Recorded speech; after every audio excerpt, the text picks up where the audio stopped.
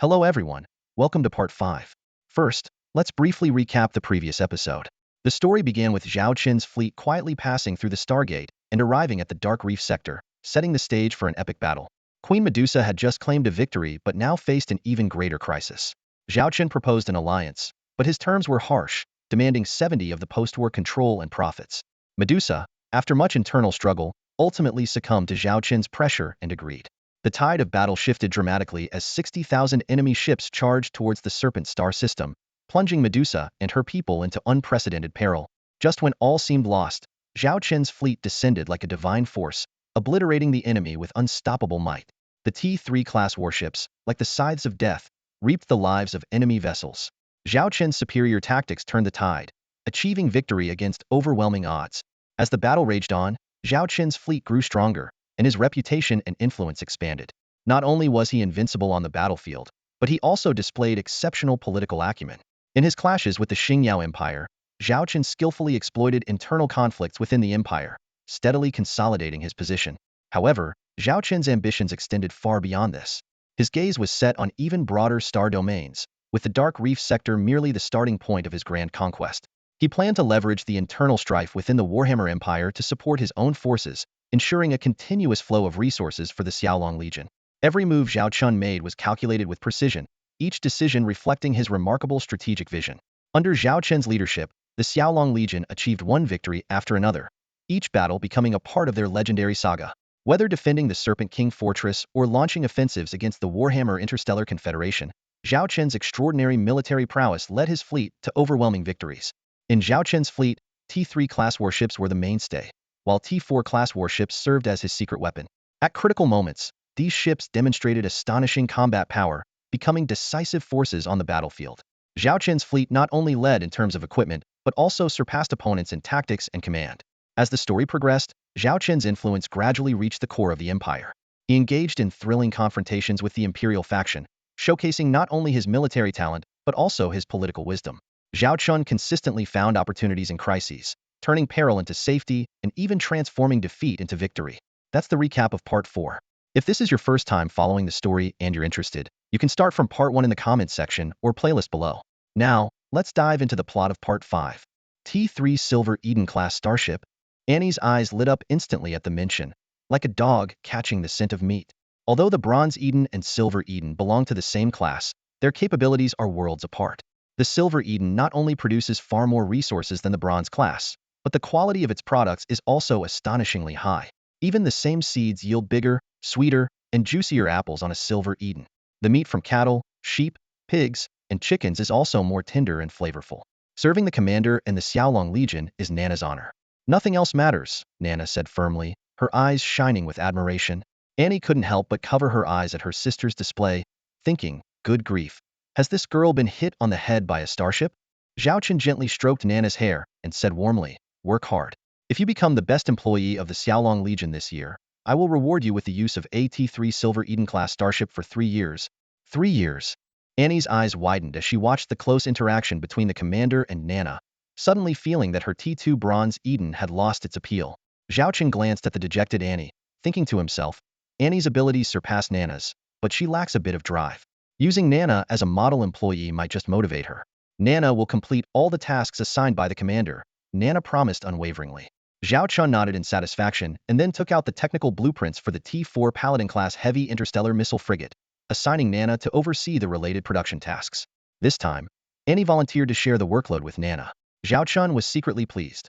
With 2 T-4 combat starships soon to be in service, the Xiaolong Legion's combat capabilities would be greatly enhanced.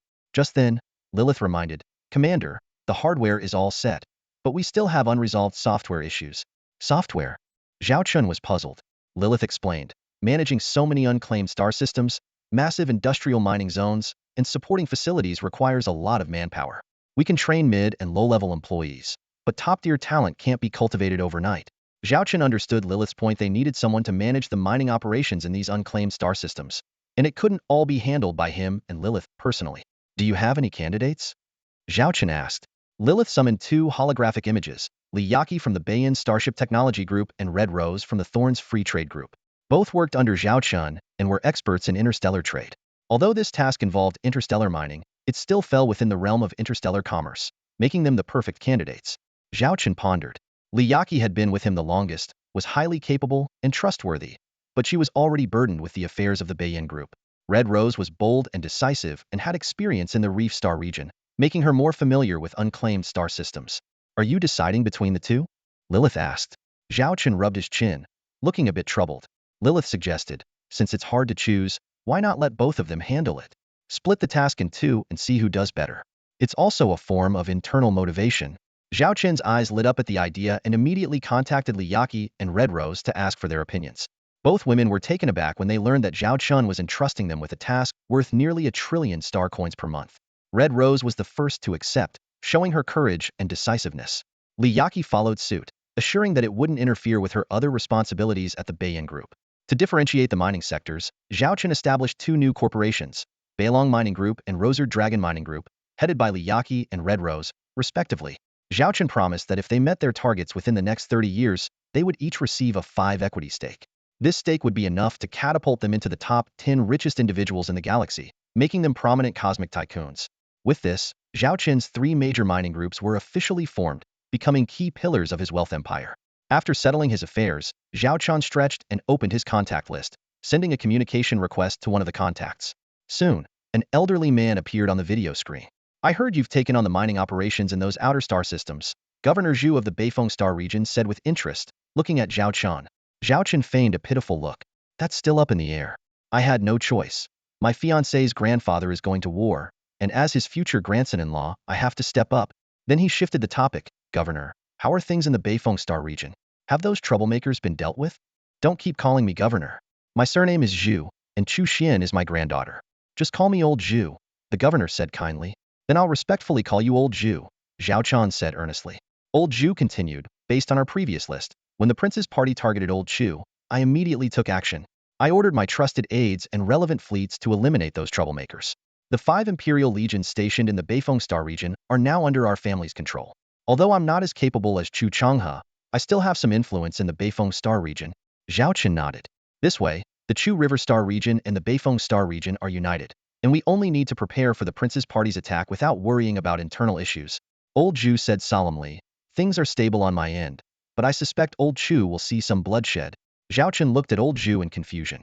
I don't believe Old Chu tried to assassinate the emperor, but the dagger found in Chu Changhe's collection is real. It's the only piece of evidence the prince's party has, Old Zhu explained. Old Chu loved collecting daggers, and he particularly cherished that one. He would wear it to important events and keep it in his residence the rest of the time. Such a dagger somehow ended up as the weapon used to assassinate the emperor and appeared in the imperial capital without anyone noticing. The Chu family must have a mole. Old Zhu sighed and shook his head.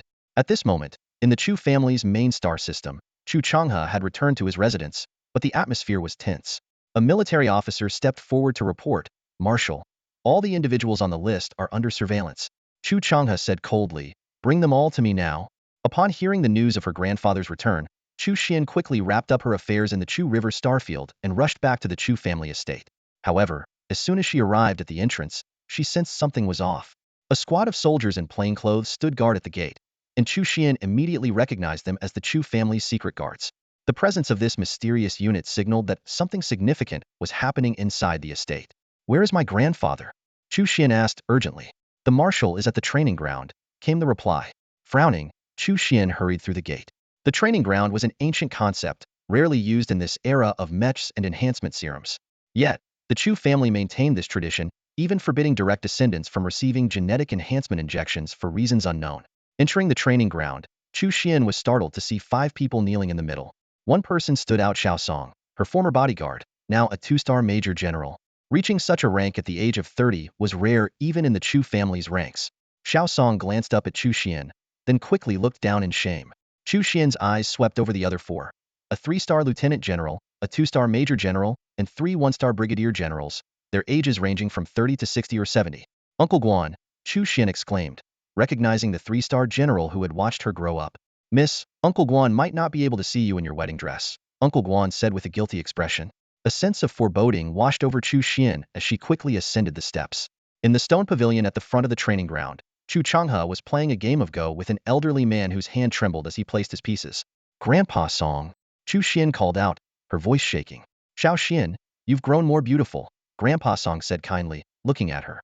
He wore a faded military uniform, but the 4 stars and the golden Chu character were polished to a shine. Song Shoqing, Chu Changhe's close friend, had been inseparable from him since their days at the Northern Star Military Academy and throughout their service in the Frontier Army. All right, I give up. Decades have passed, and I still can't beat you, Song Shoqing said, setting down his piece and waving his hand. Chu Changhe also set down his black piece, gazing at his old friend. Shoqing, we've known each other for 60 years, right? You've saved my life 6 times, including once when you took 7 bullets for me during an assassination attempt, and you've saved me 5 times. We've spent our lives saving each other. It's a fair trade, Song Shoqing replied with a gentle shake of his head. Chu Changhe stood up, hands behind his back, and looked at the 5 kneeling men.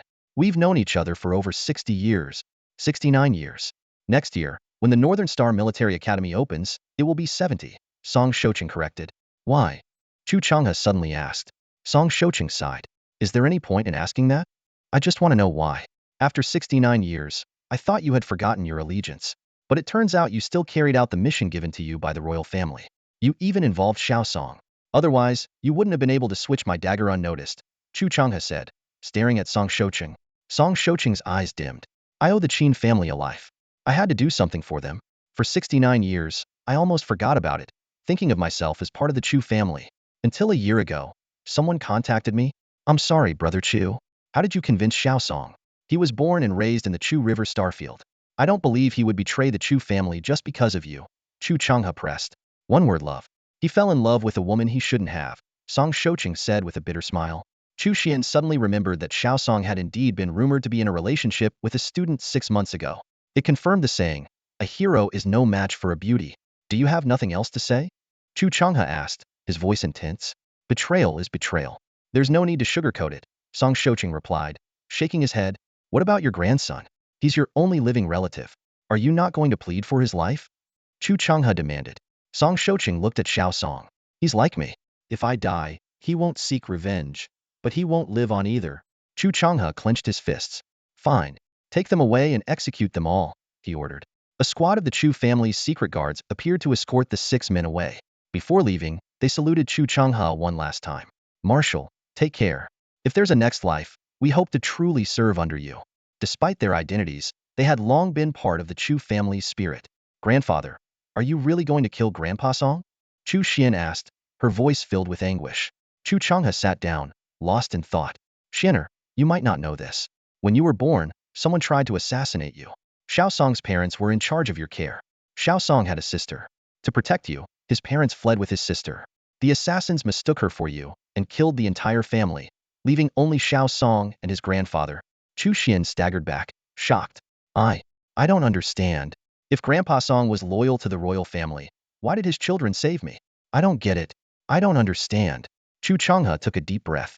This is the stubbornness of people like us. Even if the royal family betrayed us, the Chu family would never invade their lands. Song Shoqing owed the royal family a life and a promise, and he fulfilled it. Except for this incident, he was the most loyal soldier of the Chu family. I've saved him 5 times, and he saved me 6. This time, let it be my repayment. Chu Changhe looked at the go board. On the surface, the black pieces had surrounded the white, but there was still a way out for the white. If Song Shoqing had placed his piece there, the game could have continued. Chu Changhe picked up the white piece and gently placed it down. In the Xiaolong galaxy, within the farm of AT-3 Silver Eden-class starship, Qin Xiaolei gazed at her mother with eyes full of sadness and guilt. It had been over 6 months since they last met, and her mother seemed to have aged considerably. Nevertheless, the recent days of recuperation on the starship farm appeared to have improved her mother's complexion. Footsteps sounded behind her, and Qin Xiaolei turned to see Zhao Chen approaching slowly. He was the only one who could enter without prior notice. How is your mother doing? Zhao Chen asked with concern. Qin Xiaolei sighed. The doctors have checked her. Physically, she's fine, but it's her mental state. She still can't accept that my brother is gone. Zhao Chen looked at the noticeably aged woman. Losing a son is a devastating blow for any mother. Even in this advanced technological era, emotional wounds are not easily healed. Let her rest here on the farm, Zhao Chen suggested. I've arranged for people to take care of her. If you're worried, you can also assign some of your own people. This kind of thing. It just takes time. As they spoke, the woman's gaze shifted to Zhao Chen, and their eyes met. Zhao Chen was taken aback, just about to introduce himself, when the woman suddenly rushed forward and hugged him tightly. Chener, you're finally back. Where have you been all this time? I've been so worried. The woman affectionately held Zhao Chen, caressing his face with love in her eyes. Zhao Chen looked bewildered and turned to Qin Xiaolei. The woman continued speaking, like a mother reunited with her long-lost son. Your Majesty, my name is Zhao Chen. I'm not your son, Zhao Chen tried to clarify, but the woman seemed not to hear him. What's going on? Zhao Chen asked Qin Xiaolei. After a moment of thought, Qin Xiaolei suddenly realized, your eyes look a lot like my brother's. I had that feeling before. It seems my mother has mistaken you for him. Then why is she calling me Chener? Zhao Chen asked, puzzled. Have you forgotten my brother's name? The Crown Prince, Qin Chen. Well, I see the resemblance now. The woman held Zhao Chen's hand, speaking incessantly. You've had a hard time out there, and your father too, insisting on sending you away. You look so thin. I'll have someone prepare a meal for us right away. Although Zhao Chen had the strength to break free, he couldn't bring himself to shatter the woman's illusion as she reminisced about her lost son. My mother is very happy now, and she seems to be in good spirits. Could you just pretend, just this once? Qin Xiaolei pleaded, her hands clasped together. Reluctantly, Zhao Chen agreed. Soon, food was served at his command. The three of them sat around a stone table in the courtyard, surrounded by a pleasant environment, creating a warm atmosphere. During the meal, the woman kept serving Zhao Chen, and they showed mutual concern, like a real mother and son. It wasn't until Zhao Chen's communicator rang, reminding him of pending matters, that he excused himself. Mother, I have some business to attend to. I'll come back to see you soon. Please take care of yourself, Zhao Chen said apologetically. I know you're busy, go ahead. Take care. The woman waved goodbye, her eyes filled with reluctance. Zhao Chen left the farm and boarded a shuttle back to his T4 Vermilion Bird-class ship. As he entered the bridge, he saw Charlotte and Lilith waiting for him. Is it the Crown Prince faction mobilizing the Imperial Army for an attack? Zhao Chen asked. Lilith shook her head. No, it's not the Crown Prince faction. It's the Warhammer group. Charlotte added. According to the intelligence from my father's operatives in the Warhammer Galactic Federation, they are secretly assembling a fleet to launch a military operation against the Starshine Empire. Their plan is to first seize the unclaimed star systems controlled by the Starshine Empire, then advance to the Chuha starfield. Their goal isn't to annihilate the Starshine Empire, but to take advantage of the situation, forcing the Starshine Empire to cede one or two starfields. Zhao Chen frowned, not surprised by Warhammer's military strategy. Taking advantage of internal strife to force territorial concessions was a scenario he was all too familiar with. They want starfields? Let's see if Warhammer can bite into this tough bone, Zhao Chen said with a cold smile. Upon receiving intelligence that the Warhammer Interstellar Federation was preparing to use force against the Stellar Empire, Zhao Chen immediately ordered his flagship to head for the Lionheart system. He knew well that with the current strength of the Xiaolong Legion, a direct confrontation with the Warhammer Interstellar Federation was not feasible. However, Zhao Chen had already planned his next move. Seated in the captain's chair on his flagship, Zhao Chen forced himself to calm his excitement. There were numerous urgent matters to address, with the primary task being the preparation of necessary technologies for the development of unclaimed resource systems. The most critical of these technologies was the Stargate technology. Although Zhao Chen already possessed a T3 Huiyue-class Stargate, its high cost, moderate capacity, and long construction period made it unsuitable for the current situation. It was more suited for deployment on major routes, while Zhao Chen needed a Stargate with branch attribute short distance, high efficiency, and low cost. This would not only meet the immediate needs for resource extraction, but also lay the groundwork for a comprehensive Stargate network for the Xiaolong Legion in the future. Zhao Chen closed his eyes and brought up the system interface. Host, Zhao Chen. Profession, top starship engineer.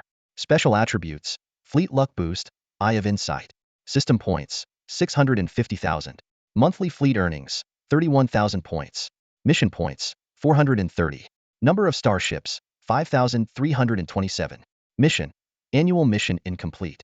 Inventory, T5 Hades-class interstellar dreadnought, Hades Matrix module, T4 Paladin-class heavy interstellar missile frigate, T3 Storm Fortress-class large starport blueprint, T4 Suzuka-class medium interstellar cruiser blueprint. Confirming that he had sufficient system points, Zhao Chen opted for the T4 series Stargate technology. He wasn't seeking the highest specifications this time, but rather the most cost-effective branch Stargate. Soon, he found an option that perfectly met his needs, the T4 Voyager-class medium Stargate. This Stargate was not only inexpensive, costing only 10 billion star coins, half the price of the T3 Huiyue class, but also had a daily maximum traffic capacity several times that of the Huiyue class, and a very short construction period. If undertaken by a T3 Furnace-class heavy interstellar industrial ship, it could be completed within a month. Without hesitation, Zhao Chen confirmed the exchange. Would you like to spend 600,000 system points and 50 mission points to exchange for the T4 Voyager-class medium Stargate? Confirm. System notification. Congratulations on obtaining the T4 Voyager-class medium Stargate blueprint. Current system points, 50,000. Current mission points, 380. Zhao Chen opened his eyes and quickly brought up several technical code windows, editing the T4 Voyager-class medium Stargate's technical data into them. Several hours later, he finished his work and turned to his secretary, Lilith. Send this document to Nana. Tell her this is the Stargate technology she needs. Lilith looked at the important document in surprise, thinking how quickly the commander had managed to secure this crucial technology. However, recalling his past feats, she felt it was not so surprising after all.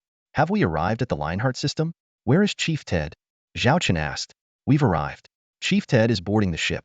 As per your instructions, he will meet with you and General Charlotte in the conference room, Lilith replied. Zhao Chen nodded and headed to the conference room. In the conference room, Charlotte and Chief Ted stood as Zhao Chen entered. Chief Ted, in particular, showed great respect. During his time in the Lionheart system, he had witnessed the remarkable prowess of the Xiaolong commander firsthand and held him in high esteem. Please, have a seat. Zhao Chen gestured for everyone to sit. First, I want to thank Chief Ted's intelligence personnel for providing critical information. Chief Ted humbly replied. It's all thanks to the T3 interstellar stealth recon ships you left behind in the Warhammer Interstellar Federation. Without them facilitating the transmission, it would have been impossible to relay intelligence from such a distance. During a previous mission to rescue the White Tiger clan, Zhao Chen had left several T3 Silver Mouse-class light interstellar stealth recon ships to carry out reconnaissance tasks. Chief Ted had been relying on these ships to maintain contact with the revolutionary forces. Since Warhammer has made a move, we need to make our own preparations. Chief Ted, how has your training been going? Zhao Chen asked. Chief Ted confidently replied, no problems at all. Even if faced with a major fleet from the Warhammer Interstellar Federation, I dare say we can stand our ground. He then detailed their training progress. Zhao Chen nodded in satisfaction. Excellent. Prepare yourselves. In 3 days, I'll arrange for AT-4 Huigang-class interstellar warp ship to take you back to Warhammer territory. Additionally, I've allocated 30 billion star coins worth of strategic supplies for you, which should cover your combat needs for a while. General Charlotte will accompany you as the highest-ranking commander of your fleet. Her decisions represent mine in every way. She has full authority over our operations there. Zhao Chen then turned to Chief Ted. Please convey my words to the other leaders of the revolutionary forces. The revolutionary forces included not only the White Tiger clan but also several other clans, with nearly a dozen significant leaders. Zhao Chen worried that Chief Ted alone might not hold enough sway, so he dispatched Charlotte as his representative. Though reluctant to part with such a capable aide, it was a necessary move for the greater good. Besides, there were no major battles expected on this front in the short term, and Zhao Chen had other competent commanders to lead operations. Commander. Charlotte hesitated, torn between leaving Zhao Chen and returning to help her people and father. Chief Ted tactfully excused himself. I'll go make preparations now. Only Zhao Chen and Charlotte remained in the conference room. Charlotte's tail drooped, clearly unhappy. Zhao Chen approached and gently patted her head, stroking her white fur. Don't worry about me here. I'll be fine. I'll arrange for 3 T4 Suzaku-class medium interstellar cruisers to accompany you. You can choose one as your flagship. Remember, no matter what happens over there, your safety is the top priority. Even if the Warhammer plan fails, it doesn't matter to me. I just want you to come back safe and sound. If anything happens to you, not even 10 Warhammer Interstellar Federations would be enough to compensate. Zhao Chen's voice was firm. Suddenly, Charlotte stood on her tiptoes and bit Zhao Chen's lip. Zhao Chen's eyes widened in shock. Oh no, it's bleeding. Charlotte took a step back, traces of fresh blood still visible on her fangs. Instinctively, she licked her teeth, a flicker of panic flashing in her eyes. What are you doing? Zhao Chen was startled by Charlotte's sudden action, unconsciously touching his lips. He could feel 4 small wounds on his lips, though they had already healed thanks to his rapid recovery. The bloodstains remained. Charlotte hung her head low, her ears drooping, looking as if she had done something wrong. I saw on the TV show and shared with me that when people like each other, they would kiss, she explained softly. I got nervous and bit you by accident. Zhao Chen couldn't help but chuckle, thinking about how Anne's influence seemed to be everywhere. I'm sorry. Charlotte's voice grew smaller, her worried look making her seem like a child who had done something wrong. Looking at the adorable big white cat, Zhao Chen's heart softened. He stepped forward and hugged her. Charlotte stiffened instantly, her tail straightening, her cheeks turning visibly red. Come back safely, and I'll teach you, Zhao Chen whispered in her ear. The warm breath sent tingles down Charlotte's spine, and by the time she came to her senses, Zhao Chen had already let go of her. Summoning her courage, Charlotte looked into Zhao Chen's eyes and shouted, Commander, you have to keep your word.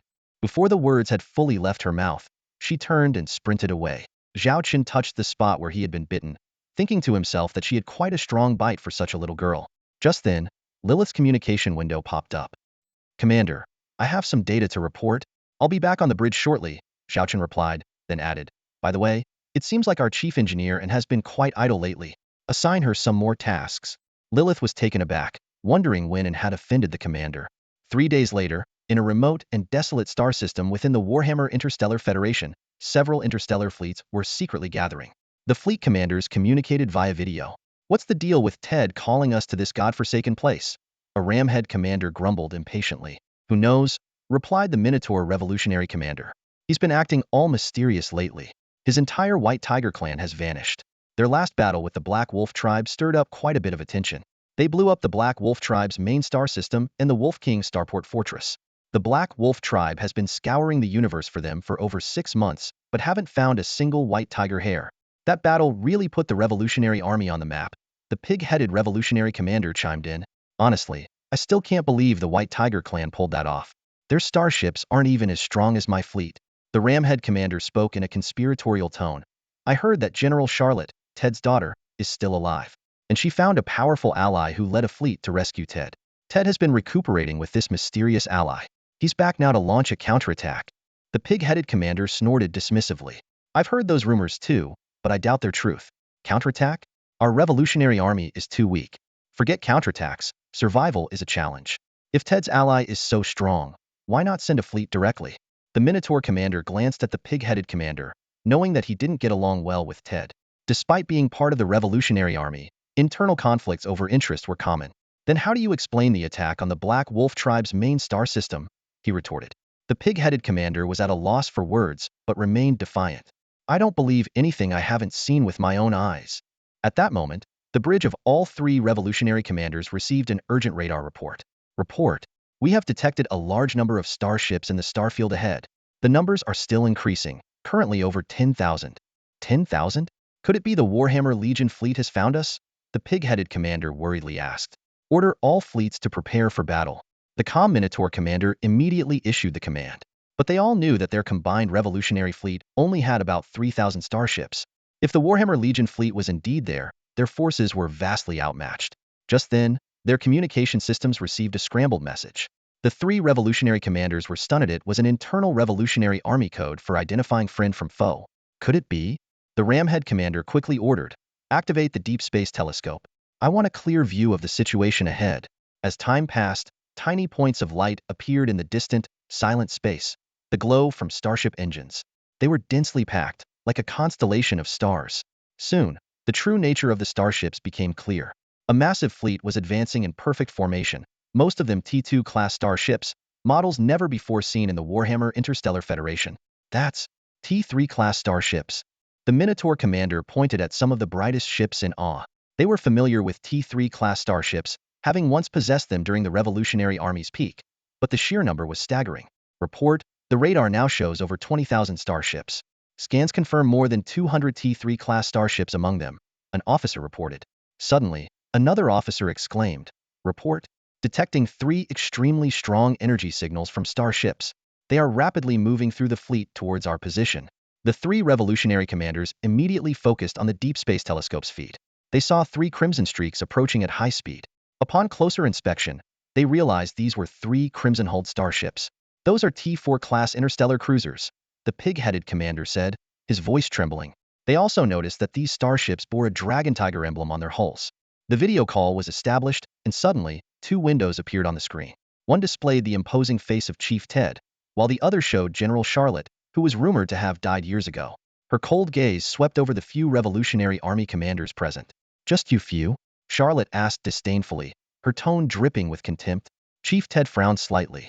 He had notified 7 commanders, but only 3 had shown up. The other 4 were absent, likely because they were unwilling to attend. The Minotaur commander swallowed hard and pointed to the radar screen, which was filled with countless blips. Stammering, he asked, "Chief Ted, are these all starships?" The radar displayed nearly 30,000 ships, including 3 suspected T4-class behemoths. The sight left them utterly stunned. "These are all part of Charlotte's fleet, over 30,000 ships in total," Chief Ted answered proudly. Even when the White Tiger tribe was one of the top 20 tribes, it had never possessed such a massive fleet. The pigman commander couldn't believe it. Are those 3 Crimson starships T4 class? Charlotte and Chief Ted remained silent. Instead, Charlotte asked, why didn't the other 4 commanders come? The 2 commanders were at a loss for words, but finally, the honest Minotaur commander explained, those commanders, they don't trust the White Tiger tribe. There are even rumors that you've joined forces with Warhammer. They were afraid this might be a trap, so they refused to come. Charlotte snorted, clearly unimpressed with the absent commanders. What a waste of time, she said impatiently. The Minotaur commander cautiously asked again, so, what's the situation? Charlotte replied coldly, there are things I can't disclose right now. Just know that this Dragon Tiger Legion fleet is under my command. We're here for revenge. Dragon Tiger Legion? The Pigman commander mused over the new name, noting that it matched the Dragon Tiger emblem well. He tried to downplay their strength. Charlotte, even with your 30,000 ships and those 3 T4 class vessels, revenge isn't a simple matter. Charlotte shot back icily. So, you want to keep hiding and living like cowards? If that's the case, you should never have joined the Revolutionary Army. You should have stayed in your little corner, being exploited by the aristocratic beastmen. Just as the Pigman commander was about to retort, Charlotte received an urgent message. Ignoring the ongoing call, she checked the intel, further aggravating the Pigman commander. Fools, Charlotte suddenly said, sensing something was wrong. Chief Ted asked quickly, Charlotte, what's happened? A murderous glint flashed in Charlotte's eyes as she coldly stated, we've received intel that one of the 4 absent Revolutionary Army leaders has betrayed us, revealing the locations of the other 3. The Warhammer Interstellar Federation has ordered the Golden Eagle Tribe, Pig King Tribe, and Giant Ape Tribe to attack these bases. The battle is underway, with each of the Warhammer tribes commanding 5 fleet legions, totaling nearly 50,000 ships. The 3 commanders were instantly plunged into shock and panic. The Minotaur commander roared in anger, who betrayed us? Chief of the Horned Wolf Tribe, Charlotte replied icily. Hearing the name, the commanders weren't too surprised. They cursed angrily, recalling the chief's previous suspicious behavior advocating for peace with Warhammer. What do we do now? They realized in despair that the combined fleet of the 3 attacked leaders amounted to only about 10,000 ships, most of which were battered T2 class vessels, unable to mount a defense. Chief Ted looked to his daughter for guidance. Not only was Charlotte the highest-ranking commander appointed by Zhao Chen, but her military prowess also far surpassed his own. After a moment of contemplation, Charlotte spoke firmly, the Revolutionary Army is already in a precarious position. If we lose more forces, it will be hard to recover. We can't just watch those 3 commanders sacrifice themselves. She quickly issued an order, prepare the entire fleet for level 2 battle readiness. The Pigman commander shook his head repeatedly. Hey, are you planning a rescue? It's impossible. We can't use the Stargate. The battle site is too far, taking 3 days by normal travel. By then, it'll be too late. Charlotte smirked and retorted. Who says it's too late? She continued, in a moment, your ships can follow us if you wish. If not, go wherever you like. With that, she decisively ended the call. Simultaneously, Charlotte issued a new command. Order T4 Hui Guang class Starship 06 to prepare the Stargate for jump. Target coordinates are provided by the T3 Silver Mouse class light stealth reconnaissance ship. Understood, came the synchronized response from the bridge. Charlotte sat upright in the captain's chair, her gaze fixed on the Stargate control panel ahead. The engines of the T4 Huigang class interstellar jump ship number 06 hummed softly, waiting for the Stargate to open. This military operation was unprecedented in scale. In addition to 3 T4 Suzaku-class medium interstellar cruisers, the commander had specifically equipped her with 4 T4 Huigang-class interstellar jump ships. This lineup was sufficient to handle any unexpected situations, even if a single ship required a week to reset its core program after using the Stargate. If necessary, she could even return to the Lion King star system to seek support. Charlotte's eyes swept over the fleet array diagram as she calculated in her mind. She had brought a total of 30,000 Xialong series interstellar warships, most of which were T2 grade. But among them were elite forces like the T2 Lion King-class heavy interstellar missile ships. This massive fleet was not a gift from Zhao Chen, but was assembled with all the resources of clan leader Ted, along with Zhao Chen's half-sell, half-give arrangement, specifically for Charlotte.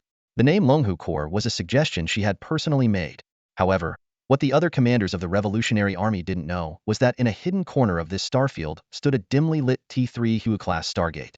This Stargate was secretly established by several interstellar industrial ships arranged by Zhao Chen when he returned to the Lion King star system 6 months ago. This hidden Stargate not only facilitated the movement of Charlotte's Longhu Corps between the 2 locations, but could also be used for strategic material supplies in emergencies. If Charlotte could establish a foothold in the Warhammer Interstellar Confederation in the future, this place might develop into an important base. At that moment, in the distant Lion King star system, Zhao Chen stared at the Hu-class Stargate in front of him, as if he could see Charlotte far away through the void. Lilith, his secretary, stood beside him and asked softly, "Are you still worried about General Charlotte?" Zhao Chen sighed. "I'd be lying if I said I wasn't. It's been over 2 years, and this is the first time my big white cat has been so far away from me. It feels like a father watching his daughter go on a long journey." Lilith covered her mouth and laughed lightly, blinking her eyes. "So, Commander, if it were me on such a mission, would you worry about me too?" "Of course I would," Zhao Chen replied without hesitation. Lilith didn't say anything more, but her little tail happily twirled in circles. Just then, she received a message and turned to Zhao Chen. "Commander, Medusa requests to see you." "Let her in." Zhao Chen assumed it was a video call. "No," Lilith clarified. "She's already outside in a shuttle and wants to meet you in person." Zhao Chen was a bit surprised but agreed. "Since she's here, let her in." Soon, Medusa arrived at the bridge. As soon as she saw Zhao Chen, she knelt down directly. "Commander, I have an impolite request, and I hope you will agree." Zhao Chen was startled by the sudden action. "What are you doing? Get up." Medusa slowly stood up, her snake-like eyes shining with determination. "I want to join the Xiaolong Corps." Zhao Chen was taken aback. "You want to join the Xiaolong Corps? Why this sudden decision? You are currently the ruler of the Dark Reef Starfield." Medusa replied firmly, "I am willing to give up my current status, including being the ruler of the Dark Reef Starfield and the leader of the Snake People. I just hope to join the Xiaolong Corps, even if I start as a low-ranking interstellar soldier." Zhao Chun could see there was more to Medusa's request. "Tell me your reasons." Medusa took a deep breath and began to tell her story. The Snake People once lived in a small star system on the border of the Holy Radiant Empire and established their own Snake Kingdom. Initially, they maintained good diplomatic relations with the Holy Radiant Empire. But one day, after a special raw material was discovered in the Snake Kingdom star system, the Holy Radiant Empire found a flimsy excuse to launch an attack. In just 3 days, all interstellar warships of the Snake Kingdom were destroyed. One planet, due to the fierce resistance of the Snake People, endured a whole day of orbital bombardment by the Holy Radiant Empire fleet. Nearly 3 billion Snake People were massacred, and the planet would be uninhabitable for thousands of years. Medusa clenched her fists, the tiny snakes on her head hissing in anger. Her pupils turned a menacing red. "My parents were royalty of the Snake People, akin to princes here. They led a small fleet and a group of Snake People to escape to the Dark Reef Starfield, where they established a new home. My parents passed away over a decade ago, with my father cursing the Holy Radiant Empire till his last breath and my mother gazing longingly in the direction of the Snake Kingdom every day. I will never forget the scenes of my people and kingdom being slaughtered." Zhao Chen asked, puzzled. "And how does this relate to you joining the Xiaolong Corps?" Medusa looked Zhao Chen straight in the eye. "I heard you intend to intervene in those unclaimed star systems, and I guess the Holy Radiant Empire will not miss this opportunity. I know that with my own abilities, I could never avenge the Holy Radiant Empire in this lifetime. So, I want to join the Xiaolong Corps. If one day, you go to war with the Holy Radiant Empire, I hope you will place me on the front lines."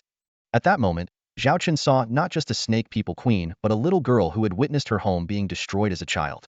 Medusa's eyes were filled with killing intent, but Zhao Chen seemed to see the confusion, fear, and helplessness in the eyes of that little snake girl. Zhao Chen stared at Medusa, the former serpent queen, standing before him. After a moment of contemplation, he spoke slowly.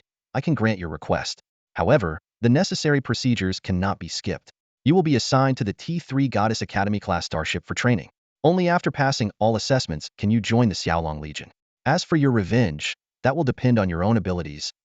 His tone grew serious. "Remember, the moment you step onto the Xiaolong Legion's interstellar warship, you are no longer the Serpent Queen but one of our star warriors." Medusa straightened and gave Zhao Chen a standard military salute. "Thank you for your permission," she said with determination in her voice. Zhao Chen then directed a crew member to arrange Medusa's training on the T3 Goddess Academy class starship. He watched her leave the bridge, a glimmer of deep thought in his eyes. The Sacred Radiance Empire has no idea that this woman will become their nightmare, utterly destroying their faith. Zhao Chen muttered to himself. Standing nearby, Lilith couldn't help but ask, "Aren't you concerned about her identity as the Serpent Queen? Even though she can step down, some facts cannot be changed." Zhao Chen responded calmly. "The Xiaolong Legion is expanding rapidly. In the future, we won't be able to manage such a vast system on our own. We need to establish a pyramid structure, with us at the top. We need capable and trustworthy individuals or forces to help us govern. The White Tiger clan, the Dwarf clan, and even the Sioux family from the Morton star system are all candidates we can cultivate." He continued, "I understand that Medusa's connection to the Serpent clan is more than just a title. But it is precisely this connection that can strengthen the bond between the Serpent clan and the Xiaolong Legion. Additionally, we currently lack top-tier talent. The fleet's rapid expansion has left us with a shortage of high-level command personnel.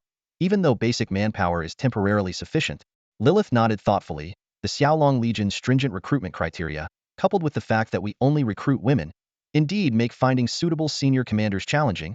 Zhao Chen shifted the topic. Lilith, deploy our T3 Silver Mouse-class light, interstellar stealth reconnaissance ship. Besides the Starshine Empire and the Warhammer Interstellar Federation, we also need to closely monitor the Sacred Radiance Empire. Understood, Lilith replied. How is the progress on taking over the unclaimed star systems? Zhao Chen inquired about the current priority task. Lilith reported, the deployment has begun. Due to the distance and lack of stargates in some systems, it's expected that the takeover of all unclaimed star systems will be completed within half a month at the latest. Zhao Chen rubbed his temples. We'll be very busy during this period. The Starshine Empire's civil war, the Warhammer Interstellar Federation's spies, and guarding those unclaimed star systems. A grand scheme was unfolding before Zhao Chen and the Xiaolong Legion.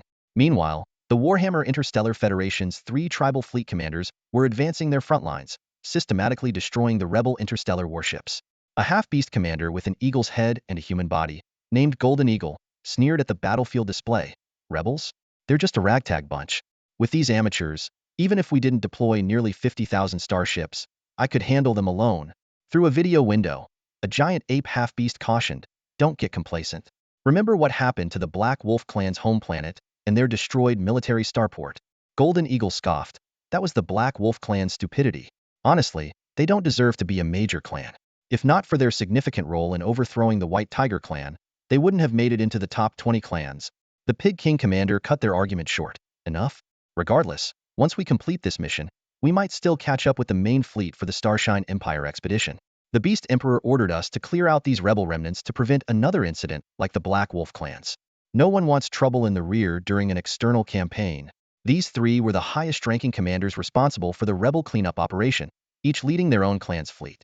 In the Warhammer Interstellar Federation, even during joint operations, each clan's fleet only took orders from their respective commanders. Suddenly, a smaller video window popped up, featuring a horned wolf-faced half-beast grinning obsequiously. My lords, the rebel fleets will soon be annihilated. About the promises you made earlier, the Pig King commander looked at the traitor with disdain. Don't worry. Since you betrayed your allies, we'll deliver what you want. Golden Eagle commander added mockingly, if it weren't for the Horned Wolf clan's intelligence, we wouldn't have taken down these rebels so easily. The Horned Wolf half-beast chuckled awkwardly. The Pig King commander, slightly irritated, remarked, unfortunately, this only accounts for half of the rebel forces. 3 other rebel fleets have escaped. Golden Eagle was unfazed. Don't worry. Cleaning up this trash is a piece of cake. At that moment, a crew member suddenly reported, we've detected a fleet of approximately 5,000 ships at coordinates behind our fleet. They seem to be observing us. Based on reconnaissance drone footage, these appear to be other rebel clan starships. The 3 Warhammer commanders immediately perked up, verifying the intelligence and asking the Horned Wolf half-beast to confirm if they were former allies. The Horned Wolf commander excitedly confirmed, yes, these are indeed our revolutionary, rebel starships. That one is the flagship of the Minotaur commander. The Pig King commander made a decisive call. It looks like they're scouting us. Since they're here, let's wipe them out. Relay my orders. Deploy 30,000 starships, split into 3 fleets. One will advance from the front, and the other 2 will flank from the sides. Ensure complete annihilation of this rebel fleet. Golden Eagle and the giant ape commanders agreed without hesitation, immediately directing this dual-front operation. To them, it was just another routine mission, as effortless as their regular drills. The besieged Revolutionary Army's interstellar fleet found themselves in a desperate situation. On the bridge, bad news came one after another, bombarding everyone's nerves like cannon fire. Report, another small fleet of 30 T2-class interstellar battleships has been completely destroyed. Report, our T3 Porcupine-class medium destroyer, K-887, has been taken out. Sitting in the captain's chair was a middle-aged man with antlers, his face etched with worry. This commander, known as the Deer King, was the most respected figure in the Revolutionary Army and the chieftain of the Snow Deer Beast Men. Turning to a video window in front of him, the Deer King addressed a dark-skinned foxwoman. Black Fox, what's the status on our breakout attempt? Black Fox responded gravely, all 3 breakout attempts have failed. The enemy knows our layout well and has blocked several of our escape routes. It seems that Zhao Lang has sold out all our intel. No sooner had she finished speaking than a hysterical voice shouted, that damned Zhao Lang, the wolf tribe traitor. The voice belonged to a white-furred wolf beast man with an eye patch and noticeable burn scars on his face. This one-eyed white wolf was the current leader of the wolf tribe, and Zhao Lang's faction had theoretically been a part of their clan. The Deer King spoke solemnly.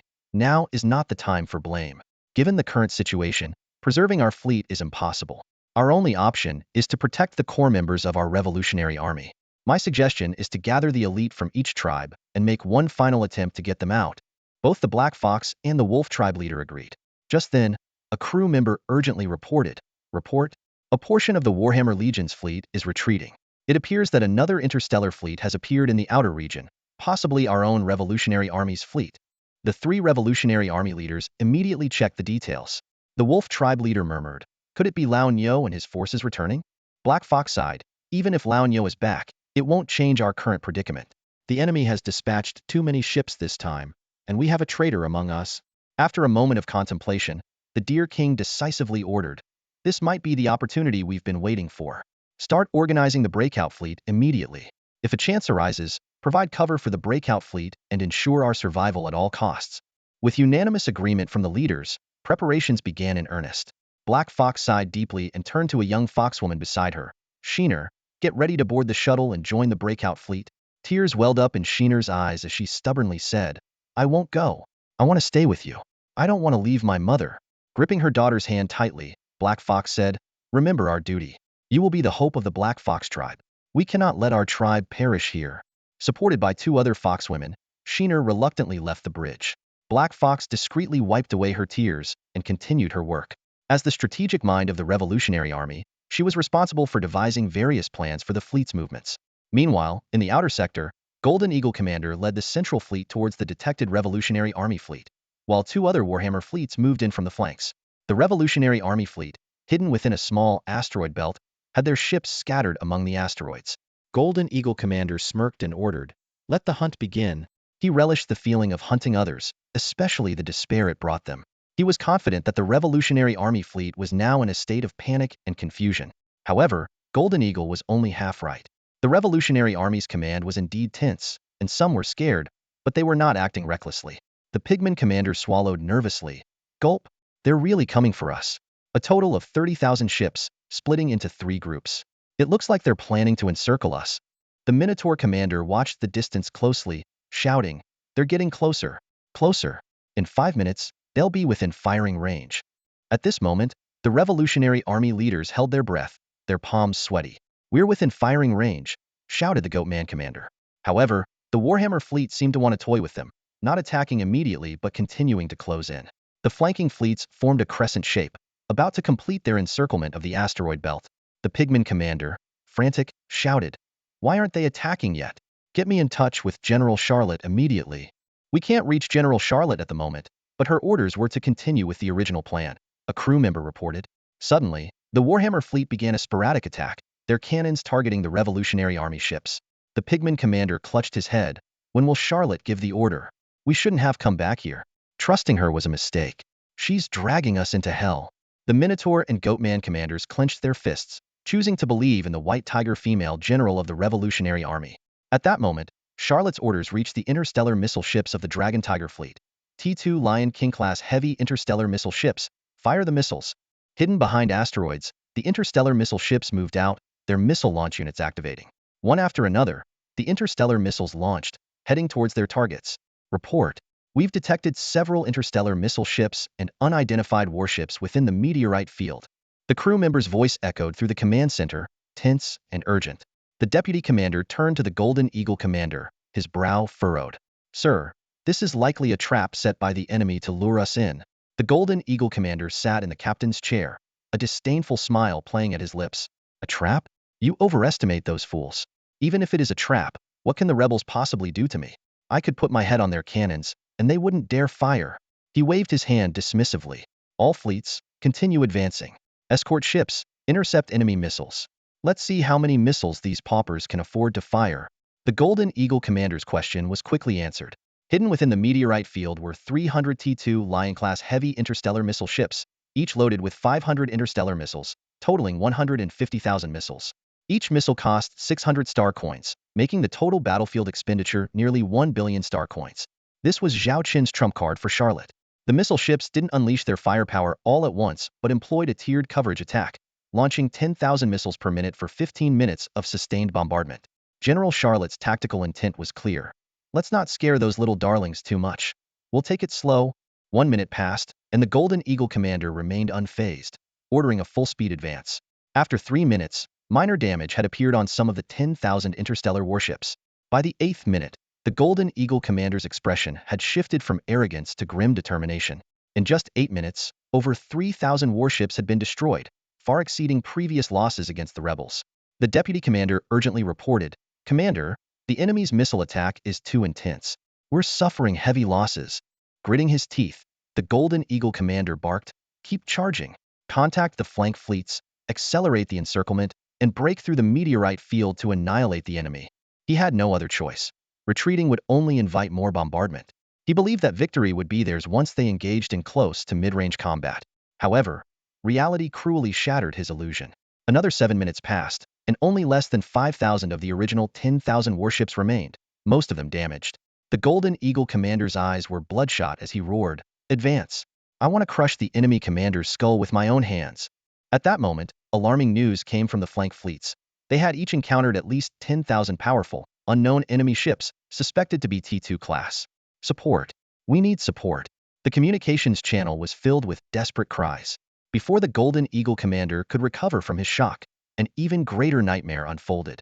Near the seemingly unprotected missile ships, nearly 3,000 unidentified warships bearing dragon and tiger emblems suddenly appeared. They formed an impenetrable wall before the Golden Eagle's fleet, showcasing terrifying combat prowess. A T2 escort ship with massive black horns charged into the Golden Eagle's fleet like a demon, unstoppable. Other T2 warships displayed combat strength comparable to T3 class. The rebel fleet, initially serving as bait, now shivered at the edges of the battlefield, like children watching an adult fight. In the command center, the pig-headed commander was speechless with shock. The bull-headed commander was so excited his eyes were bloodshot, steam puffing from his nostrils, eager to join the fray. The sheephead commander, however, calmly monitored the other two battlefronts, where the Warhammer fleet was being swallowed up like it was caught in a landslide. Reports poured into Charlotte's command room like a tidal wave. The first battlefield saw over 6,000 enemy ships destroyed, with around 4,000 remaining, including just over 50 T3 class interstellar battleships. The T3 Blizzard squad has been dispatched to finish them off. Good news came from the second battlefield, where more than 2,000 enemy ships were annihilated, and the enemy fleet formation was disrupted. The third battlefield was progressing smoothly, with our side having gained control of interstellar airspace, and it is estimated that the enemy fleet group will be completely destroyed within 2 hours. Charlotte's eyes were sharp as she gazed at the massive interstellar map before her. The map clearly displayed the battlefield situation in 3 directions around the asteroid cluster. To annihilate the fleet of the Warhammer Interstellar Legion besieging the Revolutionary Army base, she had meticulously set up this trap, using the fleets of 3 Revolutionary Army commanders as bait. The asteroid cluster became the key to this interstellar chess game. Exploiting the limitations of Starship radar, Charlotte had hidden 300 T2 Lion King-class heavy interstellar missile ships and 3,000 interstellar ships of the Dragon Tiger Legion within the cluster. These hidden forces would deliver a fatal blow once the enemy ships approached. Although the number of interstellar warships on both sides appeared to be equal, the 3,000 ships deployed by Charlotte would descend like celestial warriors, overwhelming the Warhammer interstellar battleships. Even more strategically, 2 additional fleets of 10,000 Dragon Tiger Legion interstellar ships each waited behind the asteroid cluster, ready to strike. Once the enemy fleet entered the ambush zone, these undetected ships would swarm from behind, executing tasks such as division and encirclement. "Sister, your command is simply perfect." Mitty looked at Charlotte with admiration. "In just half an hour, we've destroyed nearly 10,000 enemy ships while losing fewer than 300 T2 interstellar warships. Our T3 Blizzard-class light interstellar battlecruisers remain unscathed." Charlotte responded calmly. "This is mainly thanks to the advanced Xialong series interstellar warships provided by the commander. Their performance far surpasses others in the same class, giving us such a significant advantage." Mitty nodded in agreement, her eyes shifting to the control panel displaying warship data. The panel detailed the number and status of each type of warship. T4 Vermilion Bird-class medium interstellar cruisers, 3. T3 Blizzard-class light interstellar battlecruisers, 300. T2 Queen Bee-class heavy aircraft carriers, 100. T2 Lion King-class heavy interstellar missile ships, 300. T2 Snow Mastiff-class heavy interstellar battleships, 1,000. T2 Black Rhino-class heavy assault frigates, 20,000. T2 Bull Demon King-class medium interstellar destroyers, 5,000. T2 Wind Whisperer-class medium interstellar cruisers, 2,000. T2 Eagle Knight-class medium interstellar battlecruisers, 1,500. Though this fleet's composition wasn't entirely conventional, it was meticulously designed by Charlotte, Zhao Chen, and others based on the actual situation of the Warhammer Interstellar Federation. The T2 Queen Bee, T2 Snow Mastiff, T2 Black Rhino, and T2 Lion King warships formed the backbone of the Xiaolong Legion, creating an effective combat system. The T2 Bull Demon King, T2 Wind Whisperer, and T2 Eagle Knight ships were added to fill gaps, and their combat power also far exceeded the Warhammer series of the same class.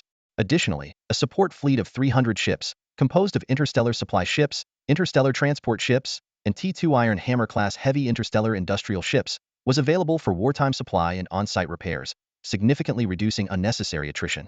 However, the unexpected turn of events in the asteroid cluster battle alarmed the other two Warhammer tribe commanders. What on earth is that damned eagle doing? Commander Pig King glared at the loss report, his face dark. In a short time, he had lost 10,000 out of the 30,000 interstellar warships under his command. Damn it, there are ships from our tribe in his legion. Commander Giant Ape pounded his chest in anger. They immediately ordered their crew to contact Commander Golden Eagle. As soon as the video communication was established, Golden Eagle preemptively accused the Wolf tribe leader. How much have you kept from us? How do the rebels have 30,000 interstellar warships and 300 interstellar missile ships? Those bastards fired missiles worth tens of billions of star coins at me. 30,000 interstellar warships? 300 interstellar missile ships? Tens of billions of star coins and missiles? The Wolf tribe leader looked bewildered, clearly knowing nothing about it. The current situation left the three Warhammer commanders in an awkward position. The Pig King commander cast a sharp glance at the Golden Eagle commander, silently inquiring about the enemy's strength. The Golden Eagle commander took a deep breath and said gravely, "The enemy's interstellar warships outperform ours in every aspect, with a fleet size of at least 20,000 ships. But the real challenge is their interstellar missile ships, the number of which is unknown. Coupled with their formidable T2 interstellar frigates, breaking through their defense will be extremely difficult." As soon as he finished speaking, the Pig King and the Giant Ape commanders sensed the evasiveness in his tone. However, given the urgent situation, assigning blame was futile. The Giant Ape commander eagerly suggested, "If we mobilize our 20,000 interstellar warships, can we defeat this suspicious fleet?" The Pig King commander fell into deep thought, while the Golden Eagle commander immediately agreed, "Absolutely. I don't believe they have more interstellar missiles." "You're gambling," the Pig King commander retorted coldly. The Golden Eagle commander was at a loss for words, fumbling to explain. "Interstellar missiles are so expensive. How could they possible? They just used missiles worth billions of star coins." The Pig King commander interrupted. "What makes you so sure they won't launch another round? You're risking our warships." The Golden Eagle commander was speechless, realizing he was indeed gambling, struggling to believe the enemy had such deep resources.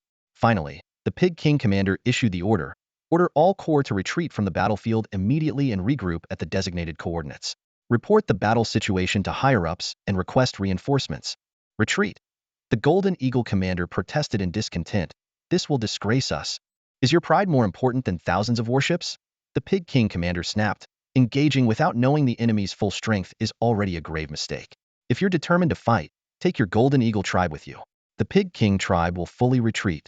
After a moment of hesitation, the Giant Ape commander also agreed to retreat. The Golden Eagle commander, though unwilling, eventually conceded. Subsequently, the Warhammer Corps began to withdraw from the battlefield in an orderly manner. Meanwhile, the command levels of the revolutionary forces erupted in cheers. "Report. The enemy fleet is retreating." This unexpected turn of events thrilled everyone, especially the elite warships preparing to break through. "Fantastic. We don't have to flee anymore." The revolutionary forces, feeling reborn, immersed themselves in joy. Hushinair's eyes sparkled with joy, and her black fox maidens wept with happiness. However, Hushinair's gaze remained fixed on the distant asteroid field, knowing this turnaround was due to the godlike fleet that had appeared. Soon, a voice came through. "Quick, tune into the interstellar public channel. The commanding officer of the reinforcements is speaking." Everyone sprang into action. Hushinair received the public signal on her handheld terminal. The video window displayed a female half-beast officer in a sharp military uniform, with the advanced interstellar warship bridge as the background. "Isn't that General Charlotte?" one of the Black Fox maidens exclaimed. Hushinair was intrigued by the name. She had heard tales of General Charlotte, but had never seen her in person.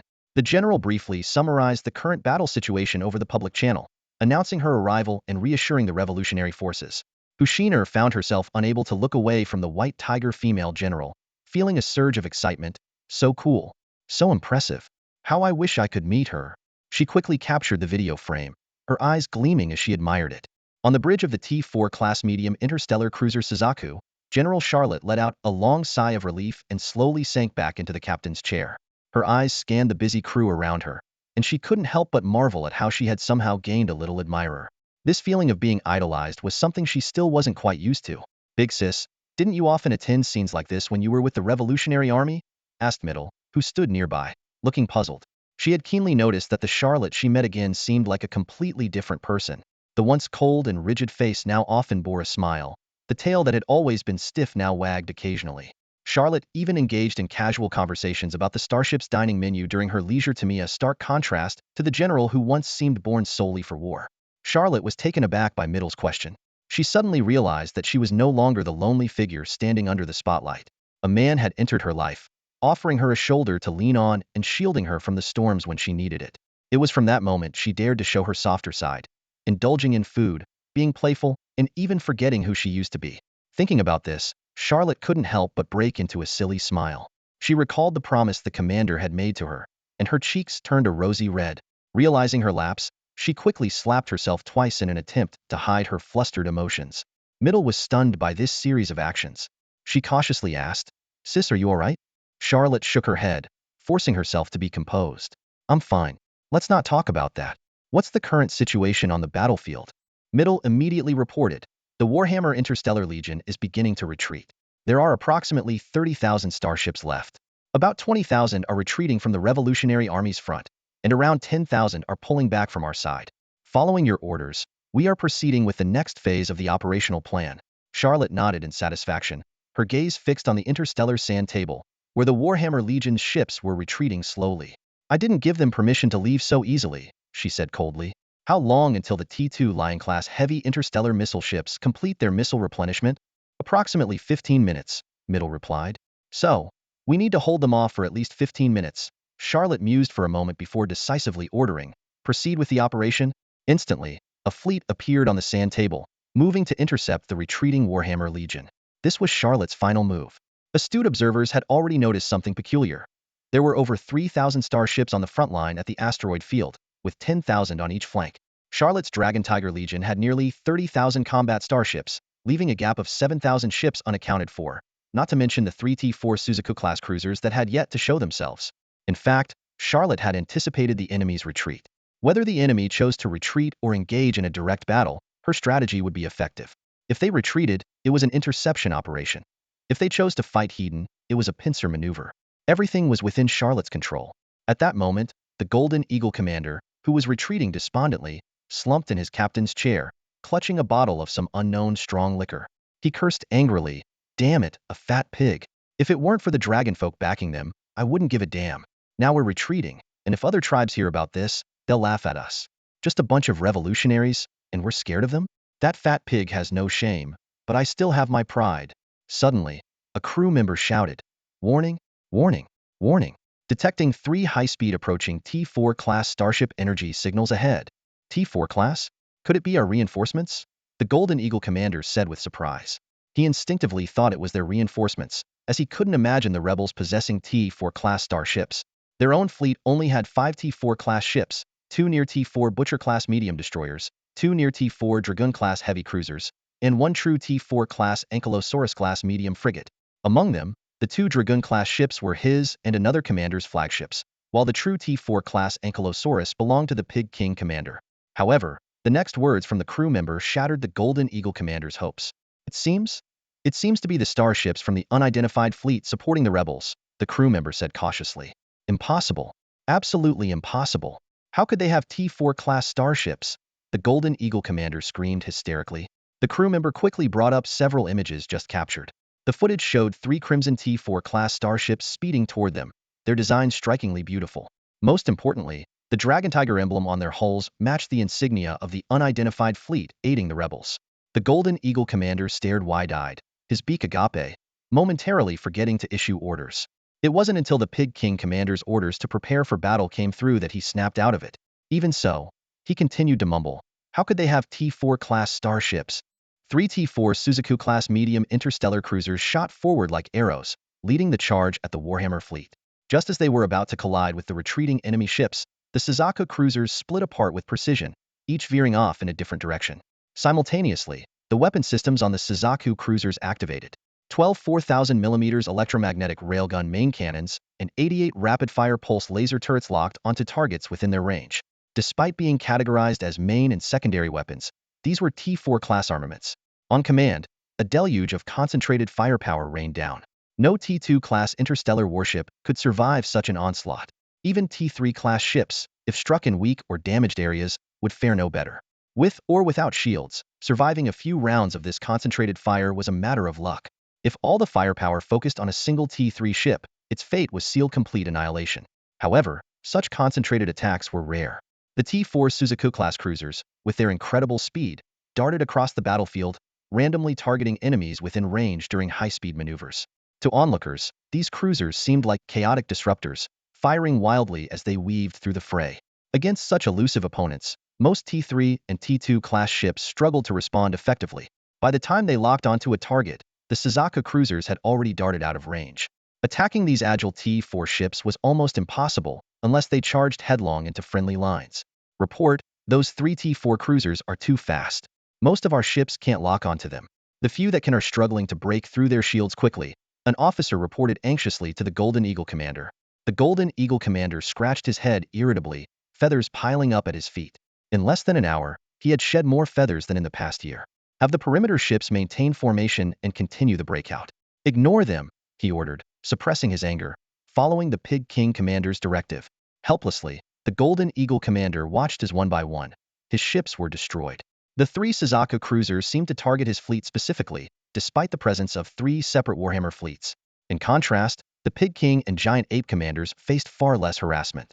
Suddenly, a panicked officer reported, "Commander, a new fleet of over 5,000 ships has appeared ahead." The Golden Eagle commander stared in disbelief, muttering, "Another 5,000? Where are they coming from?" Despite his shock, he had to face the reality. Those he had dismissed as beggars possessed a formidable fleet. The realization was a bitter pill to swallow. "Continue the breakout," he ordered through gritted teeth. Unlike the earlier harassment by the 3 Suzaku cruisers, this was a massive fleet. Over 5,000 ships, with numbers still growing, forming a barrier across the Warhammer fleet's escape route. While this fleet was still smaller than the 30,000 Warhammer ships attempting to break out, it didn't hinder Charlotte's plan. She didn't aim to annihilate the entire Warhammer fleet. Her Dragon Tiger Corps, equipped with downgraded versions of the Xiaolong Corps' top-tier ships, wasn't capable of such a feat. Weakening the Warhammer fleet was the goal. The 7,000 Dragon Tiger ships quickly formed ranks. T2 Black Rhino heavy assault frigates took the front, with various T2 warships ready behind them, and T3 Blizzard-class light battlecruisers poised to strike. On the interstellar map, Charlotte marked the retreating Warhammer ships with a red circle. This simple mark signified a death sentence for those within it. The battle commenced as planned. The Dragon Tiger fleet's 7,000 ships clamped down on the retreating Warhammer fleet like a massive, invisible hand. Meanwhile, the 3 Suzaku cruisers on the flanks changed course, slicing into the Warhammer formation like sharp knives. "Charge! Frontline ships, attack and break their defense," the Golden Eagle commander roared. He couldn't believe his misfortune. The enemy had just one blockade, and he ran straight into it.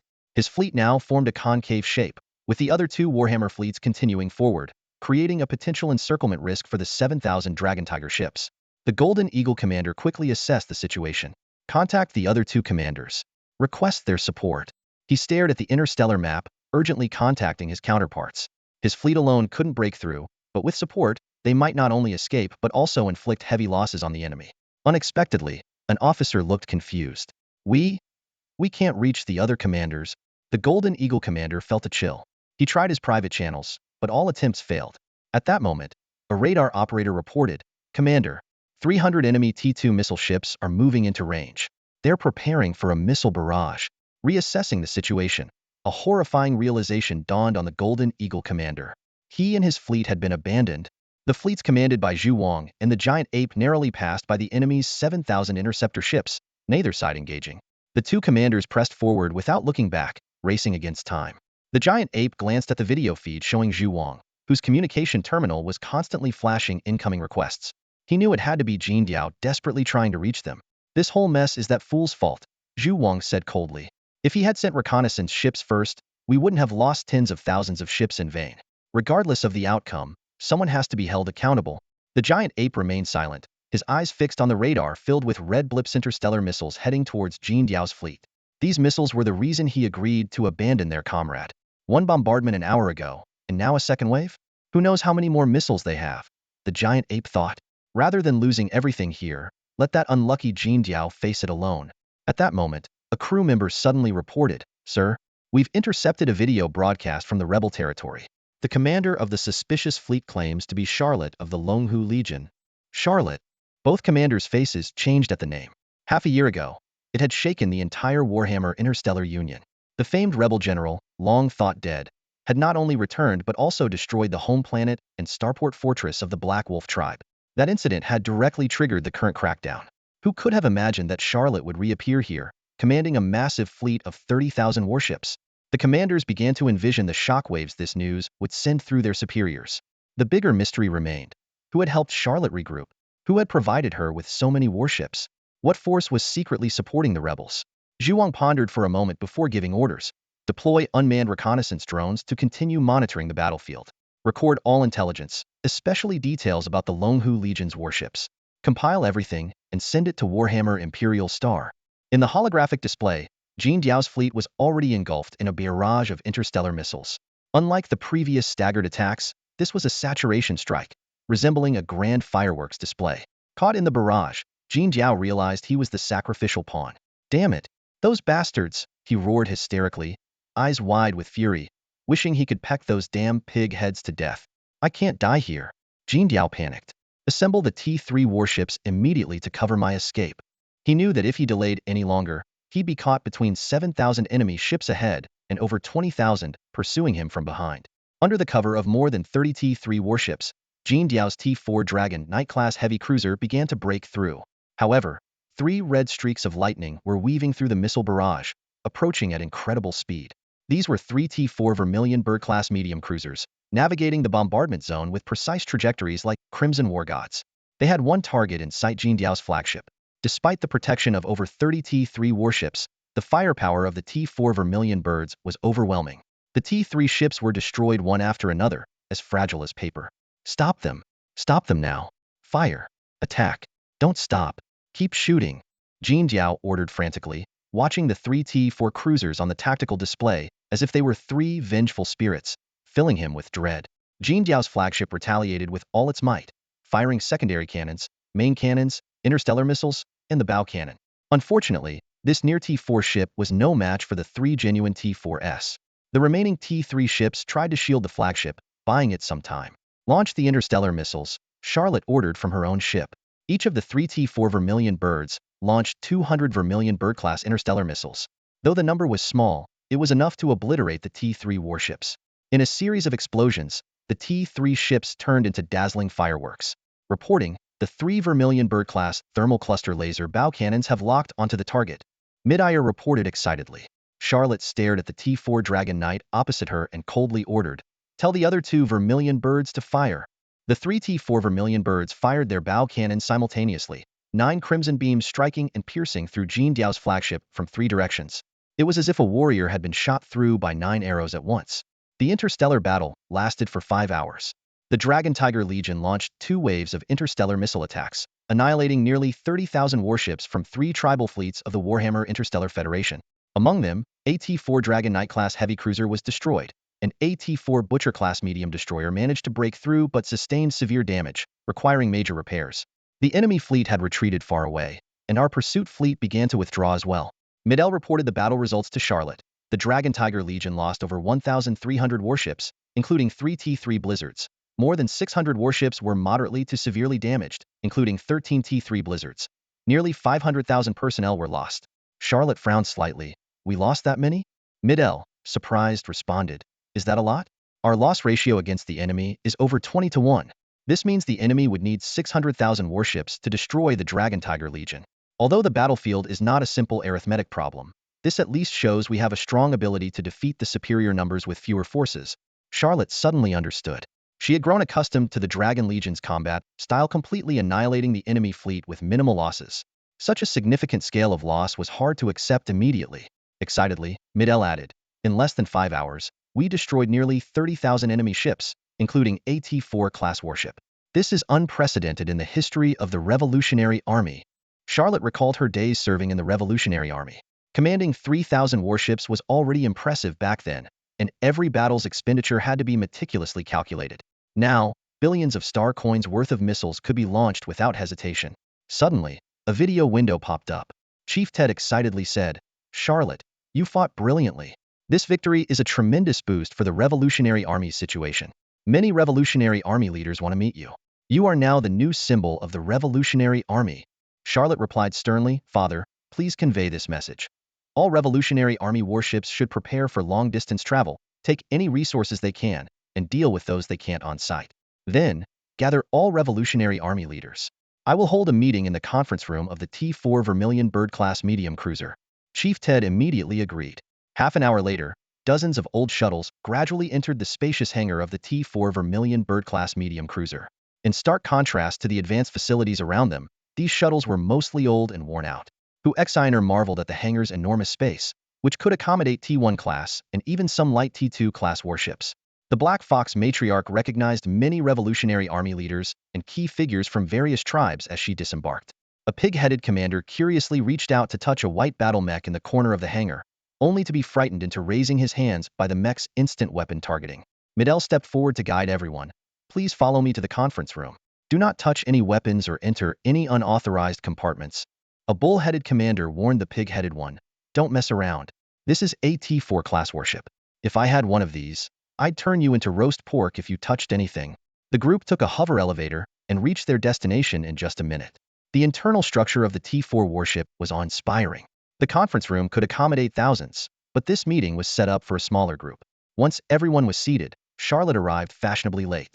Her military boots clacked against the floor, her uniform was crisp, and her presence was commanding. Though the scars on her face had disappeared and her gaze was no longer icy, an indescribable aura of authority emanated from her, making the Revolutionary Army leaders present unable to look her in the eye. Charlotte scanned the room and slowly began, "Ladies and gentlemen, it's been a while." General Charlotte strode confidently into the meeting room, immediately drawing the attention of the revolutionary soldiers who had just been saved by her. The seasoned leader, Commander Lu Wang, was the first to express his gratitude.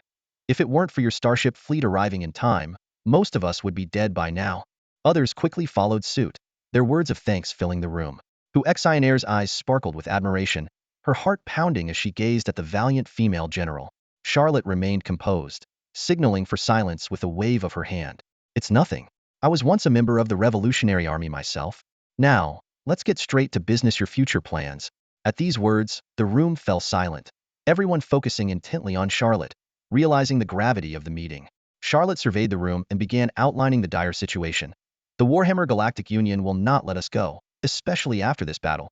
We have become their prime target, and every tribe will want to eliminate us. Nobody wants a ticking time bomb in their territory, nor do they want to see the tragedy of the Black Wolf tribe's home planet repeated." She paused, allowing her words to sink in, then continued, "If I'm not mistaken, within the next week or two, the Warhammer Galactic Union will mobilize at least 100,000 starships to annihilate us, possibly even more. Our next move will determine the fate of everyone here." Charlotte scanned the room again, her voice resolute. "I know everyone has their own ideas, but we don't have the luxury of time for our usual discussions and votes. I will lay out my plan, and those willing to follow me, I will consider comrades. Those who aren't, we part ways here." Taking a deep breath, she went on, "My plan is simple. We can't stay in one place. We must keep moving. We need to leverage our small but elite force and restore the Revolutionary Army's prestige." A woman with fox-like features frowned and asked, "General Charlotte, are you suggesting we go on the run?" Charlotte shook her head, her eyes sharp. "No, I prefer to call it sustaining ourselves through battle. Our fleet will roam through various tribal territories. By exploiting the conflicts within the Warhammer Galactic Union, we can conduct guerrilla warfare, seize opportunities to weaken the enemy, and even incite conflicts among the major tribes." This bold plan left everyone stunned. Someone voiced their concern. "But how will we sustain such a large fleet and personnel? The daily resources required are astronomical.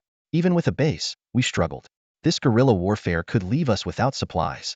Charlotte, confident, replied, "As for food, I assure you that those who follow me will not go hungry. Regarding the ammunition and materials for our ships, we can quickly resupply by attacking key resource hubs of the Warhammer Galactic Union. This is the essence of sustaining ourselves through battle. Even if we face a shortage of strategic resources, I have solutions." "What solutions?" someone eagerly asked, all eyes now on Charlotte, speculating about the mysterious forces backing her. Charlotte remained unfazed, continuing, I know what you're thinking. There are some things I can't fully disclose right now, but I can swear by my name, Charlotte, and the honor of the White Tiger clan, that I will never act against the Revolutionary Army's interests. If you don't trust me, you can leave with your starships. Charlotte's unwavering stance took everyone by surprise. The Pigman commander tried to ease the tension. General Charlotte, this is too important. Can we have a few days to consider? Charlotte shook her head firmly. We don't have that much time. I'm giving you 3 hours. In 3 hours, my Dragon Tiger Corps will depart. Those willing to follow can join us. This tight deadline put immense pressure on everyone. Charlotte added, I've prepared some food. You can eat while you decide.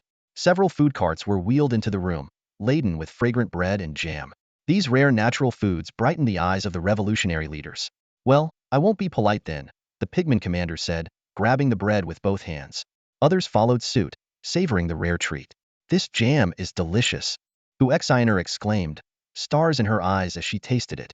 At that moment, Commander Lu Wang approached Charlotte and asked quietly, Charlotte, can you really not tell us who you're fighting for now? Charlotte looked at the elder she deeply respected and said sincerely, Grandpa Lu, no matter who I fight for, Charlotte is Charlotte. My intentions have never changed. Commander Lu Wang gazed at Charlotte for a long time before finally smiling warmly. As long as you're alive, that's all that matters. When we heard you had sacrificed yourself, Little Deer was heartbroken for a long time. Charlotte earnestly looked at Commander Lu Wang and said, Grandpa Lu, come with me. He was one of the few people she genuinely wanted to take with her from the Revolutionary Army. Charlotte clapped her hands, announcing a special surprise for everyone. A trolley was wheeled in, and muffled sounds of whimpering and struggle emanated from beneath a black cloth. All eyes were drawn to the mysterious trolley, curiosity thick in the air. Charlotte slowly approached the trolley and dramatically unveiled it. Gasps of shock filled the room. It was a half-beast, with sharp horns and a face covered in brown fur, none other than the traitorous Horned Wolf King. Angry murmurs erupted among the crowd.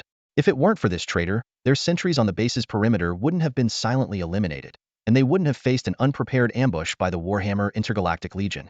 Charlotte explained, I captured him during our recent interstellar battle. Consider this a gift to everyone. As for what to do with him, that's up to you. With that, she pressed a button, and the trolley's gate slowly opened. The Horned Wolf King appeared, hands and feet shackled, a small ball gag in his mouth, only able to make muffled noises. He looked around in terror, seemingly aware of his impending fate. A white-furred male werewolf stepped forward. He was the highest leader of the Revolutionary Army's Wolf Clan, and the Horned Wolf King had once been his deputy. The White Wolf King stared coldly at the Horned Wolf King on the ground and asked, Why did you betray us? The Horned Wolf King's eyes pleaded, as if he wanted to explain. The White Wolf King reached for the gag in his mouth, but abruptly stopped. Forget it. I don't want to hear your damn voice. He then crushed the Horned Wolf King's jaw in one swift move. Blood splattered onto the floor. Charlotte frowned slightly, evidently displeased by the mess. The other Revolutionary Army leaders stepped forward, venting their anger on the traitor. After all, their already beleaguered forces had suffered even more due to his betrayal. Eventually, the mangled body of the Horned Wolf King was unceremoniously thrown out of the starship. The crowd resumed their meal as if nothing had happened. 3 hours flew by, and the atmosphere in the meeting room grew tense. Charlotte surveyed the room with a stern expression and said, All right, it's time to make your choice. Those who wish to join us, come to my side. The Revolutionary Army leaders exchanged hesitant glances. Suddenly, a voice broke the silence. The Black Fox clan is willing to join General Charlotte. A Black Fox matriarch, accompanied by her entourage, stepped forward and respectfully bowed. Charlotte returned the gesture. The Black Fox clan, being a significant force and think tank within the Revolutionary Army, undoubtedly influenced others' decisions. Following her mother, Fox Sheener stood close to Charlotte, the closest she had ever been. She could see the pale skin of Charlotte's neck and her soft white fur. Despite the proximity, the atmosphere remained heavy, and the other leaders were still indecisive. All eyes turned to the Deer King, the leader with the highest prestige. However, the Deer King surprised everyone by saying, Don't look at me. This concerns each of your tribe's futures. This old man can't decide for you. I won't express my stance until you've made your choices. At that moment, Charlotte seemed to remember something and turned to the White Wolf King. Almost forgot, I have a video message for you. The White Wolf King looked puzzled but soon received the file. As he watched the brief video, his expression turned to one of disbelief. Though the video lasted only a few seconds, its importance to the White Wolf King surpassed the victory they had just achieved. The White Wolf King looked at Charlotte in astonishment. She smiled and said, If I made it back alive, what else isn't possible? The White Wolf King smiled, a rare sight for the usually stoic leader. Our wolf clan will join, he declared, striding over to Charlotte. As he passed her, he lowered his voice and asked, Is she all right? She's in a very safe place and doing well. As long as things go smoothly here, you'll see her soon, Charlotte replied softly. Thank you. The White Wolf King gave Charlotte a grateful look and then stood beside the Black Fox matriarch. The Black Fox matriarch looked at the White Wolf King in surprise and then at Charlotte's back. She knew how stubborn and proud the White Wolf King was and had expected him to resent Charlotte's secretive yet demanding approach. She hadn't expected him to agree so swiftly. With the Wolf Clan's commitment, other Revolutionary Army leaders began to follow suit. I'm in, the Minotaur leader said with a hearty laugh, stepping forward. Count me in too, the Ram leader added, following closely. Soon, more than half of the Revolutionary Army leaders stood behind Charlotte. The Deer King, who had remained silent, now seemed particularly conspicuous. Grandpa Deer King, Charlotte addressed him. The Deer King smiled kindly and looked at those leaders who hadn't yet made a decision. Are you all unwilling to follow Charlotte? One leader spoke up. I do appreciate her saving us, but I can't fully trust her without knowing the power behind her. And General Charlotte's strategy of fighting and sustaining through war is too risky and aggressive. The Deer King didn't listen to the reasons, but turned to Charlotte with a loving gaze. He reached out and gently patted her head. The little white cat has grown up into a big white cat. Lead them well. This old man can't keep up with you all anymore. Ultimately, 2/3 of the main tribes within the Revolutionary Army chose to follow Charlotte, while the remaining third sided with the Deer King. Charlotte surveyed the group and issued a firm command. Take what you can according to my previous instructions. Anything that can't be moved, especially heavily damaged starships that affect our speed, must be dealt with on site. If your starships lack sufficient accommodation, I have extra interstellar transport ships available. Be ready. We depart within a day. Someone hesitated and said, A day? We can't take everything with us. This was, after all, their accumulated wealth. Charlotte responded coldly. If I'm not mistaken, the Warhammer Interstellar Union is already mobilizing their fleet. Next time, it won't be just tens of thousands of starships. It will be hundreds of thousands. You all know the consequences if we don't leave immediately. Though reluctant, everyone understood the urgency. They began boarding their shuttles to prepare for departure. The Deer King didn't leave immediately. Leaning against the shuttle's hull, he pulled out a pipe-like object. He looked at Charlotte as she approached and smiled. Mind if I smoke here? Charlotte silently took the lighter and lit it for him. The Deer King took a deep draw, exhaled a plume of white smoke, and reminisced. You were with me for over 6 months back then. You were so rebellious. Even your father couldn't handle you and had to send you to me. Charlotte nodded. The Deer King had been like a mentor to her, teaching her much about battlefield command. Are you really not coming with me? Charlotte asked again. I actually want to go with you, the Deer King admitted. Charlotte was about to question him further, but then understood. She looked at the remaining third of the Revolutionary Army. Is it for them? She asked. The Deer King nodded and smiled. You have the power to force us to go, but you allowed them to choose for themselves. This prevents future disobedience. Instead of forcing them, it's better to let them go. You can leave them, but I can't. The Revolutionary Army has been my life's work, and most of them are connected to me. Rather than letting them scatter, I'd rather stay behind. Charlotte looked at the elder who had dedicated his life to the cause, feeling a pang of sorrow. The Deer King continued, Charlotte, I believe in your strategies and the people you lead. These remaining comrades may not trust you now, but once you achieve success, they will know whom to follow. When that time comes, I'll personally bring them back to you. I hope you'll still welcome us then. Charlotte nodded solemnly. I will. There will always be a place for you here. I have one more request. The Deer King took out a pocket watch containing a photo of a half-human, half-deer girl. My granddaughter Zyla, you know her. Her parents died a few years ago. She'll be safer with you than with me. Please take her with you. I'll take good care of her, Charlotte promised. Thank you. Now, I'll wait for you, the great white cat, to strike a blow against the decaying Warhammer Interstellar Union. No matter where I am, I'll be proud of you. The Deer King smiled and boarded the shuttle. Charlotte watched the shuttle depart, giving it a final salute. A day later, Charlotte led the Revolutionary Army into a life of wandering.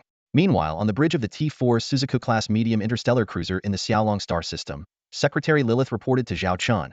All Xiaolong Legion starships are ready and can depart at any time. Zhao Chen instinctively said, Charlotte, prepare the next. He stopped mid-sentence, realizing that the great white cat was now miles away. Lilith, you plan the route. We'll head directly to the border area near the Holy Radiance Empire's control zone and take over those star systems from the outside in, Zhao Chen ordered. Understood. Lilith began the deployment. Although this task was usually handled by Charlotte, Lilith, as the full-time caretaker of the Xiaolong Legion, was capable of anything. This time, the Xiaolong Legion's mission was to take over star systems controlled by starshine nobles, laying the groundwork for subsequent interstellar mining and industrial operations. Once preparations were complete, a T-4 Huigang-class interstellar jump ship opened a stargate. Over 3,000 Xiaolong Legion starships passed through in sequence, disappearing into the cosmos, with the glowing stargate vanishing behind them. In a distant star system, the sudden appearance of 3,000 Xiaolong Legion starships alarmed its developers. Warning! Warning! The system outpost has detected energy signals from over 3,000 suddenly appearing starships heading our way, a soldier urgently reported to a noble. The noble wiped the sweat from his forehead, a look of anxiety in his eyes. It was bound to happen eventually, he murmured.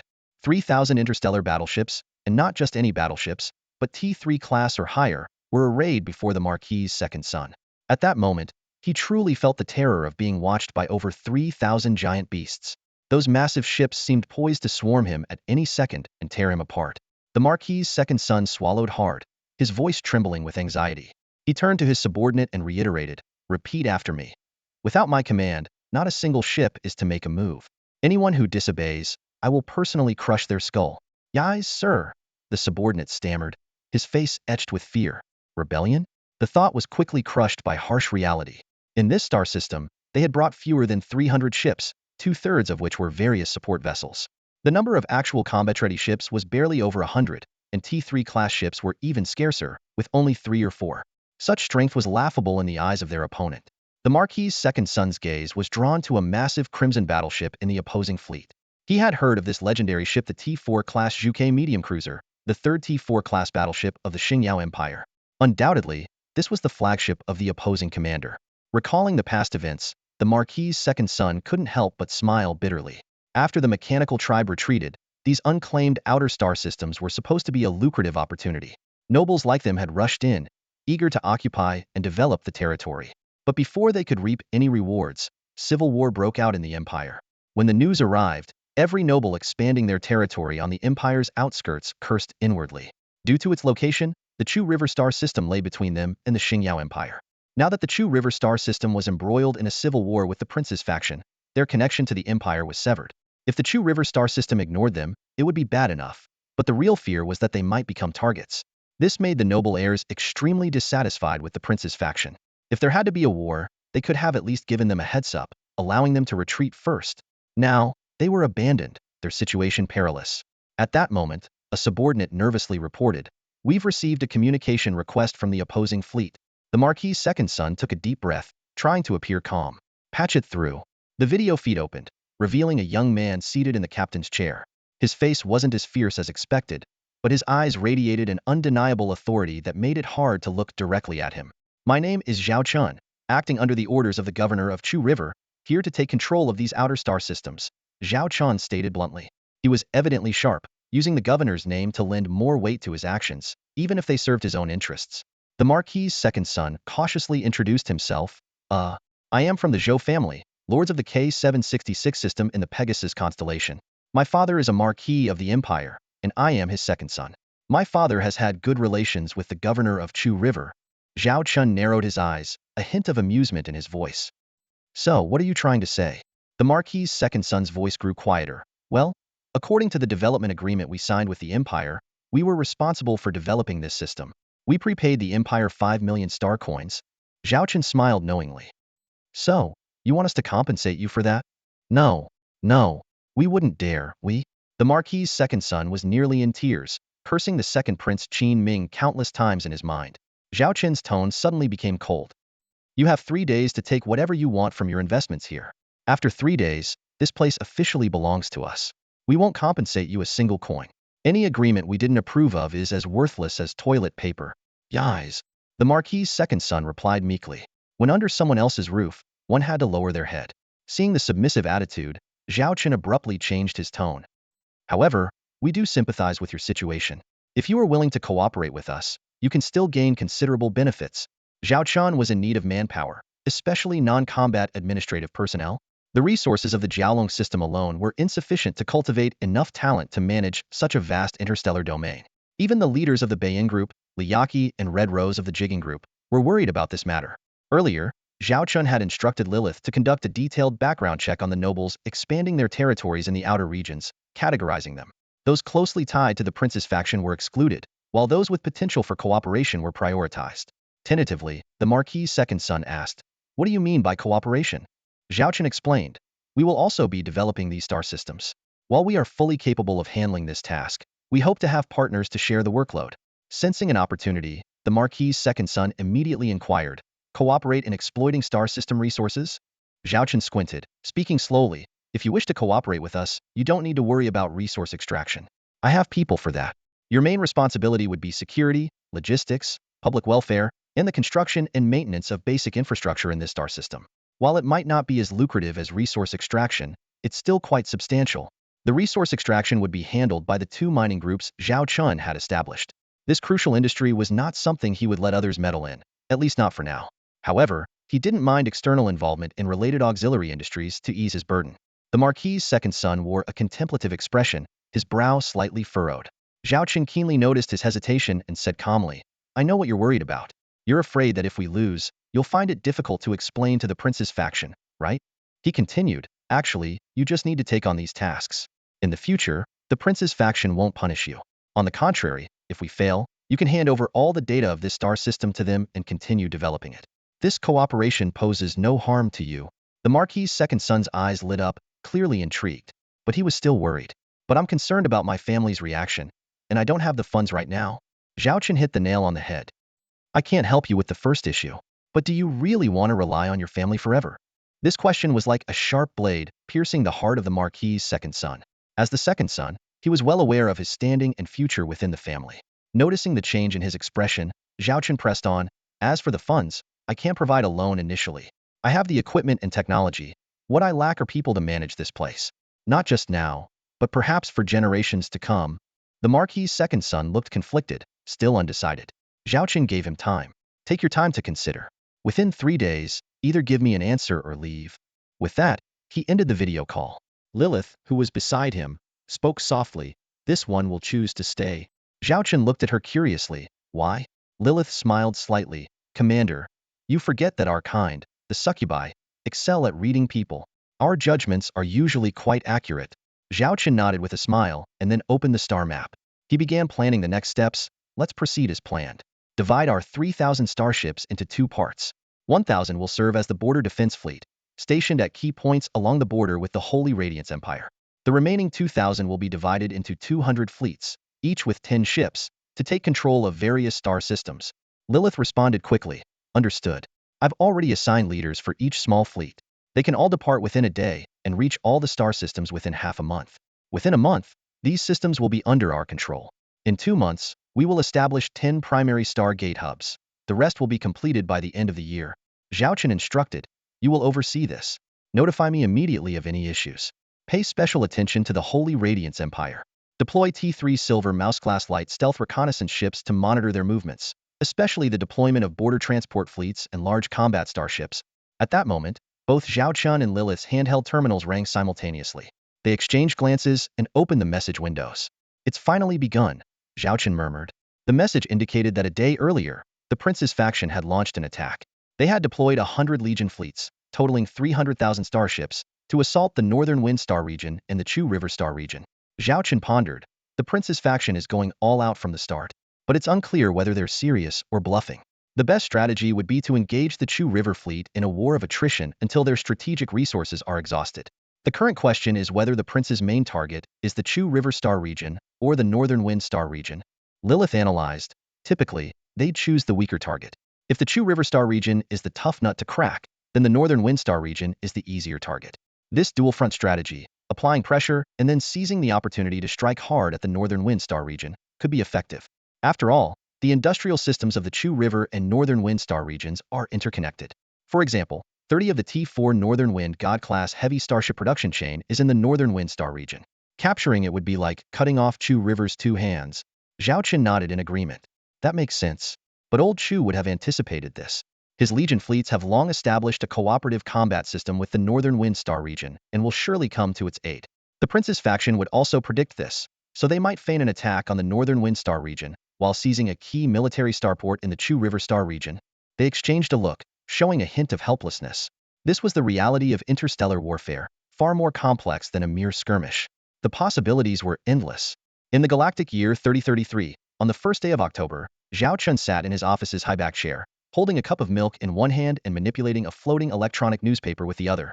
His eyes scanned the flickering holographic projections quickly, occasionally pausing at an eye-catching headline. The electronic newspaper of the Starshine Empire was filled with reports about the ongoing civil war. For the ordinary citizens of the Starshine Empire, this southern and northern civil war had been dragging on for 3 months. However, for the interstellar warriors stationed at the central star region of Starshine, bordering the Chu River and Northwind star regions, it was just another routine day of battle. Zhao Chen muttered to himself, every day. It's either an attack from one side or a counterattack from the other. They call it a grand war, but neither side has really occupied the other star regions. At most, they've destroyed a few military fortresses, sunk some starships, or conducted a successful orbital bombardment on a frontier planet. He paused and continued. The Northwind star region has suffered the most losses. I heard that Old Zhu's side has a casualty rate exceeding 30. Just a few days ago, they lost 3 T4 Northwind God-class heavy star battleships within 24 hours, which left Old Zhu sleepless for days. Lilith, the secretary officer, noticed that the commander's cup was empty and skillfully refilled it with warm milk. She picked up on Zhao Chen's topic and calmly analyzed. The Northwind Starfleet is only on par with the Imperial Army in quality, far inferior to the Frontier Group Army under Governor Chu and the Chu Family Legion. It's inevitable they'd be targeted as a breakthrough point. However, the Imperial Army attacking the Northwind Star region hasn't gained much advantage either, with a battle loss ratio of roughly 1-to-1. This is largely thanks to the starships sent by Governor Chu for support. Zhao Chen put down his milk cup and commanded, Lilith, pull up the total combat expenditure data for both sides. Yes, sir. Lilith quickly retrieved the daily updated data. The holographic projection clearly displayed the number of damaged starships and other related information for both sides. Zhao Chen scrutinized the data and analyzed. The Prince's faction has lost nearly 40,000 starships in the past 2 months. However, the major starship factories of the Empire are now operating at full capacity, ensuring at least 10,000 T2-class starships are produced each month, partially compensating for the losses. Additionally, the Prince's faction has spent 300 billion star coins on battlefield supplies over the past 2 months. He continued interpreting the data. Look at this disparity. The Prince's faction spent 3,000 billion star coins in 2 months, while Chu Changhe only spent 700 billion star coins, a difference of 4 times.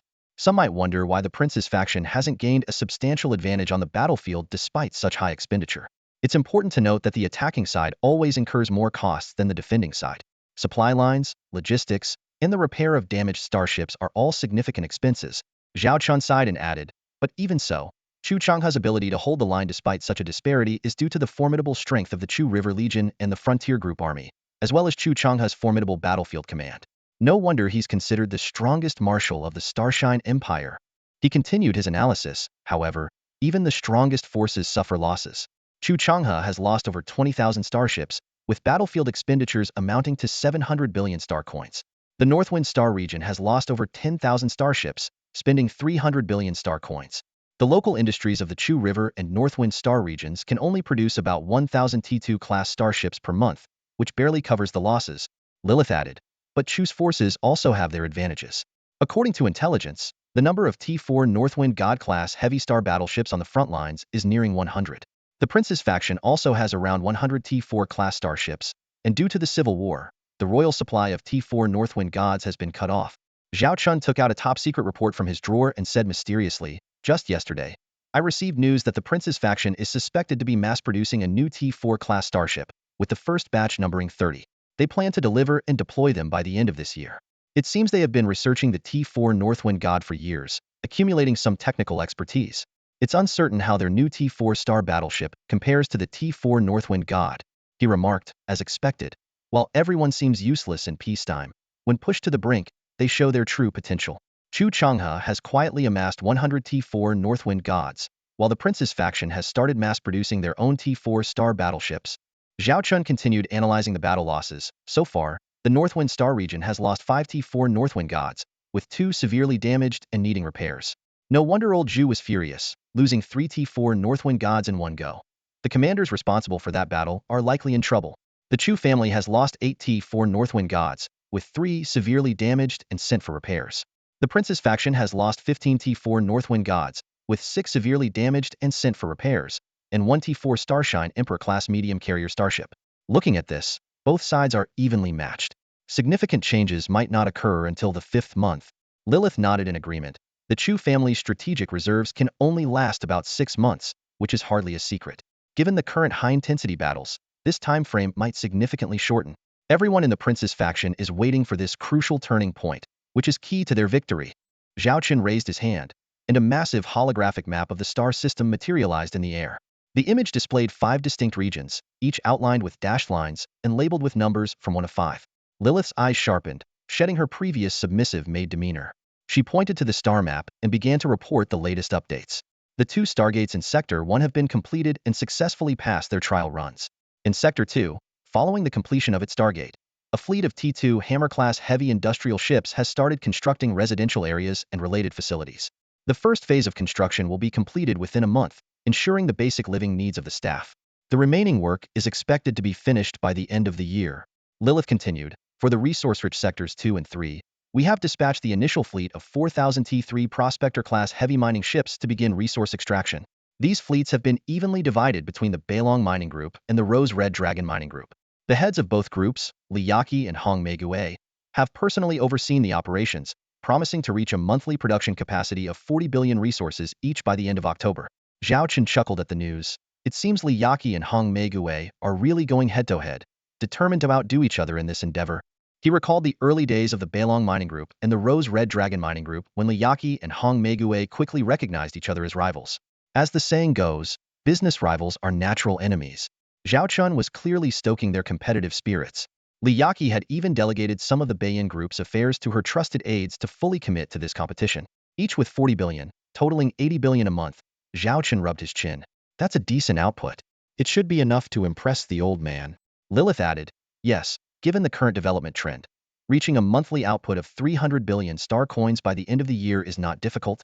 The thought of this figure made Zhao Chen's lips curl into a smile. With that kind of money, he could easily suppress the Prince faction just by throwing cash at the problem. Any news from Charlotte? Which tribe's assets has she wreaked havoc on this time? Zhao Chen asked with keen interest. Over the past month, Charlotte had led the Dragon and Tiger Legion across several star sectors. Every report she sent back made Zhao Chen pity the Warhammer tribes. Lilith pulled up another set of data. The latest reports indicate that General Charlotte's Dragon and Tiger Legion has made a sudden turn and launched a surprise attack on the Black Tiger tribe's 3rd starport and an adjacent resource mining area. Again, the Black Tiger tribe? Zhao Chen covered his face in disbelief. That's correct, Lilith confirmed with a nod.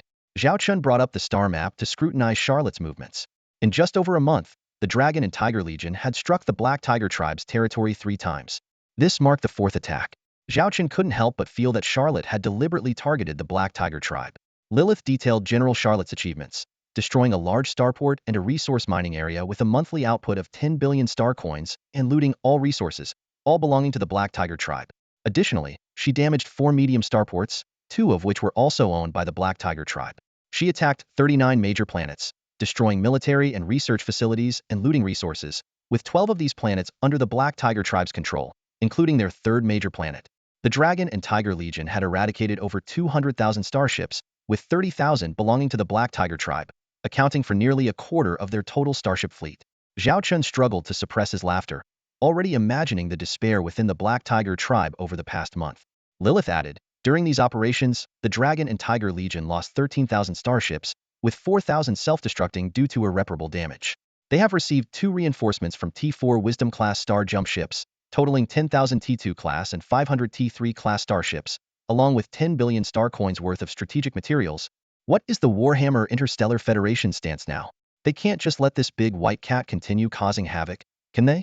Otherwise, this big black tiger might really get stripped bare, Zhao Chen chuckled. Lilith responded, according to our intelligence, the Black Tiger tribe has announced their withdrawal from military actions against the Starshine Empire. They are gathering their remaining 80,000 starships to encircle General Charlotte. The Black Wolf tribe has also joined the effort, with Princess Black Wolf publicly vowing to personally execute Charlotte to avenge the destruction of their home planet.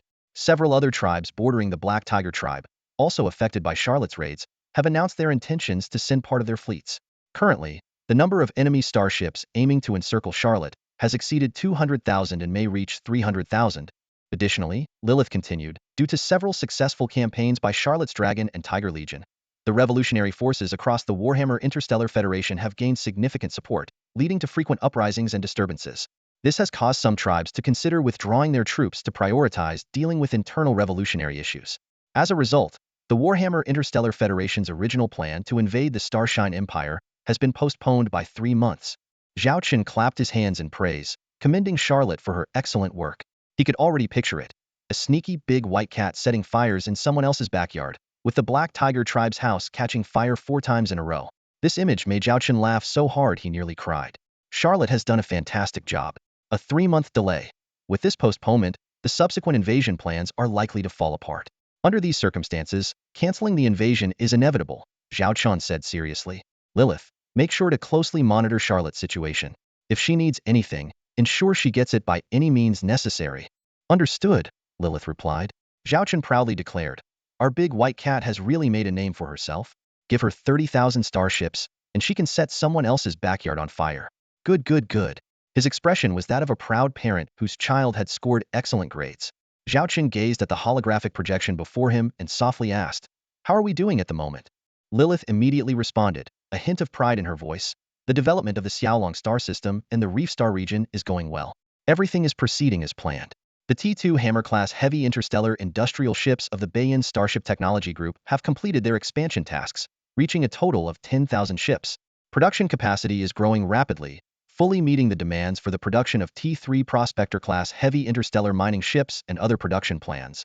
She paused briefly before continuing. Additionally, both the Beifeng Star region and the Chuha Star region have placed large military orders with the Bayan Group, including the Chu family. As per your previous authorization, we are currently supplying 1,000 T2-class interstellar warships to these 2 regions each month.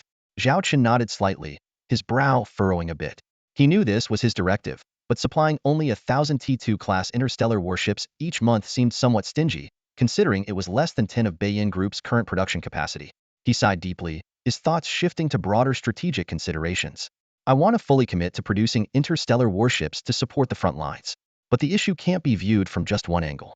Producing interstellar warships requires raw materials, which means we must first stabilize resource extraction in the 5 outer star regions. And resource extraction requires mining ships, so we need to produce those as well. Plus, to thwart the Warhammer Interstellar Federation's expedition plans, we must continuously support Charlotte's Dragon and Tiger fleet. Zhao Chen's gaze turned to the twinkling stars outside the window, his tone tinged with a hint of helplessness. Given all that, the current capacity allocated to the 2 star regions is really all we can manage.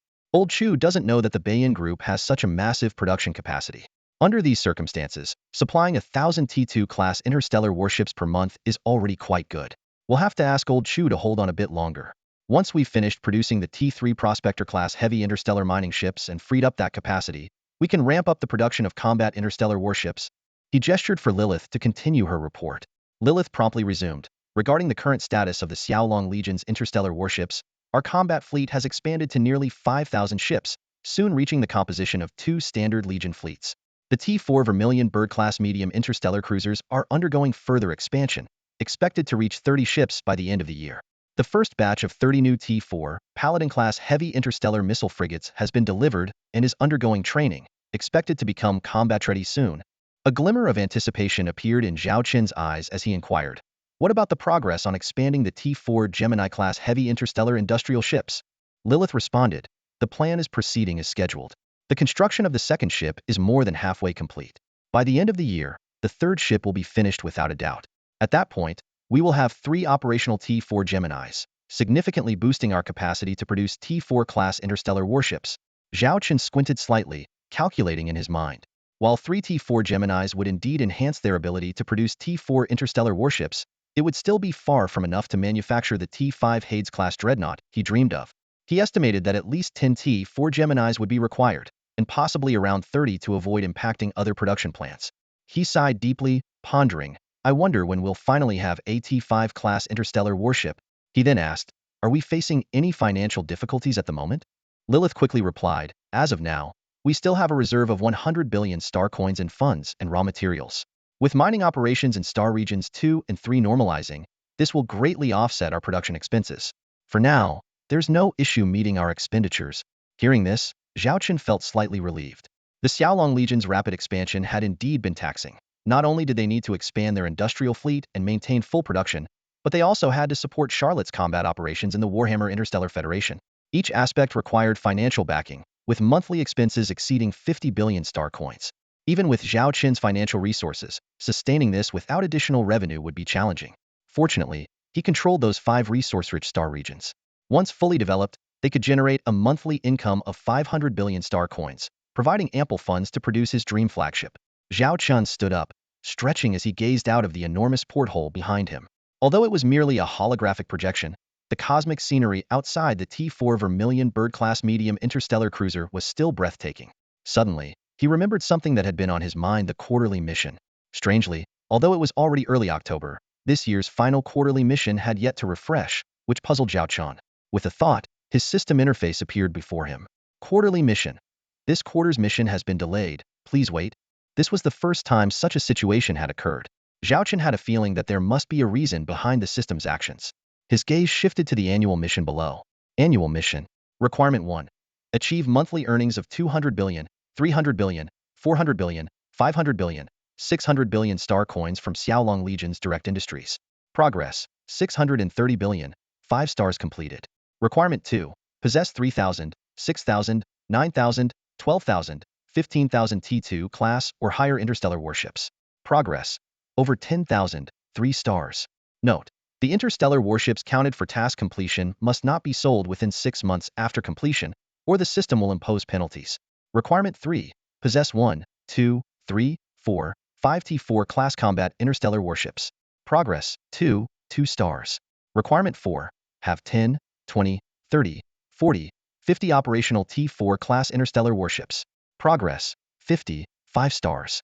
Requirement 5. Directly or indirectly control 1, 2, 3, 4, 5-star regions.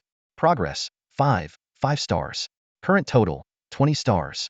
Note: the criteria for star region division and task completion are determined by the system. Mission rewards. The 5 task requirements each have a completion level ranging from 1 star to 5 stars, with a maximum of 25 stars. Achieving 20 stars represents a passing completion level, earning a basic reward. Achieving 23 stars represents good completion, earning an additional reward.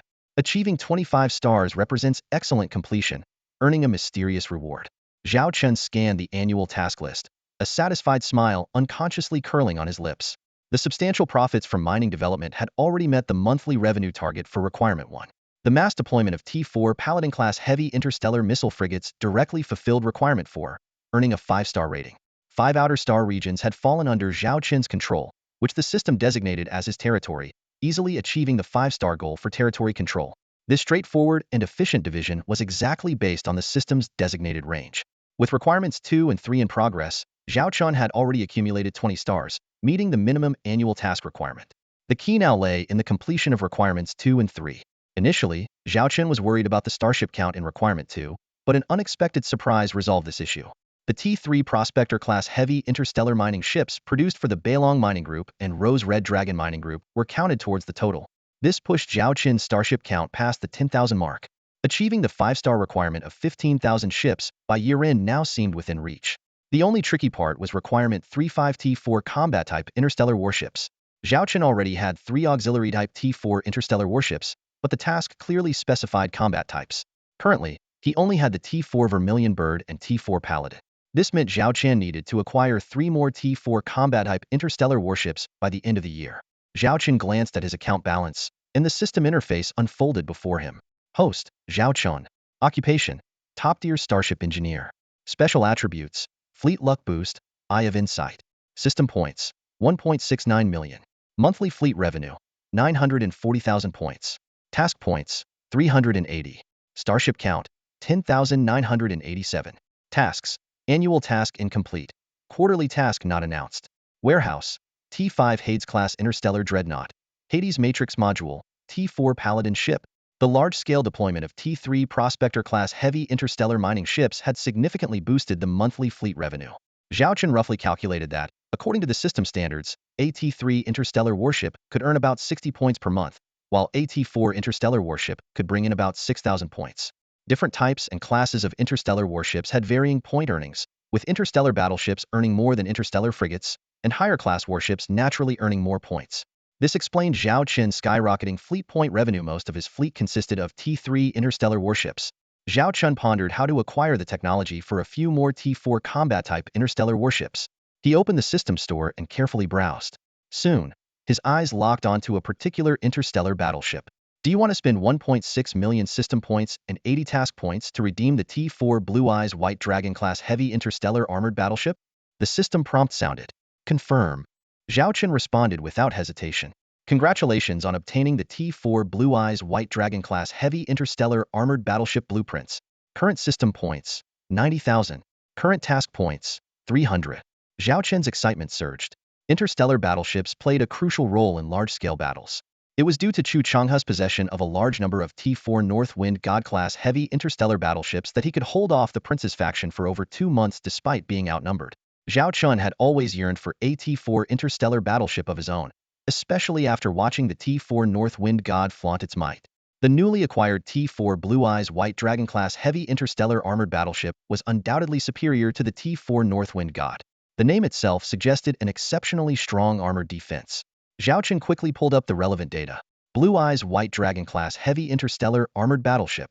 Type: interstellar battleship. Star shield energy: 2 million units.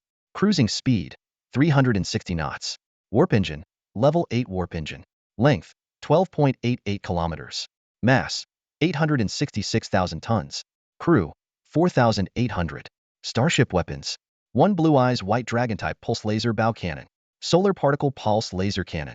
12 15,000 mm caliber heavy electromagnetic cannons capable of firing EMP rounds, armor-piercing rounds, proton rounds, plasma rounds, fusion rounds, and 17 other types of physical ammunition. 288 6-barrel heavy particle energy rapid-fire cannons.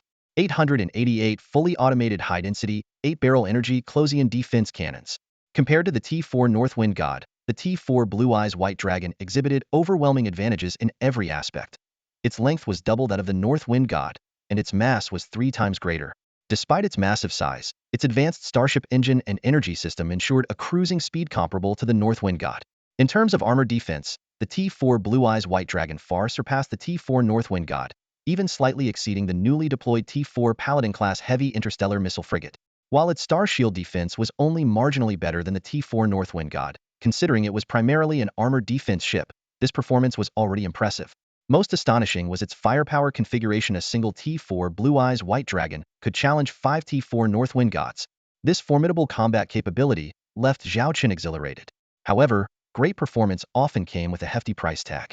The T4 Blue Eyes White Dragon required a staggering 20 billion star coins for construction, enough to build several T4 Northwind Gods. If built by a T4 Gemini-class heavy interstellar industrial ship, it would take 5 months. If built solely by a T3 Furnace-class heavy interstellar industrial ship, it would take an astounding 300 months. Get me in touch with Annie. Zhao Chen suddenly turned to Lilith behind him. Lilith was taken aback, not understanding why the commander suddenly wanted to contact Annie. At that moment, Annie, who was hard at work, suddenly sneezed, shivering all over. Could I be catching a cold? Annie muttered, thinking she must have been overworked these past few days. For that big jerk of a commander, she had been tirelessly dedicated. Annie sighed to herself, grabbing a basin-sized tub of ice cream and began eating it in large scoops. Rest assured, Commander, I will definitely complete the task you assigned me, mumbled Annie, her mouth full of delicious food, resembling a gluttonous hamster. She was seated in a luxurious private room, enjoying a sumptuous feast with Zhao Chen and Lilith. These dishes were no ordinary delicacies. All the ingredients were sourced from the highest-grade rare materials of the T3 Silver Eden-class starship, which had an extremely limited supply, usually reserved for the commander or distinguished guests. The culinary team was composed of nearly 300 elite chefs, each proficient in various interstellar cuisines. Even the royal family of the Starshine Empire couldn't match Zhao Chen's level of luxury in dining. Lilith glanced at the ravenous Annie, and then at the smiling Zhao Chen. Noticing Lilith's gaze, Zhao Chen made a pinching gesture with his fingers. Lilith couldn't help but chuckle, thinking how Annie, this precious little gem, was completely under the commander's control. Recalling the resentful look on Annie's face when she was first summoned, and comparing it to her current state of nearly kneeling before Zhao Chen in submission, the difference was night and day. Commander, why is this beef so delicious? It's even better than what Sister Nyo cooks, Annie exclaimed excitedly, holding a large piece of beef leg. This beef leg is more tender and has a better texture than Sister Nyo's. Zhao Chen couldn't help but cough at this odd comparison. He explained, these are meticulously selected ingredients, cooked by top-tier chefs, so the taste is naturally extraordinary. Only crew members who have contributed to the Dragon Claw Legion can enjoy such exquisite meals. Zhao Chen began to indoctrinate Annie. Since the increase in the number of T3 Silver Eden-class starships and the establishment of the Eden Food Trading Group, he had started to classify raw materials into different grades. Currently, they were divided into 3 grades: second grade, first grade, and special supply. The T2 Bronze Eden produced mostly third-grade items, occasionally second grade, and rarely first grade. The T3 Silver Eden-class starships significantly increased the production of second and first-grade items, and even introduced the exceptionally rare special supply grade. Do you have any preliminary plans for the construction of the T4 Blue Eyes White Dragon-class heavy interstellar armored battleship? Zhao Chen inquired. Annie immediately responded, our T3 Furnace-class heavy interstellar industrial ship still has some spare capacity, so we can start building a T4 Blue Eyes White Dragon slowly. It should be completed and delivered by early next year. Zhao Chen nodded in satisfaction. Early next year should coincide with the end of the Civil War. Perfect timing. Let's proceed with that plan. Commander, can I come here for a meal again next time? Annie asked with a grin, patting her bloated stomach. Zhao Chen, smiling broadly, replied, of course, as long as you complete the tasks I assign you. Every time you come to report, I'll arrange such a feast for you, and you can eat to your heart's content.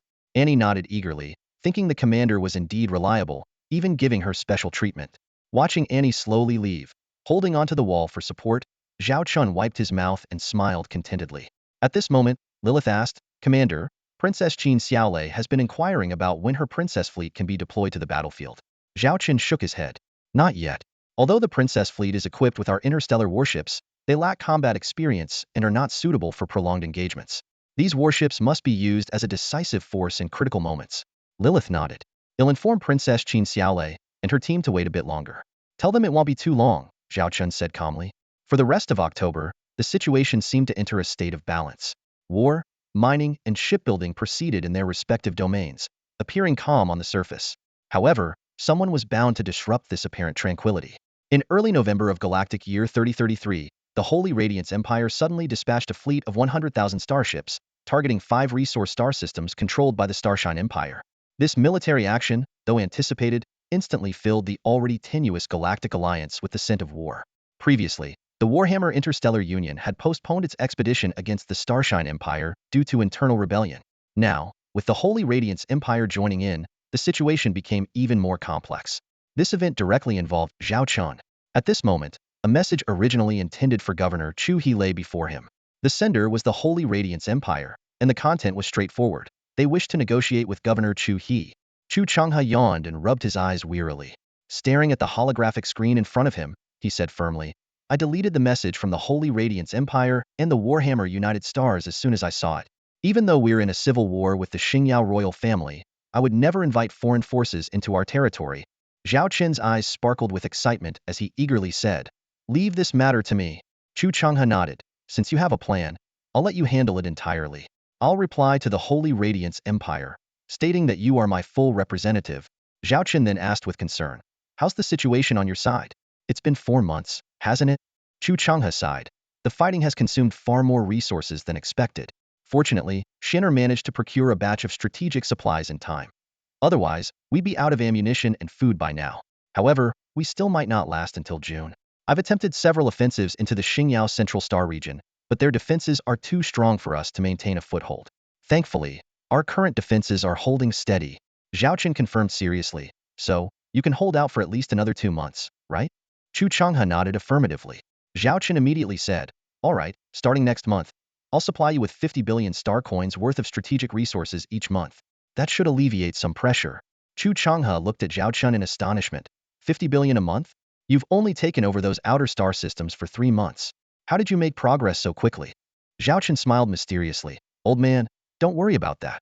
Just make sure the battle doesn't turn against us. Chu Changhe smirked. You sly fox, always so secretive. Zhao Chen suddenly asked, By the way, do you have enough personnel for battle? Chu Changhe confidently replied, More than enough. We can even muster a veteran squad if needed. Zhao Chen breathed a sigh of relief. That's reassuring. Chu Changhe squinted, his tone carrying a hint of threat. You've been acting secretive lately, as if you're hiding something from me. Are we still allies? My granddaughter is supposed to be your future wife. Zhao Chen shrugged, explaining, Some things need to be kept confidential until they're finalized. I've heard you have royal spies among your ranks, so I can't reveal my secrets easily. But you won't have to wait long. Chu Changhe was annoyed but couldn't argue given his own situation. He ended the conversation hastily. All right, I have a military meeting to attend. Make sure to talk to Shinner more often. She's under more pressure than I am. I heard she hasn't rested for a day and a night while planning battle strategies. After the call, Zhao Chen immediately contacted Chu Xian. As soon as the video connected, he saw her tired yet smiling face, with a projection of a star map in the background. Zhao Chen teased. An old man told me that if I don't start caring for my fiancée, she might collapse. Chu Xian blushed and muttered shyly. Who's your fiancée? Zhao Chen asked seriously. You haven't rested in a while, have you? Chu Xian forced a smile. I just slept for 5 or 6 hours. I'm perfectly fine.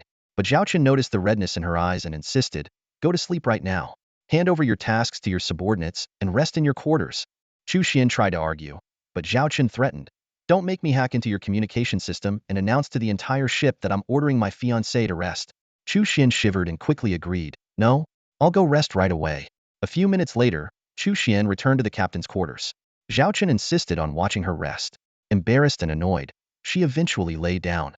Soon, the sound of her steady breathing indicated she was fast asleep. Watching Chu Xian sleep, Zhao Chen smiled softly. He minimized the video window but kept it within his sight. Then, he contacted his secretary, Lilith. Schedule a meeting with the Holy Radiance Empire.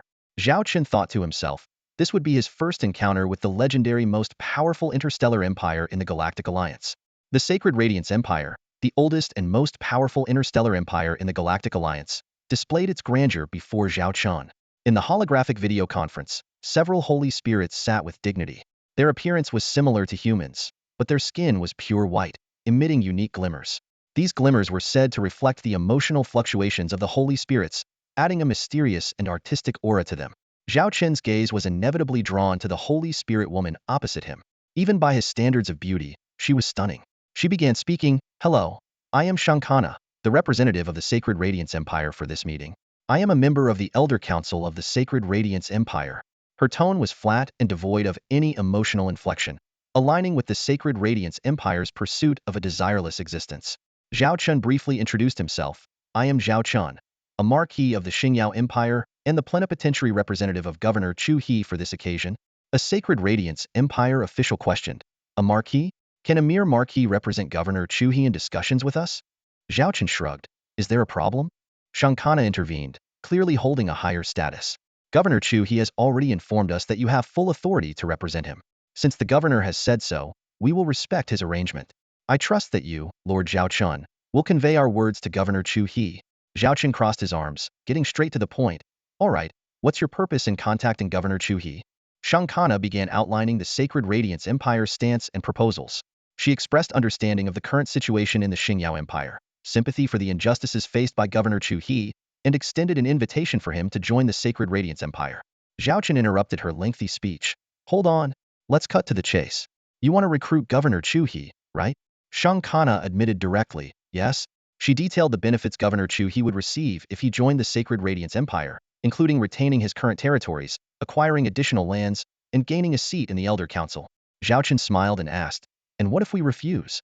Shankana seemed slightly surprised. I don't understand why you would refuse. From what I know, given the current situation in the Chu He Star region, Governor Chu He can hold out for at most 2 more months. By then, the Prince's faction will launch a full-scale attack and gain the upper hand. Governor Chu He has no chance of winning.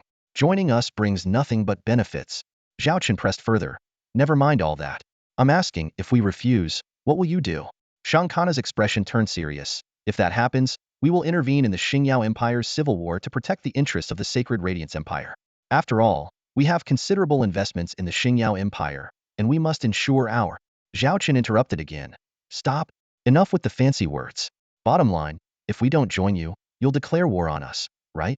Shankana lifted her head and said calmly, this is not a declaration of war. It is the guidance of the sacred light. Saint Kana advised, Mr. Zhao Chen, I suggest you convey these words to Governor Chu He first. I believe Governor Chu He will make a wise decision. Zhao Chen shook his head and chuckled. Don't count on that old man. If it were up to him, you wouldn't even get a chance to negotiate. You should be grateful you're dealing with someone as reasonable as me. Saint Kana stared at Zhao Chen. So, what exactly do you mean, Mr. Zhao Chen? Zhao Chen crossed his arms, pretending to ponder. This is a significant matter. I need to think it over carefully. Give me a month to consider. Saint Kana's expression remained unchanged, but her tone carried a hint of threat. I can give you time to think, but the Holy Radiance Empire's interstellar fleet will not halt. In 3 days, we will enter your controlled star system. If we encounter any obstruction or resistance, the consequences will be yours to bear." Zhao Chen inwardly sighed, realizing this woman wasn't falling for his stalling tactics, but outwardly, he remained nonchalant. At this moment, strange light spots appeared on Saint Kana's face, making her look like a celestial being. She continued, "I must also remind you, Mr. Zhao Chen, that I am aware of your heroic deeds in the Starshine Empire. Your Jiaolong Legion is indeed formidable, but compared to the great Holy Radiance Empire's interstellar fleet, it is insignificant. I do not wish to see unfortunate events unfold." Zhao Chen's lips curled into a slight smile, pleased that the opponent was walking into his trap. "Miss Saint Kana, are you implying that my Jiaolong Legion is worthless in your eyes?" An arrogant official from the Holy Radiance Empire interjected, "Sir, you might not be aware of Miss Saint Kana's identity. She is the commander-in-chief of the Holy Angel Fleet, one of our 10 sacred light legions." Though Saint Kana remained silent, her demeanor spoke volumes. She clearly did not regard the Jiaolong Legion highly. Zhao Chen elongated his words, feigning relaxation as he cleaned his ear. "Oh, but you see, I tend to be quite confident. In my view, whether it's the Holy Angel Fleet or the Sacred Light Legion, they are all insignificant before my Jiaolong Legion." His provocative intent was unmistakable. Saint Kana stood up, her tone firm. "Since you are so obstinate, Mr. Zhao Chen, then let us see if your Jiaolong Legion can withstand our sacred light. The light shall be eternal." "Wait." Zhao Chen quickly raised his hand to signal. He continued, "I can see that Miss Saint Kana is also a peace advocate, not fond of conflicts and battles. Isn't the doctrine of your Holy Radiance Empire to make all interstellar civilizations follow the sacred light?" Even as he said this, Zhao Chen found himself feeling hypocritical. Peace advocates? A group that brings interstellar warships to someone's doorstep and forces their way in if the door isn't opened? Saint Kana asked, "What are you trying to say?" Zhao Chen pondered for a moment and said, "I actually have a good impression of the Holy Radiance Empire and have studied your culture. I heard about your holy war duel. Would Miss Saint Kana be willing to engage in one with me? Using your esteemed Holy Angel Fleet against my Jiaolong Legion." This statement surprised all the Holy Radiance officials present. The holy war duel was the highest form of honor in their civilization. Saint Kana sat back down, scrutinizing Zhao Chen, perhaps for the first time truly observing this man. "You actually know about the holy war duel?" Zhao Chen nodded, his eyes gleaming. "I've always admired the Holy Radiance Empire, especially your culture. The sacred light shall be eternal." He even put on a look of fascination. Saint Kana replied calmly, "Since you are a devout believer, Mr. Zhao Chen, why do you not agree to our demands?" "Because I have a bad habit of only following those who defeat me," Zhao Chen said with a smile. Saint Kana stared at him, and Zhao Chen threw out another lure. He raised his hand to summon a holographic image of an interstellar warship. "You should recognize this warship. The T4 Suzaku-class medium interstellar cruiser, the third T4 class warship of our Starshine Empire. I have the complete set of technology. If Miss Saint Kana's Holy Angel Fleet wins in the Holy War Duel, I will unconditionally hand over this technology to you." This statement visibly stirred the Holy Radiance officials. After all, a T4 class warship was something they deeply coveted. "You truly possess the complete technology for the T4 Suzaku-class medium interstellar cruiser?" Saint Kana questioned. Zhao Chen smiled and tapped the holographic image, revealing a series of brief data. Seeing this, Saint Kana was convinced of Zhao Chen's claim. Although it wasn't the entire set of information, it was enough to prove he had the complete technology. "Fine, I agree to your holy war duel," Saint Kana declared. Zhao Chen smiled. "In the holy war duel, if I win, the Holy Radiance Empire will unconditionally retreat and promise not to enter the current star map of the Starshine Empire for 3 years." He made sure to highlight the map, including 5 resource-rich star regions under construction. "If I win, Governor Chu he will unconditionally join our Holy Radiance Empire, and the T4 Suzaku-class medium interstellar cruiser technology will be handed over to me," Saint Kana stated. "Deal." Zhao Chen looked at the Holy Radiance woman. "Deal." Saint Kana's sharp gaze fixed on Zhao Chen, her tone calm yet laced with a hint of provocation. "Since you proposed the holy duel, you should be aware of its specifics, right?" Zhao Chen nodded steadily in response. "I have a good understanding." He then elaborated. "The holy duel is the most revered form of combat in the Holy Radiance Empire. Outwardly, the Empire champions pacifism, presenting itself as a society of enlightened sages. However, conflicts are inevitable, and large-scale ones could undermine their civilizational beliefs. Thus, the holy duel was created to resolve significant disputes or wagers. It is the Empire's highest form of ritual, and its outcome cannot be altered even by the Senate, lest they be seen as betraying the holy light." Saint Kana replied indifferently, "Then let's set the time and place." Zhao Chen suggested, 1 month from now, within the first half of December. You can choose the location. St. Kana frowned. 1 month? That's too long of a delay. Zhao Chen explained. According to the tacit rules, a 1-month delay is entirely acceptable. I need to mobilize warships from my interstellar territory, prepare logistical supplies, and strategic materials. Unlike you, Miss Kana, who has the backing of the Senate and commands one of the 10 Holy Light Legions, I am merely a small marquis. St. Kana said sternly, fine. But if you breach the agreement, the Holy Light will obliterate everything you hold dear. Zhao Chen shrugged, maintaining a serious expression. I also hold the spirit of the contract in high regard. St. Kana provided coordinates situated at the border between the two nations.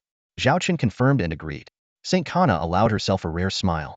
I look forward to seeing what surprises the legendary Jiaolong Legion will bring. Lord Zhao Chen? Her ethereal companion beside her recognized this smile as one reserved for intriguing challenges. Zhao Chen smiled back. Miss Kana, I guarantee you'll be satisfied. The video conference ended, and both parties exited the virtual meeting room. St. Kana opened her eyes, standing on the massive, pristine white bridge. Everything around her, from the decor to the crew's uniforms, was predominantly white, exuding a sense of purity. She was aboard the renowned T-4 Retribution Angel-class heavy interstellar battleship, stretching 8.68 kilometers long, equipped with the latest T-4 armor and weapon systems, symbolizing the might of the Holy Radiance Empire.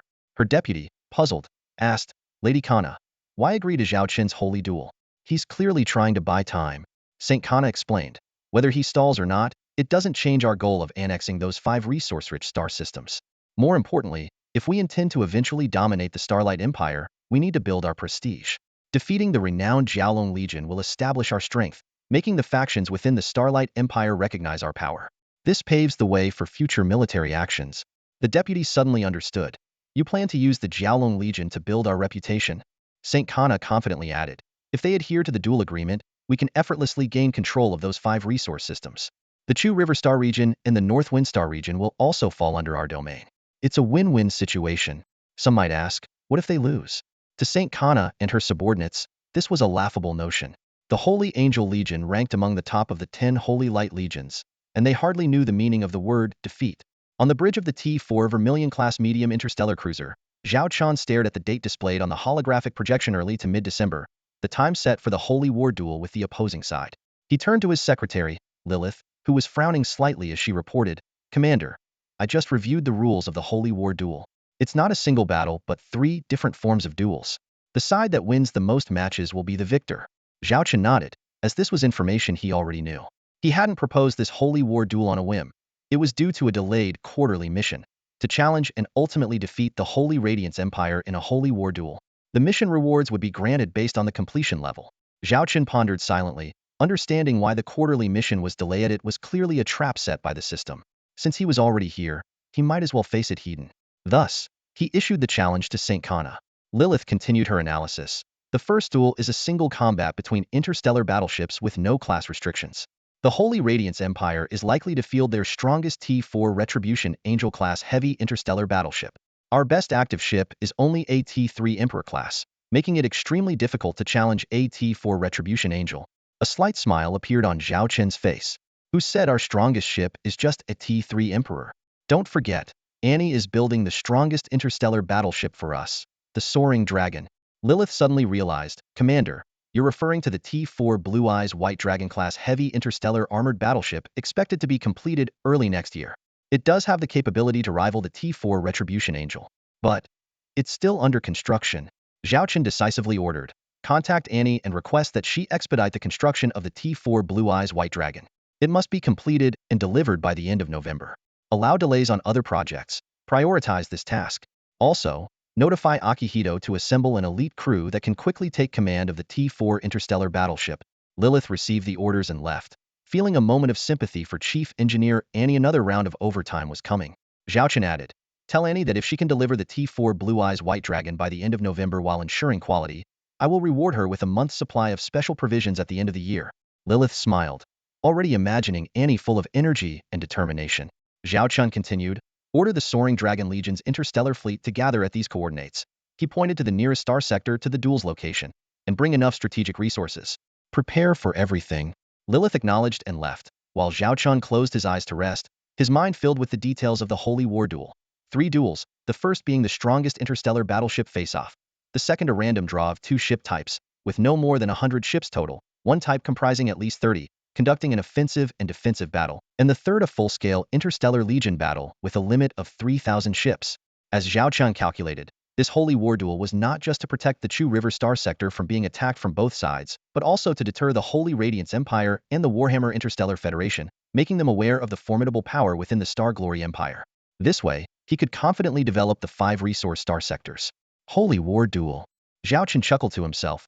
This kind of Star War mode is really exciting.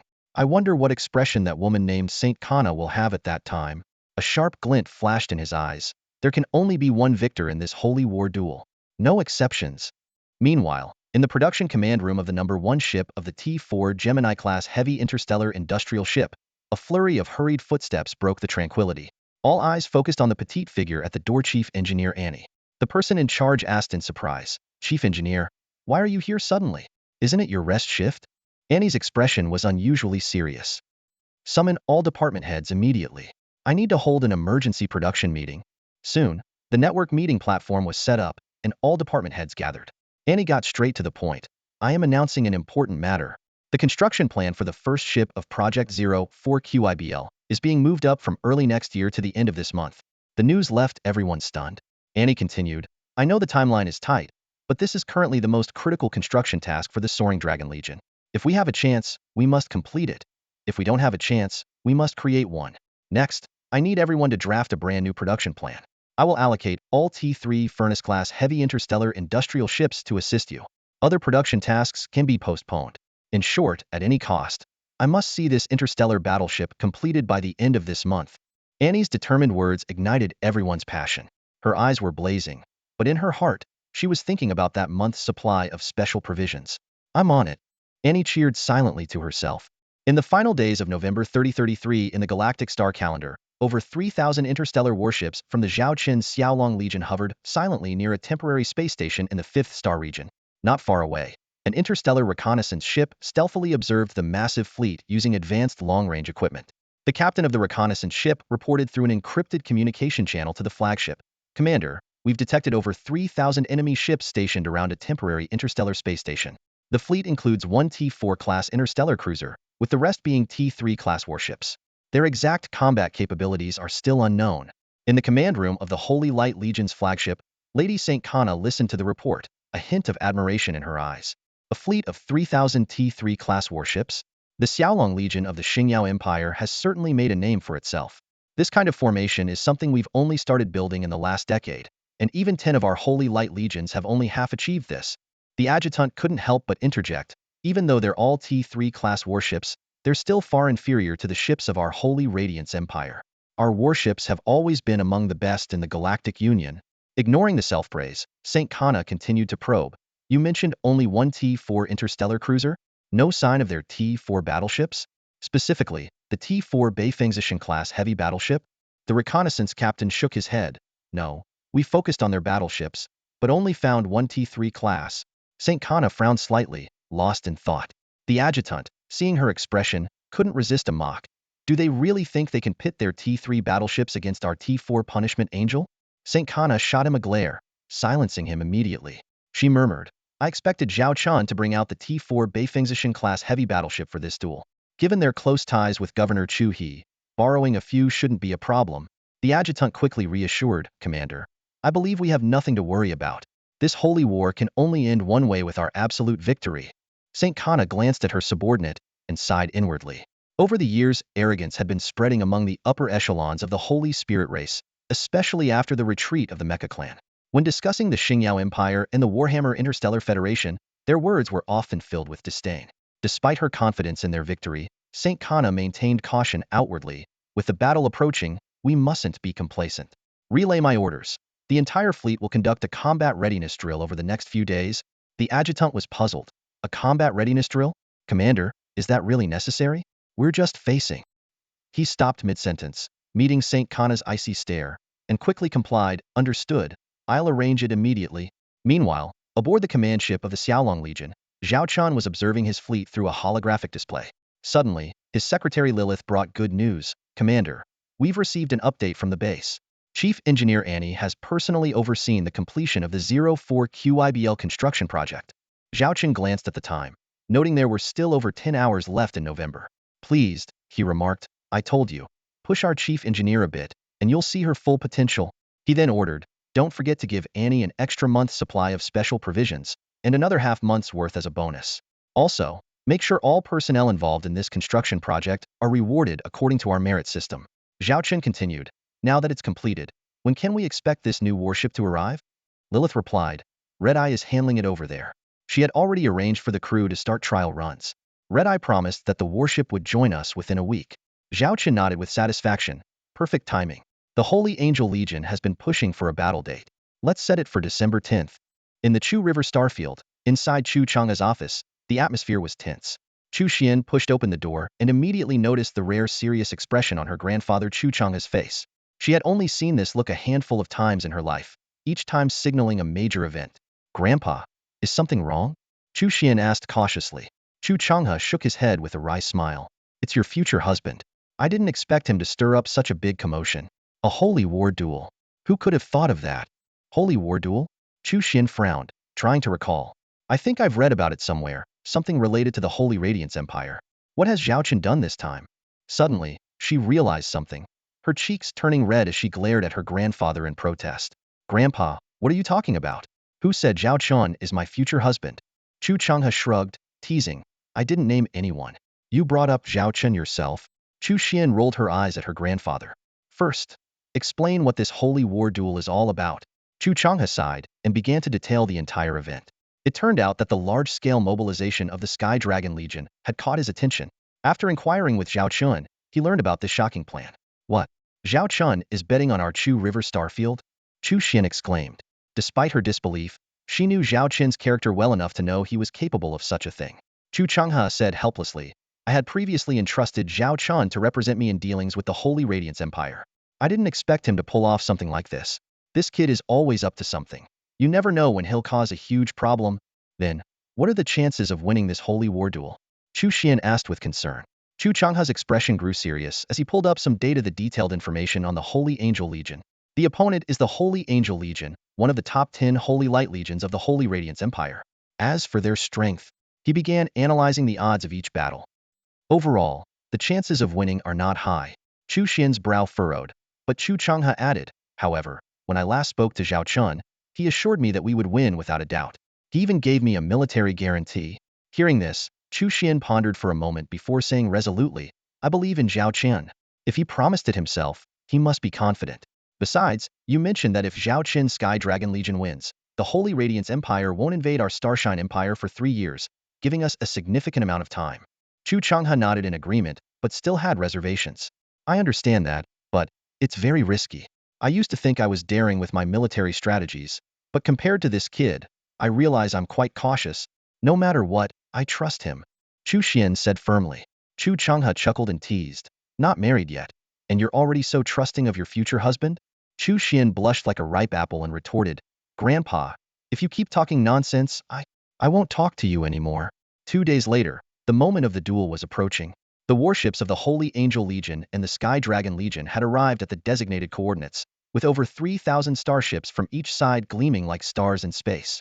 Report, the opposing flagship's commander, St. Kana, requests to speak with you, Lilith suddenly reported. Zhao Chen motioned to connect. The communication window opened, revealing St. Kana seated on the captain's chair of the pristine white bridge, resembling a holy Valkyrie. St. Kana got straight to the point. Mr. Zhao Chen, since both fleets are in position, why not start the holy war duel ahead of schedule? Zhao Chen smiled and replied, Miss St. Kana, we still have 2 days until the agreed time. Why rush? St. Kana remained expressionless. Mr. Zhao Chen, some outcomes won't change with time. What must be faced must be faced. I don't want to see unnecessary sacrifices. If you are willing to surrender, I can arrange a good position for you in the Holy Radiance Empire, and you can continue to govern your current territory. Zhao Chen looked at St. Kana, his tone carrying hidden meaning.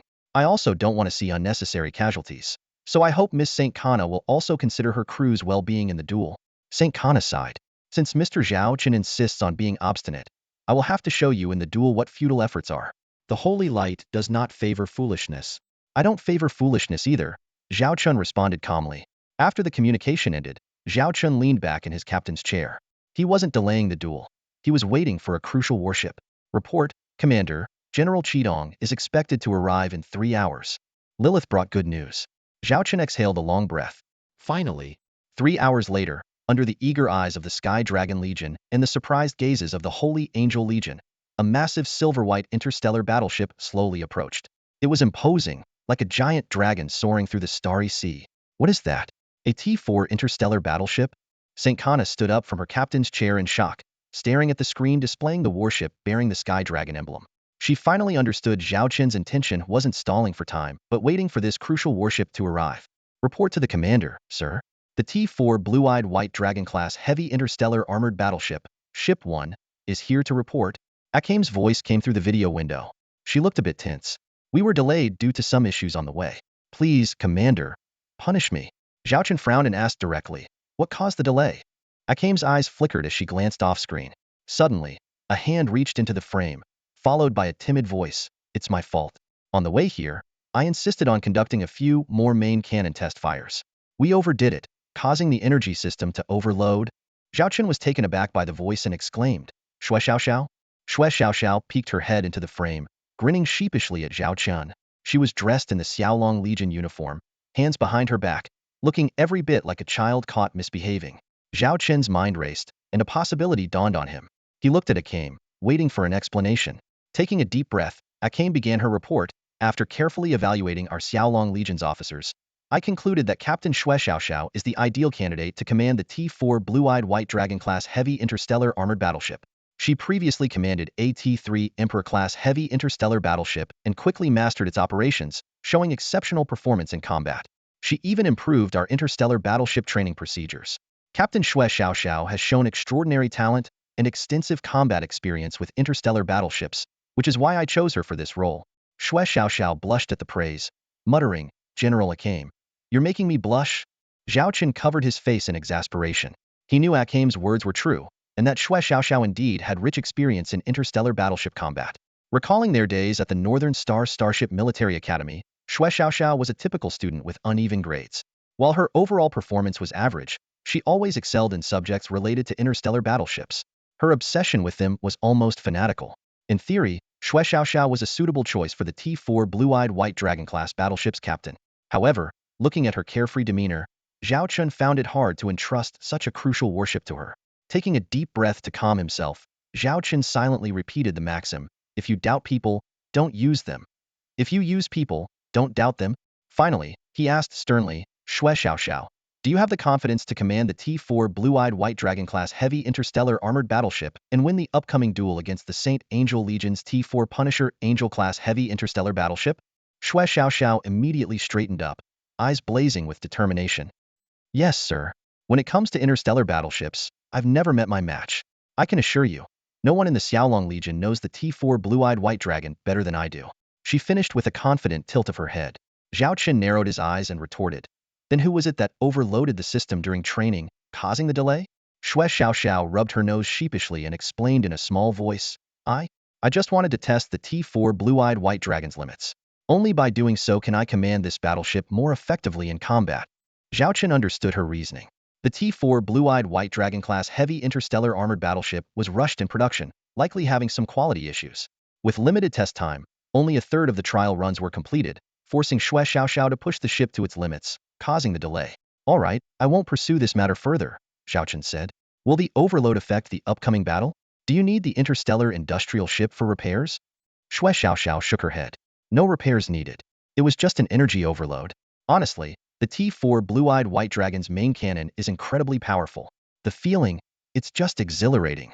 She wore a blissful expression. Zhao Chen was speechless at her odd analogy but continued.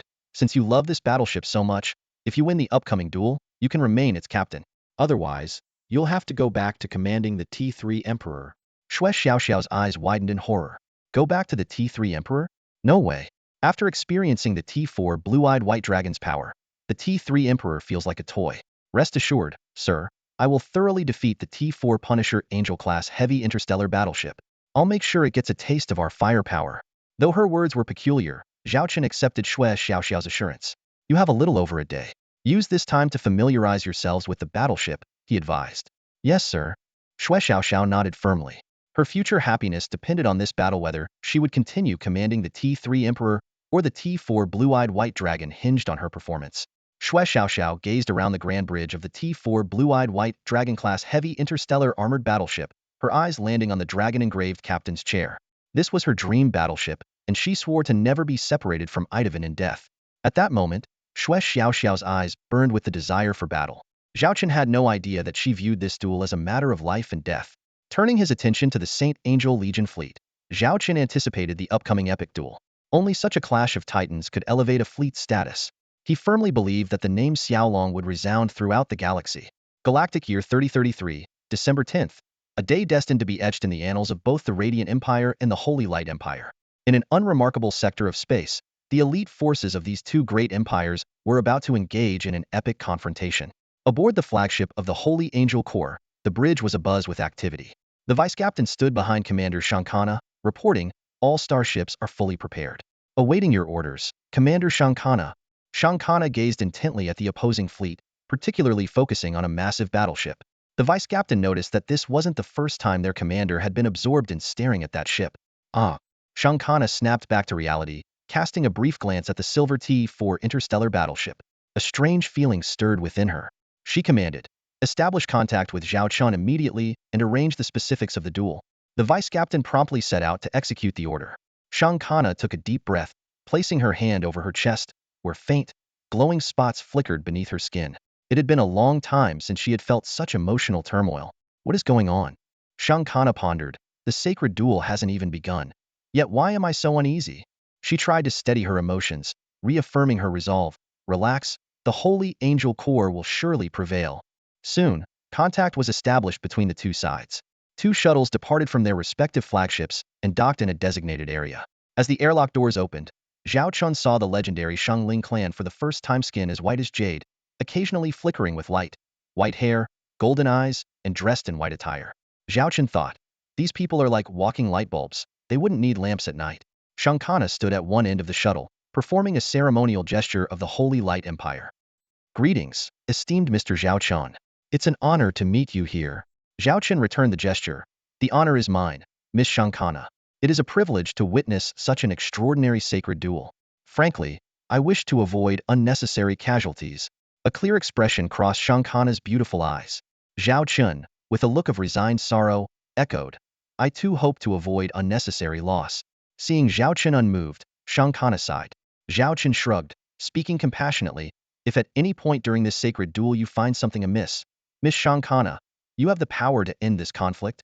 Shankana's lips twitched slightly as she replied calmly, "I extend the same sentiment to you, Mr. Zhao Chen." Next, both sides began finalizing the specifics of the duel. Shankana's vice captain announced, "The first battle will be a duel between two battleships.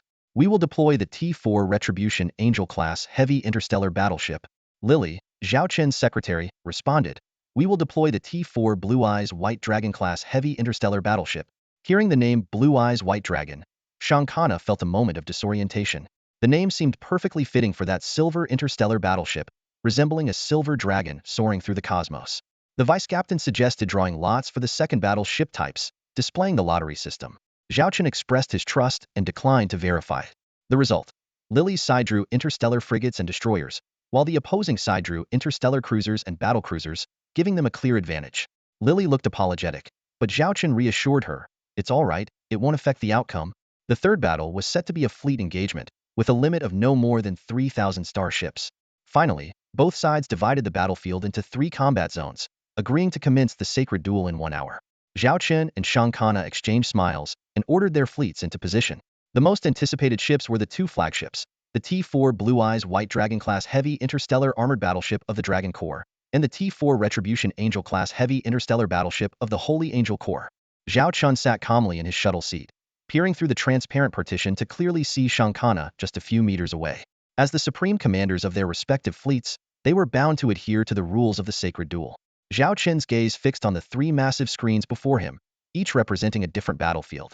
The first screen showed 2 T4 interstellar battleships facing off in the vastness of space, a pure clash of steel titans. The second screen offered a broader view, encompassing a battleground with 100 starships on each side. In the center was an asteroid belt, with each side guarding a glowing blue crystalline engagement that required both offense and defense. The third screen was the most spectacular, covering an enormous battlefield with 6,000 starships, a small asteroid belt, and 3 minor planets, creating a highly complex and ever-changing environment. The countdown showed 3 minutes remaining. Zhao Chen exchanged a glance with Shang Kana, his lips moving slightly. Let the show begin. Shang Kana frowned as she read Zhao Chen's lips. A show? She thought to herself. Does he really consider this disadvantageous duel a mere show? How arrogant. Despite her thoughts, a twinge of unease surfaced as she observed Zhao Chen's calm demeanor.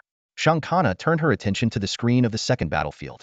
Her lieutenant promptly reported, "We have deployed 30 T-3 light cone-class medium interstellar battlecruisers and 70 T-3 bright Ranger-class medium interstellar cruisers. According to the rules, only T-3 class ships can be used in this battle." "And the enemy?" Shang Kana asked, her gaze sweeping over the Xiaolong Legion's fleet. The lieutenant pulled up the data: 70 Triceratops-class heavy interstellar frigates and 30 Wolverine-class heavy interstellar destroyers. These seem to be new models they've developed. Shang Kana noticed the unusual design of these ships, but didn't dwell on it. She was unaware that this was Lilith exploiting a loophole in the rules. The full names of these ships were actually Triceratops-class interstellar heavy assault frigates and Wolverine-class heavy interstellar armor destroyers, concealing their true firepower. The countdown entered the final 10 seconds. On the third battlefield, Chi-Tong stood on the bridge of the T-4 Vermilion Bird-class medium interstellar cruiser flagship, ready to command this fleet duel. As her first opportunity to independently command, she felt a surge of excitement, as if something within her was awakening. Meanwhile, on the second battlefield, Shun Bing was stationed on the bridge of the T-3 Wolverine-class heavy interstellar armored destroyer flagship. Despite having only 100 ships, she was fully prepared. Taking a deep breath, she mentally bolstered herself. "Shun Bing, you can do this. This is the stage you've always dreamed of. Don't let him down." As the countdown hit 0, a mechanical voice resonated across all battlefields. "Sacred duel, begin." On the first battlefield, aboard the bridge of the T-4 Blue Eyes White Dragon-class heavy interstellar armored battleship flagship, Xue Xiaoxiao planted one foot on the captain's chair and pointed at the opposing T-4 Judgment Angel-class heavy interstellar battleship, shouting, "Full speed ahead. All weapon systems ready. Charge the main cannon and prepare to fire. Let's take them down." Her voice was filled with exhilaration, as if she were intoxicated. The starships from both sides of the 3 battlefields moved simultaneously, but the first skirmish erupted in the smallest battlefield, Battlefield 1, which only had 2 interstellar battleships. The 2 T-4 class battleships charged at full speed towards each other, shields fully activated, all gun positions locked on the enemy, with energy and kinetic turrets ready to fire as soon as they entered range. Lilith stood next to Zhao Chen, voicing her concern in a low tone. Does Xiao Xiao really stand a chance? She couldn't help but wonder why such a crucial battle was entrusted to a cadet who had graduated barely a year ago. If the Holy Angel Legion knew, they'd find it unbelievable. Zhao Chen raised his hand and pulled up the data on the T-4 Retribution Angel-class heavy interstellar battleship. This veteran ship had seen many battles and had once fought alongside Chu Changhe's border army against the machine race. Although they were allies then, Chu Changhe had secretly gathered detailed data on the ship. Knowing Zhao Chen was about to engage in a holy duel, he reluctantly shared this crucial information despite his disapproval of Zhao Chen's impulsive decision. The data panel displayed: Retribution Angel-class heavy interstellar battleship. Shield energy, 3 million units. Cruise speed, 370 stellar knots. Warp engine, level 8. Length, 8.68 kilometers. Mass, 5.5 million tons. Crew, 4,000. Armament, 1 Retribution Angel-type pulse laser bow cannon. 8 heavy electromagnetic railgun main cannons caliber 11800. 180 quad-barrel heavy laser rapid-fire secondary cannons. 666 fully automated high-density quad-barrel point defense cannons. 300 Retribution Angel-type long-range interstellar missiles. Lilith quickly scanned the data. While core information was impossible to obtain, these surface details were enough to make a rough comparison between the T-4 Retribution Angel and the T-4 Blue Eyes White Dragon. Firstly, the T-4 Blue Eyes White Dragon was significantly larger. Generally, larger ships of the same class and type are slower, but the T-4 Blue Eyes White Dragon, with its superior energy and engine systems, was only slightly slower than the T-4 Retribution Angel. A negligible difference in a duel. The key to interstellar battleships lies in their defensive capabilities and offensive arsenal. In terms of hull armor, the T-4 Blue Eyes White Dragon, as a heavy armored battleship, far outclassed the T-4 Retribution Angel. Their weapon systems were similar, but the larger size of the T-4 Blue Eyes White Dragon allowed for more firepower. Although the T-4 Retribution Angel was equipped with 300 interstellar missiles, this alone couldn't offset its other disadvantages. Notably, the T-4 Retribution Angel did have a slight edge in shield energy. In this clearly defined duel scenario, Zhao Chen's intuition as a starship engineer told him that the T4 Blue Eyes White Dragon would inevitably overpower the T4 Retribution Angel. At this moment, Zhao Chen and Saint Kana were both intently watching the live feed from Battlefield 1. Soon, the two T4 battleships entered each other's firing range. Activate the bow cannon, target the enemy ship, and fire. Shui Xiao commanded, maintaining her stance with one foot on the captain's chair, her ponytail swinging with her gestures. A silver-white energy beam shot out from the T4 Blue Eyes White Dragon, its power so immense that it slowed the ship's speed. Multiple halos formed around the bow cannon, the visual effect of high-intensity energy release. Across from them, the pride of the Holy Radiance Empire, the T4 Retribution Angel-class heavy interstellar battleship, was not to be outdone. Zhao Chen knew the captain of this ship was a deputy commander of the Holy Angel Legion, holding at least a 3-star general rank in the Stellar Empire. Though smaller, the bow cannon of the T4 Retribution Angel emitted an equally formidable platinum beam. The two beams streaked through space, finally striking the shields of their respective targets. The collision of shields and beams produced such intense light that the outlines of the ships became indistinguishable. Simultaneously, the bridges of both battleships reported shield breaches and declining energy levels. The next phase depended on whose main cannon could sustain fire longer. The bow cannons couldn't maintain continuous fire indefinitely. The duration varied by model and specification. Relay my orders. All main and secondary cannons ready. As soon as we're in range, fire at will. Hit them with everything we've got and break through that turtle shell. Shui Xiao issued the next set of commands. Yes, ma'am. At this point, everyone's attention was on the duration of the bow cannon's fire. 1 minute, 2 minutes, 3 minutes passed. The first to falter was the T4 Retribution Angel's bow cannon. The platinum beam dimmed and eventually faded. Meanwhile, the T4 Blue Eyes White Dragon's silver-white beam continued to blaze. This sight darkened the faces of the Holy Angel Legion's side, with even Saint Kana looking stunned at the relentless firepower of the T4 Blue Eyes White Dragon. Ha ha ha, see that? My big gun lasts longer. Keep firing. Break through that damn turtle shell. Shui Xiao cheered, bouncing on the captain's chair. As the two battleships drew closer, they entered the range of their main and secondary cannons. Both ships unleashed their full firepower, creating a dense web of energy beams and projectiles that crisscrossed space, hammering at each other with relentless fury. The main cannon of the T4 Blue Eyes White Dragon-class heavy interstellar battleship entered a recharge phase after 4 minutes of continuous fire. On the battlefield, the primary and secondary cannons of both interstellar battleships exchanged relentless fire, causing the star shields to flicker with dense impacts. The Closian weapon system spewed fire, forming an impenetrable defensive barrage to intercept incoming attacks from the enemy ships. The intense exchange of fire lasted for over 10 minutes. Suddenly, an ear-piercing alarm sounded on the bridge of the T4 Blue Eyes White Dragon. Warning, warning, warning. Star shield energy remaining at 10. Star shield energy remaining. Captain Shui Xiao watched the opposing T4 Judgment Angel with an unflinching gaze. According to intelligence, the T4 Judgment Angel indeed had a larger star shield energy reserve. Despite the T4 Blue Eyes White Dragon's more formidable firepower, it seemed insufficient to bridge the gap in star shield energy. How much energy the enemy's star shield had left was known only to their captain. Transmit my order. Deactivate the Blue Eyes White Dragon's star shield system. Await my command for when to reactivate, Shui Xiao suddenly commanded. The vice captain was shocked, but we still have 10 energy. Shutting down the star shield now. We'll be directly exposed to their attacks. I'm the captain now. Execute the order. Shui Xiao's tone was resolute. After a moment of hesitation, the vice captain relayed the order. 5 seconds later, the star shield field around the T4 Blue Eyes White Dragon-class heavy interstellar battleship vanished. Immediately, the main and secondary cannon fire from the T4 Judgment Angel struck the T4 Blue Eyes White Dragon's hull directly. To onlookers, it appeared as though the T4 Blue Eyes White Dragon's star shield had failed first. Perfect. Break through the enemy's star shield first, then target their hull directly. The adjutant behind Shang Kana shouted excitedly, casting a triumphant glance at the Jiaolong fleet crew through the display. So what if their weapon systems are slightly more advanced and their ship is bigger? Interstellar battleships are about overall strength, and clearly, our Judgment Angel has the upper hand. Shang Kana remained silent, feeling a tinge of unease about the situation on the first battlefield, but unable to pinpoint why. She thought to herself that the duel would soon reach a conclusion. Historically, single-ship duels on the first battlefield often resolve the fastest, followed by the second battlefield. Shang Kana glanced at the second battlefield's display. The Jiaolong interstellar fleet had not initiated an attack, but had set up a defensive formation around their crystal. The Holy Angel interstellar fleet left 10 T3 interstellar cruisers to guard their crystal, while the rest of their battleships and cruisers surged toward the Jiaolong interstellar fleet's base, seemingly intending to seize the crystal in one decisive strike. Shankana showed a satisfied expression. With the advantage of their battleships and cruisers, this was undoubtedly the best strategy for the second battlefield. It looked like victory there was nearly assured.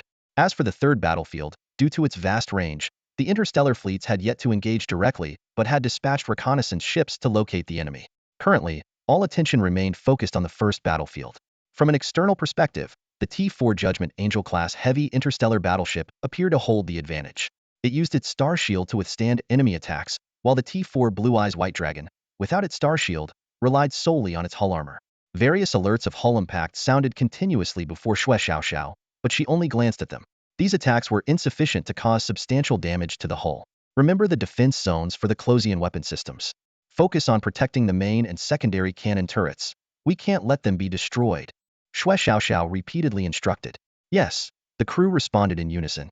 Xue Xiaoxiao turned to the Star Shield system management team. Be ready. I need you to reactivate the Star Shield field within 10 seconds of my command. 10 seconds. The department head broke into a sweat.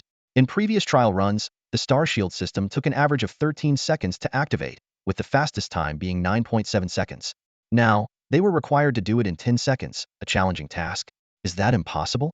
Xue Xiaoxiao's eyes were piercing. We'll get it done. The department head straightened up and shouted. Xue Xiaoxiao looked away, continuing to monitor the combat data of the T-4 Blue Eyes White Dragon, particularly the cooldown time for the main cannon's recharge. 3 minutes after the T-4 Blue Eyes White Dragon's star shield was breached, the star shield of the T-4 Judgment Angel also collapsed. The T-4 Judgment Angel's hull was now exposed to enemy fire. Damn it! How can they still maintain such fierce firepower after taking so many hits? The Judgment Angel's captain raged. Ordinarily, once the star shield was down, hull damage would affect combat effectiveness and could even disable some functions. Yet, the enemy seemed unscathed. At this point, the battle damage on the enemy ship, shrouded in attack effects, was indiscernible to the naked eye. In this duel, the fire would not cease unless one side surrendered or was completely destroyed. How long until our main cannon is ready? The captain, drenched in sweat, roared. 3 more minutes, and the main cannon will be ready to fire again. A subordinate shouted back. 3 minutes. The captain gritted his teeth. In 3 minutes, fire the main cannon directly at the enemy's bow. We must deliver a crippling blow to their ship. Given the current situation, the captain of the T-4 Renjian Angel-class heavy interstellar battleship is acutely aware of the severity of their predicament. The enemy's firepower remains undiminished, indicating that their previous attack was ineffective. The captain glanced at the weapon module data panel, which detailed the status of each section. 9 secondary guns and 63 Closian defense cannons were already out of commission due to enemy fire. If the next round of the bow cannon attack fails to inflict significant damage, the Renjian Angel will be in grave danger. The vice captain reminded, Captain, we still have 300 interstellar missiles at our disposal. The captain replied sternly, let's hold off on those. They are a trump card. If the second round of the bow cannon attack doesn't achieve its goal, then we'll use the missiles.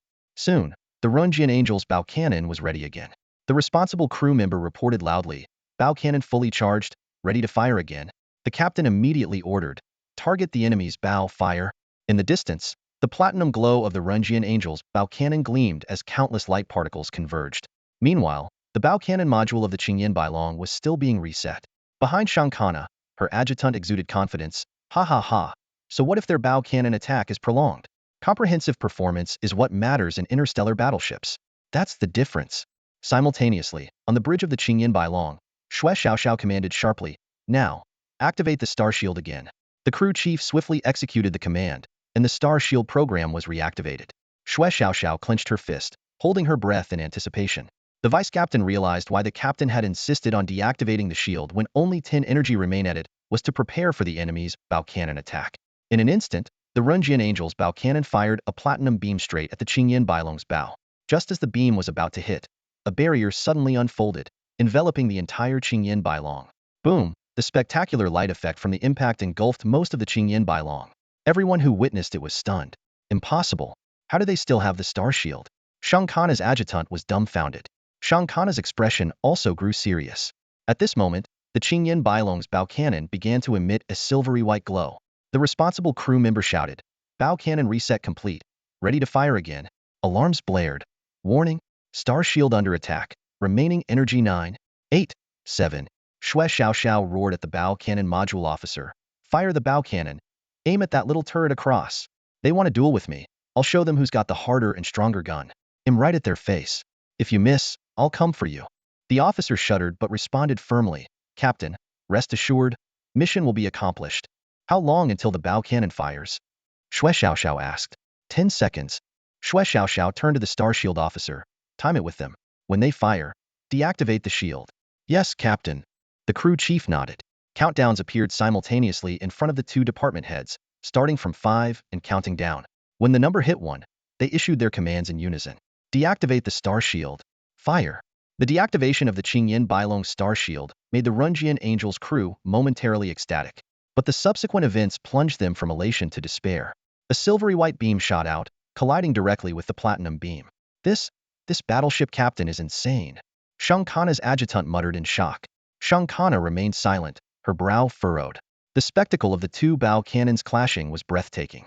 The energy shockwave disrupted missile attacks in the surrounding area, creating a spherical field. The Qingyin Bailong, being closer, was somewhat affected, but its bow armor was the thickest. More crucially, the critical point of the two beams was slowly moving towards the Runjian Angel. Everyone suddenly remembered a key factor. The Runjian Angel's bow cannon could only sustain fire for 3 minutes, whereas the Qingyin Bailongs could last longer. "Ha ha ha, you want a gunfight? I'll blow you to kingdom come." Xue Xiaoxiao planted one foot on the captain's chair and the other on its backrest, hands on her hips, exuding sheer arrogance. Zhao Chen sat in the audience, his expression calm and composed, his gaze wandering between the 3 battlefields. His demeanor was so relaxed that he seemed like an ordinary spectator, rather than an important participant in this interstellar war. Lilith glanced at the personnel of the neighboring Holy Angel Legion and noticed the grim expressions of the Celestials on the shuttle across from her. She recalled the previously talkative adjutant. Although the sound was blocked by the light screen, she could roughly guess what he was saying from his expressions and gestures. Now, the silence of those people was undoubtedly a sign of their embarrassment. Lilith smirked coldly, her eyes fixed on the live feed of the first battlefield, waiting for the show to unfold. On the bridge of the Retribution Angel, the captain's face was dark, and the light spots on his forehead flickered like an unstable light bulb, revealing his inner turmoil. "Fire the Retribution Angel T4 interstellar missiles, all of them. Target the enemy ship's bow and try to disable that damn bow cannon," he almost roared. The adjutant immediately responded, "Understood." 300 interstellar missiles locked on target fire. Subsequently, 300 expensive interstellar missiles were launched in succession, forming a massive umbrella-shaped arc as they headed towards the target. On the bridge of the T4 Blue Eyes White Dragon-class heavy interstellar armored battleship, the deputy captain quickly reported, "Warning system detects 300 T4 interstellar missiles fired from the enemy ship, estimated to hit our bow in 30 seconds. Xue Xiaoxiao remained unfazed and calmly issued orders, "Relay my command. All Closian weapons, secondary guns, and main guns on the bow are to aim forward and form an interception barrage. Find a way to intercept those enemy missiles." "Yes, ma'am." The crew immediately sprang into action. On the hull of the T4 Blue Eyes White Dragon-class heavy interstellar armored battleship, densely packed Closian weapon systems locked onto the incoming interstellar missiles. Continuous laser beams were fired, creating an impenetrable barrage in space. Although this reduced defense in other areas, the ship's thick armor was sufficient to withstand attacks from the enemy's secondary guns, and even the main guns could only inflict surface damage. As the 300 interstellar missiles entered the T4 Blue Eyes White Dragon's defensive fire range, explosions erupted continuously. The captain of the Retribution Angel stared intently at the data panel, which showed the status of each missile. As more and more missile signals turned gray, his anxiety grew. 20 missiles. If just 20 interstellar missiles hit this area, we can definitely destroy that damn cannon. The captain clenched his fists, praying under his breath. Time seemed to stretch, each second becoming excruciatingly long. Every crew member who could see the data panel held their breath, eyes glued to the changing numbers. "Report, the foremost interstellar missiles are about to hit the target area," the adjutant shouted excitedly. The captain's gaze locked onto a few missiles about to strike the enemy ship. Missile number 266 reached 99 progress, almost completing its attack, but turned gray at the last moment. The captain's heart sank. "Hit. Missile number 198 has completed its attack mission and hit the designated area," the adjutant suddenly exclaimed with excitement. Hope rekindled in the captain's eyes, but the glaring silver beam on the other side remained unchanged, indicating minimal damage. The number of successful hits continued to rise, 5, 10, 15, 20. Ultimately, 25 interstellar missiles successfully hit the target. However, when the captain looked up at the battlefield, he was stunned. The glaring silver beam still stood tall, meaning their attack had not achieved the desired effect.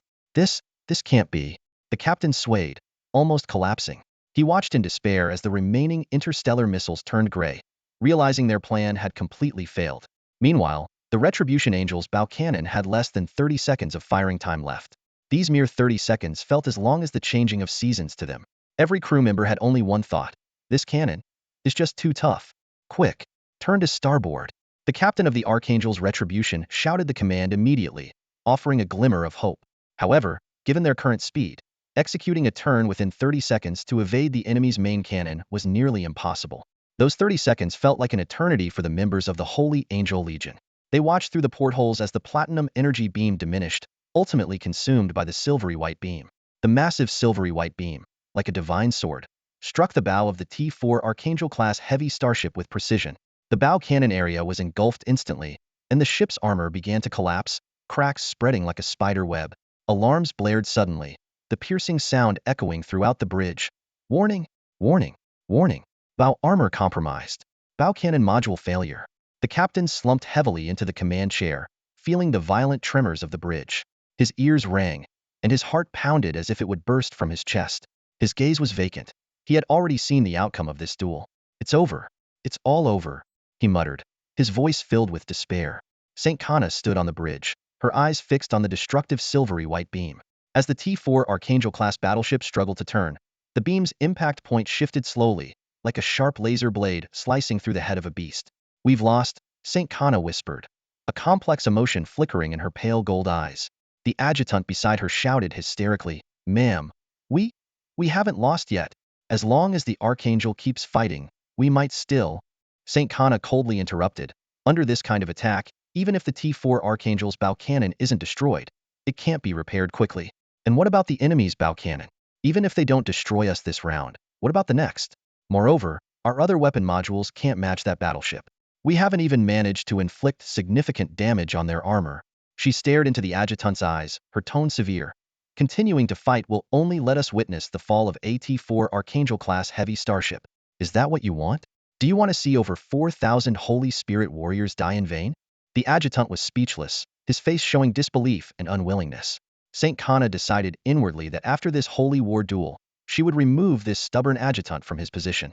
St. Kana pressed the communication button in front of her, a channel dedicated to talking with the enemy. She recalled Zhao Chen's earlier warning, now proven true. "Lord Zhao Chen, we concede this first battle," St. Kana's voice transmitted through the communicator. Zhao Chen responded nonchalantly, "Understood." With the confirmation from both commanders, the two T-4 starships ceased their attacks. The T-4 Blue Eyes White Dragon-class heavy armored battleship's main cannon powered down, and the silvery white beam dissipated. Both sides' main, secondary, and closing defense cannons stopped firing. Maintaining their speed, the two colossal ships slowly moved out of the combat zone, leaving the smoke-filled battlefield behind.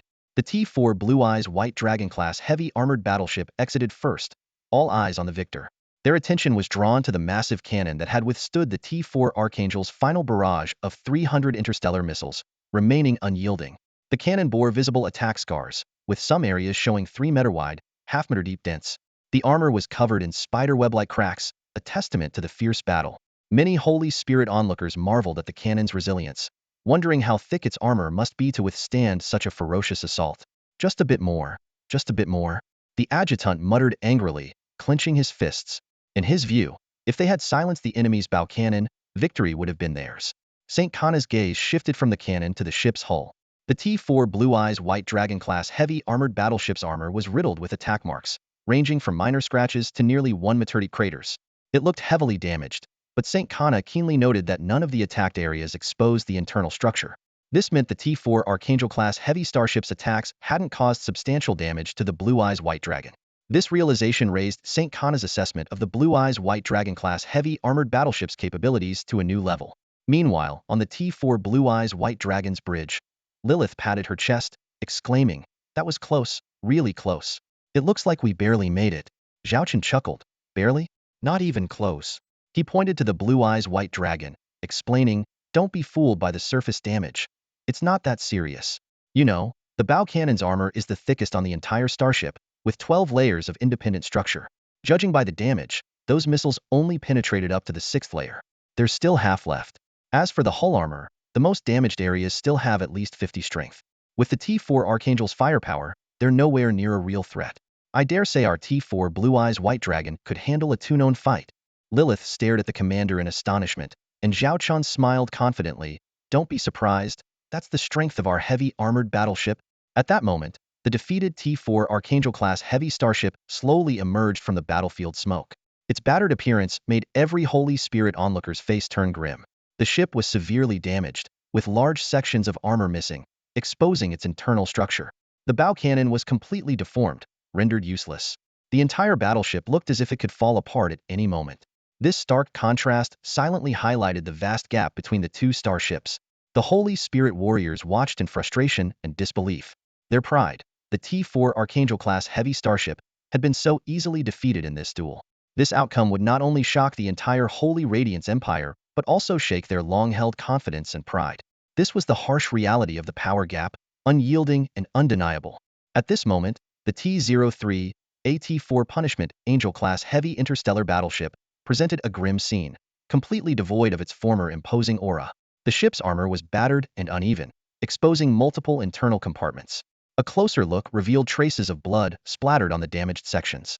The extent of the damage to the armor alone was enough to necessitate a major overhaul at the shipyard. However, the most severe damage lay elsewhere. The bow area had suffered a catastrophic blow. The main artillery module at the bow had collapsed entirely, and the massive bow cannon was nowhere to be seen. More shockingly, a terrifying crack extended from the bow cannon area, as if a giant blade had cleaved the bow, leaving a ghastly wound. The members of the Holy Spirit race fell silent at the sight. They had initially thought the defeat was due to carelessness, believing the strength gap between the two interstellar battleships was not significant. But the brutal reality shattered that illusion.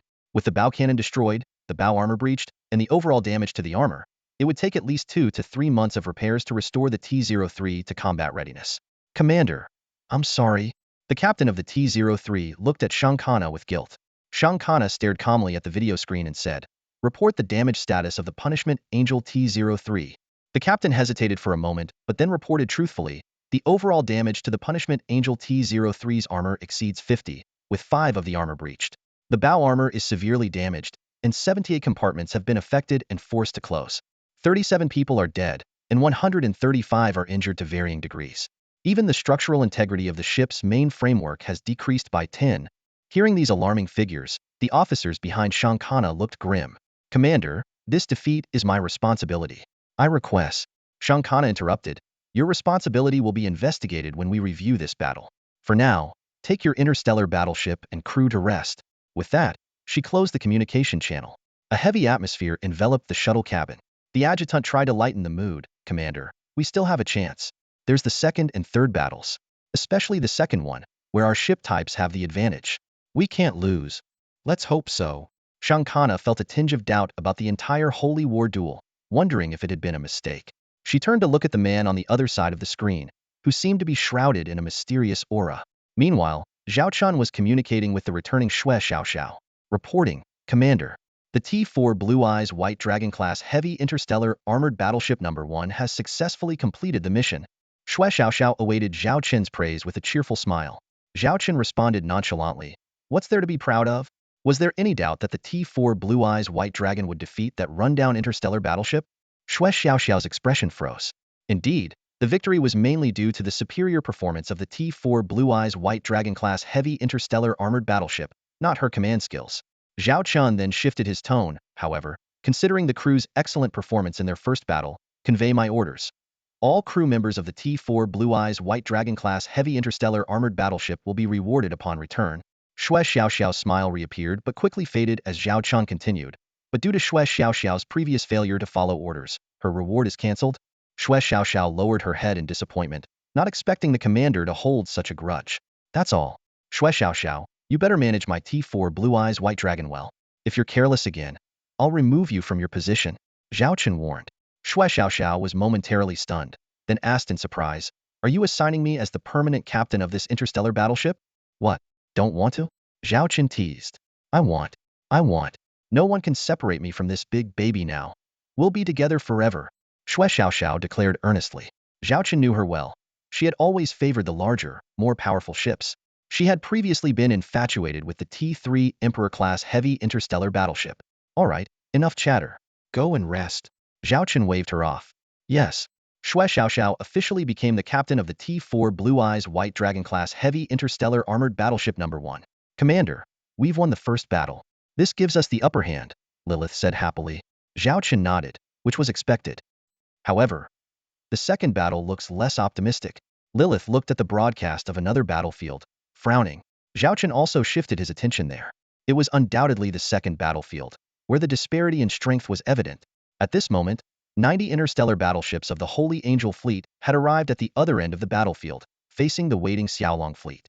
100 interstellar battleships of the Xiaolong Fleet had formed a three-layered fan-shaped defense system centered around a crystal. The innermost layer consisted of 20 T-3 Triceratops-class heavy interstellar assault frigates directly protecting the crystal. The middle layer was composed of 30 T-3 Wolverine-class heavy interstellar armored destroyers and 30 T-3 Triceratops-class heavy interstellar assault frigates. The outermost layer was formed by the remaining 20 T-3 Triceratops-class heavy interstellar assault frigates. In terms of ship types, the Xiaolong Fleet was at a definite disadvantage. They faced a formidable lineup of 30 T-3 Light Cone-class medium interstellar battlecruisers and 60 T-4 Light Ranger-class medium interstellar cruisers. At this moment, the 90 interstellar battleships of the Holy Angel Fleet had formed an assault formation, charging towards the Xiaolong Fleet's defensive positions at an incredible speed. They were like a sharp holy spear aiming to pierce the entrenched Xiaolong. St. Kana's fleet launched its assault. Her adjutant stood beside her, a contemptuous smile on his face. Imph. A defensive formation of merely 100 star corvettes and destroyers? They stand no chance against our star battle cruisers and cruisers. Their defenses will be shattered in no time.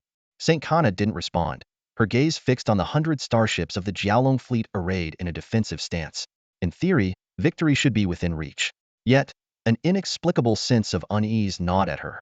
Could that man's fleet pull off a miracle despite the overwhelming odds? The answer would soon be revealed. The formation of St. Angel's fleet clashed with the outermost 20 T-3 Triceratops-class heavy assault corvettes. These corvettes held their ground, their point defense systems weaving a web of fire to intercept incoming attacks. Despite taking heavy hits, the T-3 Triceratops showed remarkable resilience, their hulls remaining largely intact. At this moment, St. Kana and her crew marveled at the defensive capabilities of the Jiaolong fleet's corvettes, unaware of their true potential. Meanwhile, on the bridge of the Jiaolong fleet's flagship, the T-3 Wolverine-class heavy destroyer, Shan Bing stood at the command console. Despite the apparent disparity in power, she believed victory was within grasp. With unwavering resolve, she issued her orders: relay my command. First echelon, Triceratops, full speed ahead. Second defense echelon, prepare for combat. What followed was a stunning display. The 20 T-3 Triceratops-class corvettes, which had been enduring the enemy's onslaught, suddenly accelerated to an astonishing speed, matching that of the T-3 Photon-class medium battlecruisers on the opposing side. Everyone was dumbfounded. The adjutant of the St. Angel fleet stepped forward, his golden eyes wide with shock. What are they trying to do? St. Kana said nothing, her eyes locked on the 20 corvettes charging towards her fleet like warriors. What happened next defied all expectations. Even under the relentless bombardment of the 90 starships of the St. Angel fleet, a few T-3 Triceratops-class heavy assault corvettes, their bows ablaze, pressed on undeterred, ramming into the enemy fleet. Explosions erupted. The St. Angel crew was stunned. They watched as a T-3 Triceratops-class corvette, its reinforced prow, smashed through the bow of an oncoming T-3 Photon-class medium battlecruiser, collapsing its front end. The impact created massive fissures throughout the battlecruiser's hull.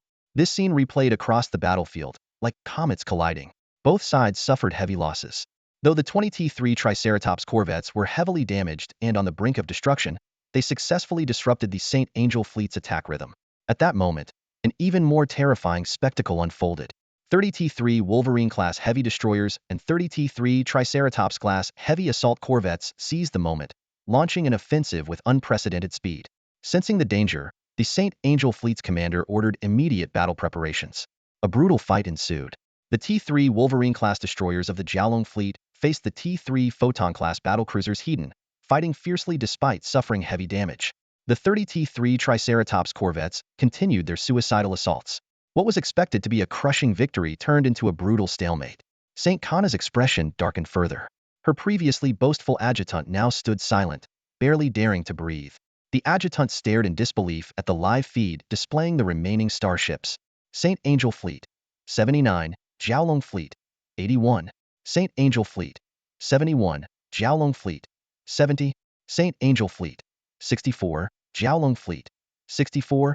This small-scale battle of 100 ships had turned into a gruesome struggle, with the Saint Angel fleet facing potential defeat. Adding to their despair, 20 more T-3 Triceratops-class heavy corvettes lay in wait behind the Jiaolong fleet. Saint Kana's eyes grew vacant, her mind in turmoil. She couldn't comprehend the outcome and began to question her own and her fleet's capabilities. Just then, a magnetic male voice broke the silence. "We, the Jiaolong fleet, concede the second battle. Let's end this now." The officers of the Saint Angel fleet were stunned, unable to fathom why their opponents would surrender when victory seemed within reach. "We won. Ha ha ha, we won. That man must have been terrified by the might of our Saint Angel fleet." The adjutant leapt forward in joy.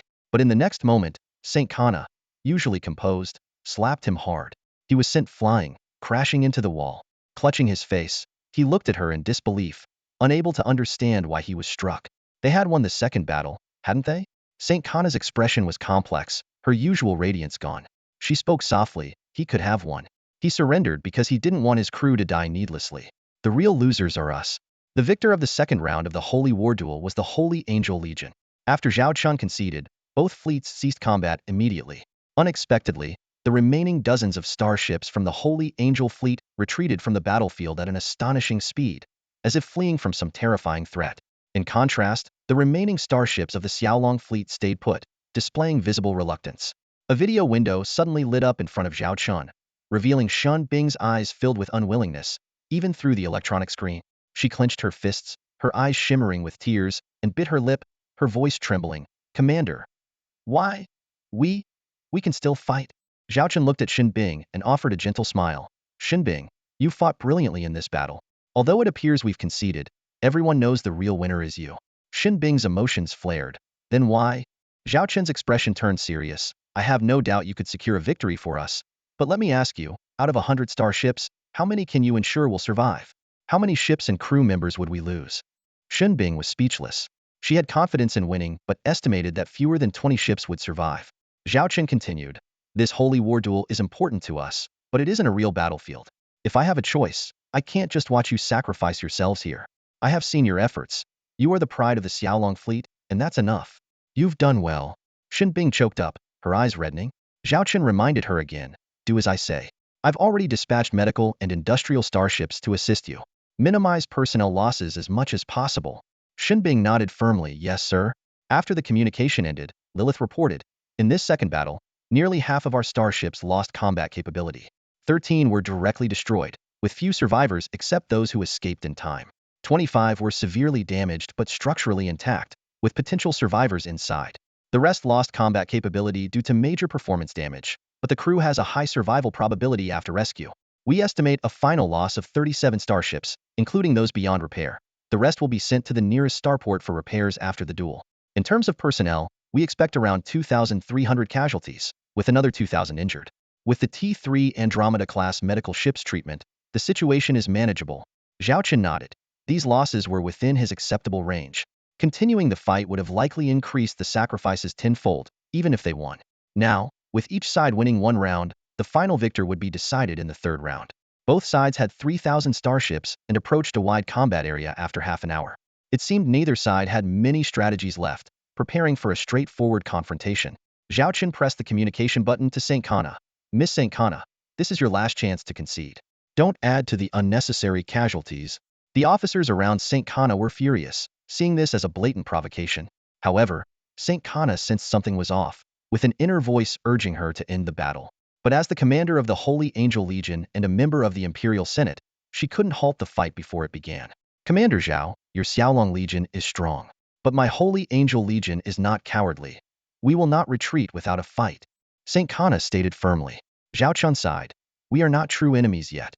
I genuinely don't want to see unnecessary casualties on both sides." There was silence on the other end. Zhao Chen looked at Lilith helplessly and shrugged. "They won't listen." Lilith immediately pulled up the detailed data panel for the third battle. The Holy Angel Legion had 3,000 starships, including 2,900 combat types and 100 support types such as supply ships, reconnaissance ships, and anti-stealth ships, given the intelligence that the Xiaolong Legion was equipped with stealth bombers. Among the 2,900 combat ships, there were over 30 T-4 class ships, with the rest being T-3 class. This was the terrifying strength of the Holy Angel Legion, one of the top 10 legions of the Divine Radiance Empire, making even Governor Chu Changha unsure of defeating them. Though there were 30 T-4 ships, 25 were T-4 Divine Envoy-class medium destroyers. The Divine Radiance Empire had three types of T-4 ships in active service: T-4 Punisher Angel-class heavy battleships, T-4 Divine Light-class light cruisers, and T-4 Divine Envoy-class medium destroyers. The strongest was the T-4 Punisher Angel, the Empire's flagship. The T-4 Divine Envoy class was the most numerous, rumored to exceed 500 ships, potentially expanding to 1,000. This was the advantage of conventional ships: low cost and mass production. This was why Governor Chu Changhe was eager to acquire T-4 destroyers. As for the T-4 Divine Light class, it was the Empire's weakness and the reason why St. Kana wanted the Xiaolong Legion's T-4 cruiser technology. Zhao Chen's gaze swept over the fleet data displayed on the screen. The remaining forces of the Holy Radiance Empire were clearly visible: three T-4 Holy Enlightenment-class light interstellar cruisers, and Santa Kana's flagship T-4 Retribution Angel-class heavy interstellar battleship. Originally, there were two T-4 Retribution Angels, but one had been defeated in a previous Holy War duel. Rows of T-3-class interstellar warship data scrolled before Zhao Chen's eyes: 10 T-3 Archangel-class medium carrier starships, 30 T-3 Sun God-class heavy interstellar battleships, 10 T-3 Divine Spear-class medium interstellar multirole ships, 100 T-3 Light Ranger-class medium interstellar cruisers, 300 T-3 Apostle-class medium interstellar destroyers, 900 T-3 Light Shield-class heavy interstellar frigates, 1,500 T-3 Light Cone-class medium interstellar battlecruisers. Zhao Chen scrutinized these ships, each of them considered top-tier within the Galactic Alliance's equivalent classes. If not for the mechanical invasion, the Holy Radiance Empire would have had the strength to attack both the Starshine Empire and the Warhammer Interstellar United States. Lilith pointed out the unique features of the T-3 Divine Spear class. This multirole ship is somewhat similar to our interstellar missile ship, but considering the high consumption of missiles, they use a configuration of 1/3 missile launchers and 2/3 energy-heavy cannons. Energy cannons are cheaper to fire and easier to resupply. Zhao Chen shook his head. It's effective against regular enemies, but it falls short against equally matched opponents. He then turned his attention to his own Xiaolong Legion, a formidable lineup. However, the Holy Angel Legion on the other side had no idea what kind of fearsome opponent they were about to face. Both fleets slowly unfolded into standard combat formations. Carriers launched their fighters first, ready for battle. As they gradually entered each other's firing range, Zhao Chen could almost smell the scent of gunpowder, even through the screen. Suddenly, the Holy Angel Legion launched the first attack. 10 T-3 Divine Spear-class medium interstellar multirole ships simultaneously activated their missile launchers, and 50,000 T-3-class interstellar missiles roared into the sky, clearly visible on the radar. Zhao Chen remained unfazed.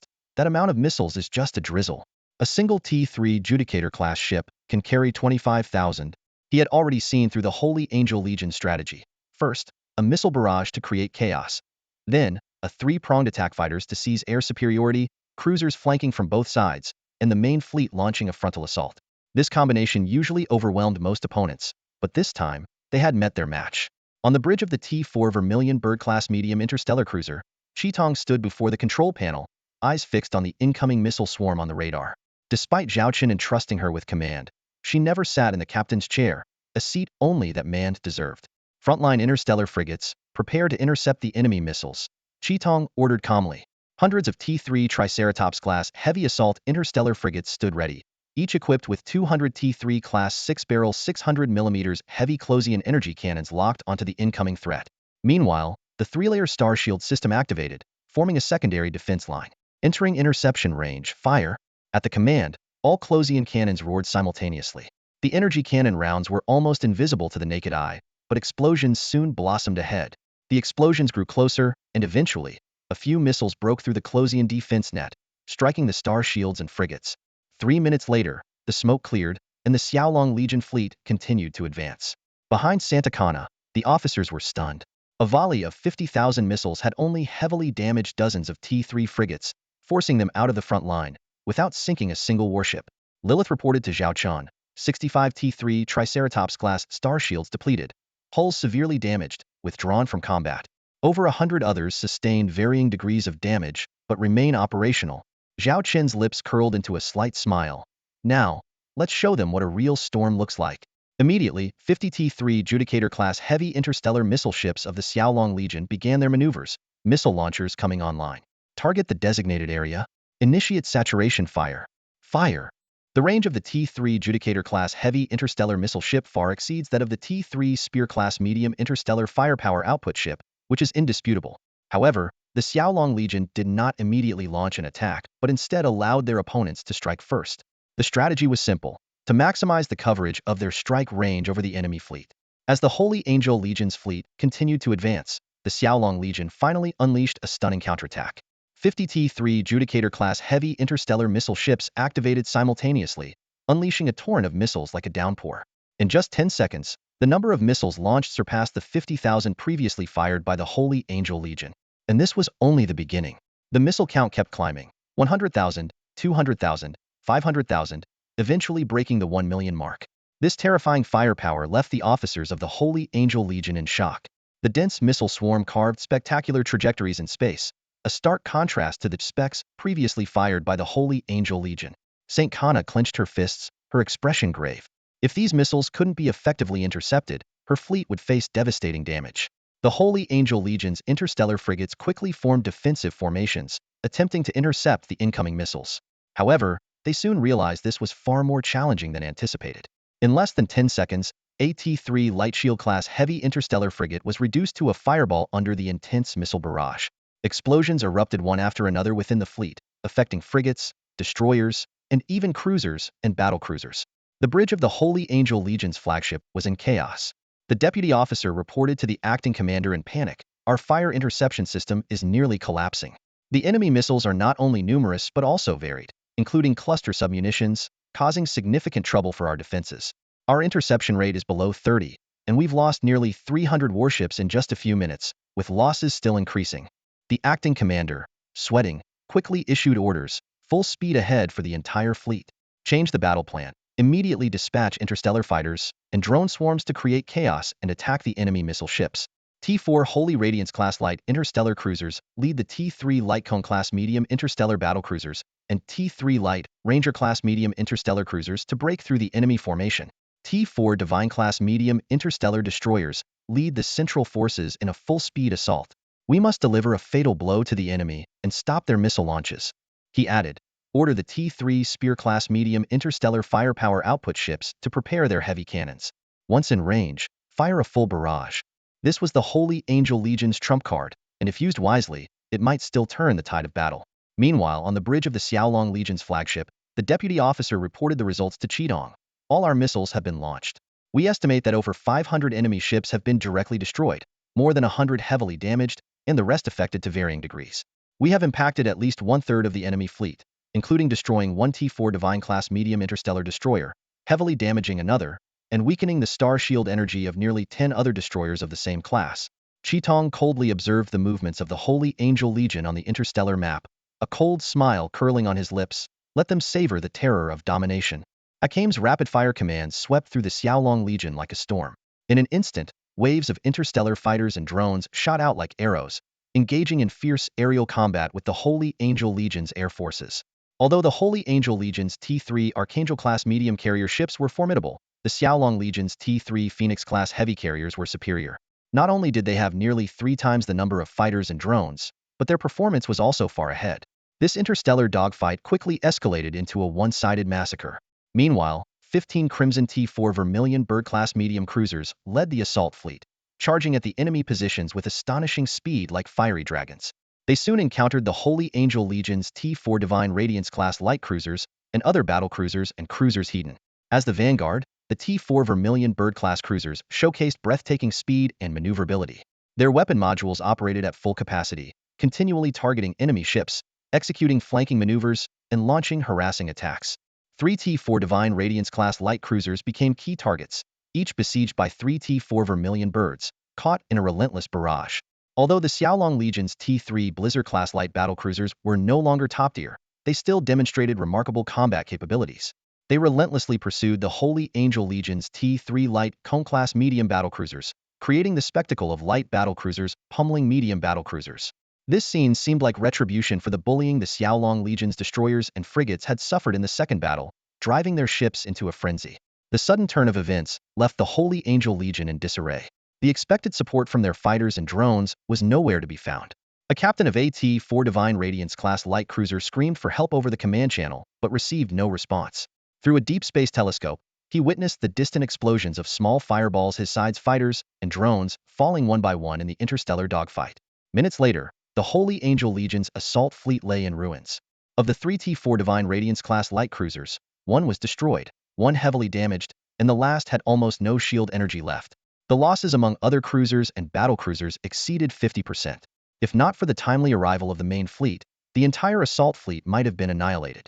The Xiaolong Legion's ships did not linger, quickly retreating to the flanks of the battlefield to continue their harassing attacks.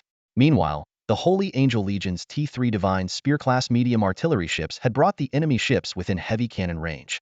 The acting commander seized the moment and ordered a barrage, hoping to turn the tide. However, just as the heavy cannon beams were about to strike the enemy ships, the Xiaolong Legion suddenly fired a series of intercepting beams, accurately blocking most of the attacks. Immediately after, a massive light screen enveloped the entire Xiaolong Legion fleet. St. Kana sprang to her feet, staring in disbelief at the scene. Under the Holy Angel Legion's heavy bombardment, the Xiaolong Legion emerged unscathed. At that moment, it seemed as if the Xiaolong Legion had truly received the blessing of the Holy Light. Is this the Starshield Matrix? St. Kana stared in disbelief at the scene before her, her voice filled with astonishment. The Starshield Matrix technology had long been a focus of research for the Holy Radiance Empire, but it had never been miniaturized enough to be mounted on any starship, not even the massive T4 class starships. Currently, the technology could only be applied to large military starports and fortresses, activated in conjunction with surrounding defense installations. Even so, the Empire's research was still in the experimental stage, far from fully mastered. Yet, here on the battlefield, the Xiaolong Legion was showcasing this cutting-edge technology. "My lady, it's that star frigate," one of her subordinates exclaimed, quickly zooming in on several images. The screen clearly showed a large star frigate with modules emitting a dazzling light, undoubtedly the Starshield device. Even more shocking was that the intercepted heavy artillery beams were all the work of these star frigates. "Pull up the data on this star frigate," St. Kana ordered, her face darkening. The subordinate immediately began searching but hesitated before reporting. "My lady, we have no data on this star frigate. The only information we have is the name reported by the Xiaolong Legion before the Sacred War Duel began. Paladin-class star frigate." A name. St. Kana's lips twitched slightly. It reminded her of the situation during the Second Battle of the 100 Ships duel when the Xiaolong Legion had only reported two names: Triceratops-class star frigate and Wolverine-class star destroyer. Subsequent analysis revealed these ships were anything but ordinary, with armor strength that was terrifying, deserving to be called heavy-armored star frigates and heavy-armored star destroyers. The Xiaolong Legion had clearly exploited the lack of intelligence, causing them to underestimate the enemy. As a rising power within the Star Empire in the past 2 to 3 years, the Xiaolong Legion had participated in few major battles, and information on their ships was scarce. Now, another star frigate with no available data had appeared, causing the Holy Angel Legion to suffer a significant setback once more. "Is this all the intelligence we have?" St. Kana glared at her subordinate, her expression terrifyingly dark. She couldn't remember the last time she had been this angry. The subordinate quickly added, "Based on the intelligence our data team has gathered, we can confirm that this star frigate is actually a star missile frigate. They intercepted our attacks by launching short-range but extremely fast star missiles, supplemented by numerous close-in defense cannons. This combination intercepted all our heavy artillery beams. More importantly, it is equipped with the Starshield Matrix defense system. We speculate this might be a T4 class star missile frigate." "T4?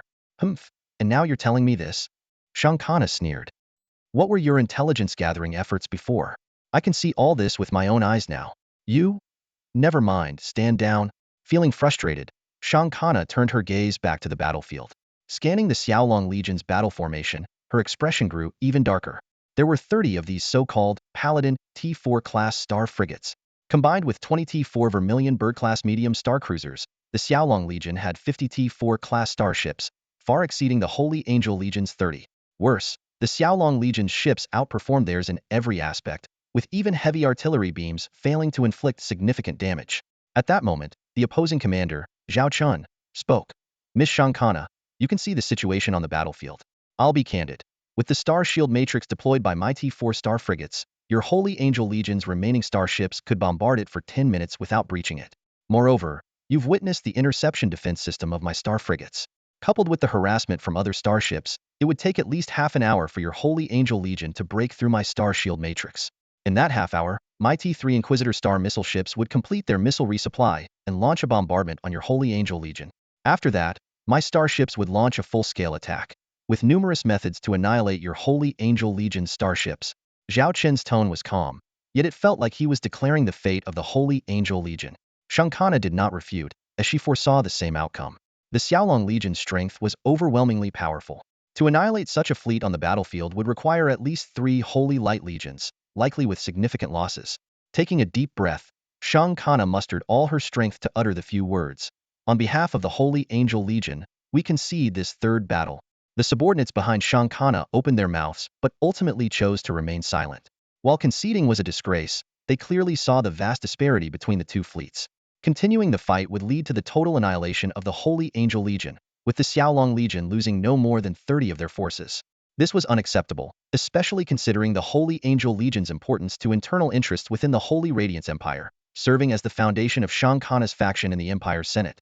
Although this defeat in the Sacred War Duel would undoubtedly result in condemnation and punishment for Shang Kana's faction in the Senate, as long as the Holy Angel Legion remained, Shang Kana's position would still be secure. Otherwise, true disaster would ensue. Zhao Chen's voice sounded again, this time with a hint of concern.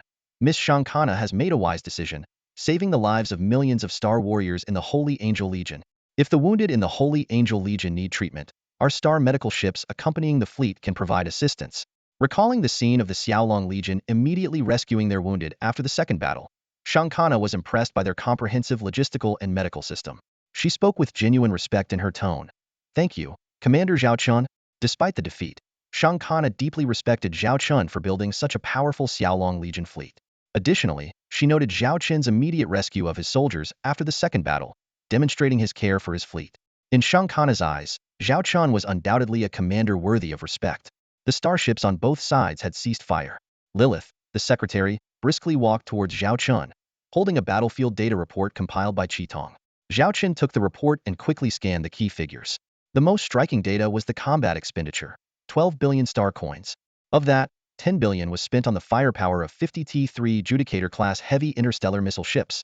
Zhao Chen thought to himself that this amount could sustain a week-long tug-of-war with the Crown Prince's faction if given to Chu Changhe. Yet here, it was exhausted in just 5 minutes. Zhao Chen could imagine Chu Changhe's reaction upon seeing this number would surely scold him for being a spendthrift and remind his granddaughter to keep a close eye on the purse strings to prevent Zhao Chen from being so extravagant. However, it was precisely this 10 billion star coin missile barrage that brought this Legion confrontation to a swift conclusion. From the initial exchange of fire to St. Kana's surrender, the entire process took less than an hour. For Zhao Chen, this investment was worth every coin. Especially when comparing the casualty data of both sides, it was even more cost-effective. The losses of the Xiaolong Legion were mainly concentrated on T-3 class warships, Trihorn class heavy assault frigates, Blizzard class light battle cruisers, and Wind Eagle class medium cruisers. A total of 23 ships were lost, most of them heavily damaged beyond repair, with only a few completely destroyed. As for drones and fighters, drone losses were insignificant and fighter losses were only 5. In contrast, the Saint Angel Legion suffered a 60 loss in air superiority assets, nearly losing their air dominance. In terms of personnel, the Xiaolong Legion mourned 1,727 deaths and had over 3,000 wounded, all of whom received timely medical treatment. Despite involving more starships, this third battle resulted in fewer losses than the second battle involving 100 ships. On the other hand, the Saint Angel Legion's losses were severe, even with a rough estimate. Nearly 800 ships destroyed, including 10 T-4 class ships, and over 700 ships damaged to varying degrees. Personnel casualties were estimated to exceed 300,000. Overall, the Saint Angel Legion's casualty rate exceeded 30, while the Xiaolong Legion's was only 1. The only downside was the combat expenditure, which was 100 times that of the Saint Angel Legion. This aligned perfectly with Zhao Chen's strategic intent. Through this holy war duel, he not only demonstrated the military prowess of the Xiaolong Legion, but also sent a deterrent signal to external forces eyeing the Xingyao Empire. Despite the internal strife, the Xingyao Empire still had the capacity to deal with external threats. Even if it came to mutual destruction, they could still inflict significant damage on their opponents. This was a powerful military deterrent. Commander, it's time to proceed with the final phase of the holy war duel, Lilith whispered in Zhao Chen's ear, glancing at the light screen connection between the two shuttles. Zhao Chen stood up and walked towards the light screen. On the other side, St. Kana also stood up, walking towards him. Compared to a few hours ago, the once confident high-ranking officers of the Saint Angel Legion behind her now looked dejected and defeated. Lord Zhao Chen, we lost this holy war duel, St. Kana said solemnly. As per our agreement, we will withdraw and refrain from interfering in the Xingyao Empire's interstellar territories within the stipulated time. Zhao Chen humbly replied, it was just a stroke of luck. If we were to fight again, it wouldn't be so easy for us to win. This was true. If the Saint Angel Legion had been prepared, they wouldn't have lost so miserably. St. Kana acknowledged, A loss is a loss, there's nothing more to say. Your starships are indeed very formidable. If I get the chance, I'd love to board your ships and admire them. Despite the defeat weighing heavily on her, she genuinely admired the excellent starships of the Xiaolong Legion. Being able to command such an outstanding fleet was undoubtedly a privilege. Once we finish cleaning up the battlefield, we will leave, St. Kana said, her eyes fixed on Zhao Chen. I hope you can win the civil war in the Xingyao Empire. I look forward to the opportunity to face you again in the future. Zhao Chen thought, this woman is indeed a warrior at heart. However, such straightforwardness was worth befriending. He smiled and responded, if the opportunity arises, I would be delighted to invite Miss St. Kana aboard my starship for a tour. Of course, I would also love to visit your excellent starships. St. Kana smiled slightly but did not respond. Both of them understood that this was merely a pleasant thought. Given their respective positions, they couldn't openly board each other's ships. If St. Kana did so, she would likely face impeachment by the Imperial Senate upon her return. This holy war duel had already caused her enough trouble. It was best to stay cautious for now. We will be returning soon. St. Kana expressed her gratitude again. Thank you very much, Lord Zhao Chen, for the assistance of your interstellar medical ships. You saved many of our wounded. On behalf of those injured, I thank you. May the holy light always be with you. At that moment, Zhao Chen narrowed his eyes, revealing a meaningful expression. Speaking of treating the wounded, here's a medical bill. Would you mind settling it, Miss St. Kana? After all, I'm just a humble lord, and those medical supplies and equipment come at a cost. Unlike your Saint Angel Legion, which has vast resources and the backing of the Holy Radiance Empire. So, how would you like to settle the bill? Surely, you wouldn't leave it unpaid, would you? The Draconic Legion starships were the first to leave this star sector, embarking on their journey home. Their ships sustained minor damage and required only minimal repairs before departure. The Holy Angel Legion, however, needed to stay for 3 to 5 days for repairs and might even need to summon interstellar transport ships to carry severely damaged vessels. St. Kana stood in the command deck, gazing through the massive observation window at the thousands of light dots fading into the deep space. A smile unconsciously formed at the corner of her mouth as she thought of the Draconic Legion's commander. This man not only took great care of his crew but was also willing to provide medical aid to his opponents. However, he unexpectedly sent her a medical bill in the end, which caught her off guard. Fortunately, the amount was within her acceptable range, and she wouldn't really default on the payment. She just found this man very special, exceptionally special. Ma'am, a lieutenant cautiously approached. Should we report our defeat now? St. Kana replied calmly, report it truthfully. The lieutenant swallowed hard, but our failure this time. The Imperial Senate might hold you accountable. Do you want to hide it? Such a significant event, can you hide it? St. Kana retorted, a loss is a loss, there's nothing more to say. How the Senate decides to deal with me is my concern. You just execute your duties. Even though the defeat in this holy duel thwarted the Holy Radiance Empire's plans to invade the Starshine Empire, St. Kana knew that while she would face punishment upon her return, it wouldn't be too severe. The lieutenant, after receiving his orders, began preparing the battle report. He meticulously reviewed every word, wiping sweat dozens of times, and finally mustered the courage to send the command. A quantum wave traversed the vast universe, heading for the Holy Radiance Empire. Meanwhile, at the Imperial Senate Sentry Building on the Holy Light Star in the Holy Radiance Empire's main star system, a grand ball was in full swing. Influential figures from across the empire gathered, with young people dancing gracefully in the ballroom or playing traditional instruments, while the elders of various families enjoyed wine and discussed how to divide the expected spoils from the Starshine Empire. The most prominent among them was the Holy Angel family, to which St. Kana belonged. As the family's heiress and future leader, St. Kana's current mission to lead the Holy Angel Legion to conquer the Starshine Empire would not only elevate her family's status, but might also pave the way for her to become the next ruling official. Guests raised their glasses in celebration to the members of the Holy Angel family, praising St. Kana as the pride of her family and the empire. However, as the crowd basked in premature victory, several high-ranking members of the Imperial Senate simultaneously received a message. The previously lively hall fell silent, with all eyes turning to the elders. Their expressions grew serious. Some frowned, while others even dropped their wine glasses. The crowd began to murmur, speculating about the outcome of the holy duel. Finally, a venerable elder slowly stood up and, with a heavy sigh, announced the unbelievable news. The holy duel, the Holy Angel Legion, has been defeated. Some are worried while others are delighted.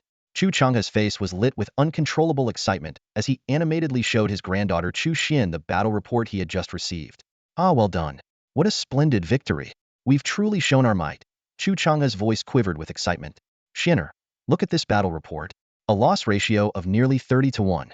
And it wasn't just any ordinary fleet we were up against, it was the Holy Angels Legion. Achieving such a result is simply exhilarating. Chu Changhe's elation made it seem as though he had personally taken part in the battle. His reaction caused Chu Xian to roll her eyes. Grandpa, you've been talking about this for over half an hour now. You've repeated yourself so many times that I could practically recite it, Chu Xian said with a hint of exasperation. Chu Changhe laughed heartily. Annoyed already? Xianer, let me tell you, even if it wasn't Zhao Chen, if anyone else had achieved this, I'd still be singing their praises for days. This victory means we can avoid the dilemma of being attacked from two fronts in the Stellar Empire's civil war. Zhao Chen really has some skills. He's proven to be a worthy grandson-in-law. Chu Xian was used to her grandfather's constant praise of Zhao Chen and didn't directly refute him. In fact, she had been worried about Zhao Chen's holy duel, and his outstanding performance made her feel proud of him. One could say that after this battle, the Xiaolong Legion can rank among the top 3 fleets in the Galactic Alliance. It's truly a meteoric rise. Chu Xian couldn't help but add, though she quickly showed a concerned expression, but will the Holy Radiance Empire really honor the 3-year non-aggression pact? They will, but they won't, Chu Changhe replied cryptically. Seeing her puzzled look, Chu Changhe explained, a holy duel is a sacred and inviolable ritual for the Holy Radiance Empire. Even the Imperial Senate wouldn't dare overturn the result, as their theocratic rule would collapse if they violated their own established rules. So, they won't shoot themselves in the foot. But that doesn't mean they won't interfere at all, Chu Xian pondered. But if they can't send their fleets into the Stellar Empire, what else can they do? Suddenly, a thought struck her, and she exclaimed, could it be the Holy Radiance Empire will use other means to interfere in the Stellar Empire? Exactly, Chu Changhe nodded, his eyes gleaming. I can think of at least 3 ways. For instance, they could support a star power, secretly provide aid, and let it win in the civil war, or at the very least maintain chaos for 3 years. Alternatively, they could hire a large number of space pirates and mercenary fleets to wreak havoc within our borders, delaying our civil war indefinitely. Chu Changhe paused before continuing, those 2 options are less cost-effective. If it were me, I'd directly collaborate with the weaker side in the civil war, providing them with warships and other support. In return, I'd have them sign treaties, like ceding certain star regions. Chu Xian frowned. You mean if we gain the upper hand in the civil war, the Holy Radiance Empire will support the Prince's faction and have them sign treaties but ceding star regions? That's a betrayal of the nation. Would the Prince's faction really dare to do that? Wouldn't Qin Ming fear being condemned by the entire Stellar Empire and being marked in its history? Chu Changhe looked at his granddaughter with a wry smile. Xianer, you're still too naive. If the Prince's faction were pushed to that point, they might indeed do such things. After all, history is written by the victors, and only by surviving can they become the ultimate victors. If it came to that, they wouldn't hesitate to sacrifice some of the Stellar Empire's interests to gain the Holy Radiance Empire's support. Chu Xian fell silent. She suddenly realized that some people had principles, like her grandfather, but others had none. Considering Qin Ming had even dared to kill his own father, there was nothing he wouldn't do. If pushed to the brink, who knew what desperate actions he might take? So, what do we do? Chu Xian asked worriedly. Chu Changhe shrugged. There's nothing we can do. What? Chu Xian stared at her grandfather in surprise. Chu Changhe laughed. It's true. There's nothing we can do. If they indeed sign some agreement, we have no choice but to keep fighting the Prince's faction. While this situation isn't favorable to us, it's still better than directly facing the Holy Radiance Empire's fleets. If the previous difficulty was nightmare level, now it's at least just hard level. Chu Xian nodded, agreeing with her grandfather's assessment. Chu Changhe suddenly remembered something and excitedly said, oh, by the way, Zhao Chen suggested supplying us with 30 billion star coins worth of raw materials each month. I didn't expect him to manage those resource-rich star regions so well, producing such a large output in a short time. Not bad, not bad. His eyes sparkled with wisdom. With this, we don't have to worry about battle resources for now, and can continue our struggle against the Prince's faction. Initially worried about resource depletion, Chu Changhe felt a weight lifted off his shoulders with Zhao Chen's strategic plan. By the way, Chu Changhe continued, a sly glint in his eyes. I heard that in the Holy Duel, Zhao Chen used a T-4 class interstellar battleship called the Blue Eyes White Dragon. That kid secretly developed a T-4 class battleship on his own. No wonder he didn't want to use my T-4 class North Wind. Chu Changhe stroked his beard, squinting. Xianer, I think Zhao Chen's promise to provide us with T-4 destroyer blueprints by the end of the year was just to stall us. Considering his pace, he could probably give them to us right now. Go and urge him. Don't think that providing 30 billion star coins worth of battle resources each month will placate this old man. The T-4 destroyer tech is something he promised. All right, I'll contact him, Chu Xian agreed. Contacting him won't work. Chu Changhe waved his hand dismissively, his eyes gleaming with mischief. Since the frontline battles have eased a bit, you should meet him in person. If he doesn't hand over the T4 destroyer blueprints, throw a tantrum right in front of him. Chu Xian looked at her grandfather in exasperation, unsure how to respond to his outrageous suggestion. Meanwhile, Zhao Chen was reviewing his quarterly task rewards, unaware that someone was already coming to collect a debt. Zhao Chen stared at the quarterly task rewards on the screen, a surge of joy welling up inside him. With an 83 task completion rate, he not only secured the much-needed 500 task points, but also obtained the precious T4 giant whale-class heavy interstellar transport ship blueprint. This reward came at the perfect time, fitting his current needs like a glove. As the Xiaolong Legion continued to grow, system points were sufficient for daily consumption, but task points had always been a shortfall. These 500 task points filled that gap precisely. As for the T4 giant whale-class transport ship, it was the auxiliary vessel urgently needed for developing 5 resource star regions. Zhao Chen's eyes gleamed as he began to plan the application prospects of this new transport ship. Compared to the currently active T3 big whale class, the T4 giant whale class not only maintained high speeds, but also increased its carrying capacity by several times. More importantly, it could be equipped with an 8th level warp engine, meaning a significant leap in transport efficiency. Let's build 30 of them to form a dedicated transport fleet. Zhao Chen muttered to himself, specifically for the routes to the 5 outer resource star regions. His thoughts quickly turned to the current situation. The Holy Radiance Empire, restricted by a 3-year limitation, couldn't take military action against the Xingyao Empire. The Warhammer Interstellar Republic was tied up by the Revolutionary Army, temporarily unable to launch distant expeditions. On the front lines, with an ample supply of strategic materials, the 6-month war lifespan that had once troubled Chu Changhe was no longer an issue. A faint smile played on Zhao Chen's lips, a sharp glint in his eyes.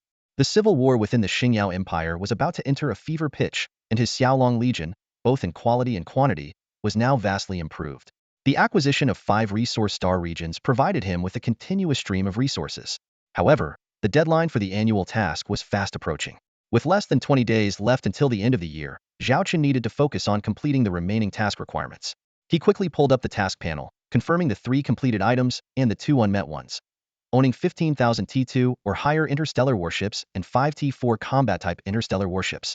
Currently, Zhao Chen's annual task had earned 23 stars, just 2 stars shy of the perfect score of 25. These 2 stars were precisely from the missing 2 T4 combat-type interstellar warships. Without hesitation, Zhao Chen opened the system store and began browsing the T4 interstellar destroyer options. Considering the upcoming agreement with Chu Changhe, he needed a model that met the old man's requirements and could be quickly put into production. After careful comparison, Zhao Chen locked in on the T4 Skeleton Legion class medium interstellar destroyer. This ship perfectly matched Chu Changhe's needs. The construction technology requirements were not high, even T3 level shipyards could handle it. The construction resources were common, and the cost per ship was only 1 billion star coins, far lower than other T4 ships. Although the individual combat power was relatively weak, the Skeleton Legion class had a unique advantage in its special combat system. This system could link all destroyers of the same model, and with a mid-level intelligent combat system, it could perform astonishingly well in large-scale Legion battles. Without any hesitation, Zhao Chen confirmed the exchange operation. The system prompt sounded, and 1 million system points and 60 task points were instantly deducted, in exchange for the precious T4 Skeleton Legion class medium interstellar destroyer blueprint. Looking at the updated system data, Zhao Chen's eyes sparkled with wisdom. Although this new destroyer wasn't suitable for his elite Xiaolong Legion, it was undoubtedly the best choice for Chu Changhe's needs. With the advantage of numbers, the fleet composed of Skeleton Legion class ships would become an unstoppable force. The year-end requirements for T4 combat starships have been upgraded to 4 stars. Zhao Chen only needs to redeem 1 more to achieve a 5-star rating. Although he doesn't have enough system points to redeem it immediately, gathering the necessary points within 20 days is not a difficult task. During the waiting period, Zhao Chen meticulously organized 2 sets of technical data for the T4 starship. In mid-December, Sector 5 received an important visitor. As a T4 Boreas-class heavy star battleship passed through the Stargate, Chu Xian stepped into this star system, which had once been occupied by the mechanoids. She expected to see desolation, given that Zhao Chen had taken over less than 3 months ago. However, the scene before her completely overturned her expectations. The first thing that caught her eye was a brand new Stargate, crafted with such precision and advanced technology that it surpassed several models currently used by the Star Glory Empire. In the surrounding space, interstellar transport ships were bustling about, and in the distance, interstellar industrial ships could be seen as a scene of busy activity. Chu Xian's battleship halted in the docking area, shocked by the sight, and immediately received a communication from the T4 Voyager 05 Stargate Command Center. Please leave the docking area immediately and do not block the passage. This reminder snapped Chu Xian out of her daze, and she quickly ordered her subordinates to move the ship. As the battleship moved forward, more astonishing sights unfolded before Chu Xian. Habitable cities had been built on several nearby planets, and in the distance, a large spaceport stood majestically, surrounded by hundreds of interstellar battleships of various sizes. This prosperous scene was in stark contrast to the desolation of a few months ago, making it hard for Chu Xian to believe her eyes. Welcome to Storm Fortress 05 Spaceport. A sweet-looking half-beast female navigator appeared via hologram, guiding the battleship into the port. Even after docking, Chu Xian was still immersed in shock until her adjutant reminded her that Zhao Chen was waiting outside the ship. Just as Zhao Chen was about to greet her, Chu Xian walked straight up, her expression serious as she extended her hand. "Give it to me." The sudden demand stunned Zhao Chen, who instinctively asked, "Give what?" "The T-4 Starship Destroyer technical drawings you promised," Chu Xian said bluntly. Zhao Chen couldn't help but laugh. "Miss, we just met. Shouldn't we exchange some pleasantries first?" Chu Xian narrowed her eyes. "My grandfather's orders were to obtain the Starship Destroyer technical drawings from you. Don't tell me you're not ready. After all, you're the one who defeated the Holy Angel Legion in the Sacred Battle Duel and created hundreds of billions in wealth in just a few months. I wouldn't dare waste your valuable time." Zhao Chen chuckled. "Can you speak normally? This doesn't sound like the Chu family lady who once single-handedly charged into a swarm to save people." Chu Xian punched Zhao Chen's chest. "Such an interesting event as the Sacred Battle Duel, and you didn't call me?" Zhao Chen shrugged. "Even if I did call you, given your family's current situation, could you have made it?" Chu Xian wasn't truly complaining. She was just curious. "Tell me in detail, what exactly is this Sacred Battle Duel?" Zhao Chen clapped his hands, and a subordinate handed over a black briefcase. "I've arranged a dinner for you, with people you know. Everyone will gather, and you can ask them directly about the details of the Sacred Battle Duel." Zhao Chen tapped the screen on the briefcase, and a holographic image of a black-themed starship appeared, labeled T-4 Skull Legion Medium Starship Destroyer. "Aren't you looking for the T-4 Starship Destroyer technical drawings? The detailed drawings are inside, fully meeting your grandfather's requirements," Zhao Chen explained. Chu Xian opened the briefcase in surprise and examined several key documents. Her expression changed from calm to shock. This T-4 Starship Destroyer only requires 1 billion star coins and resources?" Zhao Chen smiled. "With mass production, the cost can be reduced by another 10 to 20%. With the existing industrial system in the Chu River Star region, you can quickly establish multiple production lines to mass-produce this T-4 Skull Legion Medium Starship Destroyer. So, what do you think?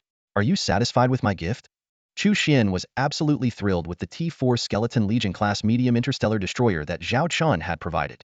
The features of this warship seemed tailor-made for the Chu family. She calculated that once she brought the technical blueprints back, they could produce 10 ships a month, and even more during wartime. Originally, Chu Xian wanted to return immediately to deliver the blueprints to her grandfather. However, at Zhao Chen's insistence, she stayed for a meal. Zhao Chen pushed her down into a seat, smiling. "Why the rush? Building interstellar warships won't be affected by a day or two. You can take this time to issue orders to integrate the industrial systems of the Chu River Star region in preparation for construction." Chu Xian reluctantly looked around and saw familiar faces. Lilith, Qitong, Annie, Zhao Wanner, Shinbing, Su Lan, Shui Xiaoxiao. She suddenly noticed someone missing. "Strange. Where's Charlotte?" Zhao Chen smiled mysteriously. "Charlotte is playing with fire in someone's backyard. Don't worry about her. Let's enjoy our meal." Chu Xian didn't understand what he meant, but didn't press the issue.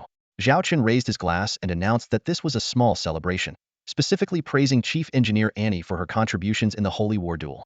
He detailed how Annie had completed the T-4 Blue Eyes White Dragon class heavy interstellar armored battleship in less than 2 months, a task that typically took 4 to 6 months, ensuring their initial victory. At first, Annie couldn't believe it and pinched her thigh.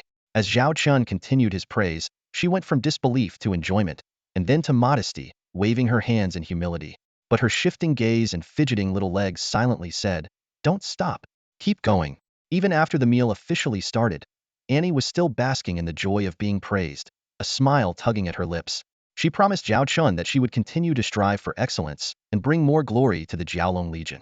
Zhao Chen was secretly pleased, knowing his words had successfully motivated her. While enjoying their meal, everyone discussed the recently concluded Holy War Duel. As a spectator, Chu Xian was very curious about the details. However, Zhao Wanner, looking dejected, complained, "Chu Xian, don't look at me. I was just an onlooker in this duel. My interstellar stealth bomber didn't even fire a shot." Zhao Chen comforted her, saying it was her own choice and explained the special role of interstellar stealth bombers in large-scale battles and their disadvantages against the Holy Angel Legion's interstellar anti-stealth ships. Although Zhao Wanner understood the reasoning, she was still unhappy and sought solace in the food. The others excitedly shared their experiences battling the Holy Angel Legion. Chu Xian listened with envy, downing a glass of fruit wine in one gulp, and remarked, compared to fighting the Imperial faction, your Holy War duel sounds much more thrilling. Zhao Chen, how about after the Civil War ends, I join your Jiaolong Legion? Give me any position you like. Zhao Chen laughed, you're always welcome here, but I'm not sure your grandfather would let you go. Shui Xiao, puzzled, asked, that can't be right.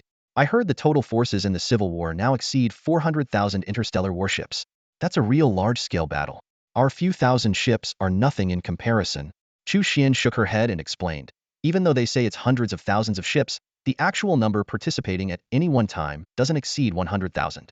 And it's often stop and go, with neither side fully committing. It's not satisfying at all. Your kind of battle is more enjoyable. But if it were a no-holds-barred fight to the finish, that would be truly exhilarating. She added, who knows when this damned civil war will end? Zhao Chen suddenly said, soon? Chu Xian squinted at him. Do you have some kind of inside information? Zhao Chen replied calmly, it's not that. The civil war really is about to end. It won't last beyond next March. He explained that although the Warhammer Interstellar Federation and the Holy Radiance Empire were held at bay, internal strife couldn't last forever, especially with the looming threat of the mechanized race. The civil war had to be resolved quickly, and the timing Zhao Chen had been waiting for was almost complete. It was time to end this civil war. After enjoying the feast, Chu Xian returned to the Chu River Star region. Less than half a day later, Zhao Chen's communicator buzzed with an incoming call.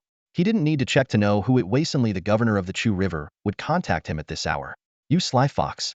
You really pulled out all the stops with that stellar destroyer. Come on, spill it. Did you have this thing developed ages ago and just waited until now to hand it over? Chu Changhe's voice carried a hint of playful teasing.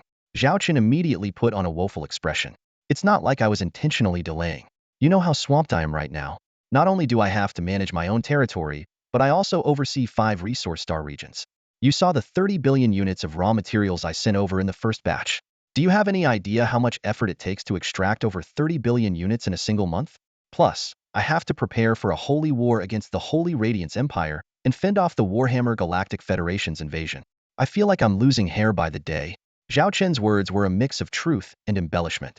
While he mostly just oversaw the major tasks, his system points and mission credits had other uses, making it temporarily impossible to redeem a T4 class stellar destroyer. As for the over 30 billion units of raw materials, he cleverly avoided specifying the exact figures. All right, Chu Changhe waved his hand dismissively. We'll consider this a huge favor from the Chu family. His expression grew serious, indicating the importance of what he was about to say. Chu Xian told me you believe this civil war can be wrapped up by March next year. Are you that confident? You should know the Prince's faction already has over 400,000 stellar warships, and that number is growing. Zhao Chen had anticipated this question from Chu Changhe. He replied earnestly, Old Chu, you know just as well as I do that while the Holy Radiance Empire promised not to send troops for 3 years, they won't sit idly by in secret. To prevent them from infiltrating the battlefield, we need to end this civil war as quickly as possible. Chu Changhe fixed his gaze on Zhao Chen. Stop beating around the bush. What scheme are you cooking up now? After confirming the communication channel was secure, Zhao Chen began to detail his plan. Chu Changhe's expression turned increasingly intrigued as he listened. Once the call ended, Chu Changhe immediately issued a series of military orders, publicly announcing the launch of the January offensive against the Prince's faction on January 1st. He began to mass his fleet, targeting the Prince's largest stellar fleet base outside the Chu River Star region, the Royal Stellar Main Fleet. This fleet, composed of the Empire's Central Stellar Fleet and the Royal's Imperial Fleet, boasted a total of 60,000 stellar warships, second only to the Chu River Border's main fleet. The upcoming grand battle would undoubtedly shape the Civil War's outcome. Meanwhile, aboard the bridge of the Royal Fleet's flagship, Qin Ming stared at the stellar map, questioning his adjutant. January offensive? Is this intel reliable? The adjutant confirmed, absolutely. We've detected a series of military movements by Chu Changhe. He's preparing to gather his border main fleet and the Chu family legion, totaling 60,000 stellar warships, for a full-scale assault on us. He's even ordered the reinforcement fleet dispatched to the North Wind Star region to return immediately. Another officer speculated, I suspect Chu Changhe's strategic resources are running low, which fits our previous predictions. They might be gearing up for a desperate, all-out gamble. Qin Ming's eyes lit up as he focused on the map, envisioning a path to victory. In that case, this is the opportunity we've been waiting for. The North Wind Star region's defenses will be weak, making it the perfect time for us to seize it. The adjutant quickly agreed. Exactly. We can position the Royal Stellar Main Fleet to engage Chu Changhe's forces while deploying another fleet to launch a strong offensive on the North Wind Star region. With nearly 400,000 warships, we can easily divert other fleets to reinforce the main battlefield and annihilate Chu Chang's fleet. A smile curled on Qin Ming's lips as he imagined himself ruling the entire stellar empire, officially crowning himself emperor. In his eyes, Chu Chang's January offensive was nothing more than the desperate struggle of a cornered beast. On the last day of Galactic Year 3033, Zhao Chen sat quietly in the command room, listening to Lilith's annual report. Holographic projections flickered around them, displaying detailed data on the Xiaolong Legion and its territories. Lilith began by summarizing the state of the auxiliary starships. We currently have over 13,000 auxiliary starships, she said, tapping her fingers to bring up a three-dimensional star map, not including the more than 10,000 T2 Hammer-class heavy industrial ships from the Northern Goose Group. Zhao Chen nodded slightly, his eyes scanning the dense array of ship icons. Lilith continued, auxiliary starships are the backbone of our fleet, determining the heights we can achieve. She then provided detailed information on the four major trade groups. The Earth Dragon, Northern Dragon, and Red Rose Dragon mining groups collectively own over 11,000 T3 Prospector-class heavy mining ships, many of which were just delivered at the end of this month. Starting from early next year, Lilith said with a hint of pride, our monthly total output will reach 320 billion star coins. Next, she introduced the 300 T3 Eden-class starships from the Eden Food Trading Group. In addition to meeting our own needs, we primarily supply the Northwind and Chu River star regions and have established private sales channels, Lilith explained, with a monthly income of about 30 billion star coins. Zhao Chen quickly did the math. So, starting next year, our monthly income will reach 350 billion star coins? His voice trembled slightly with astonishment. Lilith added, don't forget the military sales revenue. The Northern Goose Group sells nearly 5,000 T2 class starships each month, with a monthly revenue of 50 billion star coins. This number could double if we didn't offer discounts to the Chu River Legion. 400 billion. Zhao Chen gasped, recalling the days 2 years ago when they struggled for mere millions of star coins, feeling a wave of emotions. Lilith continued to report on territorial tax revenue, mentioning Zhao Chen's previous decision to allocate all taxes from the Xiaolong star system and other areas to local development and public welfare.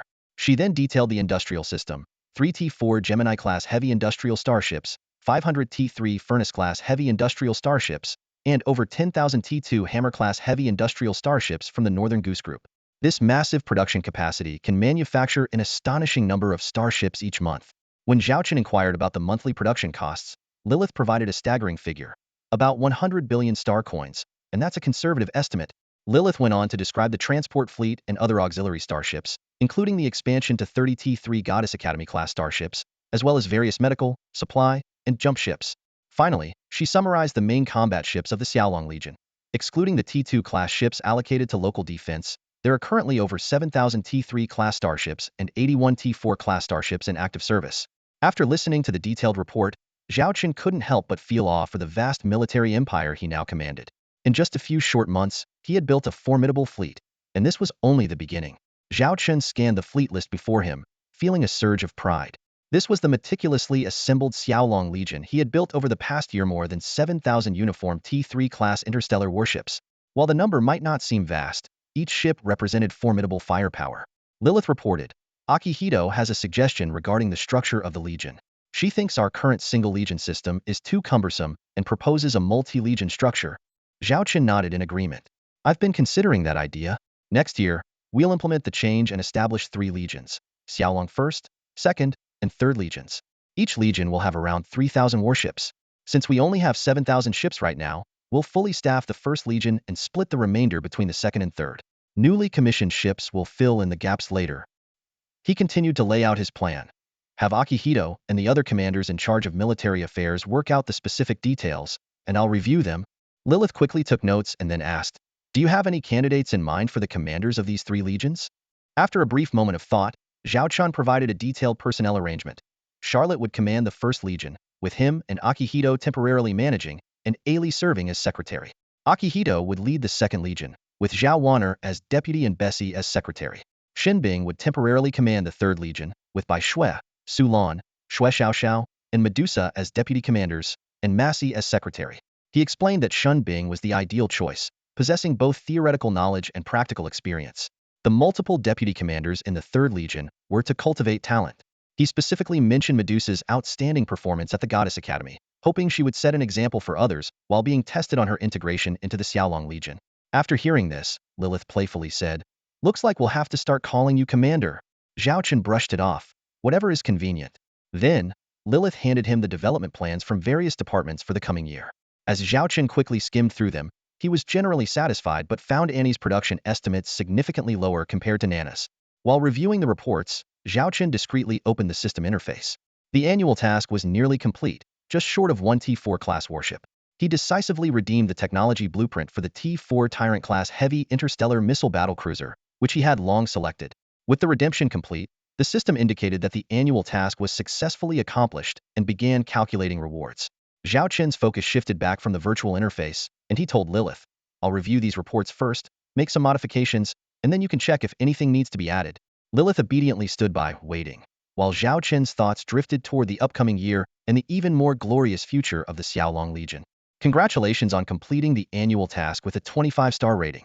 It's time to distribute the task rewards. Zhao Chen's eyes sparkled with excitement as he eagerly checked the rewards displayed on the system interface.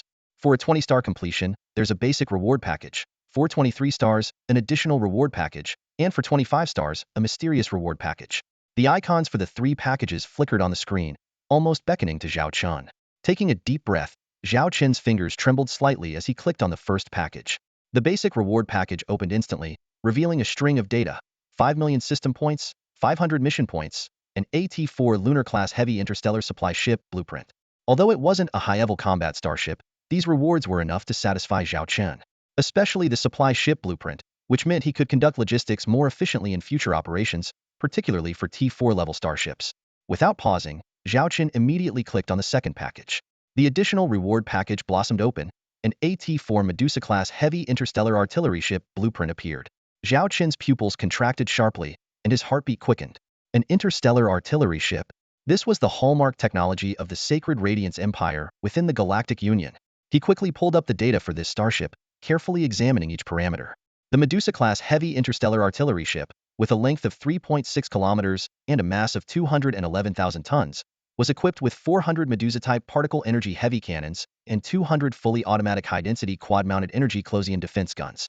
This firepower far surpassed the 10 T3 Divine Spear-class medium interstellar comprehensive firepower ships previously equipped by the Holy Angel Legion. Zhao Chen's mind already envisioned the majestic presence of this warship on the battlefield. Its attack mode was a cross between the bow cannon of an interstellar battleship and the interstellar missiles of a missile ship. While its power and range didn't match that of interstellar missiles, its short attack intervals and low cost allowed for brief but intensive area fire coverage. However, the cost of building and refueling this starship was significant. Each ship cost 6 billion star coins, and a single refuel of the engines cost 1 billion star coins. Zhao Chen calculated silently. Although this investment was enormous, it seemed less extravagant compared to the staggering consumption rate of interstellar missiles. Taking advantage of a moment, Zhao Chen glanced at the Tyrant-class heavy interstellar missile battlecruiser he had previously exchanged. This warship, combining firepower, defense, and mobility, was equipped with various powerful weapon systems, from heavy bow cannons to interstellar missile launchers, as well as numerous energy cannons and Closian defense guns. Zhao Chen felt a surge of joy. With these formidable warships, he would be invincible in future interstellar battles. Calming his inner excitement, Zhao Chen's gaze fell on the last, unopened mysterious reward package. Given the richness of the previous rewards, this final mysterious reward was bound to be even more astonishing. With boundless anticipation, Zhao Chen slowly moved his finger towards the flashing icon, ready to unveil the final mystery. Congratulations on acquiring the T5 Creator-class starship. Zhao Chen stood frozen, his eyes glued to the virtual screen in front of him. What secrets lay behind this simple name? He couldn't wait to click on the detailed description, and a long string of data instantly filled his vision. This was no ordinary combat ship. It was an auxiliary starship capable of altering the interstellar landscape. Zhao Chen's eyes widened as he exclaimed, This is black technology. The T5 Creator-class starship, true to its name, has the power to terraform worlds. This extraordinary vessel can transform a planet's ecosystem, making it habitable even if it was previously uninhabitable or had poor ecological quality.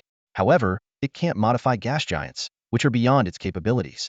The process seems simple. The T5 Creator-class starship produces and carries vast quantities of ecological transformation nanobots. Upon reaching the target planet, the ship enters a low orbit and releases these tiny engineers onto the planet's surface.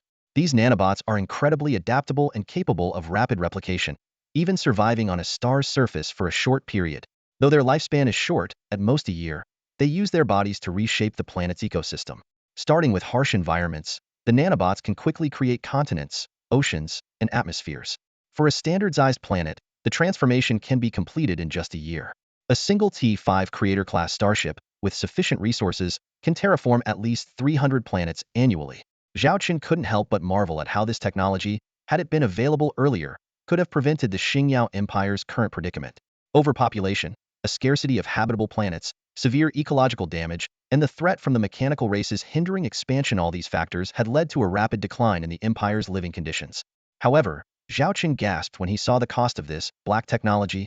A single T5 Creator-class starship costs 500 billion star coins, and that's just the initial expense. The real financial drain comes from ongoing operations. Transforming a standard planet requires 10 billion star coins in raw materials, making a year of continuous work cost over 3 trillion star coins. Despite the high price, for Zhao Chen's Xiaolong star system, this was an incredible opportunity. The lack of habitable planets had long been a bottleneck for Xiaolong's development. Other issues Zhao Chen could find ways to solve. Resources could be mined from other star systems, single-star technology could replace stargates, money could be earned, and people could be recruited from outside. But the problem of habitable planets had always been an unsolvable dilemma. Now, the advent of the T5 Creator-class starship provided wings for Xiaolong's development. Reflecting on the gains from this annual mission, Zhao Chen felt elated. 5 million system points, 500 mission points, AT-4 Lunar-class heavy interstellar supply ship, AT-4 Medusa-class heavy interstellar artillery ship, the T-5 Creator-class starship, and the T-4 Tyrant-class heavy interstellar missile battleship cruiser. He had redeemed himself.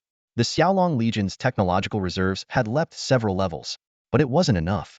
Zhao Chen quickly brought up his personal attribute panel. Host, Zhao Chen.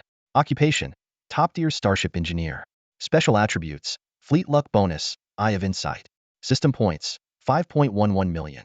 Monthly fleet earnings, 1.28 million points. Mission points, 1140. Number of starships, 20,678. His warehouse was filled with valuable technical blueprints. T5 Hades-class interstellar dreadnought, Hades Matrix module, T5 Creator-class starship, T4 Tyrant-class heavy interstellar missile battleship cruiser, T4 Medusa-class heavy interstellar artillery ship, T4 Lunar-class heavy interstellar supply ship, T4 Whale-class. With ample system points and mission points, Zhao Chen decided to expand his technical reserves further. He quickly confirmed 3 exchanges. T4 Magnate-class heavy interstellar mining ship blueprints, 1 million system points, 50 mission points.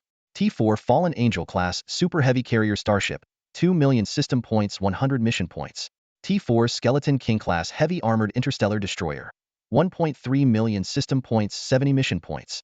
After completing the exchanges, Zhao Chen's remaining assets were system points, 810,000. Mission points, 920. Now, except for the T4 missile ship, Zhao Chen had a nearly complete lineup of T4 starship classes. He took a deep breath, his eyes gleaming with excitement. Even the Galactic Alliance didn't have a faction with such a comprehensive T4 starship lineup. The Alliance's officially recognized T4 combat starships numbered only 8, 2 of which from the Warhammer Interstellar Federation were merely quasi-T4. But now, Zhao Chen alone controlled 7 T4 combat ships, plus 3 auxiliary starships. 10 T4 starships were enough to lay a solid foundation for the Xiaolong Legion's rise. Zhao Chen pondered. If the Holy Radiance Empire and the Warhammer Interstellar Federation knew about the technologies he possessed, they would likely launch an all-out attack on the Xiaolong Legion. But give me just one more year, and the Xiaolong Legion will fear no challenge from any faction within the Galactic Alliance. With confidence, Zhao Chen called up several electronic screens, his fingers dancing across them like a pianist. This scene caught the curious gaze of Lilith beside him. She felt that the commander exuded an indescribable aura. Lilith, this is the Xiaolong Legion's development outline for the next year.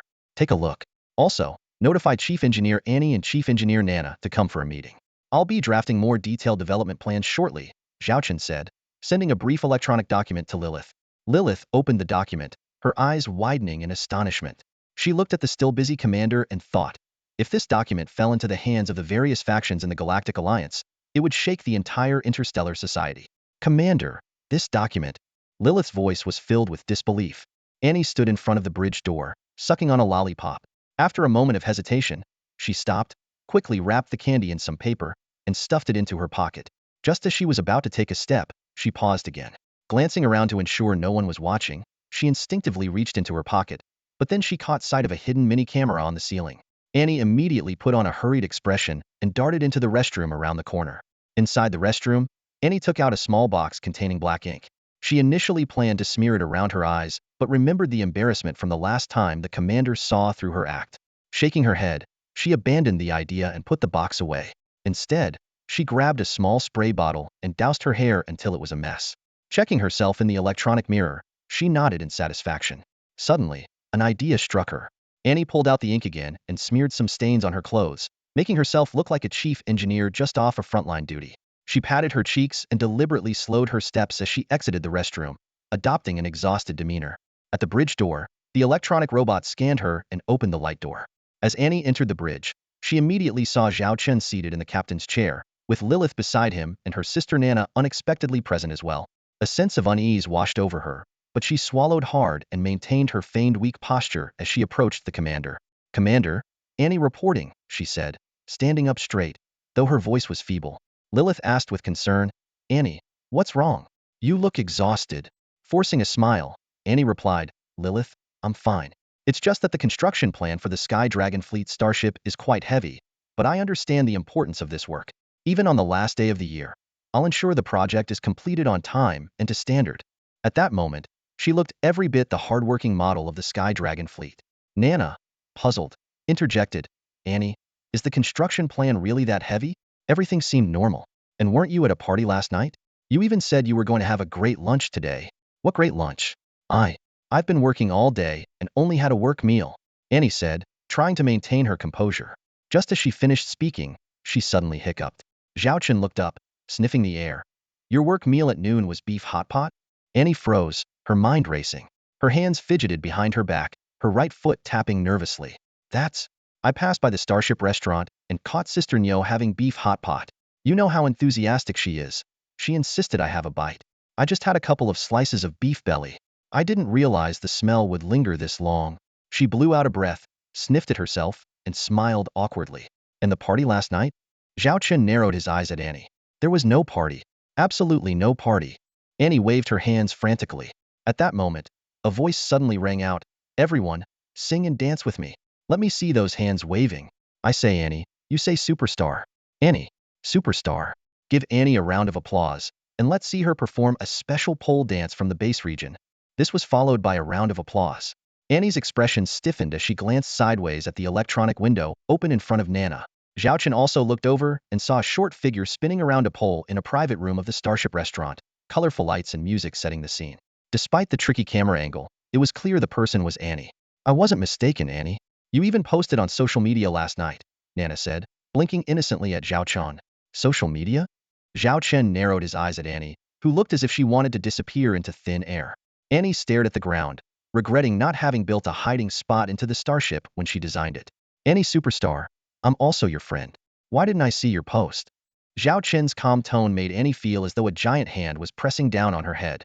Swallowing hard, Annie opened the Sky Dragon Fleet's internal communication network while muttering, "I almost forgot. I did have a little fun last night. How could the commander not see my post? Let me check. Oh no, I must have accidentally blocked the commander. Oh yes, it must have been Sister Nyo. She isn't familiar with these things and probably blocked you by mistake." As she spoke, she glanced at her sister, cursing herself for forgetting to block Nana. After unblocking Zhao Chen, his feed was flooded with 99 unread posts from Annie, most of them about food. Annie, hands behind her back, drew circles on the ground with her foot, looking pitiful. "I was just trying to balance work and rest. You see, I've been working so hard." "Annie, was the journey from the hangar to the bridge an arduous one? Your clothes and hair are all messed up," Zhao Chen suddenly said. Annie looked up at the commander in confusion. Zhao Chen opened a social media window and showed it to her. The post was from Nana, with the caption, "So happy to see Annie." It showed Annie in the distance, descending the starship in pristine clothing and neat hair. Annie's face twitched, her expression turning ashen as she looked at the innocent Nana beside her. "I don't want this sister anymore. Anyone can take her." Zhao Chen steered the conversation back on track, his eyes scanning and in Nana. "I've drafted a plan for the construction needs of interstellar warships for the next year. Take a look." He tapped the screen lightly, and 2 electronic documents instantly appeared on the displays in front of and in Nana. "This is just an outline. There might be revisions or additions each quarter." The document was divided into several main sections: the expansion plan for the interstellar industrial fleet, technical upgrades for auxiliary interstellar warships, and the expansion goals for the Xiaolong Legion. However, the most striking part was the smallest yet most impactful section at the end of the document: the plan for the construction of the T4 series interstellar fleet. and Nana read the document carefully, their eyes reflecting surprise. The plan listed numerous warship names they had never seen before. T4 Tyrant Class, T4 Medusa, T4 Fallen Angel, T4 Skeleton King.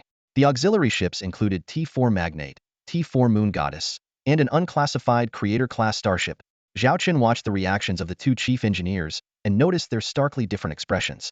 Anne's face turned pale, her legs trembled, and she swallowed hard, looking as if she might faint at any moment.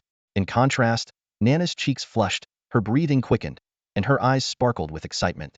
"Commander, this construction plan is too challenging," and said in a trembling voice. "Commander, this construction plan is amazing," Nana exclaimed almost simultaneously, brimming with excitement. Zhao Chen squinted, his gaze fixed on Anne. "Do you think we can't complete these construction plans?" And nodded repeatedly, her face full of concern. "You've seen my suggestion plan before.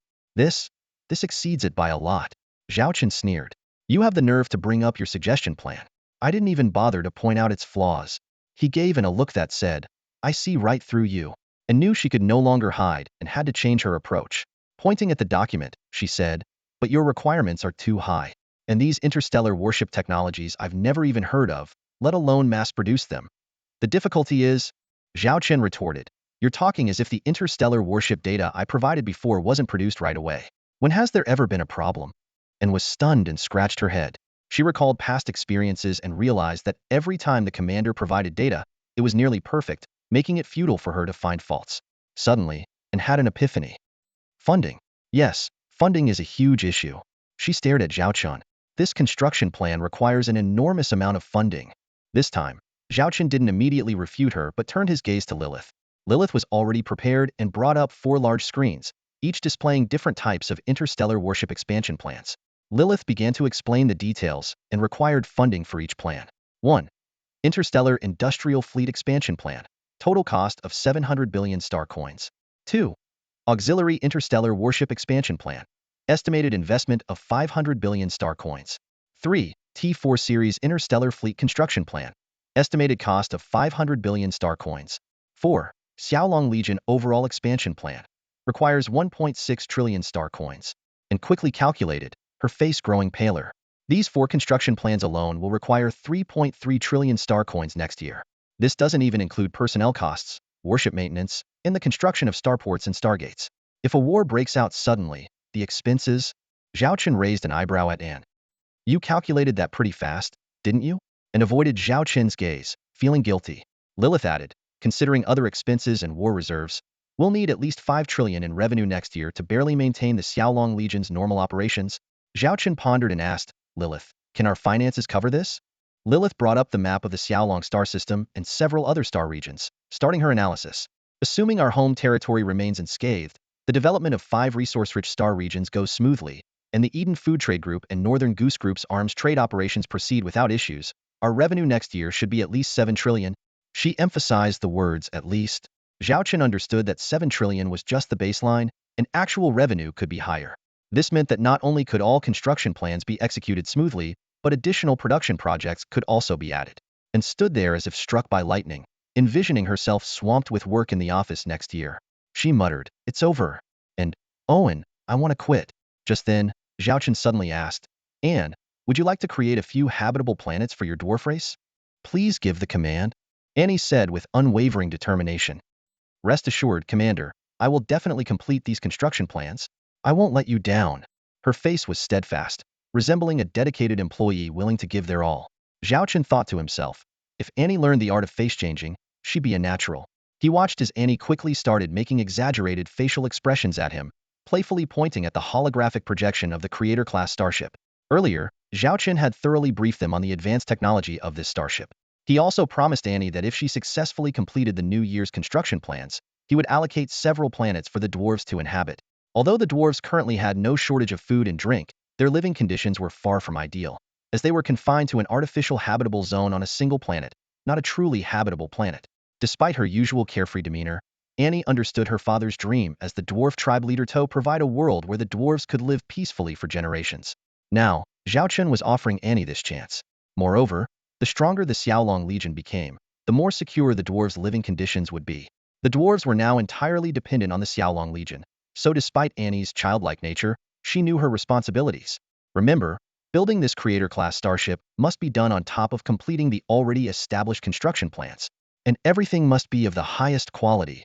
Zhao Chen saw the determination in Annie's eyes and reminded her sternly. Annie nodded firmly. Rest assured, Commander, we will adhere strictly to the requirements and ensure the smooth completion of these construction plans. During their earlier conversation, Lilith had mentioned that from now on, they should refer to Zhao Chen as Commander instead of Chief, and Annie naturally followed suit. Zhao Chen continued, I trust you with all this. You need to quickly draft detailed plans that align with the Xiaolong Legion's construction processes. We must ensure comprehensive development in our industrial system, our combat starships, and financial trade sectors. Zhao Chen had only outlined the general framework. Annie, Lilith, and others would need to handle the specifics. For example, what type of starship to build in the first month, what materials would be required, what to build in the second month, how to balance production capacity between industrial and combat starships. These were crucial questions, and proper planning could significantly shorten the time needed to complete the construction plans. Lilith stated, I will cooperate fully with Chief Engineer Annie and Chief Engineer Nana. New Year's is just around the corner, Zhao Chen said seriously. This year will be both the same and different from previous ones. Everyone will get about 10 days off, but work cannot stop. Arrange the shifts properly. Also, after 10 days, be ready for combat mobilization.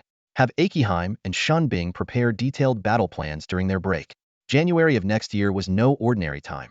It was when Chu Changhe planned to launch his January offensive. As the mastermind behind the scenes, Zhao Chen needed to be fully prepared. To ensure the rapid development of the Xiaolong Legion next year, this civil war had to end quickly. Zhao Chen would also face new annual and quarterly tasks. On January 1st, 3034 of the Galactic Star Calendar, although the Xiaolong Legion had scheduled a rotational New Year's break, the rest of the Xingyao Empire was under a heavy atmosphere. The first major event was the governor of Beifeng ordering a full-scale mobilization of starships within the Beifeng sector.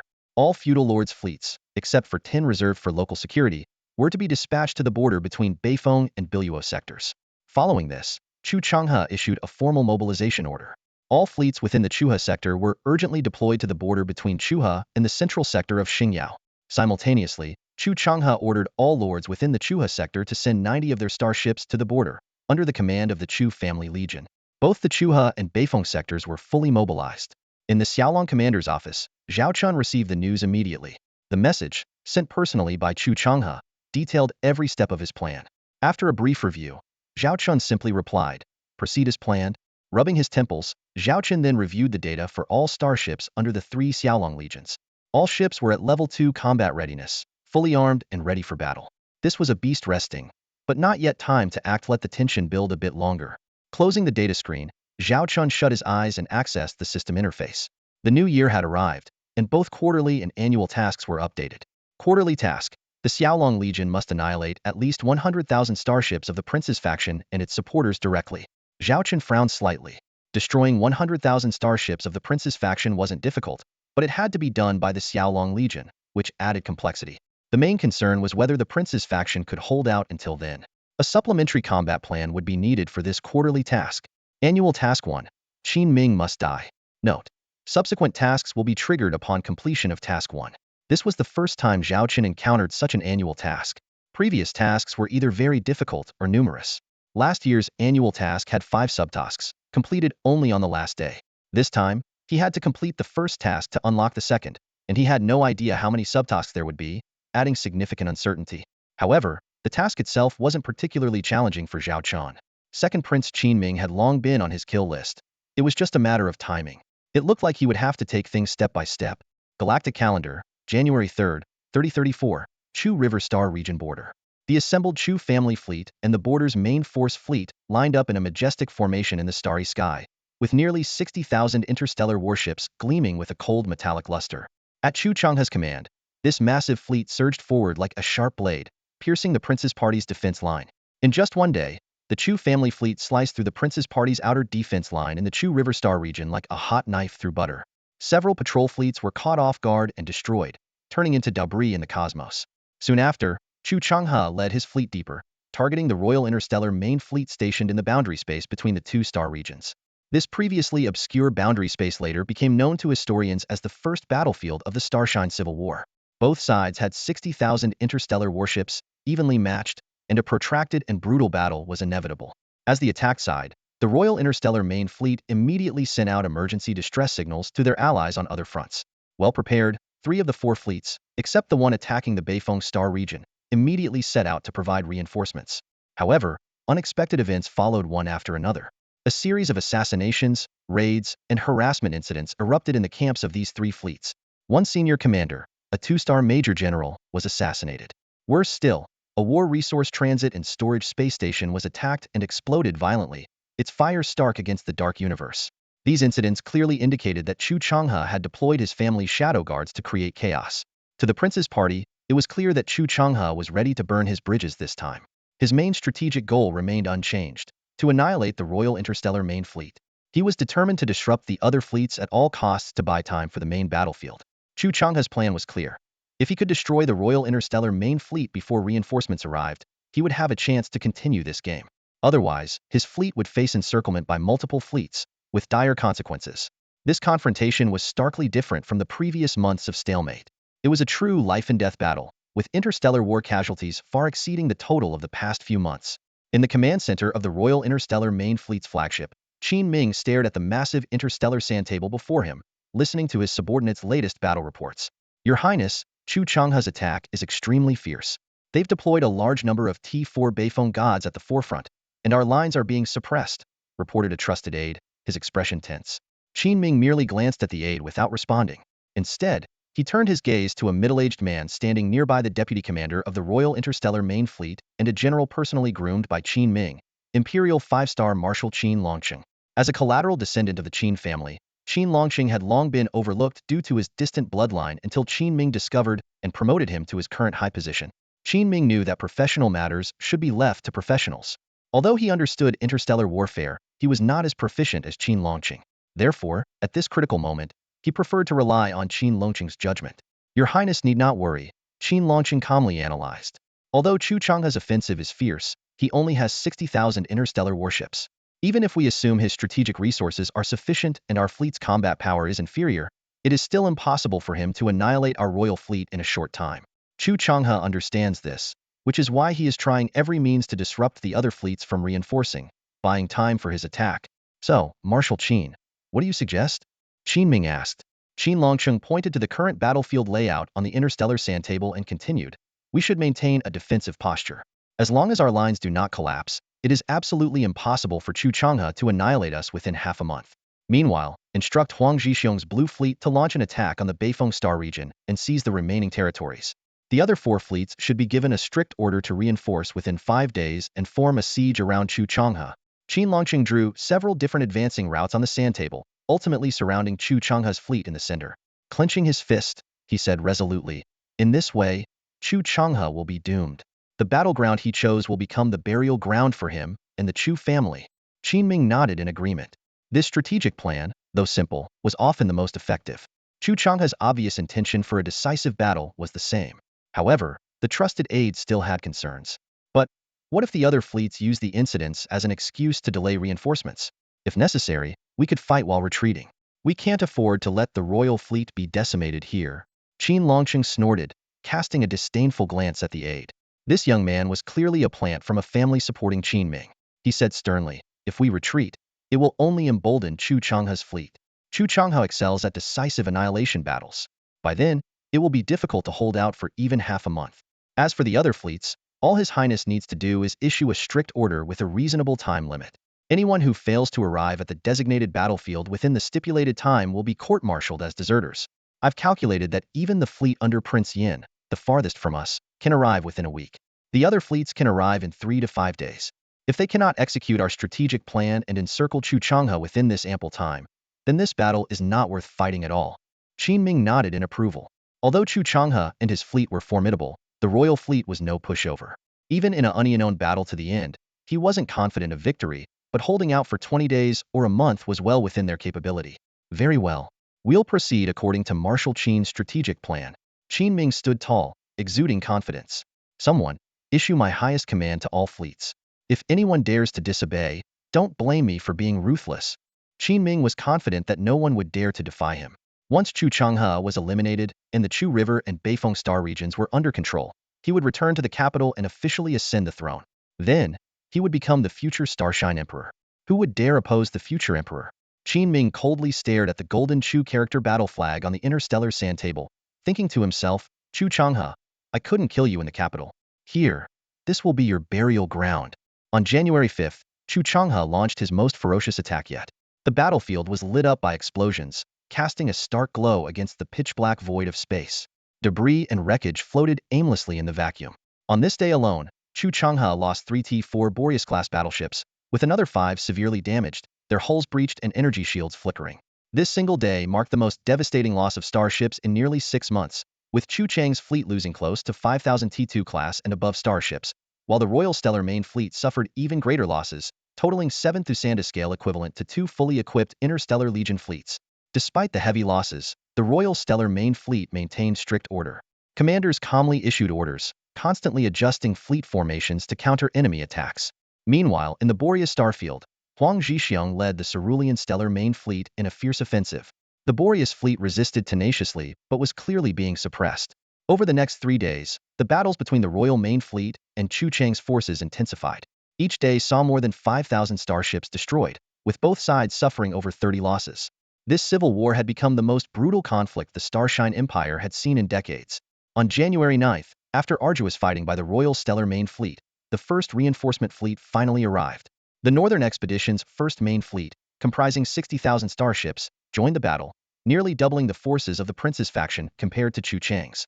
Chu Changhe found himself battling on 2 fronts against both the Northern Expedition's first main fleet and the Royal Stellar main fleet. From this day, Chu Chang's forces could no longer sustain their attack intensity, which significantly decreased. Although the number of starships on the battlefield increased, the losses on both sides were lower than in previous days. This was exactly what the Prince's faction hoped for. They aimed to drag Chu Changhe into a prolonged war, ultimately achieving victory. On January 10th, the Prince's faction received 2 pieces of good news.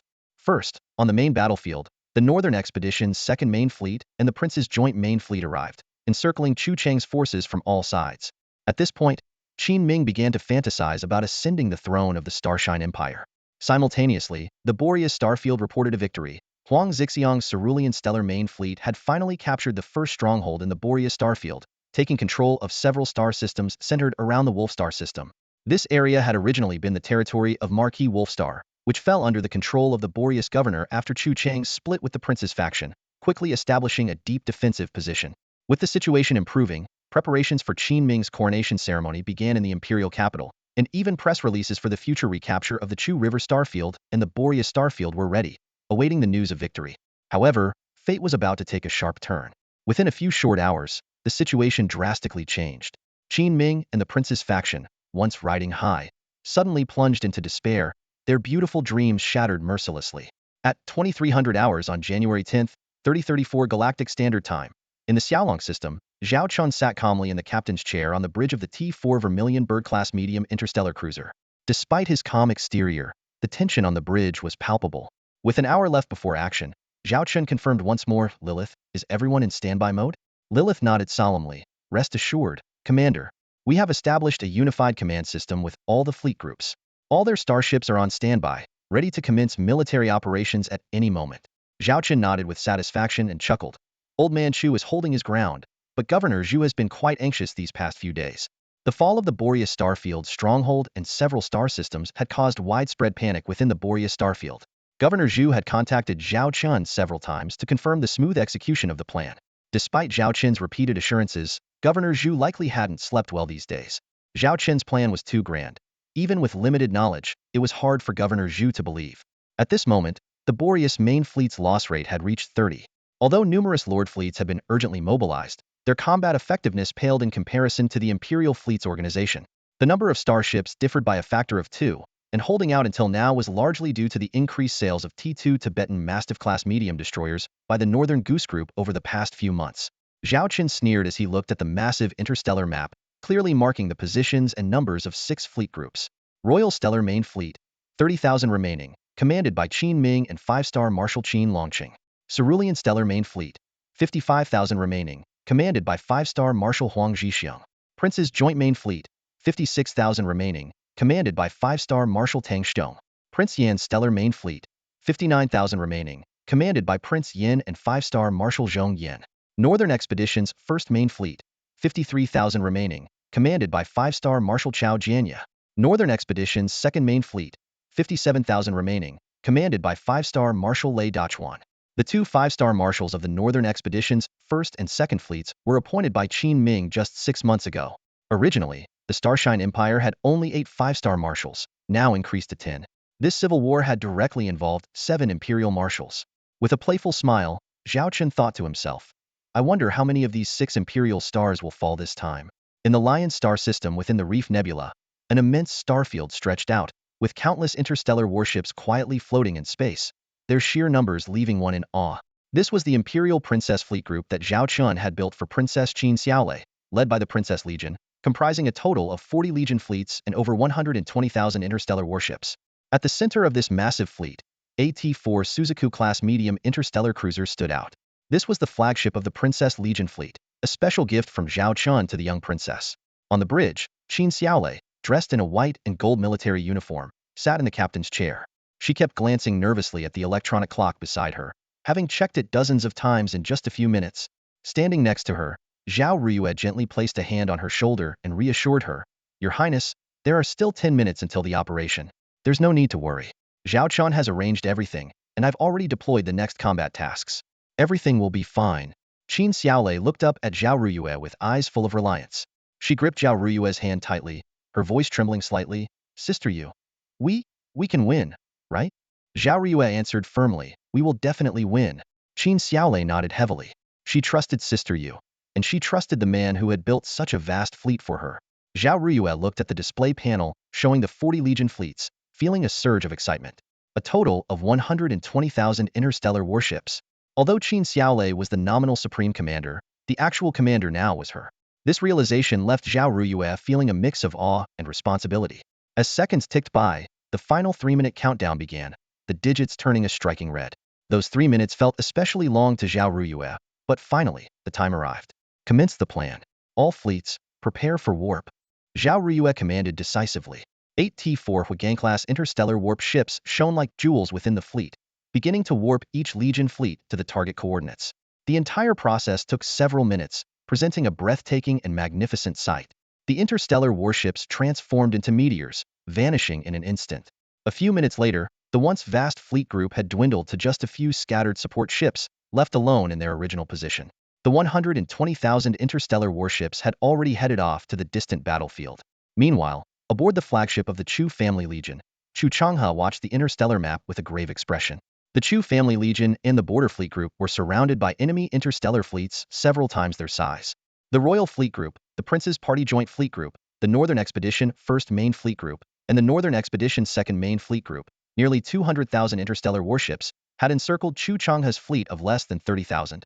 Grandfather, according to your arrangements, all interstellar fleets are maintaining a loose outer formation and a tight inner formation, ready to respond to any combat situation at any time, Chu Xian reported through a video window.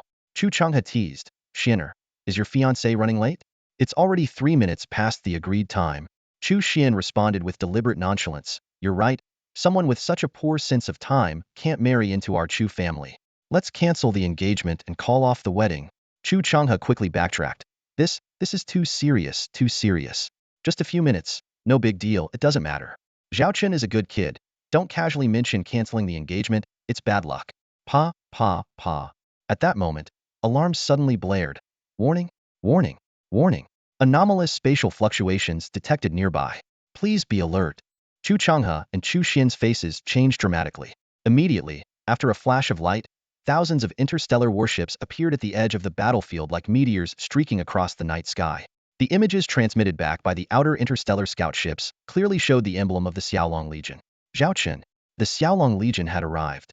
Qin Ming stared at the flickering lights on the star map, representing the sudden appearance of the Xiaolong Legion's interstellar fleet. His eyes showed no surprise, as if he had anticipated this moment. The Xiaolong Legion was renowned for its formidable firepower and outnumbered victories, with a mysterious starship capable of carrying other ships through jumps, like a mobile stargate. Qin Ming recalled the previous tug-of war between the 6 fleets of the Prince's faction and Chu Changhe. Despite their numerical superiority, they had made no significant breakthroughs. Besides Chu Changhe's exceptional combat skills, the presence of the Xiaolong Legion was undeniably another critical factor. To counter this, Qin Ming had already deployed a large number of spies and reconnaissance ships, with a third of them stationed around the Xiaolong star system, constantly monitoring the enemy's every move. Direct infiltration into the Xiaolong star system was challenging, but monitoring the surrounding areas was feasible. To deal with this formidable adversary, the 6 fleets of the Prince's faction maintained a 30 non-combat standby status, ensuring the shortest support time between units was strictly kept within a day. This arrangement, though limiting Qin Ming's full capabilities, was agreed upon by the fleet marshals after weighing the pros and cons. Before the decisive battle, Qin Ming had simulated possible actions by the Xiaolong Legion. If they chose to attack Huang Zhixiong's fleet in the Beifeng Star region, it would create an opportunity to take down Chu Changhe. If the Xiaolong Legion came to support Chu Changhe, Qin Ming had already instructed the marshals to be prepared. General Qin. Qin Ming turned to Qin Longqing beside him. The latter immediately began issuing a series of orders. The royal fleet and the main forces of the Prince's faction would continue to besiege Chu Changhe, while the first and second main fleets of the northern expedition would be responsible for annihilating the Xiaolong Legion. Chao Jianye, Lei Dachuan, Qin Longqing called their names with undeniable authority. At all costs, you must annihilate the Xiaolong Legion here. Understood. Chao Jianye responded firmly. Rest assured, Your Highness, I will take down the Xiaolong Legion. Lei Dachuan, on the other hand, was more arrogant. A mere few thousand ships of the Xiaolong Legion? My second fleet of the northern expedition alone is enough to bring down that traitor Zhao Chen. Based on intelligence, Qin Ming estimated the Xiaolong Legion size to be between 5,000 to 6,000 ships, while only 3,000 had appeared. Despite the Xiaolong Legion's reputation for its T3 class ships and a significant number of T4 class ships, facing 2 fleet groups with a total of 120,000 ships, even the Holy Angel Legion of the Holy Radiance Empire would struggle to win.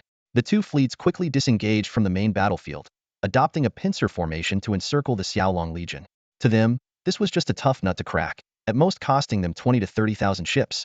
Qin Ming sneered and muttered to himself, Zhao Chen, I didn't expect you to really come. Since you're here, today will be your grave along with your Xiaolong Legion.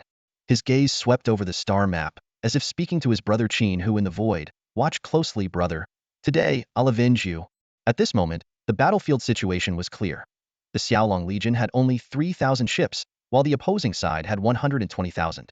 This 140 disparity seemed to have already sealed the battle's outcome. However, on the Xiaolong First Legion's flagship, Zhao Chen appeared calm and unperturbed, as if he wasn't facing an enemy 40 times his size. Report, Lilith reported beside him. The enemy fleet is approaching our fleet, with the lead ships expected to enter our firing range in 5 minutes. Zhao Chen raised his left hand, and a video window appeared. By Shui, he addressed the person in the video. You handle the first wave of attacks. Use the star missiles as much as you need. I don't care about the process. I just want a result. Do you understand? Bai Shui licked her red lips, revealing fangs with dripping saliva. Rest assured, Commander, she said, my 50 T3 Judicator-class heavy star missile ships are ready. Just let some of the enemy ships in, and I'll make sure they receive a warm welcome from our Xiaolong Legion. Let in as many as you see fit, Zhao Chen said. In this first phase, our First Legion will fully support you. Soon, Bai Shui submitted a battle plan, detailing the bombing zones and the range within which enemy ships were allowed to enter. The star map showed the 2 opposing fleet groups slowly moving into the bombing zones, like unsuspecting prey stepping into the jaws of a deep-sea beast. Execute according to this plan. Zhao Chen nodded in satisfaction and then looked at Lilith. Although he didn't speak, Lilith understood his meaning. Both tasks have been successfully completed, she reported. Everything is ready. Zhao Chen smiled as he watched the starships of the Prince's faction on the star map. The grand carnival we've prepared for the second prince is about to begin. I hope he enjoys it. Marshal Chao Jianye stared intently at the approaching fleet of the Xiaolong Legion and reminded his crew once again. Prepare to face the Xiaolong Legion's interstellar missile barrage. They had thoroughly studied the Xiaolong Legion's combat style, brutal and straightforward firepower with little to no finesse. In the adjacent video window, Marshal Lei Dachuan, commander of the Northern Expedition's second main fleet group, sneered, Marshal Chao, there's no need to be so tense. How many interstellar warships does the Xiaolong Legion have? We have over 100,000 here. Even if Zhao Chen decides to bombard us with interstellar missiles, it would take him ages to hit us all. Even if one round of bombardment destroys 10,000 of our ships, so what? Let him fire 2 or 3 more rounds. Our numerical advantage remains. 12,000 against a mere 3,000. I've never had such an easy battle in my life. Lei Dachuan's confidence was palpable, as if he could already see the Xiaolong Legion being completely annihilated. Chao Jianye glanced at his colleague and calmly said, better safe than sorry. Even if we win, the future Starlight Empire will need a large fleet. The Holy Radiance Empire and the Warhammer Interstellar Federation are still out there, eyeing us. Minimizing our losses is also a contribution to His Majesty's future. Hearing this, Lei Dachuan had nothing more to say, but his expression clearly showed he didn't take the Xiaolong Legion seriously. Report, our fleet will enter firing range in 3 minutes. Our interstellar escort ships are ready for interception. On the front lines, numerous interstellar escort ships stood ready. Although it was unusual to deploy so many escort ships at the vanguard, it was a necessary measure against the Xiaolong Legion, known for their interstellar missiles. Prepare for battle, ordered Zhao Chen. Despite the looming victory, caution was essential against the legendary Xiaolong Legion. Suddenly, a piercing alarm resonated throughout the bridge. Warning, warning, warning. Detected spatial instability. Chao Jianya and Lei Dachuan's faces turned grim. Similar to the previous spatial fluctuations, reported a crew member. Again? Chao Jianya immediately speculated that this might be reinforcements for the Xiaolong Legion. According to their estimates, the Xiaolong Legion should have at least 5,000 warships, but only 3,000 were present. Could this be their backup? Maintain steady advance. Do not panic. No matter what happens next, stick to the original plan. Chao Jianya quickly relayed orders to the fleet commanders. At this point, both fleets had entered conventional firing range, but since the vanguard consisted of short-range escort ships, the main battleships in the rear couldn't yet engage. Strangely, the Xiaolong Legion hadn't fired either, creating an eerily tense atmosphere. The spatial instability warning lasted for half a minute before 8 beams of golden light flashed. An astonishing scene unfolded before the two newly appointed marshals. Tens of thousands of meteors streaked across the sky, each leaving behind an engine glow. These glowing circles densely populated the space behind the Xiaolong Legion, their sheer number staggering. What is that? Chao Jianya couldn't help but stand up. Interstellar warships? No. Impossible. How could the Xiaolong Legion have so many ships? Quickly, use all reconnaissance methods and tell me what those things are, he shouted frantically. Various reconnaissance devices sprang into action. Interstellar reconnaissance ships, reconnaissance planes, deep space telescopes all worked to uncover the nature of these mysterious lights. Soon, images began to emerge, revealing the outlines of interstellar warships. One image captured rows upon rows of warships, evoking a suffocating sense of impending doom. Most shocking of all, these warships bore the emblem not of the Xiaolong Legion, but of the Princess Legion, an emblem they recognized but could hardly believe. The Princess Legion? Marshal Lei Dachuan murmured in disbelief. The Princess Legion had suffered heavy losses during their previous retreat. How could they now possess such a massive fleet? At that moment, the radar operator, pale and sweating, struggled to speak coherently. Chao Jianya was about to lose his temper when he saw the radar screen filled with countless blips. A rapidly increasing number indicated the new interstellar warships count.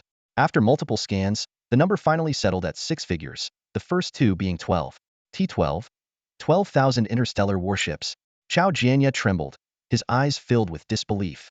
Simultaneously, the missile launch systems of 50 T-3 Judicator-class heavy interstellar missile ships activated. 2 video windows popped up in front of Zhao Chen, familiar faces appearing. Commander, the Imperial Princess Fleet is in position, reported one voice. In the other window, an excited voice immediately followed. Interstellar missiles fire. 50 T-3 Judge-class heavy interstellar missile ships formed an imposing defensive line in the vast expanse of space. At the command, countless interstellar missiles rained down like a storm. These missiles, varying in size and range, traced magnificent arcs through the dark void, with some cluster munitions exploding in the distance to create an even denser web of attack. This spectacular meteor shower lasted for several minutes, resembling a colossal artillery barrage. The colorful explosions illuminated the silent cosmos, akin to a grandiose fireworks display on an astronomical scale. Report, all 50 Judge ships have completed their missile launch. The adjutant turned to Commander Bai Shui, noticing her rapid breathing and the excited gleam in her eyes. Such reactions from Bai Shui were no longer surprising to the adjutant. She silently felt relieved that this time Bai Shui's condition was much better compared to the first time she witnessed such a scene. Back then, Bai Shui's state had been almost unbearable to watch. The adjutant made a mental note to suggest to the commander that Bai Shui should see a psychologist. Commence missile resupply operations. Immediately deploy the interstellar supply ships for replenishment, Bai Shui ordered, her voice brimming with barely contained excitement. She licked her fangs, her eyes gleaming with a hunter's fervor. This huff, is far from enough. With so many delightful targets and the commander bringing ample missile supplies this time, Bai Shui felt she could hardly hold back any longer, eager to unleash her full potential. Yes, ma'am. I will arrange it immediately. The adjutant acted swiftly, though in reality, 2 T-3 Virgo-class heavy interstellar supply ships had already appeared around each Judge ship the moment the attack concluded, beginning the resupply process. This happened so swiftly, even faster than the launched missiles, showcasing the Draconic Legion's proficiency with this procedure. Behind the Draconic Legion, the Imperial Princess Fleet lay in wait. Qin Xiaolei witnessed this magnificent cosmic spectacle firsthand. The sight of millions of interstellar missiles exploding one after another seemed to create a new star in space. Even from a great distance, the dazzling light made her squint. So, this is the power of Lord Zhao Chen. Qin Xiaolei swallowed hard, her admiration for Zhao Chen growing deeper. Standing beside her, Zhao Ruyue, although mentally prepared and having heard of the Draconic Legion's combat style, couldn't help but be awestruck seeing it in person.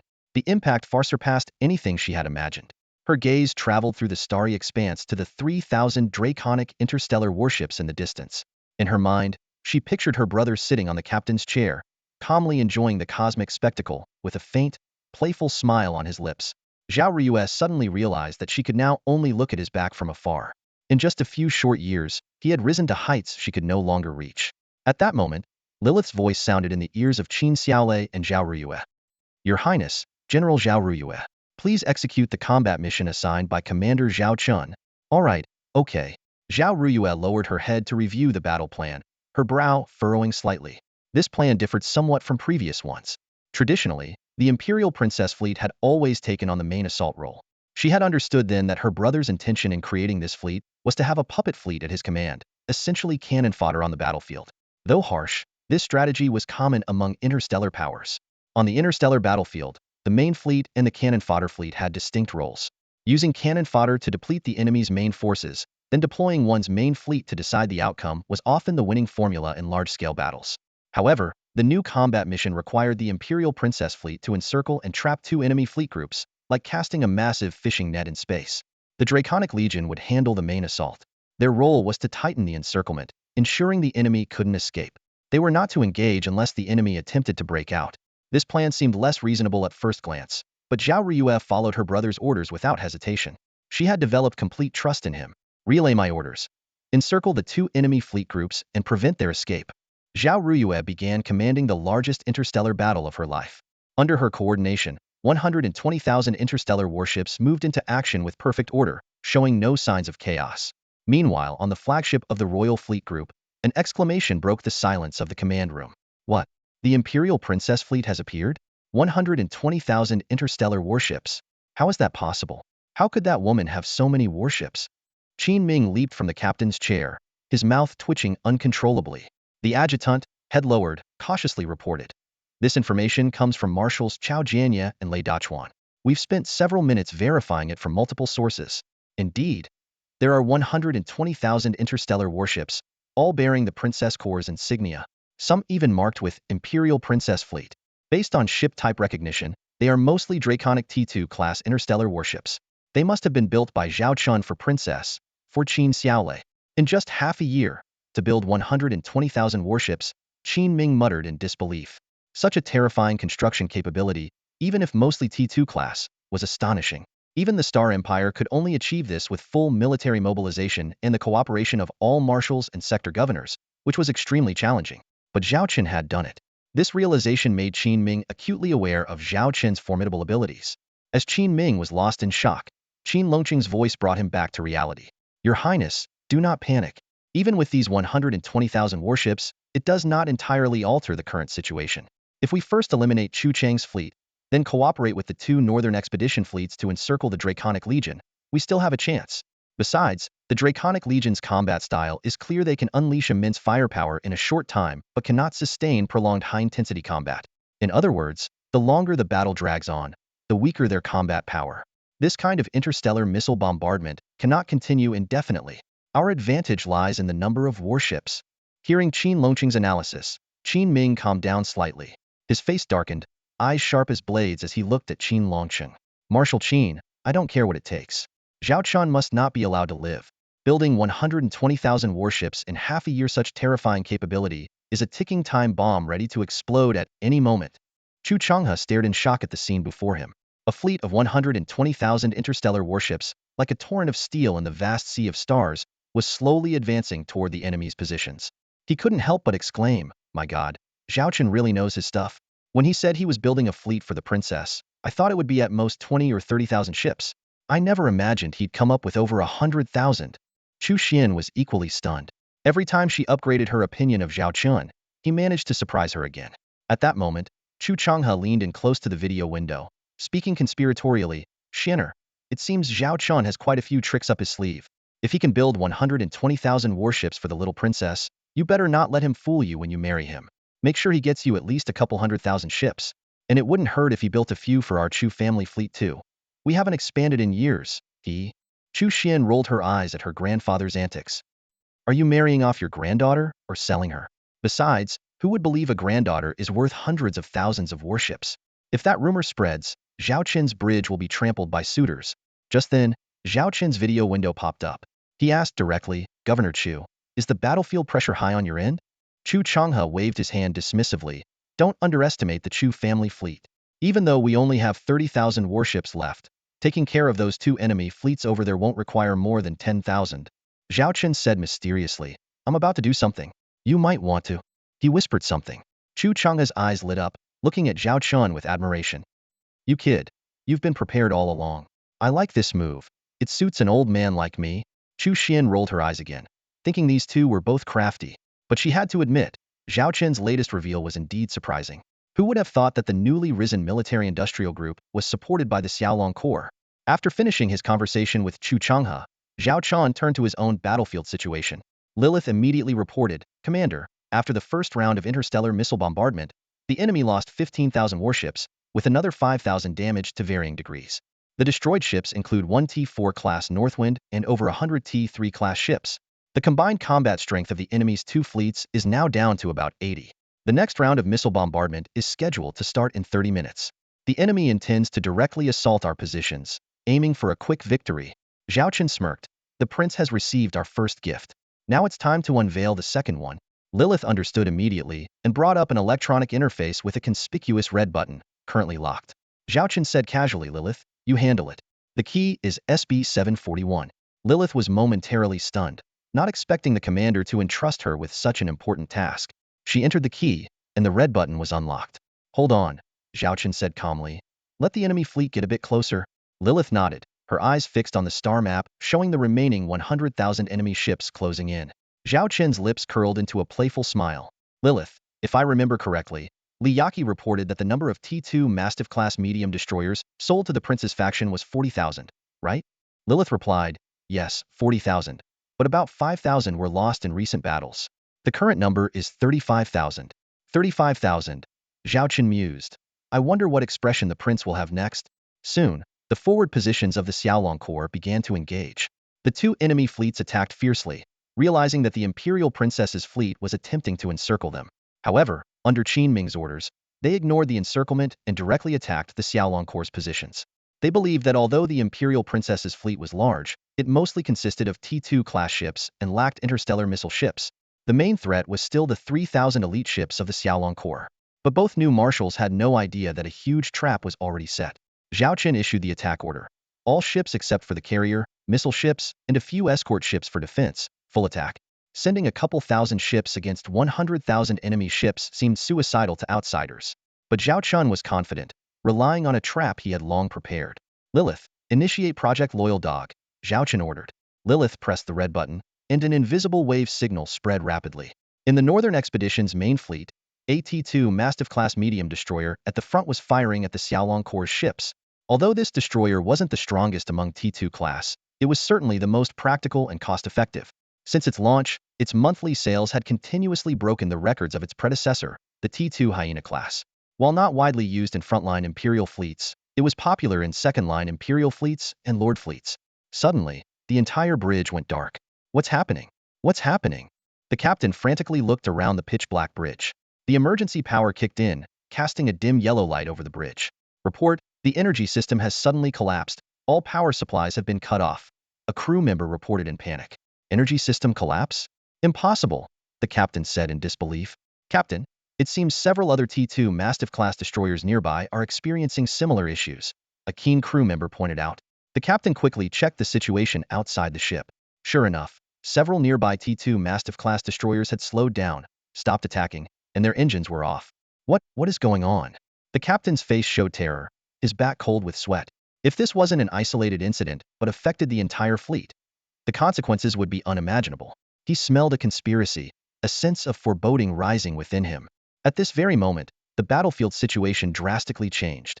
Not only were two of the northern expedition fleets of the Xiaolong Legion in dire straits, but even Qin Ming's fleet, which was engaged in combat with Chu Changhe, faced unexpected setbacks. Report. All our T-2 Tibetan Mastiff-class medium interstellar destroyers are completely disabled. A subordinate rushed into the command room, panic etched on his face as he reported. Qin Ming's face turned ashen upon hearing the news. How is this possible? Everything was fine before, he demanded in disbelief. Qin Longqing immediately inquired. Can they be brought back online? The subordinate shook his head. The engineers have started troubleshooting, but it will take at least 20 hours to repair the energy systems. During this time, all functions of the T-2 Tibetan Mastiff destroyers are inoperable, including basic low-speed navigation. Qin Ming staggered slightly, suppressing his fury as he asked, how many T-2 Tibetan Mastiffs are affected? All 35,000 currently in service. They all have the same issue. The subordinate's answer struck Qin Ming like a hammer blow, shattering his last hope. Qin Longqing frowned deeply and said in a grave tone, Your Highness, this is no coincidence. It is likely a trap meticulously set by Zhao Chen of the Xiaolong Legion. Think about the sudden rise of the Beiyin Group and their advanced interstellar warship technology. It bears a striking resemblance to the appearance of the Xiaolong Legion. These words struck Qin Ming like a bolt of lightning, instantly enlightening him. The Beiyin Group, Xiaolong Legion. He suddenly spat blood, his body swaying. Fortunately, a subordinate caught him in time, preventing him from falling. Zhao Chen. Qin Ming's eyes were bloodshot with rage. I will kill you. At this moment, an even more pressing issue emerged. The disabled T-2 Tibetan Mastiff destroyers, mostly positioned at the front lines, had not only lost their attack capabilities but had also become massive obstacles, severely hindering the navigation and assault routes of their own forces. Seeing this, Qin Longqing quickly regained his composure. Your Highness, now is not the time for anger. We must take immediate action to address the current crisis. Gritting his teeth, Qin Ming declared, No matter what, I will see Zhao Chen utterly destroyed. Qin Longqing decisively issued orders, relay my command. Immediately deploy other models of interstellar destroyers to replace the disabled T-2 Tibetan Mastiffs. Also, find a way to tow the disabled ships off the battlefield. If they pose a significant hindrance to the ongoing battle, they may be destroyed. The thought of destroying the warships he had invested so heavily in caused Qin Ming great pain. He cursed under his breath, Beiyin Group, Liyaki. So, this wretched woman has been colluding with Zhao Chen all along. Once I ascend the throne, I will erase the Beiyin Group from the Star Empire. Despite Qin Longqing's swift response, the losses were unavoidable. As an experienced general, Chu Changhe had already prepared for this scenario, especially with Zhao Chen's prior warning. Seizing the opportunity presented by the malfunctioning T-2 Tibetan Mastiff destroyers, he promptly dispatched multiple fleets to launch a fierce assault, gaining the upper hand in several localized skirmishes. Meanwhile, the situation for the two northern expedition fleets worsened. Initially poised to charge at the Xiaolong Legion, their formations fell into disarray due to the disabled T-2 Tibetan Mastiffs. The Xiaolong Legion seized this chance, organizing nearly 2,000 interstellar warships into multiple small echelons to launch a ferocious onslaught against the enemy fleets. Despite the numerical superiority of the enemy fleets, the Xiaolong Legion had grown accustomed to such disadvantages. The T-3 Triceratops-class heavy interstellar assault frigates, with their short-range dash capabilities, followed closely behind the T-3 Emperor-class heavy interstellar battleships, forming powerful tactical assault teams. The T-3 Triceratops focused on attacking T-2-class interstellar warships and weaker T-3-class warships, while the T-3 Emperor-class battleships targeted high-value enemy units, such as T-3-class interstellar destroyers and T-3 interstellar battlecruisers. Simultaneously, the T-3 Blizzard-class light interstellar battlecruisers and T-3 Falcon-class medium interstellar cruisers formed intercalation and segmentation tactical teams. Their primary mission was to divide the enemy fleets, disrupting their formations and support capabilities. This created opportunities for subsequent Allied fleets to annihilate the segmented enemy fleets one by one. In this scenario, the T-3 Wolverine-class heavy interstellar armor destroyers thrived, launching frenzied attacks on the segmented enemy fleets. Astonishingly, there were even instances where dozens of T-3 Wolverine-class heavy interstellar armor destroyers chased after enemy T-3 Dragon Crocodile-class medium interstellar battlecruisers. Report, the frontline positions of our fleet groups, comprising 10,000 interstellar warships, are engaged in chaotic combat, requesting immediate support. Both fleet group marshals received this urgent call for help simultaneously. Marshal Lei Dachuan looked at Chao Jianya, hesitating. Marshal Chao, the encirclement of the Imperial Princess Fleet Group is already 50 complete. Chao Jianya's eyes were bloodshot, his tone resolute. We cannot retreat. If we withdraw now, we will not only face enemy pursuit, but also suffer heavy losses. More importantly, How will His Highness deal with us for failing to complete the mission and losing more than half of our interstellar warships? Lei Dachuan's heart sank, understanding Chao Jianya's point. Unlike other veteran marshals, they had been promoted by His Highness. Originally, this battle was an opportunity to make a name for themselves and become trusted aides of His Highness.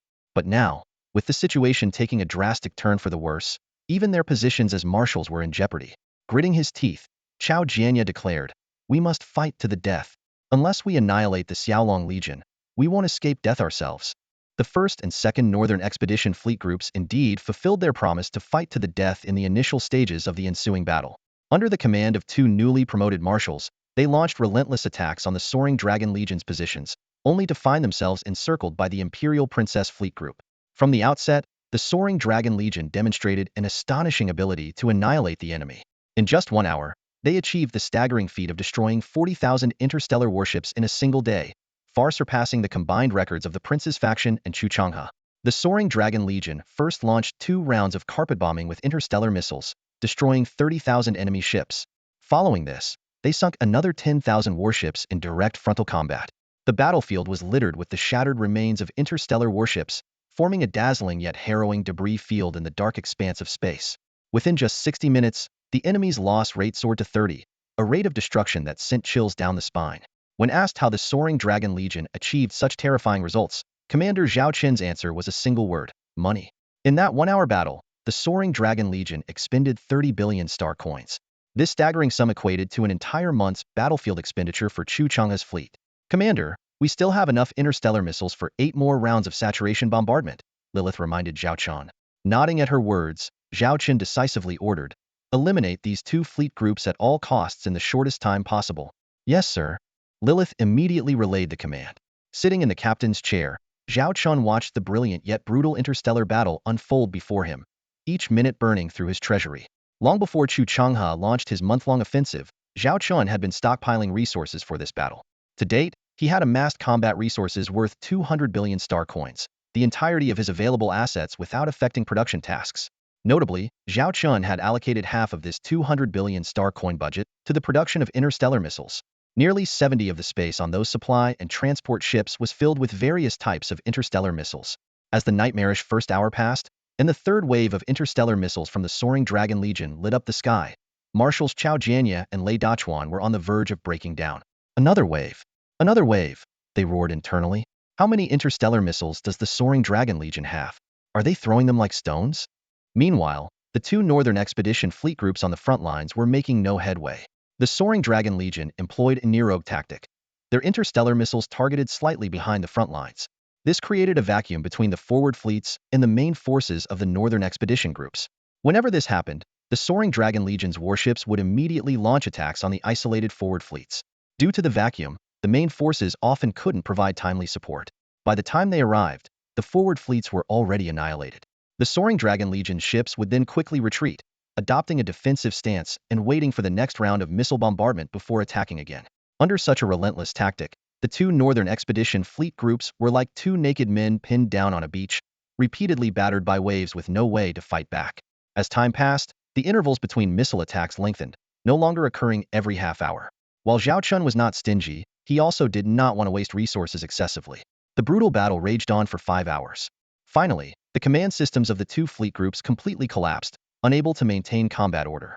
By this time, the originally 120,000 strong fleet groups had been reduced to less than 30,000 ships, half of which were severely damaged. In contrast, they had only destroyed around 3,000 enemy ships, with nearly 3,000 of those being from the Imperial Princess Fleet Group. The Soaring Dragon Legion's losses were a mere 100-plus ships. This unbelievable loss ratio pushed the 2 new marshals to the brink of collapse. "We can't fight. We can't fight." Lei Dachuan screamed hysterically. "This battle is unwinnable. The Soaring Dragon Legion on the other side. They're monsters." He painfully described the terrifying aspects of the enemy. Not only were they fully equipped with T3 interstellar warships, but each one was overwhelmingly powerful. Their interstellar battleships could easily obliterate equivalent enemy ships, their frigates could chase down destroyers, and their destroyers even dared to engage battlecruisers Hedon. More despairingly, the enemy had over 50 T4 interstellar warships, while the combined total of both fleet groups was less than 20. "Tell me, Chao Jianya, tell me, how are we supposed to fight this battle?" Lei Dachuan shouted, tearing at his hair until his hands were bloody. Zhao Jianya opened his mouth to speak, but found himself overwhelmed by a deep sense of helplessness. He slumped into his captain's chair, staring despondently at the interstellar map before him. The once numerically superior force was now surrounded by the Imperial Princess Fleet Group in a tight encirclement. "Transmit my orders," Zhao Jianya said, his spirit broken. "Abandon the attack. Try to break out." But could they really break out now? Zhao Jianya dared not voice the answer, knowing all too well how stark and brutal the reality was. Soaring Dragon Legion? He murmured the name, closing his eyes and feeling the tremors as his flagship endured another missile strike. Meanwhile, Lilith reported the latest battle status to Zhao Chen. "Sir, the enemy's two fleet groups have approximately 20,000 surviving warships. We estimate they can be completely annihilated within an hour. The Imperial Princess Fleet Group has lost over 3,000 warships during this period.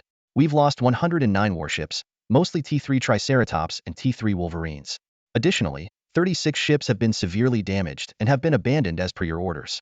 Another 267 warships have depleted their shields and sustained over 30 structural damage and have been moved to the secondary battlefield." Zhao Chen was very pleased with these results. This was the terrifying power of the Soaring Dragon Legion he had painstakingly built, fully equipped with T3 interstellar warships.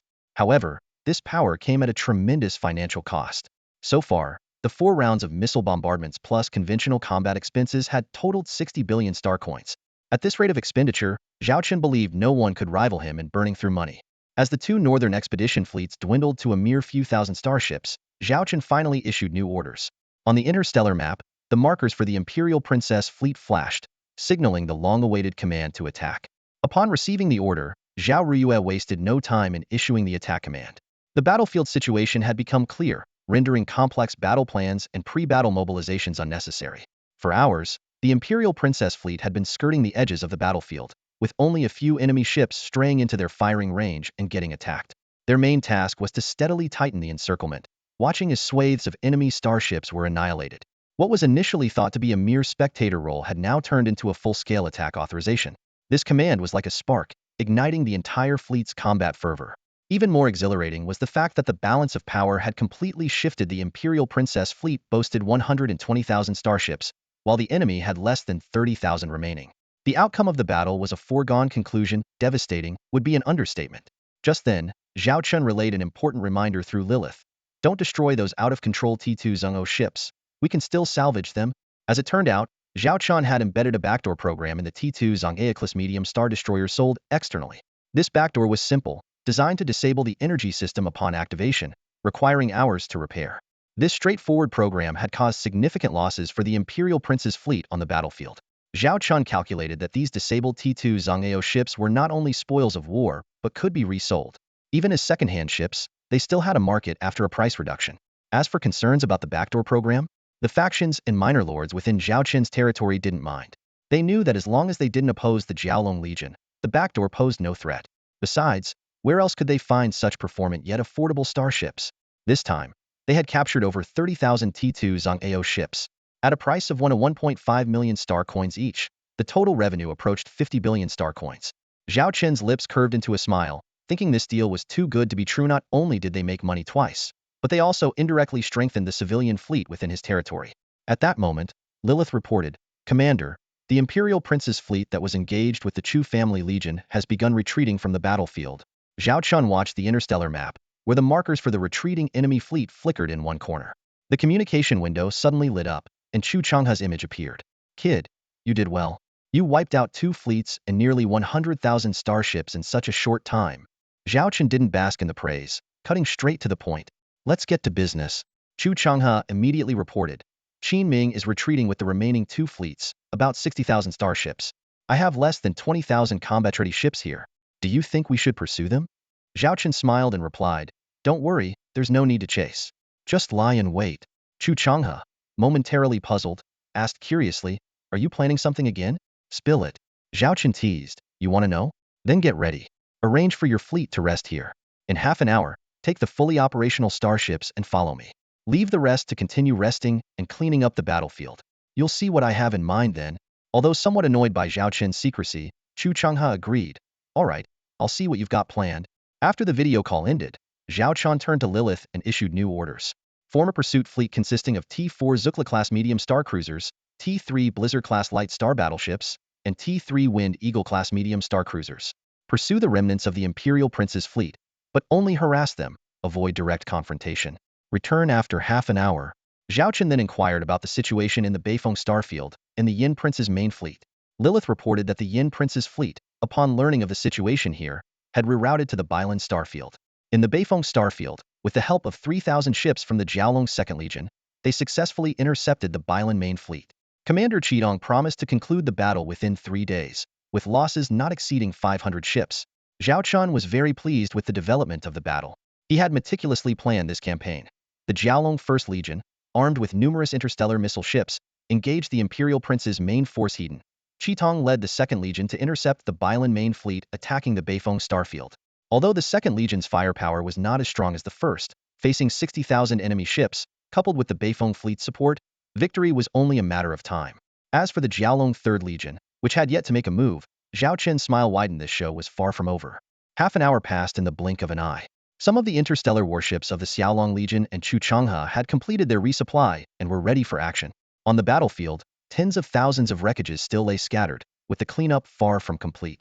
At Zhao Chen's request, Chu Changhe led 300 elite warships to the designated area.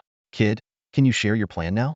Chu Changhe asked casually, reclining in the captain's chair with an air of ease, as if he hadn't just commanded a grueling Tindai battle. I have 300 interstellar warships here, including 20 T4 class Northern Wind heavy battleships, and the rest are T3 class. My fleet and I are now at your command, Lord of Xiaolong. In the video feed, Chu Xian also looked on with curiosity. After learning of her father's agreement with Zhao Chen, she insisted on joining the mission, and Zhao Chen gladly agreed. The Princess Legion's 300 warships are ready, awaiting your orders, Lord Zhao Chen, reported Qin Xiaolei, with Zhao Ruiyue standing behind her. Stand by for now, Zhao Chen replied briefly, then turned to Lilith. Lilith immediately reported, the temporary task force is assembled, comprising 1,000 warships, including 50 T3 class Judge heavy missile ships. We are ready to depart at your command, Commander. Zhao Chen slowly lifted his gaze, eyes sharp like a hunter's. Begin warp. With the order given, 2 T4 interstellar warp ships that had been on standby activated. In a flash of light, over 1,600 warships vanished instantly. The remaining Xiaolong Legion fleet continued their battlefield cleanup, unfazed by the sudden disappearance. The Imperial Princess fleet also remained calm. However, the high-ranking officers of the Chu family fleet were left in awe. That's incredible. They just vanished in minutes. This is a strategic game-changer. If only our Chu family fleet had this capability. Wait, isn't it basically ours? The Lord of Xiaolong is set to marry into our family. Maybe in the future, the Lord of Xiaolong can equip us with these too. After a brief flash, Zhao Chen's fleet arrived in a dark starfield. Where are we? Chu Changhe asked, looking around as if still in the interstellar border space. We're in the interstellar border space between the central starfield of Xingyao and Chua starfield, Zhao Chen explained. Why are we here? Princess Qin Xiaolei asked, puzzled. To bid farewell to Prince Qin Ming, of course, Zhao Chen replied with a smile. Chu Changhe and the others looked confused. Zhao Chen then sent a navigation path. Follow this route, and the answer will become clear. Chu Changhe and Qin Xiaolei ordered their fleets to follow the path. Minutes later, they saw numerous glowing objects. What are those? Isn't this the border space? How can there be glowing celestial bodies? Qin Xiaolei asked, puzzled. Behind her, Zhao Ruiyue suddenly spoke. Those aren't celestial bodies. They're warp interceptors. Hearing this, everyone realized the truth. Chu Changhe scanned the area, seeing thousands of evenly distributed warp interceptors. Exactly, they are warp interceptors, Zhao Chen confirmed. These are T3 class Ranger interstellar warp interceptors, developed by the Xiaolong Legion. There are 3,000 of them here. 3,000 warp interceptors. Chu Xian exclaimed. Chu Changhe's eyes lit up as he analyzed. If I'm not mistaken, this is between our battle zone and the White Swan starport in the central starfield of Xingyao. You're planning to intercept Prince Qin Ming's fleet here. Chu Changhe's words made everyone realize Zhao Chen's strategy. After their defeat, Qin Ming's fleet would likely retreat to the nearest stronghold, and the White Swan starport, being one of the top 10 starports in Xingyao Empire and the northern gateway to the central starfield, was the most probable target. By deploying warp interceptors here, Zhao Chen aimed to intercept the prince's fleet. But can our 1,600 warships handle the interception? Chu Xian asked, worried. After all, the retreating prince's fleet still had over 60,000 warships, albeit a defeated force, but still formidable. Who said I only have these? Zhao Chen replied, lounging in the captain's chair with a smirk. At that moment, a hidden fleet emerged from the distance. Shen Bing, commander of the 3rd Xiaolong Legion, reporting with 2,000 warships, ready for orders. Xin Bing's image appeared. At this moment, Chu Changhe and the others realized Zhao Chen's foresight. He had anticipated this move even before the battle began, deploying a Xiaolong legion here in advance. Now, they only needed to wait for Prince Qinming to fall into their trap. Chu Xian suddenly raised a question. Why don't we first deploy the Xiaolong core fleet to other battlefields, and then call them back when we need to intercept the enemy fleet? Wouldn't that maximize the fleet's combat power? Zhao Chen rolled his eyes and shrugged. Do you think I have a lot of interstellar jump ships? Let me tell you the truth. The two T4 interstellar jump ships that brought us here are the last ones I have. We'll have to wait a week for the next ones. He laid it out plainly, as this information was no secret. Chu Changhe's eyes lit up, his eyebrows twitching as he asked, how much does this type of interstellar jump ship cost? And what is its production rate? Are there any plans to sell them? Zhao Chen smiled and replied, according to market trends, a T4 Huigang-class interstellar jump ship would cost at least 1 trillion star coins. How many do you want? He wasn't exaggerating. Although the T4 class starship didn't have a public price, the profit margin on a T3 class was already tenfold, let alone this strategic starship, which costs 50 billion star coins each to produce. After hearing this, Chu Changhe, though not thinking Zhao Chen was overcharging, knew that the Chu family couldn't afford it at the moment. He smiled warmly and said, come on, we're practically family. Talking about money hurts our relationship. He gave a knowing look. Chu Xian rolled her eyes, sensing the implication in their conversation, but she was also tempted by the starship. Zhao Chen, on the other hand, looked at Chu Changhe with disdain, thinking how shameless it was for an imperial marshal to consider trading his granddaughter for a starship. At that moment, Zhao Chen's interface lit up with alerts from 3,000 T3 Ranger-class interstellar warp interceptors, indicating they had detected an enemy fleet in warp. They're here, Zhao Chen muttered. Chu Changhe immediately dropped his smile, ready for orders. Zhao Chen quickly commanded, Lilith, relay my orders. Xiaolong 3rd Corps and the 1st Corps Task Force, form an ambush formation. Baishua's interstellar missile ships, prepare for combat. Zhao Riyue couldn't help but ask, what should we do? Beside her, Qin Xiaolei clenched her fists nervously, as they were about to ambush her father's murderer, Qin Ming. Zhao Chen continued his deployment. Chu family fleet and the princess fleet, stay in reserve, guarding the flanks and waiting for my further instructions. Zhao Riyue was surprised, not expecting Zhao Chen to assign Chu Changhe's elite fleet to the reserve. However, Chu Changhe didn't hesitate. Chu family fleet, roger that. As a marshal, he knew to follow whoever could bring victory. Zhao Riyue also followed suit. Princess fleet, roger that. Soon, all fleets were in position. The main force, consisting of the Xiaolong 2nd Corps and the 1st Corps Task Force, formed a three-dimensional crescent shape with nearly 4,000 starships. The reserve wings each had 300 starships. Zhao Chen's trump card was a small formation of over 300 specialized ships. Suddenly, the indicators on the Ranger-class interstellar warp interceptors switched from blinking to steady. Zhao Chen knew their prey was about to appear. With a flash of light, a massive enemy fleet suddenly appeared in the starfield, packed closely together. 5,000, 10,000, 30,000. Ultimately, a total of 60,000 starships crowded into a narrow area. The enemy fleet personnel were still disoriented, wondering how their warp journey, which should have taken several more hours, had abruptly ended. On AT-4 God of the North-class heavy interstellar battleship of the Prince's faction, a recently awakened Imperial Major General Captain was still groggy when the piercing alarms sounded. Warning, warning, warning. Incoming interstellar missiles detected. 60,000 interstellar warships were abruptly pulled out of warp speed, and most were hit by a barrage of millions of missiles before they could even react. The battlefield was instantly engulfed in flames, with one ship after another consumed by the explosions. The scene was more brutal than the recently concluded major battle, with nearly half of the enemy fleet lost within minutes. Zhao Chen leaned back in the captain's chair, staring impassively at the rapidly declining enemy fleet data on the holographic display. Calmly, he issued an order. Tighten the encirclement, target the Prince's faction ships. Have Princess Qin broadcast on the open frequency, offering surrender terms. Those who shut down their engines will be spared. The orders were swiftly relayed, and Qin Xiaolei began broadcasting surrender terms to the Prince's faction ships. Her royal status, combined with the enemy's plummeting morale, had an immediate effect. Ships began to shut down their engines and surrender one by one. Meanwhile, the encirclement tightened. Missile ships that had completed the first wave of attacks were resupplying for the next round. The besieged loyalists of the Prince's faction attempted to break through, but the cramped space and chaotic command led to friendly fire incidents. Report, multiple defense lines are critical. Lilith reported. Zhao Chen, having anticipated this, instructed, have Marshal Chu and my sister's fleet support those areas. Hold the lines for at least half an hour. After that, I'll make sure these stubborn loyalists are obliterated. Thus began a race against time to annihilate the encircled enemy.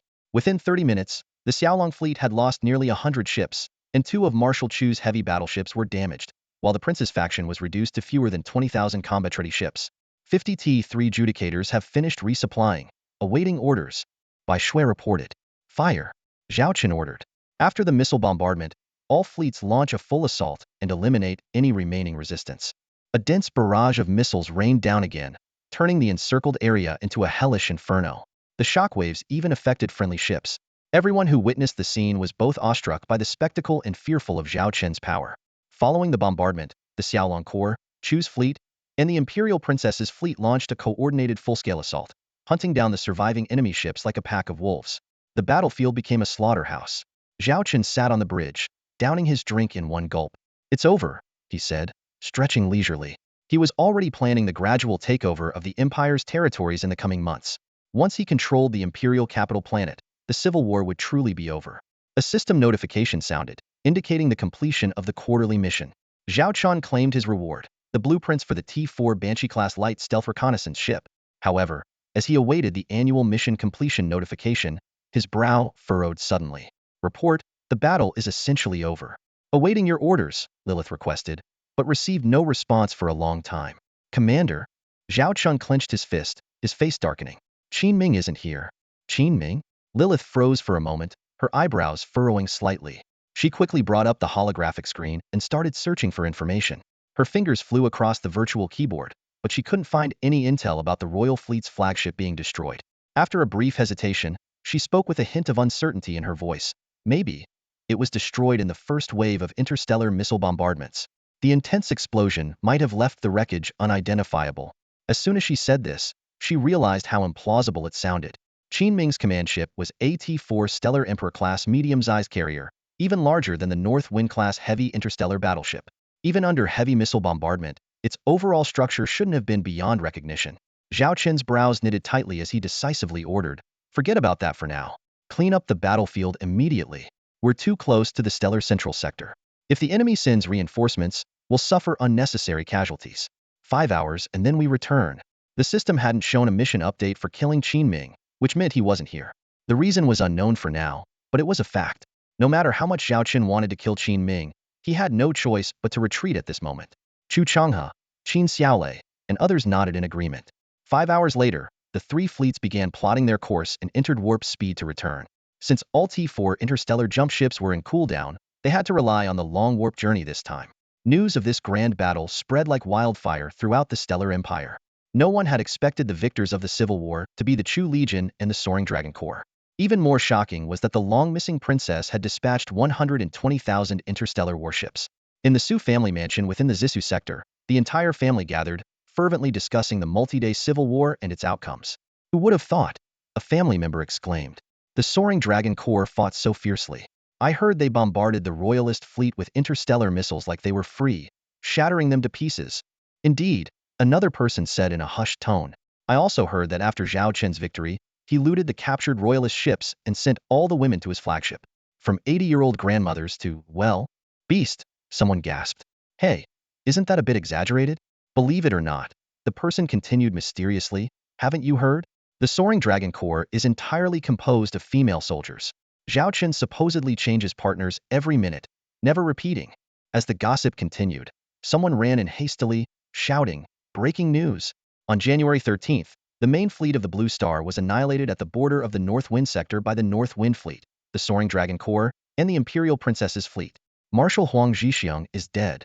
Additionally, the Chu Legion and the Imperial Princess fleet have invaded the Blue Star sector, controlling 1/5 of its systems. The Su family estate used top-tier jamming devices, preventing communication network access. News often came through trusted messengers for security reasons. The family patriarch was always cautious, even keeping important information on paper. Upon hearing this, the gathered family members expressed their admiration without much surprise. The royalist fleet's defeat meant the North Wind sector was a lost cause. Huang Zhixiang's Blue Star main fleet was likely gone for good. As for the Blue Star sector, while the Chu family couldn't yet conquer the stellar central sector, taking parts of the Blue Star sector was within their reach.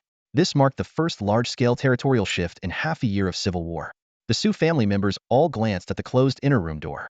Despite their varied statuses within the family, the true decision-makers were inside, having deliberated for 3 days. During this time, the Su family made several moves, both openly and covertly. Everyone admired the patriarch's decision not to send their direct military forces to aid the royalists. Otherwise, they could have ended up like Huang Zhixiong, losing everything. Instead, they capitalized on the situation. Previously, the royalists had called for reinforcements from the Zhisu sector. Although the Su family didn't send their own forces, they allowed other regional powers to do so. Many interstellar factions hoping to gain favor with the royalists ended up losing everything. The Su family seized this opportunity to take control of these weakened factions. This was all part of the patriarch's strategy, proving the value of his wisdom. Suddenly, another messenger burst in. Breaking news, Qin Ming, the second prince, has returned to the capital and plans to ascend the throne in 5 days. Everyone was stunned. Someone blurted out, "Is Qin Ming crazy? He's lost so much military strength in this war, and now he wants to be emperor?" Qin Ming's ascension was no small matter. Its impact was as significant as the Civil War's defeat. Once again, all eyes turned to the inner room, anticipating the patriarch's response. Inside, the senior members and direct descendants of the Su family looked towards the patriarch, who sat with his eyes closed in contemplation. Qin Ming is taking a huge gamble, one of them analyzed. Although the Chu family and the Soaring Dragon Core won, their resources must be exhausted. They'll need months to regroup. By ascending the throne, Qin Ming aims to legitimize his control and mobilize military forces across various sectors. The power of an emperor far exceeds that of a prince. He wants to keep this game going. The patriarch slowly opened his eyes, his gaze sharp. The chaos in the Stellar Empire is far from over. We mustn't get involved in this mess. From today, I will continue my seclusion. Do not disturb me for anything. Tell anyone from the capital that I am resting, and refuse all requests. His message was clear: stay out of the fray, and observe quietly. At a large starport on the border of the Chu River starfield, the aftermath of a fierce battle was evident. The port was in a state of frantic repair and resupply, with countless starships crowding the docks, causing severe congestion. Amidst this chaos, however, one unobstructed passage stood out. Every warship navigating this special lane bore the same emblem, the insignia of the Xiaolong fleet. The Xiaolong Legion had distinguished itself in the recent decisive battle, especially with its devastating barrage of 1,000,000 interstellar missiles, leaving a lasting impression as a firepower-dominant fleet. Chu Changhe had made sure to allocate a dedicated lane and dock for the Xiaolong Legion at this nearest starport as a mark of respect. Although Zhao Chen's own supply ships and T3 furnace-class heavy industrial starships could handle some of the repairs, he graciously accepted the gesture. Deep within this bustling starport, a crucial meeting was underway. In a secluded room, leaders from the Chu family legion, the Imperial Princess Fleet, and the Xiaolong Legion gathered. Chu Changhe, Chu Xian, Qin Xiaolei, Zhao Ruyue, Zhao Chen, and Lilith sat together, discussing the post-war situation.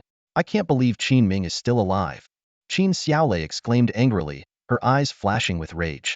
Chu Xian calmly explained, "According to our intelligence, at the last moment, Qin Ming diverted with 300 elite warships, taking a few extra days to return directly to the Imperial capital star. This information has been confirmed by the Xiaolong Legion's intelligence network." Zhao Chen could only sigh helplessly, acknowledging Qin Ming's luck in escaping under such circumstances. Chu Changhe took over the conversation, analyzing the current situation. "Regardless, the initiative in this civil war is now in our hands. Out of the 6 fleets of the Prince's party, we have completely annihilated 3, resulting in the deaths of 3 5-star marshals. The other 2 fleets are severely damaged, with only a few warships escaping. Only Prince Yan's fleet was spared due to its advantageous geographic position. The Prince's party has lost over 250,000 warships and will be hard-pressed to recover in the short term." He continued, "Once we finish resupplying, we can directly capture the central starfield of Xingyao. At that point, other starfields are bound to defect." Zhao Chen nodded in agreement and pointed out the significance of Qin Ming's decision to declare himself emperor at this time. This is his only chance to turn the tide. By claiming the title of emperor, he can mobilize more resources and forcibly requisition warships from various starfields. Given enough time, he might be able to assemble a new legion of 300,000 ships. As soon as he finished speaking, all eyes turned to Zhao Chen. Chu Changhe, Zhao Ruyue, and the others looked at him expectantly, as their strategic resources were nearly depleted and the next phase of military operations depended on his support. Zhao Chen asked directly, "How much strategic resources do each of you need to sustain the next phase of military operations?" Zhao Ruyue quickly responded, "The Imperial Princess Fleet needs 50 billion star coins." Chu Xian added, "We also need 50 billion star coins." Having already discussed the resource issue with Lilith, Zhao Chen announced, "Within a month, I will provide 50 billion star coins worth of strategic resources to each of you, along with an additional 50 billion star coins in discretionary funds to handle potential war expansions or prolongations. This generous commitment left the four leaders astonished. Zhao Chen added, "Don't get me wrong. These will be issued as loans and must be repaid." Qin Xiaolei rolled her eyes, thinking that as long as they could avenge themselves, the money was a minor concern. Chu Changhe felt secretly pleased, thinking that arranging his granddaughter's relationship with Zhao Chen was a brilliant move. Curious, Chu Changhe asked, "Xiao Zhao, how much can you actually extract from those 5 starfields each month?" Feigning a pitiful look, Zhao Chen replied, "Not much, just a few 100 billion star coins a month. This is all I've scraped together from my savings, and it will need to be repaid." Lilith almost burst out laughing. She knew that the commander's figures were missing a zero. The meeting concluded with the plan to launch the second phase of the offensive set for mid-February. Zhao Chen and Lilith returned to their flagship as the lift platform slowly ascended. Through the porthole, Zhao Chen observed the numerous warships awaiting repairs at the starport, his brow furrowed. Standing beside him, Lilith reported, "According to our statistics, the Chu family fleet currently has only 20,000 intact warships, though most are elite, including 50 T4 Beifeng-class ships. They lost half of their T4 Beifeng-class ships in the last decisive battle. Otherwise, Chu Changhe wouldn't have been able to handle multiple fleet assaults after suppressing the royal main force." She continued, "Governor Chu is procuring new ships and mobilizing warships within the star domain. It's estimated that their fleet could reach a maximum of 30,000 ships." Zhao Chen pondered for a moment and said, "Inform Governor Chu that the Beiyin Group is willing to sell a batch of T2 Zhanga-class destroyers at near-cost price. Additionally, we can sell a portion of the over 30,000 T2 Zhanga-class ships we captured at a low price to help them replenish their fleet." Though this would reduce profits, Zhao Chen considered the long-term benefits. The Xiaolong Legion, while elite, was limited in numbers and couldn't handle both combat and garrison duties simultaneously. The Chu family fleet and the Imperial Princess fleet could help consolidate occupied territories and even support the Xiaolong Legion on the battlefield. Lilith added, "The Imperial Princess fleet, despite experiencing battles, has fought hard. Though they lack T4 warships, they are equipped with a significant number of Xylongseries ships, making them formidable. They've lost fewer than 10,000 ships so far." Zhao Chen nodded in satisfaction and instructed, "Replenish the losses of the Imperial Princess fleet and ensure they are back to a strength of 120,000 ships before the second phase of the offensive. Consider increasing the variety of T3-class ships. Don't forget to have the princess sign off. She owes us." He emphasized the word owes. Lilith understood the commander's intention to groom Qin Xiaolei into a puppet, ultimately gaining control over the entire Xingyao Empire. Zhao Chen inquired about their own losses, and Lilith promptly responded, "In this campaign, we lost 570 warships, including 5 T4-class ships. We had over 200,000 personnel casualties and consumed 100 billion star coins." Hearing the consumption of 100 billion star coins, Zhao Chen's brow tightened. Although they still had 100 billion in reserves, to avoid unnecessary losses, allow the fleet to rest, and wait for the T4 Huageng-class jump ships to cool down, he couldn't take the central star domain in one go. They had to wait until mid-February to launch the second wave of the offensive. Zhao Chen emphasized, "Stick to the plan. Do not let military operations affect resource production and shipbuilding tasks within our territory. Remind Annie that if she fails to complete the production tasks, she'll have to answer to me." Lilith nodded in agreement. Zhao Chen then asked, "Can we replenish the lost warships before mid-February?" "No problem. The construction tasks have already been assigned to Annie. We will definitely replenish the 570 ships within 20 days. However, it will take some time for the 3rd Legion to reach a strength of 3,000 ships," Lilith responded. Zhao Chen was unconcerned. The Royalist Party lost over 300,000 ships this time. Qin Ming won't be able to turn the tide in a month. If it weren't for concerns about excessive losses, Zhao Chen could have directly attacked the Imperial capital star. But after weighing the pros and cons, the current plan was the most reasonable. However, the subsequent developments took everyone by surprise. Though Qin Ming was unable to retaliate, someone else aimed to overthrow his rule. On January 18, 3034, in the galactic calendar, the Imperial capital system was shrouded in a complex atmosphere. What should have been a joyous day for Qin Ming's ascension to the throne was overshadowed by the recent devastating civil war. The loss of 300,000 starships and the fall of 3 marshals dealt a heavy blow to the royal faction, stripping the succession ceremony of its celebratory mood. Qin Ming himself was weighed down by grief and decided to cut 2/3 of the ceremony. The royal palace, perched on the highest peak of the Imperial capital star, stood tall and imposing. Inside, a massive throne dominated the hall. The succession ceremony was underway. Dressed in his new imperial regalia, Qin Ming walked slowly towards a revered ceremonial officer. This elder, the most respected ceremonial officer in the Xingyao Empire, was in charge of the grand event. According to protocol, Qin Ming would recite an oath and then receive the scepter and crown, symbols of imperial power, officially becoming the new emperor of Xingyao. I, Qin Ming, as a member of the royal bloodline, Take on the imperial power in times of crisis. I vow to lead the Xingyao Empire out of turmoil and restore its glory. Qin Ming placed his hand on his chest and proclaimed loudly towards the throne. Behind him, hundreds of officials knelt, awaiting this moment. Lady Zhen stood aside, her eyes blurred with tears. She had finally seen her son ascend the throne, but had lost another precious son. Silently, she prayed, Qin Ming, mother believes in you. You will avenge your brother. Suddenly, a voice echoed from the palace doors, wait. The sudden shout interrupted the ceremony, drawing everyone's eyes to the entrance. Prince Yin walked in with a faint smile. He made his way through the stunned officials and stood between Qin Ming and the ceremonial officer. He glanced at the scepter and crown in the officer's hands before turning his gaze to the bewildered Qin Ming. Uncle Yin, you? Qin Ming looked at him in confusion. Do you think you're fit to be emperor? Prince Yan's words were followed by a resounding slap, sending Qin Ming sprawling to the ground. The sight left everyone in shock. What do you mean? Qin Ming clutched his swollen cheek, staring at Prince Yin in disbelief. I mean, you're unfit to be emperor. Prince Yin looked at him with contempt. I'm a prince.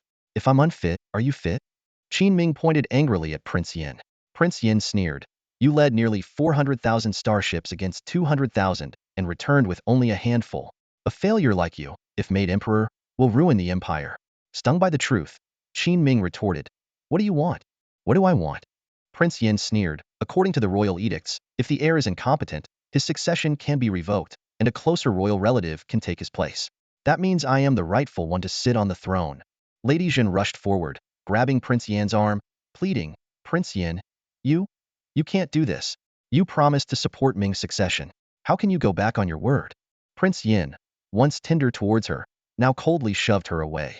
Lady Zhen, I never promised you anything. And you, as a royal consort, have disgraced yourself by consorting with others after the late emperor's death, he accused. Lady Zhen was stunned, not understanding his words. If anyone, she had only consorted with Prince Yin. You want proof? I'll give you proof. Prince Yin waved his hand, and a holographic projection appeared, causing an uproar in the hall. The projection showed a scandalous scene with multiple men and Lady Zhen as the central figure. Her face turned pale as she vehemently denied, No, I didn't do this. I didn't. Realization dawned on her as she pointed at Prince Yin. It was you who set me up. She recalled their meetings, where he often brought substances that made her forget events.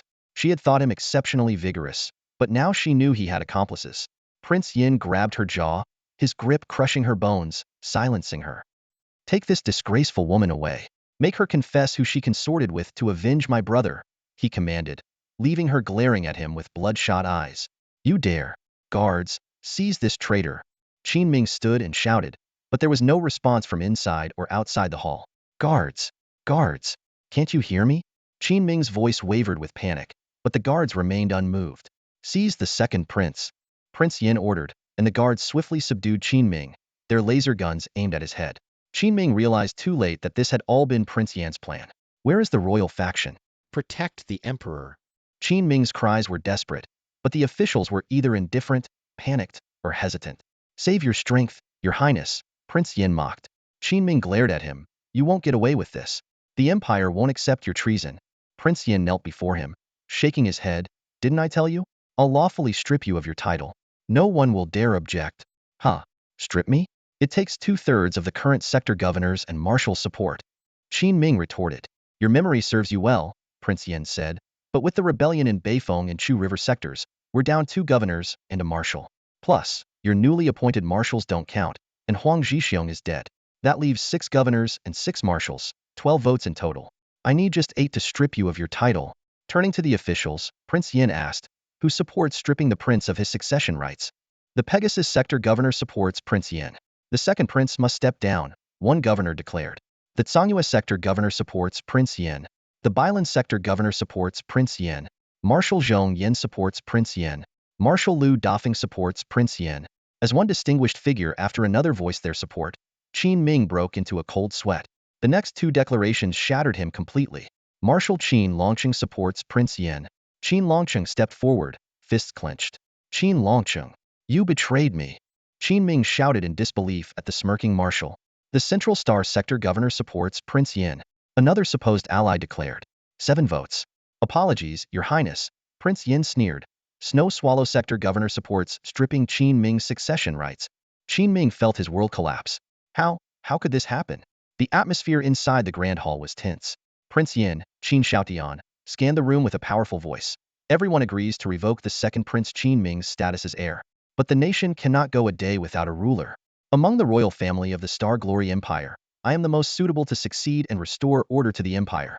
Who objects? The officials lowered their heads, avoiding Prince Yan's sharp gaze. Suddenly, one official knelt and shouted, "For the Star Glory Empire, let Prince Yan ascend to the throne." Like a domino effect, more and more people followed suit, and the entire hall echoed with the same call.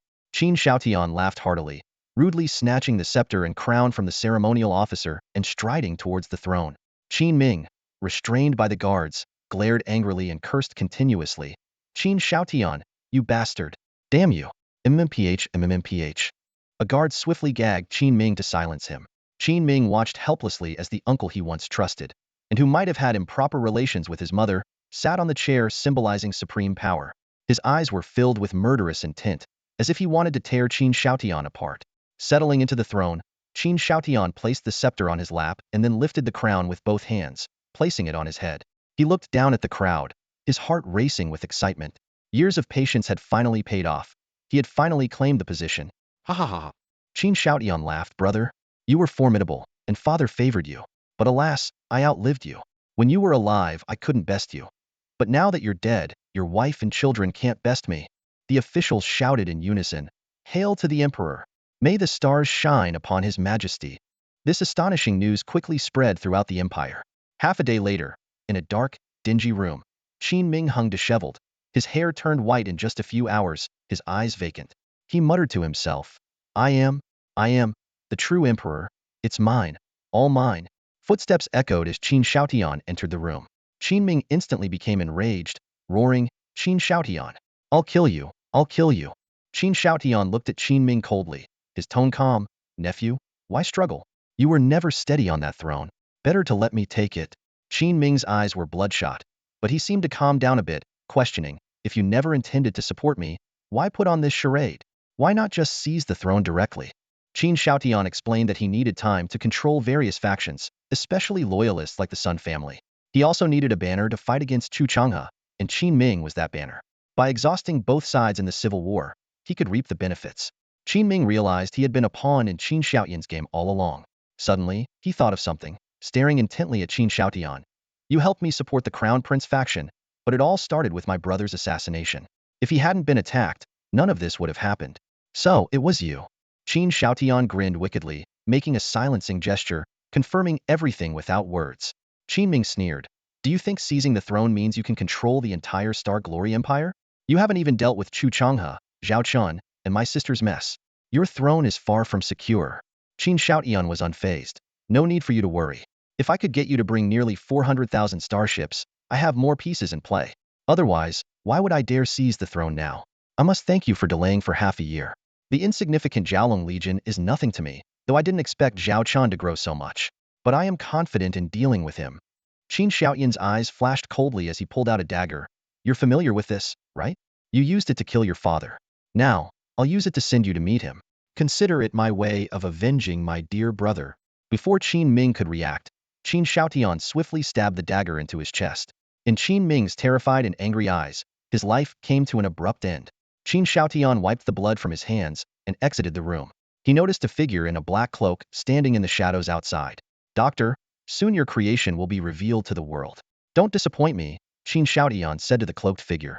A strange voice, a mix of mechanical and rustling sounds, responded from beneath the cloak. "The Crown Prince was our experiment, and the Jiaolong Legion will be my first real prey.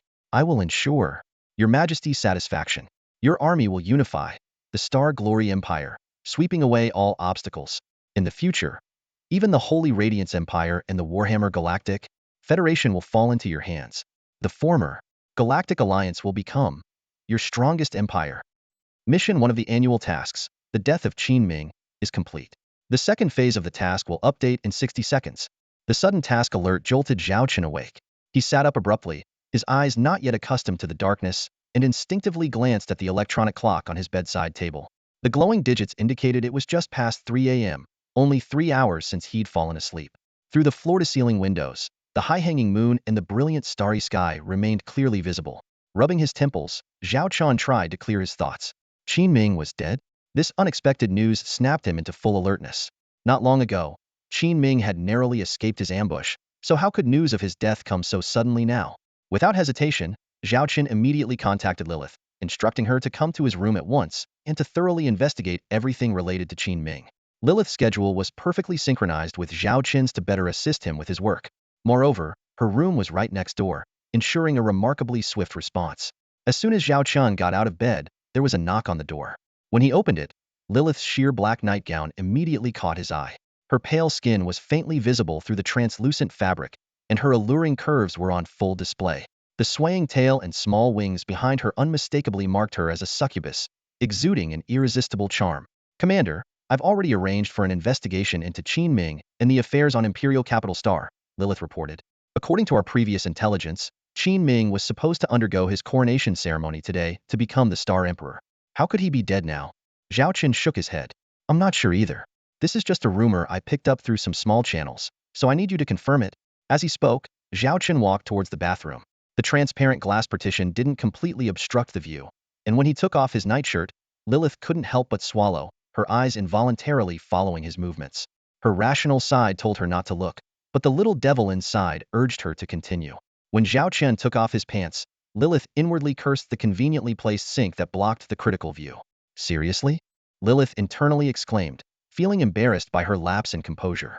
Moments later, Zhao Chen emerged in casual clothes, and Lilith felt a pang of disappointment. Just then, her communication channel buzzed, and she immediately began handling the incoming information. Zhao Chen walked to the window and muttered softly. The scenery outside instantly transformed from moonlit night sky to lush green fields and a clear blue sky. A robot approached at the perfect moment, handing him a glass of water. Taking a sip, Zhao Chen noticed the change in Lilith's expression. "Got any news?" Lilith nodded, her face serious. According to the latest intelligence, there was an unexpected incident during Qin Ming's coronation ceremony a few hours ago on Imperial Capital Star. Now, Prince Yin, Qin Xiaotian, has taken control of the star and declared himself the Star Emperor. "Prince Yin? Qin Xiaotian?" Zhao Chen frowned, taken aback by the sudden turn of events. "Explain in detail what exactly happened." Zhao Chen sat down, and Lilith approached to give her report. However, the sight of Zhao Chen's faintly visible physique beneath his thin casual clothes made her heart race, and her tail swayed subconsciously. Fortunately, her professional demeanor remained intact, allowing her to continue her report smoothly. "Qin Xiaotian betrayed Qin Ming and proclaimed himself emperor?" Zhao Chen remarked, finding the situation astonishing. "Several regional governors and five-star marshals are supporting Qin Xiaotian, including some who were originally loyal to Qin Ming." Lilith briefly mentioned rumors about Qin Ming's mother having affairs, but since it was not crucial, she glossed over it. Zhao Chen stroked his chin in thought. "I didn't expect Qin Xiaotian to have developed such a substantial force in secret.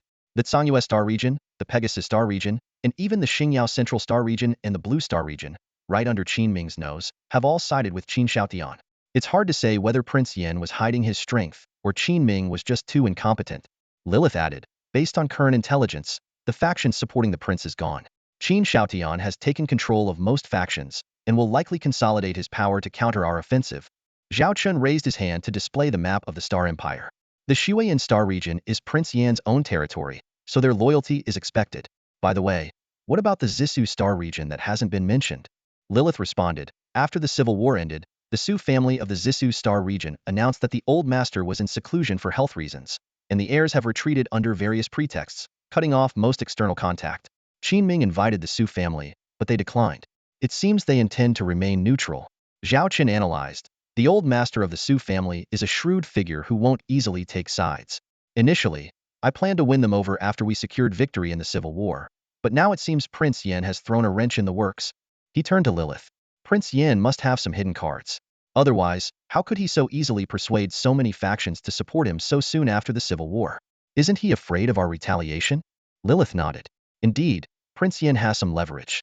Intelligence indicates that after his ascension, he immediately redeployed forces, pulling 50 fleet corps from the Shuiyan Star region, totaling 150,000 starships. Additionally, he claims to have connections with the Holy Radiance Empire to procure more starships, offering purchasing channels to various factions. He promises to defeat the Rebelsis and Governor Chuan restore the Star Empire. 150,000 starships? Support from the Holy Radiance Empire?" Zhao Chen muttered, pondering for a moment before saying, "Even with these assets, Qin Shaotian shouldn't be able to challenge us directly. I suspect he has an even bigger ace up his sleeve.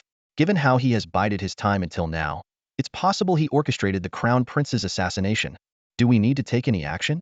Lilith asked, her eyes reflecting a hint of worry. Zhao Chen slowly shook his head, his gaze serious. He succinctly analyzed, our current battlefronts are primarily divided into 3 areas: the Chu River Starfield border, the Northwind Starfield border, and the ongoing battlefield in the Northwind Starfield. We've just come out of a major battle and are in a recovery phase, with our combat resources not yet fully replenished. It's not advisable to engage in large-scale interstellar warfare at this moment. After a moment of contemplation, he continued, besides continuing to dispatch interstellar reconnaissance ships to monitor the enemy's main fleet and starports, we need to alert the Imperial Princess's fleet in the Northwind Starfield and the Chu family's fleet. They should slow down their previous combat plans and be especially vigilant about Prince Yan's movements. Lilith nodded solemnly. I'll notify them immediately. Zhao Chen added, if there are any movements from the Imperial capital or Prince Yan, inform me at once. Understood, Lilith responded. All right, that's all for now. Once you've passed on these orders, get some rest, Zhao Chen said, waving his hand as he turned to the window. He gazed out at the vast prairie landscape, his expression stern, clearly not intending to rest anytime soon. Please take care of yourself too, Lilith softly reminded before slowly exiting the room. As the door closed, Lilith felt a rush of warmth to her face. She leaned against the wall, breathing heavily, her cheeks flushed and heart racing.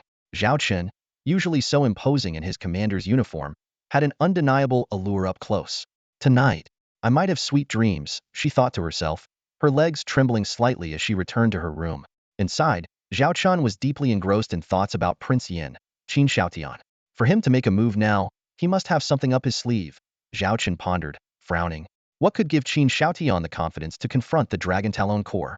He analyzed the possibilities one by one. A large-scale interstellar battleship fleet? Unlikely, as it would be nearly impossible for Qin Shaotian to hide 50 fleet groups. Support from the Holy Radiance Empire? Considering the previous Holy War dual wager, they were unlikely to directly interfere in the Starshine Empire's civil war.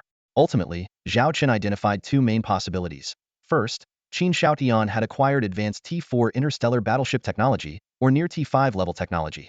Second, he possessed a small but highly formidable interstellar corps, possibly around 3,000 ships. To counter this potential threat, Zhao Chen decided to continue strengthening his forces. Although he had the capability to construct T5 Hades-class interstellar dreadnoughts, the 3 trillion star coin cost was currently prohibitive. I'll have to keep accelerating the construction of the Dragon Talon Corps. If 3 interstellar core aren't enough, then 5, 10, Zhao Chen resolved. With his thoughts clear, Zhao Chen opened the system interface to check the updated annual tasks. Task 2 required control of at least 4 starfields within the Starshine Empire, with the Chu River Starfield and Northwind Starfield already secured. After carefully studying the interstellar map of the Starshine Empire, Zhao Chen set his sights on the Tsangyue Starfield. He quickly drafted an order and sent it to Qitong and Shenbing, instructing them to simulate a viable combat plan for the Tsangyue Starfield within 3 days. This order was to be discussed only among a select few core members and kept confidential until finalized. After Qin Shaotian declared himself emperor, the news spread like an invisible wave, silently sweeping across the entire Xingyao Empire. Surprisingly, the various factions reacted with unusual restraint, as if an unseen force was suppressing the brewing storm. Many powerful families and factions were observing from the shadows, anticipating a second civil war and speculating on Qin Shaotian's true ace in overthrowing the puppet Qin Ming. Meanwhile, the war in the Blue Star region was progressing smoothly. In just half a month, the Imperial Princess fleet and the Chu family fleet had taken control of 2/3 of the area. The name of the young princess had become a powerful rallying cry, ensuring relatively stable management of the occupied territories. While it remained uncertain whether the conquered family forces were truly loyal, they at least maintained order on the surface. After all, only absolute strength could compel these families to submit. Zhao Chen was satisfied as he reviewed the report from Li Yaqi's Northern Goose Group. In just half a month, the Northern Goose Group had successfully filled the gaps for the Imperial Princess fleet and the Chu family fleet. He began to consider whether to hand over some T3 interstellar battleship technology to the Northern Goose Group so they could produce these warships for the 2 fleets. At that moment, a video window suddenly popped up, and Lilith's face appeared on the screen, looking serious. Report. Latest news from the Blue Star region. Part of Miss Zhao Ruyue's Imperial Princess fleet lost contact an hour ago while resting at a southern starport. Zhao Chen frowned. Eldest sister is missing? Could it be an attack? He immediately inquired about the positions and tasks of the 3 Xiaolong Corps. He learned that the 1st Xiaolong Corps was stationed at the southern end of the Chu River Star region. The second corps was at the junction of the North Wind Star region and the Blue Star region, and the third corps was resting and training in the Xiaolong system. Even more concerning was that 2 reconnaissance ships around the missing starport were also out of contact. Zhao Chen realized the unusual nature of the situation and suspected that this might be Qin Xiaoyan's ace.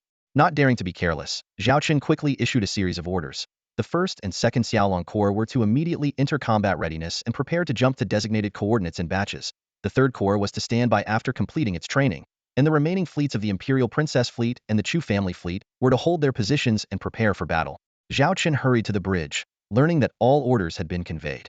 He sat in the captain's chair, staring at the interstellar map of the Blue Star region, with the location of Blue Crystal Starport marked by a red dashed line. This semi-military starport had surrendered to the Imperial Princess Fleet just a week ago, becoming one of the frontline fortresses, manned by 30,000 warships. Suddenly, Zhao Chen thought of a possibility: interstellar jump. Only this technology could explain the enemy's undetected appearance. If Qin Xiaotian had indeed mastered technology similar to the T4 Huigang-class interstellar jump ship, then his own stronghold could also be in danger. Zhao Chen immediately ordered the cancellation of the 3rd Corps' original plan, instructing them to stand by in the Xiaolong system, and place the Xiaolong system and surrounding resource star regions and dark reef star regions in a state of highest alert. Facing an opponent more threatening than Qin Ming, Zhao Chen's eyes were sharp. The chess game of the Xingyao Empire was becoming increasingly enigmatic. On the bridge of the T4 Zukla-class medium interstellar cruiser, Zhao Chen stared intently at the holographic display. The first batch of 1,000 warships from the Xiaolong First Legion had just completed their interstellar jump, vanishing into the vast expanse of space. Half a minute passed. Zhao Chen turned to his adjutant, Lilith. No response at all? Lilith shook her head gravely. None, Commander. The first batch of warships disappeared without a trace. She hesitated before continuing. Given the current unusual situation, perhaps you and your flagship should remain here. If you proceed and something happens... No way. Zhao Chen interrupted firmly. My sister is over there, and both the Xiaolong First and Second Legions have already gone. For the upcoming battle, I need to understand what kind of trump cards Qin Xiaotian has. Otherwise, we'll be at a severe disadvantage. Execute the original plan and proceed with the next 2 batches of interstellar jumps. Lilith took a deep breath and reiterated through the intelligent channel. Upon completing the interstellar jump, immediately enter combat status. No matter what happens, ensure the commander's flagship safety is the top priority. Xiaolong First Legion's second batch of warships prepare for interstellar jump. Coordinates confirmed. Lilith reported every step. Commence interstellar jump. As a T4 Huigang-class interstellar jump ship shimmered with dazzling light, the 1,000 warships disappeared from sight in an instant. The moment Zhao Chen's consciousness returned to his body, he immediately issued orders. All warships, maintain combat formation. Engage any threatening enemies on sight. Deploy unmanned scout drones and scan the surrounding space. Establish communication with the other batches of warships, Xiaolong Second Legion, Blue Crystal Starport, and Governor Qin Xiaolei. 1,000 warships quickly formed a tight combat formation centered around Zhao Chen's flagship, missile ships, carrier ships, and auxiliary warships. Report, no energy signatures detected around the fleet formation. Report, unmanned scout drones deployed, no suspicious targets found so far. Report, communication network is experiencing interference from an unknown magnetic field, unable to conduct long-range quantum communication. Attempts to contact the Imperial Princess Fleet failed. Attempts to contact Xiaolong system failed. Attempts to contact Chu River sector failed. Attempts to contact Xiaolong Second Legion failed. Listening to the communications department's reports, Zhao Chen's frown deepened. Quantum communication interference? Is that why my sister couldn't contact the outside world? He pondered. Although he knew some technological means could block quantum communication, the range was usually limited to a single planet. But now, it seemed the entire Blue Crystal System's communication was blocked. Blocking quantum communication for an entire star system? Even I can't do that. Zhao Chen was astonished. Could it be Qin Xiaotian? Does he have such advanced technology?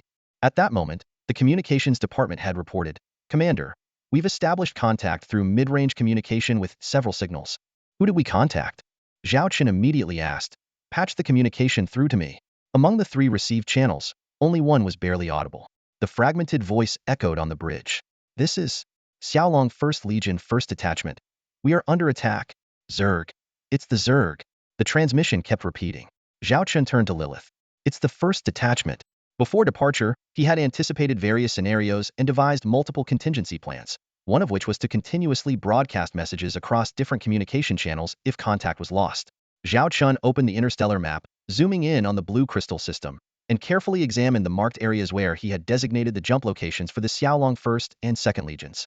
The 1st Detachment's location is about 20 minutes away at standard cruising speed. Zhao Chen quickly assessed. Relay the order to head towards the 1st Detachment's coordinates and broadcast our movements to try and contact the 3rd Detachment. Yes, sir. Lilith immediately began executing the orders. Sitting in the captain's chair, Zhao Chen repeatedly reviewed the earlier communication. Under attack? Zerg? How could there be a Zerg fleet here? He felt as if he were enveloped in a fog. What he initially thought was Qin Xiaoyan's ploy now involved the Zerg. Zhao Chen's fleet set sail towards the 1st Detachment's last known coordinates. 15 minutes later, the forward scout drones transmitted the first-hand intel. Report, based on the transmitted images, the Xiaolong 1st Detachment is under siege by what appears to be a Zerg fleet, an officer reported. Zhao Chen enlarged several key images. The display showed the Xiaolong 1st Detachment in a solid defensive formation, with carrier ships, missile ships, and auxiliary warships at the center. Despite the overwhelming number of enemy units, the battle remained orderly thanks to the formation. Lilith added, our radar scans indicate around 3,000 Zerg ships in this area. 3,000? Zhao Chen frowned. Such a large Zerg fleet was equivalent to the output of a level 4 cosmic Zerg nest. However, the composition seems unusual, Lilith pointed out. Among the 3,000 Zerg ships, there are 2,500 T1 motherships, 500 T2 motherships, and 50 T3 motherships.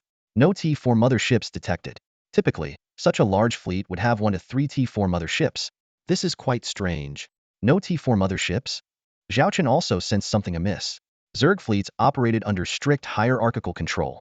A fleet this large would require 1 or more T4 motherships to maintain order, or they descend into chaos. This situation was highly irregular. Let's not dwell on that now, Zhao Chen decisively ordered. Prepare for combat and eliminate the Zerg motherships ahead. Rendezvous with the 1st Detachment. Conserve our missile stockpiles. We need to be ready for the worst. Yes, sir. The 1st Detachment also noticed the arrival of friendly ships and began breaking through towards Zhao Chen's direction, aiming for a stronger combined force upon merging. As the combined fleet prepared for battle, Zhao Chen's mind raced, trying to unravel the mystery of the unexpected Zerg presence. Eliminating the Zerg fleet wasn't particularly challenging. Zhao Chen recalled past encounters with the Zerg when the Xiaolong Legion starships were few and far between.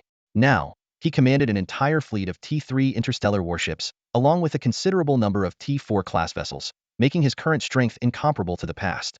The combat units deployed by the Zerg motherships T1 flyers, T2 hydralisks, T3 explosive beetles, and T3 corrupt dragons were reduced to cosmic dust by the Closian Defense Firepower Network, formed by T3 Triceratops-class heavy assault frigates and T4 Paladin-class heavy missile frigates.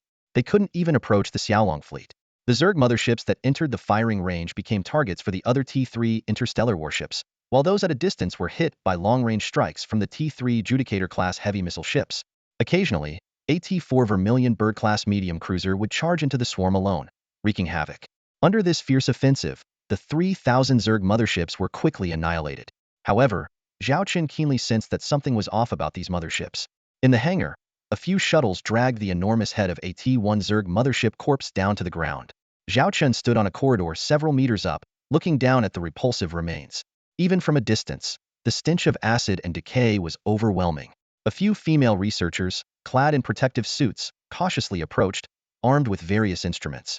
One of them took out a drill-like tool and began boring into the Zerg mothership's head. Green fluid spurted out, and the stench intensified. Suddenly, a detector in one researcher's hand emitted a piercing alarm. Zhao Chen's eyes narrowed as he watched a black object emerge from the hole. It resembled a spider but was covered in tentacle-like structures and coated in mucus, making it look revolting. 2 armed female researchers reacted swiftly. One stunned it with an electric discharge, while the other quickly restrained its body. What is this thing? Lilith asked, covering her nose in shock. Zhao Chen squinted. This must be the reason the Zerg fleet appeared here. It seems that Prince Yin is hiding a big secret. He paused. We'll find out exactly what it is soon enough. Order the fleet to rest for 5 minutes, then contact the other Xiaolong fleets and head for Blue Crystal Starport. Lilith immediately relayed the commander's orders. Half an hour later, Zhao Chen and Lilith arrived at the biolab inside the T4 Vermilion Bird-class medium cruiser. Through the glass window, they observed the restrained steel spider. A female researcher stepped out, saluted Zhao Chen, and reported, Commander, due to limited time and equipment, we can't fully understand this thing's structure and operational principles. However, we can infer that its function is to control target organisms, acting like an artificial brain. Although Zhao Chen had anticipated this, he still showed a look of surprise. Lilith, horrified, asked, Control target organisms? Isn't that like the mind control technology in sci-fi novels? The researcher shook her head and explained, it's not that frightening. It has several limitations. First, its size prevents it from entering small organisms. Second, it can't control high-intelligence beings like humans, as forced intervention would cause its core to overload. Lastly, its construction materials are rare, making mass production difficult. However, its technological level is already at the late T4 stage. Hearing this analysis, Lilith sighed in relief. She couldn't help but imagine how terrifying it would be if this thing crawled into her brain and controlled her thoughts. So, these Zerg motherships are all being controlled, Lilith realized. Zhao Chen nodded in agreement, but then frowned. Does Qin Shaotian have this capability? How could a prince of the Xingyao Empire possess such advanced technology? He speculated that Qin Shaotian might have only recently acquired this technology, and it might still be immature or limited in number. Regardless, this dark technology was terrifying. But how did Qin Shaotian get these Zerg motherships? Zhao Chen pondered. He recalled the continuous, abnormal appearances of cosmic wormholes within the Xingyao Empire. A bold idea emerged. Could Qin Shaotian be behind those two? If he could control the appearance of cosmic wormholes, that would be another terrifying black technology. Collect more intact steel spiders and have our researchers study them thoroughly when we return to the Xiaolong star system, Zhao Chen ordered. For now, our priority is to secure Blue Crystal Starport. After another half-hour of travel, Zhao Chen rendezvoused with the third echelon of the Xiaolong First Legion. They had also encountered a Zerg fleet, but on a smaller scale and had suffered minimal damage. Thus, the Xiaolong First Legion successfully regrouped. Finally, Blue Crystal Starport appeared in Zhao Chen's sight. Inside the command center of the Blue Crystal Starport, the atmosphere was tense and bustling with activity. Zhao Ruyue stood before a massive interstellar map, her brow furrowed, eyes fixed on the constantly updating battle status. The defense line in Sector 3 has been breached. The entire T-011 fleet is lost, a communications officer reported, his voice trembling with barely concealed fear. Sector 6 has been reclaimed, but the T-088 fleet has suffered over 80 casualties, and the commander is dead, another officer added, exhaustion etched on his face. Sector 12 is under heavy swarm attack. The T-101 fleet is holding the line. T-103 and T-104 fleets have been dispatched for support, a third voice chimed in. Zhao Ruyue took a deep breath, forcing herself to stay calm. She had chosen to set up the command center in this semi-military starport, rather than on her flagship, to better coordinate this grueling battle. The interstellar map displayed the ferocious onslaught of the Zerg fleet, centering on the Blue Crystal Starport with a 360-degree view. The sheer number of enemy ships was staggering. Zhao Ruyue silently thanked the starport for being a solid stronghold and the exceptional performance of the Xylon-class starships, without which they might have already been obliterated. 5 hours. 5 hours of relentless combat. Zhao Ruyue wiped the sweat from her forehead, recalling the moment the battle began. Initially, it was just a small Zerg fleet, not enough to cause much concern. But soon, waves upon waves of Zerg ships swarmed in, surrounding the Blue Crystal Starport. At its peak, the Zerg numbers reached a staggering 100,000. This figure was suffocating equivalent to the full force of 30 level 4 cosmic Zerg nests. In any sector of the Star Empire, such a scale would pose a catastrophic threat. However, what was even more unsettling was the unusual composition of the Zerg fleet. Among the 100,000 Zerg, there were very few T-4 Zerg motherships, only 3 had been detected so far. This abnormal configuration and bizarre tactics set off alarm bells in Zhao Ruyue's mind. Some suggested breaking through the encirclement, but Zhao Ruyue only needed one glance at the interstellar map to know it would be suicidal. The 30,000 ships of the Imperial Princess fleet would be picked off one by the endless swarms. The only option was to hold the line and wait for a miracle. Report. A logistics officer rushed in. Our strategic resources are depleting too fast. At this rate, we can only hold out for another 5 hours. Zhao Ruyue gritted her teeth. Supplies that should have lasted 100 hours of conventional combat were melting away like snow under the Zerg onslaught.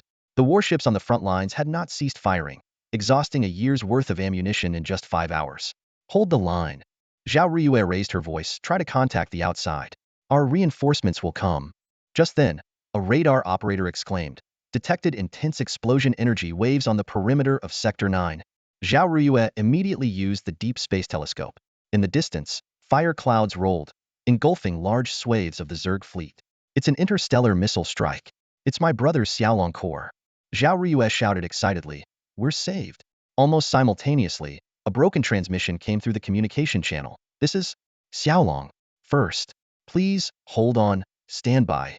Despite the weak signal, the familiar resonant male voice was undoubtedly Zhao Chen, Xiaolong Corps' only male commander and Zhao Ruyue's younger brother. Zhao Ruyue sank into her chair, a relieved smile spreading across her face. This was the second time her brother had to come to her rescue. The last time was in the Tsangyue sector, when she and Princess Qin Xiaolei were trapped in a desperate situation, and Zhao Chen had appeared like a divine warrior, bringing them hope. And now, once again, he had become their savior. Patch me through to the entire fleet. I need to speak, Zhao Ruyue suddenly ordered. Taking a deep breath, she spoke into the communication interface. My brother, Commander Zhao Chen of the Xiaolong Corps, has come to save us. Did you hear that? Hold your ground. Our journey doesn't end here. The scan of the Zerg fleet is complete. There are approximately 100,000 ships. Lilith's voice rang out clearly in the command center, reporting the enemy situation. There are only 3 T4 Hive mother ships. There are 90,000 T1 Hive mother ships, 9,000 T2 Hive mother ships, and over 1,000 T3 Hive mother ships. They are currently besieging the Blue Crystal Starport. Zhao Chen stared at the stellar map. The dense swarm of Zerg ships around the Blue Crystal Starport was alarming. 100,000 ships. The number echoed in his mind. He couldn't help but wonder how Qin Xiaotian had amassed such a colossal fleet of Hive mother ships. By Shui, Zhao Chen ordered in a deep voice, don't fire all the T3 interstellar missile ships at once. Use a staggered attack to ensure our missiles can provide battlefield fire support when necessary. Facing such a massive Zerg army, the firepower of the interstellar missile ships alone could no longer achieve the overwhelming suppression of the past. If Bai Shui launched a saturation strike, there would inevitably be a significant period of insufficient firepower. If the Zerg fleet launched a fierce attack during this gap, the front lines without missile support could suffer severe losses. Implement Zerg Battle Plan 1, Zhao Chen continued, and don't disregard the surrounding environment. Deploy all our interstellar reconnaissance drones to broaden our scouting range. Yes, came the response. The 3,000 interstellar warships of the 1st Legion of the Soaring Dragon quickly formed a defensive battle formation. Even the interstellar battlecruisers and cruisers abandoned their usual offensive maneuvers and stood ready within the formation as support units. The interstellar fighters did not attempt to seize air superiority from the Zerg fleet. Such an idea was sheer fantasy. No matter how skilled Zhao Chen was, it was impossible. The interstellar fighters and drones launched by the T3 Phoenix-class heavy carriers were primarily tasked with defense, eliminating any Zerg units that broke through the fire net and approached friendly ships, thereby minimizing damage. Meanwhile, the supply ships occupied key positions within the formation, ready to provide continuous resupply during the Battlia critical strategy Zhao Chen had devised with Charlotte and Qitong for large-scale engagements with the Zerg. At that moment, the Zerg fleet besieging the Blue Crystal Starport seemed to smell blood, surging toward the 1st Legion of the Soaring Dragon like a pack of wolves.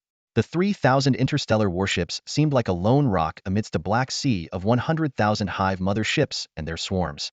All units, open fire. Wipe out these bugs. Zhao Chen kept his eyes fixed on the battlefield displayed on the stellar map. 2,000 T3 Triceratops-class heavy assault frigates and 600 T3 Wolverine-class heavy armor destroyers formed the first line of defense. The Closian weapon systems created a fire net that obliterated the Zerg combat units, turning them into fleeting fireballs. The weapon modules on the T3 Wolverine-class heavy armor destroyers targeted some of the Hive motherships and higher-level Zerg units, providing additional firepower. Behind these combat ships, 30 T3 Emperor-class heavy battleships held the line, their main cannons continuously seeking high-level Hive motherships, ensuring each shot took down at least one T3 Hive mothership. The remaining interstellar warships played supportive roles, ready to assist any area in need of firepower.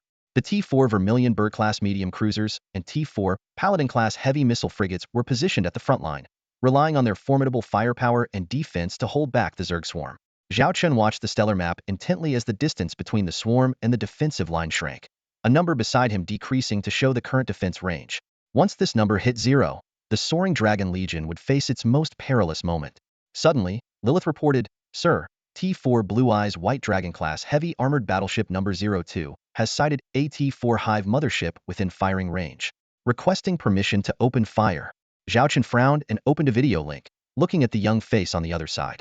Wang Xiaoding, you and Shui Xiaoxiao were both students at the North Star Naval Academy.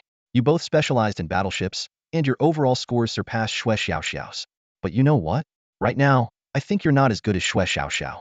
You fall far short. Huang Xiaoding was stunned, not understanding why the commander was suddenly criticizing her. Zhao Chen continued, Shui Xiaoxiao has many flaws, but she knows exactly what to do on the battlefield. For instance, she wouldn't be standing there asking me whether to fire after spotting a target.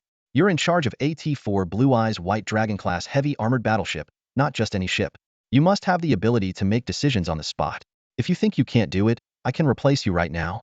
Zhao Chen added coldly, because of your hesitation, We've wasted 30 seconds. Do you know what you should do now?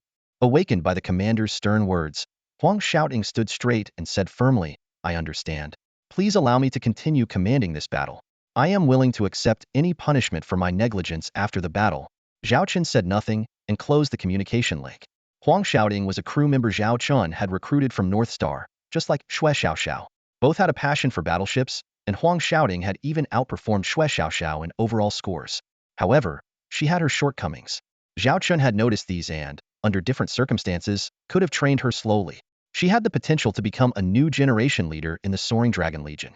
Unfortunately, the rapid development of the Soaring Dragon Legion did not afford them that time. She had to gain experience through battle. Captain. The vice captain looked at Huang Xiaoting, feeling that the commander's reprimand was somewhat unfair, as the academy had taught them to follow orders. No need to say anything. It's my responsibility, Huang Xiaoting interrupted. We've already wasted nearly a minute. Let's not waste any more precious time. Is the T4 Hive mothership still within our attack range? It's still there. We've been tracking and locking on. Huang Xiaoting coldly eyed the T4 Hive mothership and ordered, 12 main cannons, provide crossfire cover. The main gun, lock on and destroy the target. Execute the combat order. Yes, ma'am.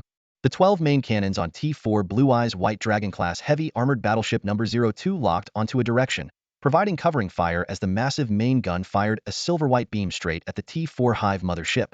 In the Xiaolong Galaxy, at Storm Fortress Port number 1, a massive starport stood tall. The once bustling scene had vanished, and the comings and goings of hundreds of interstellar warships were no more. Today, an eerie silence enveloped the area. The T3 Storm Fortress class large starport, built by the Xiaolong Legion, had entered a state of high alert. All non-essential travel was cancelled, and any non-Xiaolong Legion warships within a certain range were prohibited from navigating the area, under threat of immediate destruction. In the closest hover zone to the starport, part of the Xiaolong 3rd Legion's interstellar fleet was on high alert, including the flagship.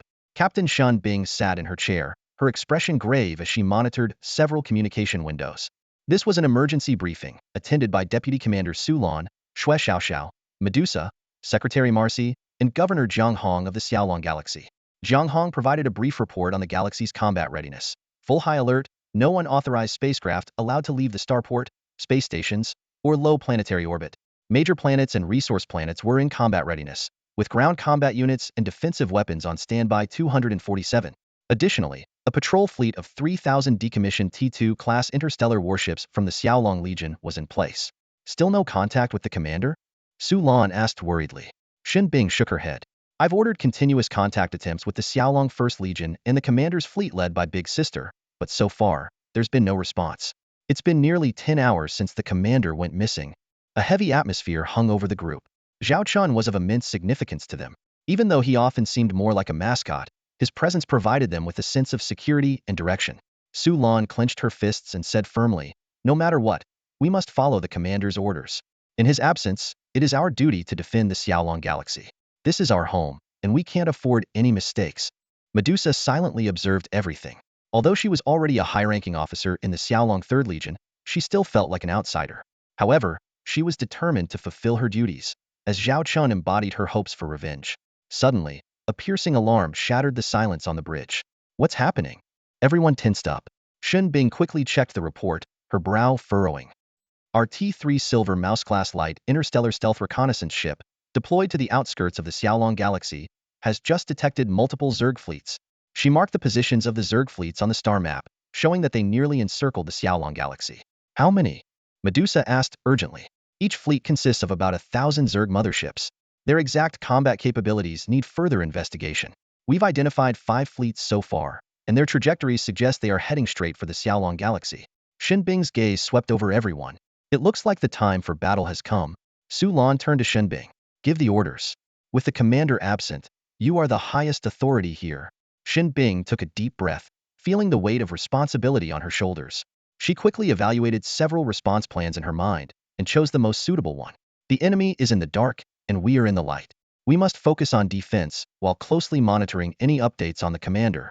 Shen Bing decisively ordered, divide the Xiaolong 3rd Legion's 3,000 interstellar warships into 10 small fleets, each tasked with handling a different direction of the Zerg fleets. The primary objective is to protect key resource planets and inhabited planets while ensuring our own safety. She continued assigning tasks. Su Lan, Xue Xiaoxiao, Medusa U-3 will each oversee one of the main battlefronts. I grant you the highest battlefield command authority, and you may act independently in emergencies. Marcy, you will coordinate the strategic resources, logistics, and intelligence for the entire Xiaolong galaxy. Governor Jiang Hong, please reassure the inhabitants of the main habitable planets and resource planets, minimizing any potential losses. We cannot let the commander return to a shattered Xiaolong galaxy. Understood. The women responded in unison, determined to protect the Xiaolong galaxy for Zhao Chen. Meanwhile, in the first industrial zone of the Xiaolong galaxy, numerous interstellar industrial ships hovered in space, with the core area housing the T-4 Twin Star-class heavy industrial ship. As the highest authority, Annie, usually playful, now sat solemnly in the command seat, handling the sudden influx of tasks. All non-essential starship manufacturing projects are to be halted immediately. Focus all efforts on producing combat resources. Increase production efficiency. Annie commanded her subordinates. A deputy chief engineer cautiously asked, "Chief, I've heard that the commander is missing and that there are unidentified fleets threatening to attack us. Are we in danger? According to the wartime emergency plan, shouldn't we relocate to a safe place immediately?" Annie's face darkened. "I don't care where you got your information from or if you've been slacking off. Right now, we need to step up and do our part. Anyone trying to slack off now can get lost. We don't need people like that here. No matter what's happening outside, even if enemy ships are right on top of us, production lines are not to stop without my permission." "Yes, ma'am." The deputy chief engineer responded quickly. After giving her orders, Annie opened a drawer and looked at her favorite snacks, but she had lost her appetite. She muttered to herself, "You big idiot. Wouldn't it be better to just stay home? Leave the dangerous stuff to others. Why else did you train them so long? If you don't come back soon, I swear, I'll go on strike." Despite her inner worry and fear, Annie knew what she had to do. She resolutely carried out her duties, determined to fulfill her responsibilities. The frontier of the Xiaolong galaxy suddenly saw the appearance of multiple Zerg fleets, all clearly targeting key strategic locations. One fleet headed straight for the planet where Zhao Chen had settled the dwarves, merely dropping a few Zerg spores on other planets along the way before rapidly moving on. Shen Bing would never allow the Zerg to threaten the safety of the dwarven planet. After all, it was home to Zhao Chen's most crucial interstellar craftsmen. Over 90% of the interstellar dwarves worked in various industrial facilities of the Xiaolong Legion. Qualified female dwarves were assigned to interstellar industrial ships, while the rest worked in planetary industrial zones or on starships, producing related products and components. Target Zerg fleet spotted, 1,000 units strong, a subordinate reported to Shan Bing. There are no T-4 hive mother ships, and they haven't directly attacked the surrounding planets. They just deployed some Zerg spores and low-level combat units. Shin Bing issued the combat orders. Finish the battle quickly, but don't let your guard down. Although we only have 300 starships, I won't tolerate any losses. Execute the third Zerg combat protocol. 300 T-3 class Xiaolong starships formed a battle formation, facing the 1,000-unit Zerg fleet. Despite being outnumbered, Shun Bing's side took the initiative in the frontal battle. Meanwhile, nearby inhabited planets also entered a state of combat. The city streets were deserted, resembling ghost towns. Dozens of shelters teemed with people, located tens of meters underground. The broadcast repeatedly announced, "Everyone, proceed to the designated rest area according to your assigned number. Do not wander around or create chaos. Follow orders." The emergency evacuation policy is now in effect. Violators may face expulsion from the Xiaolong galaxy. Residents filed in orderly lines toward the shelter's spacious communal sleeping areas with full facilities. Although the living conditions were not as good as on the surface, basic needs were well provided for. Suddenly, a massive tremor shook the ground, causing dust to fall. Some children began to cry in fear. "It's okay. The Lord will protect us." A mother comforted her crying child, holding them tight. Above ground, a building collapsed with a thunderous crash. Countless Zerg spores rained down like a storm. Ground defense systems fired continuously, creating a barrage that blocked most of the spores in midair, resembling a dazzling fireworks display. However, a few spores breached the defenses and fell into the city. One large spore hit the collapsed building's location directly. A scolding voice came over the communication channel. "Black Knight N991. What's going on? That was your sector, and you failed to intercept that Zerg spore." A T-2 Black Knight-class light starfighter mech aimed at the Zerg spore on the collapsed building. The spore burst open, releasing a giant beast as tall as a 3 to 5-story building, along with numerous ant-like Zerg. Defensive cannons extended from the city walls, wiping out the ant-like Zerg but barely affecting the giant beast. The Black Knight pilot hurriedly explained, "Captain, there were several right above me." "Cut the crap," the captain interrupted. "Failing to protect the city is your responsibility. The loss of this building will be deducted from your salary. If there's more damage, You can kiss your job goodbye." The pilot wore a grim expression. He knew the captain wouldn't actually punish him that severely, but his mistake had embarrassed the squad in front of other mech teams, fueling his anger. Watching the giant beast charge at him, crushing public facilities and transportation equipment along the way, the pilot cursed, "Damn you, didn't your mother teach you to respect public property?" He then aimed the mech's cannons at the beast and unleashed a barrage of fire, launching 5 missiles as well. The beast's head was blown open, and its massive body began to topple toward a nearby park. The pilot quickly rushed forward, carefully placing the beast's corpse on the road. Seeing the park intact, he let out a sigh of relief. Looking up at the still falling Zerg spores, the pilot knew he couldn't afford to be careless anymore. Although they couldn't join the Xiaolong Legion as official mech pilots, at least they could defend their city, their home. Similar scenes played out in cities across various planets affected by the Zerg. Combat mechs, ground defense firepower, city defense turrets, and starships were all deployed. Fortunately, no hive motherships visited these planets. With only low-level Zerg units, they could handle the situation. A report came in indicating that Vice Commander Su Lan's defense zone was facing 5 fleets of Zerg, totaling 5,000 interstellar warships. The star map showed that these fleets were heading straight for the military-restricted area of the Xiaolong star system, where the interstellar industrial ships were concentrated. At that moment, the succubus secretary Marcy contacted Xinbing via video call. Xinbing's gaze was locked onto the star map, noticing a blue circle between the current position of the Zerg fleets and their destination. She smiled slightly and said calmly, "It's fine. Senior Su Lan knows what to do." Marcy reported, "All local battlefronts are progressing well. The damage rate of the small fleets is below 5, and resource consumption is under control. Chief Engineer Annie is fully redirecting factory production towards combat resources. As long as we don't face an overwhelmingly large Zerg fleet, the situation remains under control." Xinbing's expression turned serious. "Good, but we must remain vigilant. Until the commander returns, we can't afford to be complacent." Marcy responded, "Understood." On the battlefield, Su Lan had just destroyed a fleet of 1,000 Zerg motherships when she received intelligence about the incoming 5,000 Zerg ships. Her deputy expressed concern. 5,000? That's a lot of pressure. Our interstellar warships just went through a battle and need resupply. Without it, we might suffer significant losses in the next large-scale engagement. Su Lan scanned the star map calmly and ordered, "All ships except for the interstellar cruisers are to return to Storm Fortress number 3 for rest and resupply. The cruisers will form a distraction squad to lure the Zerg fleet towards Storm Fortress number 3. Immediately, Su Lan's fleet split into 2. She personally led 10 T3 Blizzard-class light interstellar battlecruisers and 1 T4 Vermilion Bird-class medium interstellar cruiser forward, while the rest of the fleet returned. Soon, Su Lan's squad encountered the massive Zerg fleet. Unfazed, she commanded, "Change course," with the stern facing the Zerg fleet. "Keep harassing them to draw them in." Thanks to the superior speed of the T3 Blizzard and T4 Vermilion Bird, Su Lan's squad executed the kite tactic with ease. The Zerg fleets soon merged into a massive swarm of 5,000 ships, relentlessly pursuing them. Hours later, a gigantic blue spaceport T3 Storm Fortress-class large spaceport appeared before the Zerg fleet. The spaceport's commander, Fan Suzy, contacted Su Lan. "Commander Su Lan, this is Storm Fortress number 3. Corridor 17 is cleared, and Dock C-1701 to C-1730 are ready for your ships. Storm Fortress number 3 is entering Level 1 combat status. Please advise." Su Lan responded decisively, 11 interstellar warships will dock for rest and resupply. Storm Fortress number 3 and my fleet will execute Combat Plan 5 against the Zerg. Following her orders, Su Lan's fleet entered the corridor and docked for resupply. Meanwhile, Fan Suzy closely monitored the radar scans in the spaceport's command room, watching as the Zerg signals surged like a tide. Weapons modules are 95 deployed.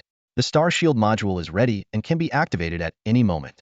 10,000 T3 Storm interstellar drones and 300 T3 Phoenix-class interstellar fighters are on standby. Fan Suzy's deputy reported the readiness status. Storm Fortress number 3 had fully entered combat mode. Thick gates sealed the docking corridors, protecting internal facilities. On the surface of the spaceport, various defensive weapons were in position, targeting the approaching Zerg fleet. 10 weapons, equivalent to the main cannons of T3 interstellar battleships, showcased the fortress's might. Behind the fortress, over 200 interstellar warships that had previously retreated were poised to join the battle at a moment's notice. Report: Zerg units deployed by the motherships are within close-range artillery fire, the deputy shouted. Fan Suzy made a swift decision. Fire all weapons except the main cannons. Deploy interstellar drones and fighters. Activate the Star Shield on the front line to defend against the mothership's plasma cannons. In an instant, Storm Fortress unleashed an overwhelming barrage. Lasers, shells, beams, and missiles formed an impenetrable web of firepower. Simultaneously, 100 directional star shields deployed around the spaceport, providing robust protection for the front line. Su Lan issued her command. All ships, listen up. Target those Zerg motherships and prioritize destroying them during the assault. As the Zerg fleet engaged Storm Fortress Hedon, Su Lan's interstellar warships were ready for a decapitation strike.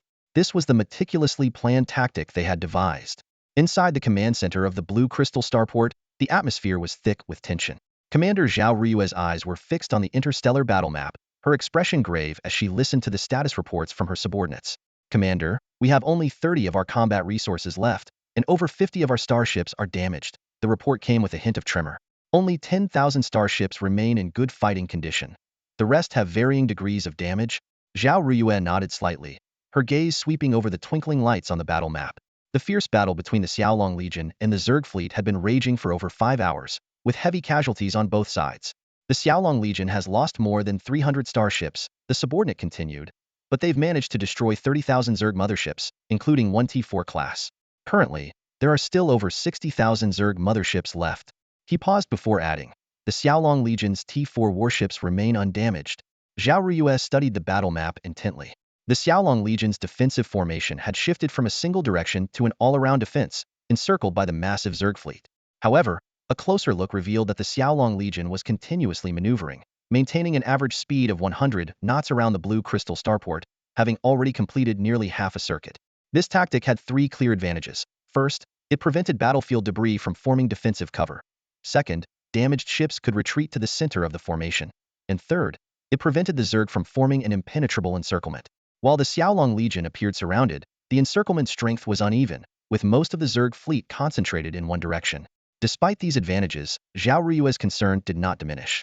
100,000 Zerg motherships. The numbers are overwhelming, she muttered to herself.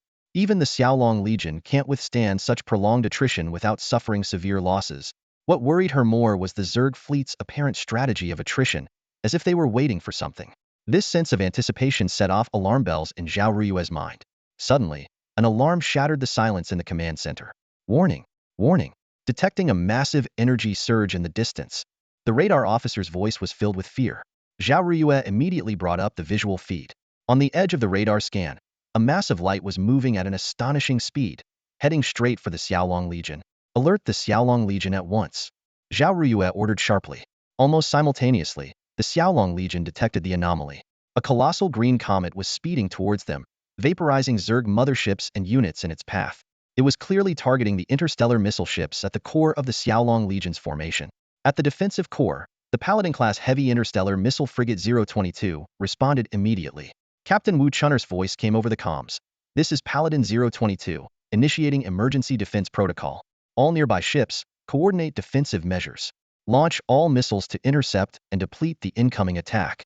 30 T4 Paladin-class heavy interstellar missile frigates activated their Paladin shield matrix modules simultaneously, creating a massive light shield over the Xiaolong 1st Legion. Surrounding frigates joined the defense, unleashing a barrage of missiles and Closian weapon systems to weaken the incoming green comet. However, the attack's penetrative power exceeded expectations. Wu Chun'er felt the ship shudder violently as the shield matrix neared its breaking point. The shield will be breached in 60 seconds, and the enemy attack will directly hit our ship. A crew member reported anxiously.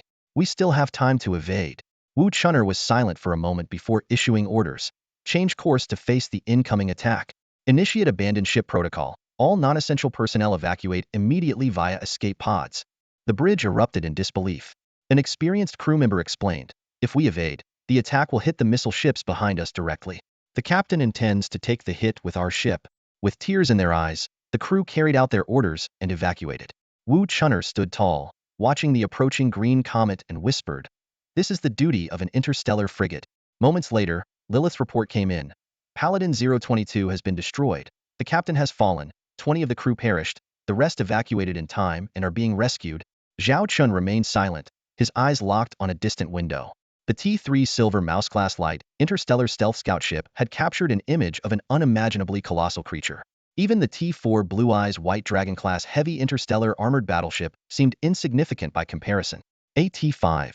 Zerg mothership. Zhao Chen uttered the chilling truth. A massive shadow slowly emerged from the pitch-black cosmos, resembling a strangely shaped planet at first glance. Zhao Chen stared intently at the footage transmitted by the T-3 Silver Mouse-class light stealth reconnaissance ship. Despite the vast distance, the colossal entity nearly filled the entire screen. Although neither the Galactic Alliance nor the Star-Shining Empire had records of a T-5 Hive mothership, Zhao Chen immediately recognized the identity of this behemoth. Its size far surpassed that of the known Level 4 cosmic wormholes and T-4 Hive motherships, exuding an intimidating presence that sent chills down one's spine. The front half of this mobile Zerg world resembled a mix between a giant whale and a crocodile, while the back half looked like an enormous squid. Its massive body was covered with numerous holes, through which countless Zerg units scurried. Even more astonishing was the multitude of T1 and T2 Hive motherships attached to its back and abdomen. At the very top of this giant, a glowing green nozzle stood out. It was evidently its main weapon, a bioplasma cannon. Zhao Chen recalled the devastating power of its previous shot and couldn't help but frown. "Commander," Lilith said worriedly, "since there's no record of a T5 Hive mothership, we have no intelligence to rely on, not even a name for it." Zhao Chen's sharp eyes caught some details. "Wait, have the reconnaissance ship zoom in on these areas," he instructed, pointing to specific parts of the screen. As the image zoomed in, Zhao Chen noticed extensive damaged areas and incomplete sections, resembling ruins. His frown deepened. "No, this can't be considered a true T5 Hive mothership," Zhao Chen declared. "I've observed its bioenergy intensity. Although it surpasses that of a T4 Leviathan-class Hive mothership, it falls far short of the T5 level." Lilith asked, puzzled. "But how do you explain its enormous size?" Zhao Chen's gaze swept over the Zoomedan areas again, finally finding the answer. This Hive mothership was already dead before it was controlled, the exact time of death unknown. As a result, many of its biological functions have significantly deteriorated. We can find similar clues from the T1 and T2 Hive motherships we've captured before. Some of the steel spiders were implanted while they were alive, and some after they died, with a significant difference in bioenergy between the two. He continued, "Qin Shaotian might have developed this control method, or even created a cosmic wormhole, but I don't believe he could control a living T5 Hive mothership. If he could, he wouldn't have had to bide his time until now. So, what we're looking at is likely a quasi-T5 Hive mothership." Lilith nodded thoughtfully as more research data appeared before them. "According to our observations, this quasi-T5 Hive mothership emits a special magnetic field that interferes with long-range quantum communication. Although short-range communication is still possible," Zhao Chen realized, "that explains why communication in the Blue Crystal Galaxy was cut off. It's not some black technology that Qin Shaotian mastered. It's the innate ability of this quasi-T5 Hive mothership." He sneered. "It seems this is the gift Qin Shaotian prepared for us. First, he lured us in with the Blue Crystal Starport, then used numerous Hive motherships to deplete our forces, and finally, he brings out this ultimate weapon to annihilate us." Lilith, recalling the earlier perilous situation, sighed in relief. "Thank goodness it's not a true T5 Hive mothership. Otherwise, our interstellar missile ships might have been hit. Such a loss would be unimaginable." Zhao Chen added, "We also have to thank the captain of Paladin 022. If it weren't for his timely actions, we would have lost at least a third of our interstellar missile ships." "Relay my orders," Zhao Chen said sternly. "Prepare to attack this quasi-T5 Hive mothership. If we don't eliminate it, its long-range attacks will be unstoppable, no matter how many paladins we have." Lilith immediately began coordinating the staff to develop feasible battle plans. However, each plan entailed significant losses and sacrifices. Zhao Chen scrutinized each plan carefully, his brow furrowed. Even the best plan required sacrificing at least 1,000 interstellar warships, roughly a third of their forces. The bigger question was whether the remaining fleet could fend off other Zerg fleets after destroying the quasi-T5 Hive mothership. At that moment, Lilith reported, "Commander, Captain Huang Shouting of Blue Eyes White Dragon 02 requests to execute the operation against the Leviathan King-class Hive mothership." Zhao Chen fell silent for a moment, clenching his fist. A commander must make tough choices in critical moments. He took a deep breath. "Relay my order. Execute Plan 3. Captain Huang Shouting will lead the attack, and will provide remote support. Also, contact Blue Crystal Starport and prepare for a forced breakout. Have them ready." Just as Lilith was about to execute the order, Zhao Chen suddenly shouted, "Wait." She froze and followed Zhao Chen's gaze to the footage from the Silver Mouse-class light stealth reconnaissance ship. The Leviathan King-class Hive mothership was under heavy attack. Intense firepower rained down on it, and explosions spread rapidly. Suddenly, a fleet emerged from the darkness. It was a squadron of T3 Phantom Stinger-class light stealth bombers. Their serial numbers clearly visible. It was the 2nd Legion of the Dragonclaw fleet. 60 T3 Phantom-class light stealth bombers launched a sudden assault. Although they failed to kill the Leviathan King-class Hive ship, their precise strikes on its existing wounds caused significant casualties. Nearby hive ships and swarms, sensing the attack, swarmed in response. Retreat. Full speed to the safe zone. Zhao Wanner, seated in the command chair, ordered with a calm and composed voice despite the fear of the colossal enemy before her. Her composure came from years of service in the T-3 Phantom-class bombers of the Xiaolong Legion, which had honed her psychological resilience. Suddenly, a video window popped up, revealing Qitong, the commander of the 2nd Xiaolong Legion. Wanner, you did well. Leave the rest to us. As the 60 bombers retreated, the female crew on the bridge witnessed a breathtaking scene. Countless interstellar missiles streaked past them like a meteor shower. Zhao Wanner knew this was a saturation bombardment launched by 50 T-3 Judicator-class heavy missile ships of the 2nd Xiaolong Legion, with over 1,000,000 interstellar missiles roaring towards their target. At that moment, Zhao Chen's image appeared on the command channel. Commander. Brother. Commander. Qitong and Zhao Wanner both stood at attention and saluted. Zhao Chen directly inquired about the 2nd Legion's situation. Qitong briefly reported that the 2nd Legion had been delayed by multiple encounters with Zerg fleets and had just arrived on the battlefield. She had first dispatched T-3 Silver Mouse-class light stealth reconnaissance ships, which discovered the presence of the Leviathan King-class hive ship. Unable to prevent its attack, Qitong devised a 3-step battle plan. Zhao Wanner would lead the bombers to pinpoint the best attack spot, followed by a saturation missile strike. Well done, Zhao Chen praised, looking approvingly at his sister Zhao Wanner's growth. Zhao Wanner suddenly remembered her elder sister and asked anxiously, "How's our eldest sister doing?" "She's still at Blue Crystal Starport. Our 1st Legion managed to draw away most of the Zerg fleets, so the pressure isn't too great for now. But if the battle drags on, the situation might change," Zhao Chen replied solemnly, his gaze shifting to the constantly attacked Leviathan King-class hive ship. The intense missile bombardment continued for nearly 5 minutes, with significant effects. The massive body of the Leviathan King-class hive ship began to shift, and a colossal crater, hundreds of times larger than the original wound, was blasted open, revealing its internal biological structure. "Now, fire!" Qitong commanded sharply from her flagship, the newly commissioned T-4 Blue Eyes White Dragon-class heavy armored battleship. The main cannon of the Blue Eyes White Dragon No. 3 ship had been ready for this moment, firing a brilliant silver-white beam that pierced through the dust cloud created by the missile bombardment, striking the wound of the Leviathan King-class hive ship. The immense shockwave blew the dust away, forming a massive ring-shaped airwave. Zhao Chen held his breath, eyes fixed on the silver-white beam. This strike would determine the outcome of the entire battle. If they failed to severely damage or even kill the Leviathan King-class hive ship, the Xiaolong Legion would face heavy losses in the ensuing fight. However, Zhao Chen had full confidence in his Blue Eyes White Dragon-class heavy armored battleship. After all, the enemy wasn't a true T-5 hive ship, but merely a manipulated corpse. The report came in. Emperor Worm No. 1 has been attacked, with severe damage in some areas of the ship, reducing its control to 60. In a dimly lit command room, several glowing electronic displays served as the only sources of light. The staff operated the equipment with tense expressions, and the displays showed real-time footage of the Blue Crystal Galaxy battlefield.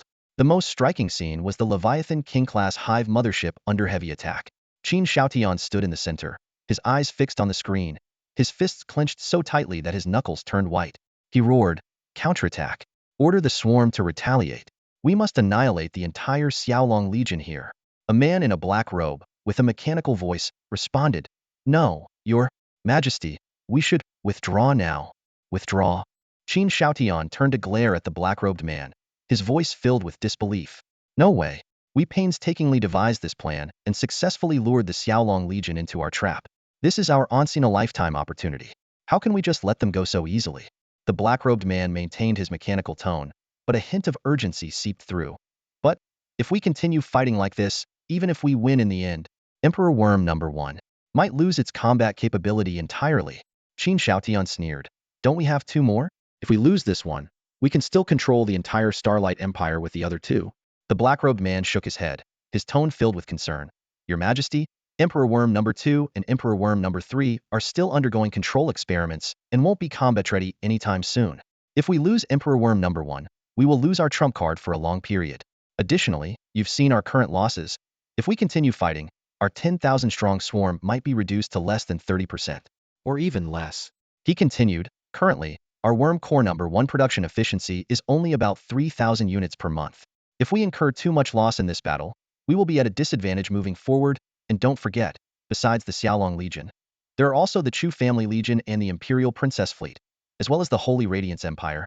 Although we are currently in a cooperative relationship with the Holy Radiance Empire, after this battle, they will know our cards.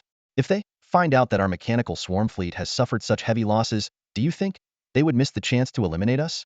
There are no eternal friends in this world, especially not weak ones. After listening to the black-robed man's analysis, Qin Xiaoyan's expression grew solemn.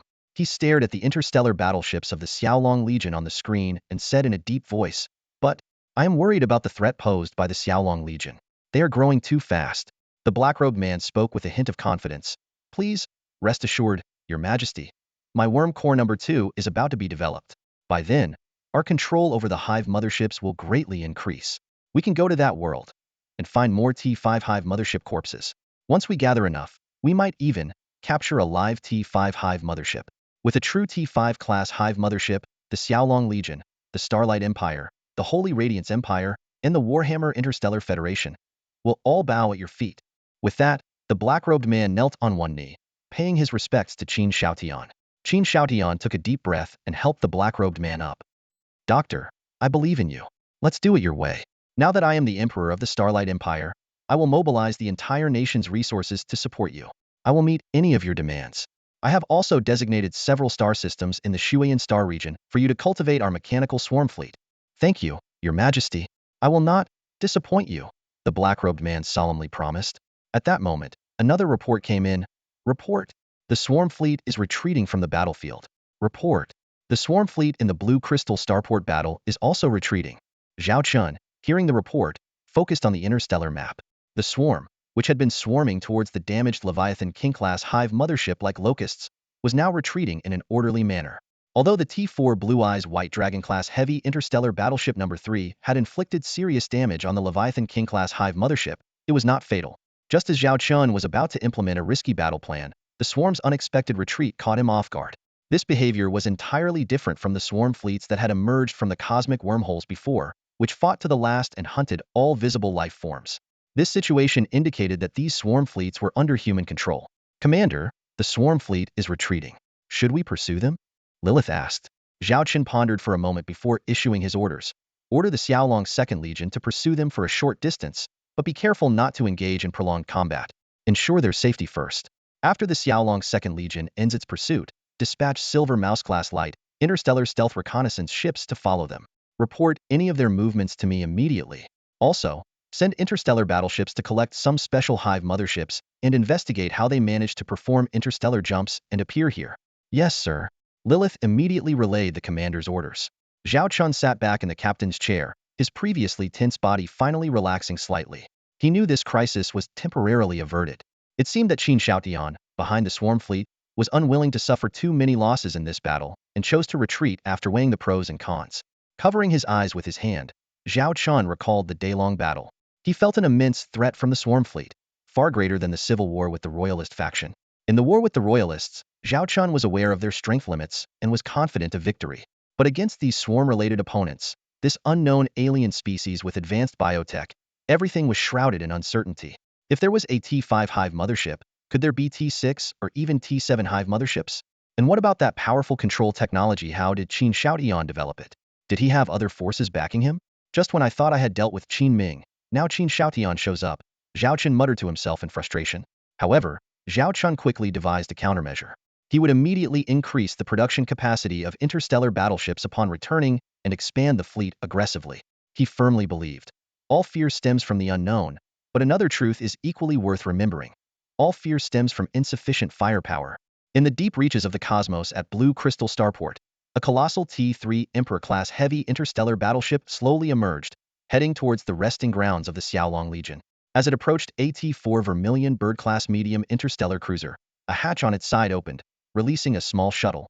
At the same time, several other interstellar warships deployed their shuttles, which darted towards the Vermilion Bird-class cruiser's hangar like a swarm of hummingbirds.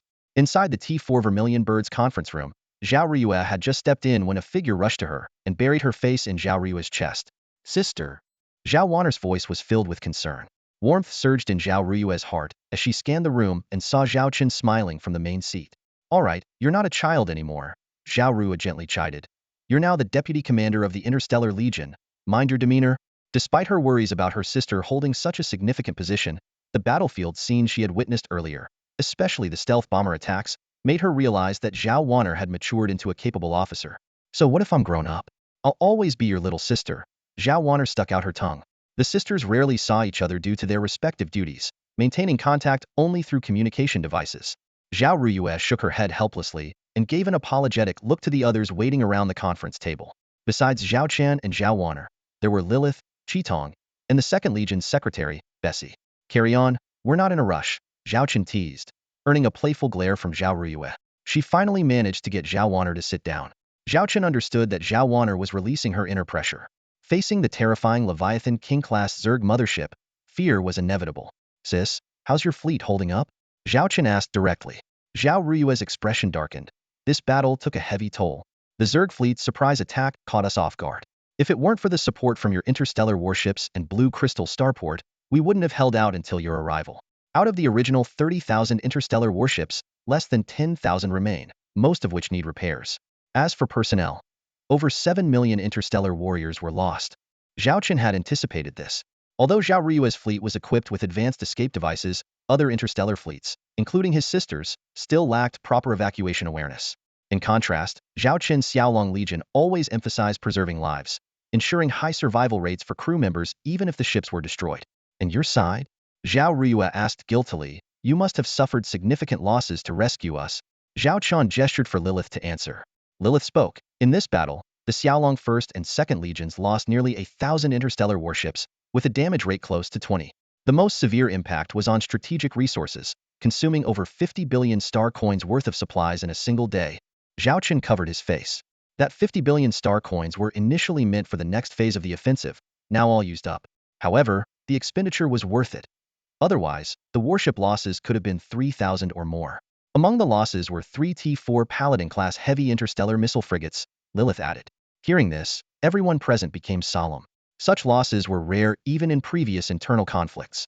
Given the suddenness of the battle and the unique tactics of the Zerg fleet, achieving this outcome was quite commendable. All right, everyone, cheer up, Zhao Chen reassured. Though we paid a price, we won this battle and uncovered Qin Xiaoyan's trump card. This will greatly aid us in the upcoming fights. Everyone nodded in agreement. Zhao Ruyue said solemnly, Qin Xiaoyan, the Prince of Yin, has hidden himself well. Not only did he kill Qin Ming to seize power, but he also revealed this technology to control the Zerg fleet. It's hard to believe without experiencing it firsthand. Isn't he afraid of this technology backfiring? Will others accept it? After all, the Zerg have a notorious reputation in the Galactic Alliance records. Zhao Chen explained, that's a different matter. Although I don't know how Qin Xiaoyan managed it, as long as he controls this trump card, his followers won't dare act rashly. Whether it's the Zerg or the Beast Fleet, holding them means wielding a weapon to intimidate others. Disobedience will be met with death. He paused briefly and continued. Back to the main topic. Although we narrowly won this battle, our losses were significant, especially in combat resources. The Xiaolong 1st Legion has less than 20 left, and the 2nd Legion has only about 50. Therefore, I suggest postponing your Imperial Princess Fleet's assault on the Azure Star region until we devise a new strategy. All right, I'll contact Her Highness as soon as communications are restored. Zhao Wanner agreed, understanding the immense threat posed by Qin Xiaoyan's Zerg fleet. At that moment, Lilith's communication device blinked. She looked at Zhao Chen and reported, long-range quantum communications have been restored. A message from the Xiaolong star system indicates that while Qin Xiaoyan attacked us, he also launched an assault on the Xiaolong star system. During the time when Zhao Chen and his team were out of contact, the Xiaolong galaxy suffered an unprecedented Zerg attack. Dozens of Zerg fleets poured in from all directions like a tidal wave, ranging in size from several hundred to a few thousand, totaling nearly 30,000. Another 30,000. Zhao Ruyue frowned. We've already wiped out half of the 100,000 Zergs here, and there's still another 30,000 over there. Just how many Zergs does Qin Xiaoyan have at his disposal? Zhao Wan'er asked anxiously. What's the current situation in the Xiaolong galaxy? Should we head back immediately to provide support? Lilith quickly reported the latest status. According to the current information, the battle is still ongoing, but the situation looks optimistic. Shen Bing, leading the 3rd Legion of Xiaolong, is fighting valiantly. With the help of 6 T-3 Storm Fortress-class large spaceports and continuous supplies from the Interstellar Industrial Fleet, they've effectively slowed down the Zerg offensive. She continued with more details. The main battles are concentrated around Storm Fortresses No. 2 and No. 3 in the northern area of the Interstellar Industrial Fleet's base. The 3rd Legion has suffered a 20 loss rate, but thanks to ample combat resources, Shunbing starships can attack without hesitation. So far, we've spent 30 billion star coins in combat resources and destroyed over 20,000 Zerg fleets. Some planets were hit by Zerg spores, but no cities have fallen, and the situation remains under control with minimal losses. Everyone breathed a sigh of relief after hearing the report. The Xiaolong Galaxy, meticulously built by Zhao Chen, has excellent military facilities. With the 3rd Legion stationed there, even facing 30,000 Zergs, the situation remains manageable due to the limited number of high-level Zerg motherships and their lack of top-tier combat strength. Zhao Chen immediately issued a series of orders. Although the situation in the Xiaolong Galaxy is currently stable, we cannot let our guard down. Lilith, relay the command to send a batch of T4 Huiguang-class interstellar jump ships carrying supply ships and industrial ships to the Xiaolong Galaxy to facilitate the rapid repair and reorganization of our 2 fleet legions. Qitong, assess the combat-ready starships of the 1st and 2nd Legions, and form a temporary task force to return to the Xiaolong Galaxy and participate in the defense, minimizing losses. As the orders were relayed, the 2 fleets of the Xiaolong Legion, which had just taken a short break, quickly became busy again. Qitong, Lilith, and others swiftly went to arrange their tasks. Zhao Wan, looking at her sister reluctantly, realized her responsibilities and left the conference room in a hurry. Wan has really grown up, Zhao Ruyu remarked, watching her sister's departing figure. She turned to Zhao Chen and asked, "What about us? Do we need to help?" Zhao Chen replied, "The Zergs in the Xiaolong Galaxy are not many. Since the Zergs here have retreated, Qin Shaotian is unlikely to launch a large-scale operation again. We can handle the situation in the Xiaolong Galaxy. Big sister, your Imperial Princess fleet should stay here to clean up the battlefield and reorganize the fleet, but stay vigilant and deploy more reconnaissance and patrol ships. We can't let what happened before happen again." Zhao Ruyu nodded and, looking at her mature brother, said, "Then I'll leave the Xiaolong Galaxy to you, my lord." Zhao Chen added, "Also, please compile a report of the starships lost by your Imperial Princess fleet and submit it to Lilith. She will coordinate with the Bei Yin group to replenish the fleet as soon as possible, following the military aid loan process." He winked at Zhao Ruyu as he spoke. Zhao Ruyu chuckled, "You're quite the creditor now. Not only did you take over her little treasury of 300 billion star coins, but she also owes you several promissory notes." Zhao Chen shrugged, "Sis, we run a small business here, and I have a lot of people to support. So, even between siblings, we need to keep clear accounts." Zhao Ruyu nudged her brother's chest with her elbow. "You're quite sturdy. What about if she becomes your wife?" Zhao Chen was taken aback. Zhao Ruyu continued, "I know our princess admires you a lot, especially after her training at the Goddess Academy. She even has a bunch of your merchandise in her room. I used to be able to enter her room freely, but now she won't let me. She often asks about you. I think she's interested in you. What do you think?" Zhao Chen rolled his eyes and took a step back, firmly stating, "I can hear her schemes from the capital. She won't get away with this. Every single coin from those military aid loans must be repaid, with interest. No exceptions. She won't trick me." Zhao Ruyu gave her brother a sidelong glance, thinking to herself that he was a straightforward guy who didn't understand romance at all. Despite having so many female soldiers in the Xiaolong Legion over the years, he hadn't found himself a wife. The Xiaolong Galaxy had a vast estate, and it needed an heir, didn't it? The recent incident at the Blue Crystal spaceport made Zhao Ruyu think about this more seriously. She decided that if her brother remained clueless, she would have to give him a push. The Zhao family lineage must continue. Meanwhile, the Chu family legion had been on high alert ever since receiving Zhao Chen's message a day ago. Chu Chang he paced back and forth on the bridge, his face grim. Zhao Chen's message had kept him from resting properly for 24 hours, making him realize Zhao Chen's importance. Zhao Chen being out of contact for 24 hours worried him more than facing an enemy fleet 20 times his size. Although the alliance between the Chu family legion, Xiaolong Legion, the Imperial Princess fleet, and the Bei Feng Legion seemed strong, it all revolved around one person, Zhao Chen. Without Zhao Chen, this seemingly solid alliance would crumble instantly. In a video call, Chu Xian anxiously asked her grandfather, "Chu Changhe, Grandpa, any news from Zhao Chen?" Her brow was furrowed, and her eyes were filled with worry. Chu Changhe hesitated before silently shaking his head. Chu Xian immediately understood his meaning, biting her lip as a look of determination crossed her face. "I will lead our troops to the Azure Star region to find Zhao Chen," she declared resolutely. "No way." Chu Changhe immediately objected.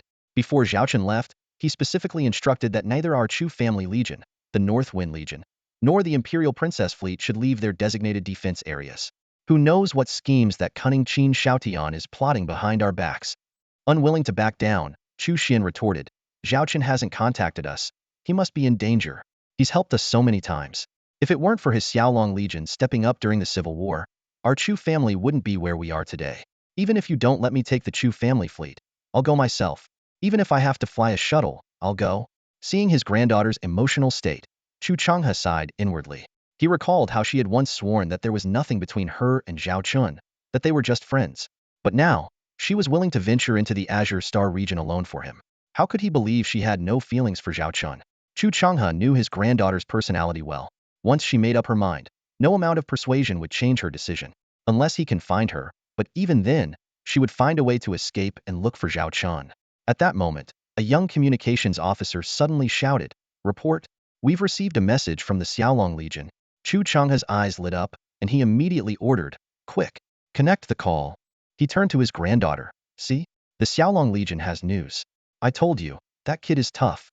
Nothing will happen to him. Stop talking and see what's going on." Chu Xian rolled her eyes, urging him. Ever since Zhao Chen went missing, she felt like she had lost half her life. Chu Changhe looked at his granddaughter's reaction and shook his head with a sigh. "Ah, you found your lover and forgotten your grandpa. Keep talking, and I'll shave your beard off while you sleep." Chu Xian threatened unceremoniously. Chu Changhe immediately fell silent, recalling how she had done it once before, forcing his subordinates to stifle their laughter. He had to order everyone to shave their beards clean. The call connected, and Zhao Chen appeared on the screen. "Zhao Chen!"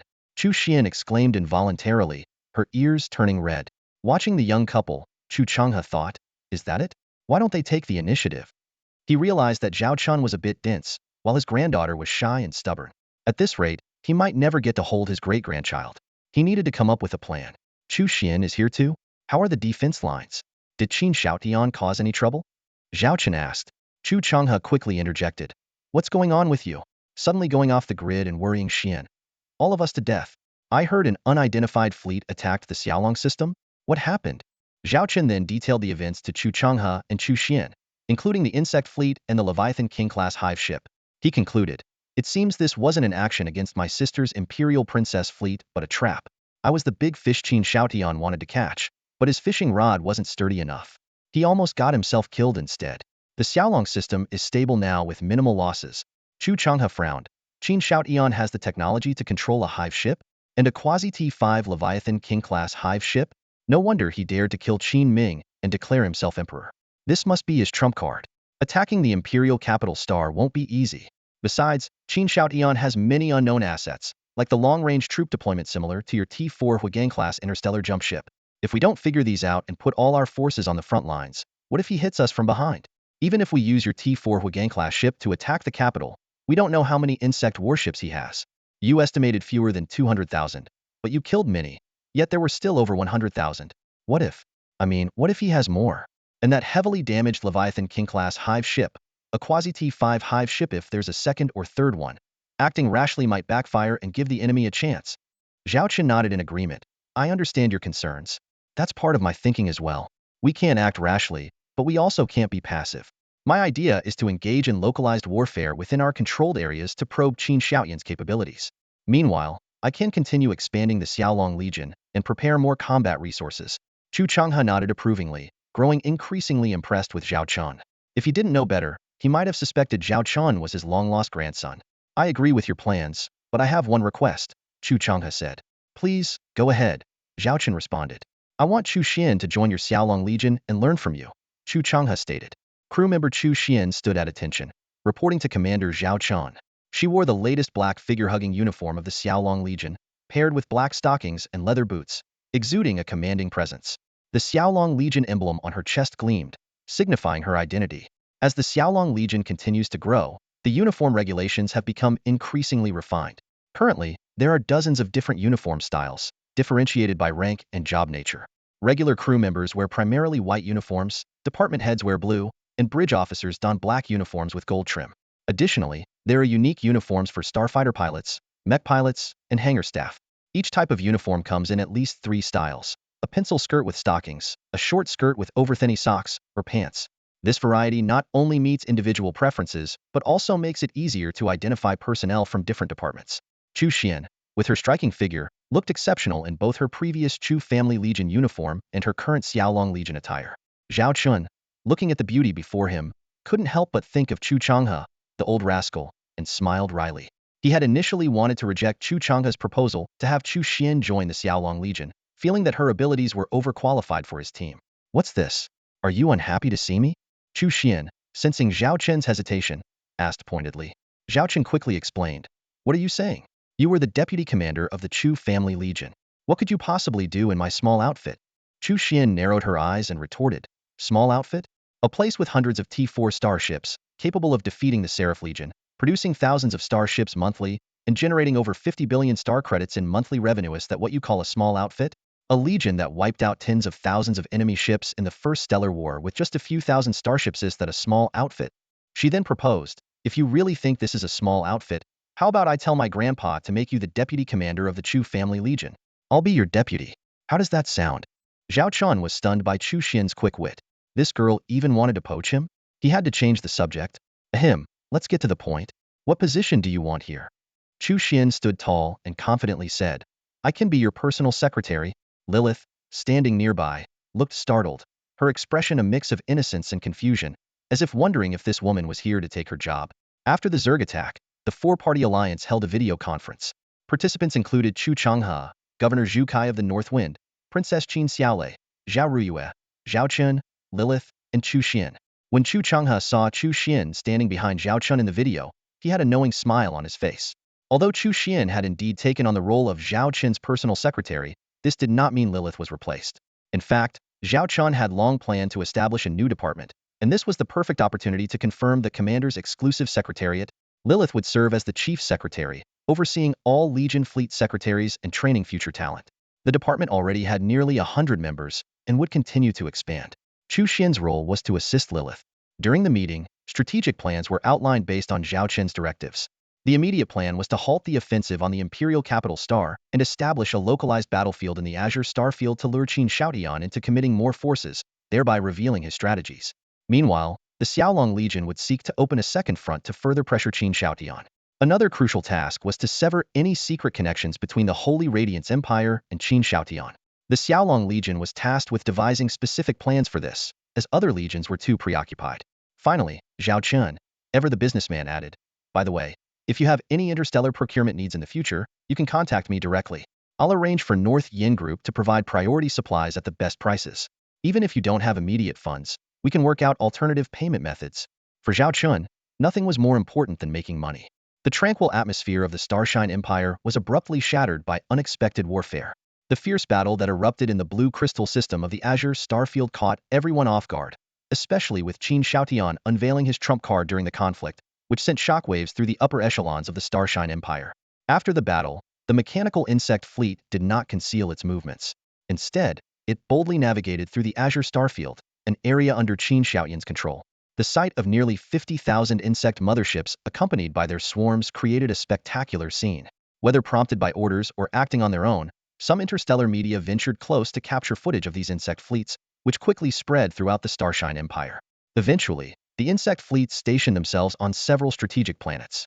The garrisons on these planets received orders to withdraw and transfer control to the insect fleets.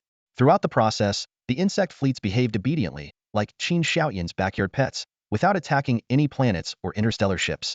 In the capital star, Qin Xiaotian browsed discussions on the interstellar network. Half of the top 10 trending topics were about the insect fleets, while the rest covered the blue crystal system battle. The reports had two distinct tones. One depicted a fierce battle with losses on both sides, highlighting the significant losses of the Imperial Princess fleet. The other emphasized the dominance of Qin Xiaoshan's insect fleet, which had destroyed numerous Xiaolong Legion starships and caused substantial damage to the Xiaolong system. Descriptions of the Xiaolong system were mostly speculative, as it had remained mysterious in recent years, with most adventurers attempting to enter being sentenced to labor on mining planets for illegal entry. Marshal Qin Longqing reported to Qin Xiaotian, Your Majesty, as per your instructions, we have been promoting the insect fleet positively to help the populace accept their presence. The results are quite promising so far. Qin Xiaotian nodded in satisfaction. Excellent. In our future conquests, the insect fleet will be indispensable. I know there will be doubts and even attacks on my decision to keep the insects. Longqing, you know what to do.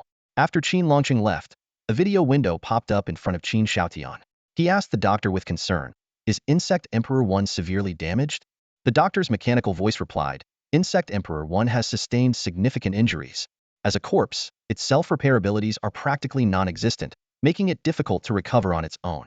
I will find other means to restore its combat capabilities. Additionally, the insect fleet requires substantial battlefield supplies, and the current provisions will only last for half a month. Qin Xiaotian frowned, realizing the critical issue of battlefield supplies for the insect fleet.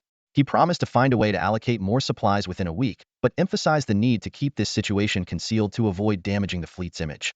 The doctor assured him that they would take strict precautions to leave no traces. Qin Shaotian instructed the doctor to prepare for combat, particularly highlighting the importance of the insects capable of creating wormholes. Despite their scarcity, the risk of death after use, and the month-long recovery period, these insects played a crucial role in the recent military operations. After the communication ended, the doctor turned to observe a planet modified to suit the insect swarm's habitat. One by one, interstellar transport ships towing old cargo holds landed continuously. As these ships departed, the cargo holds slowly opened, revealing a horrifying scene. Cages filled with numerous beasts and human corpses, emitting a foul stench. To the insect swarm, this was a feast, the battlefield supplies the doctor had mentioned. Meanwhile, on a planet in the Xiaolong system, Zhao Chen surveyed a war-torn city from his shuttle, with streets littered with insect corpses.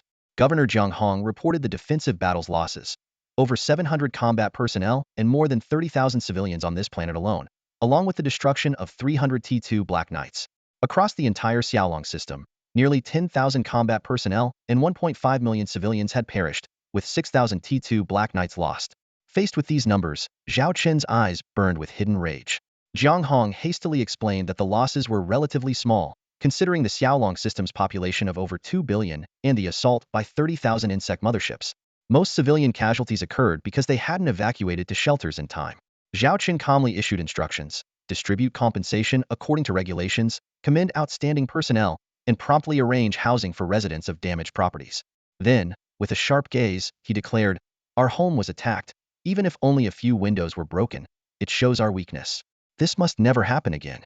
I will not tolerate anyone wreaking havoc in our homeland. Qin Shaotian will pay the price." The Xiaolong Star System, Code 021 Military Zone, is one of the highest classified areas of the Xiaolong Legion. Even the crew members delivering supplies are unaware of its true purpose. They are only responsible for transporting materials in and out, having no knowledge of the contents they carry. "Commander, the orders have been issued," Lilith reported, standing beside Zhao Chen. On-duty crew members are not allowed to leave their posts, and off-duty crew members must return to their quarters. Unauthorized actions are strictly prohibited. Additionally, jamming devices have been activated, blocking most communication networks. Zhao Chen nodded in acknowledgement.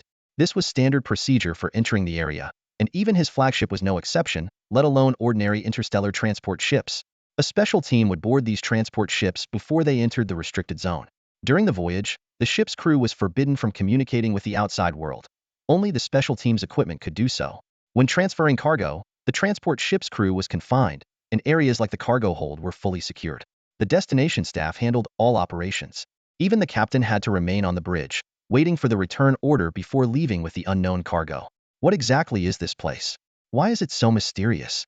Chu Xian asked curiously. Zhao Chen looked at her and smiled. "Do you want to know? According to regulations, you can't leave the ship with me, but if you really want to see, I can take you. However, you must not disclose anything you see, not even to your grandfather." Chu Xian immediately shook her head and obediently sat back in her secretary's seat, crossing her legs. "Then I won't go. I'll wait here for you. I'd rather know nothing than be burdened with secrets." Zhao Chen was a bit surprised. "Aren't you curious?" Chu Xian shrugged. "What's the point? Satisfying curiosity comes at a price, and I don't want to pay that price. Besides, I understand that everyone has their secrets, not just you, but my grandfather too.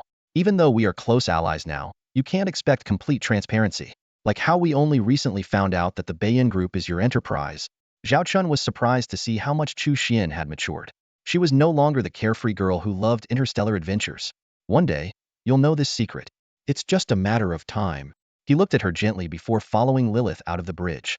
On the shuttle, Lilith asked curiously, "Commander, if Miss Chu Xian really wanted to go, would you trust her?" Zhao Chen smiled. "If she wanted to see, I would take her. This is a test of trust for her and the Chu family. As our influence grows, we need to determine who is truly trustworthy. Sometimes, we need to use minimal risks to identify false allies." The shuttle soon approached a field of small asteroids. Hidden among them were various military facilities and several interstellar warships.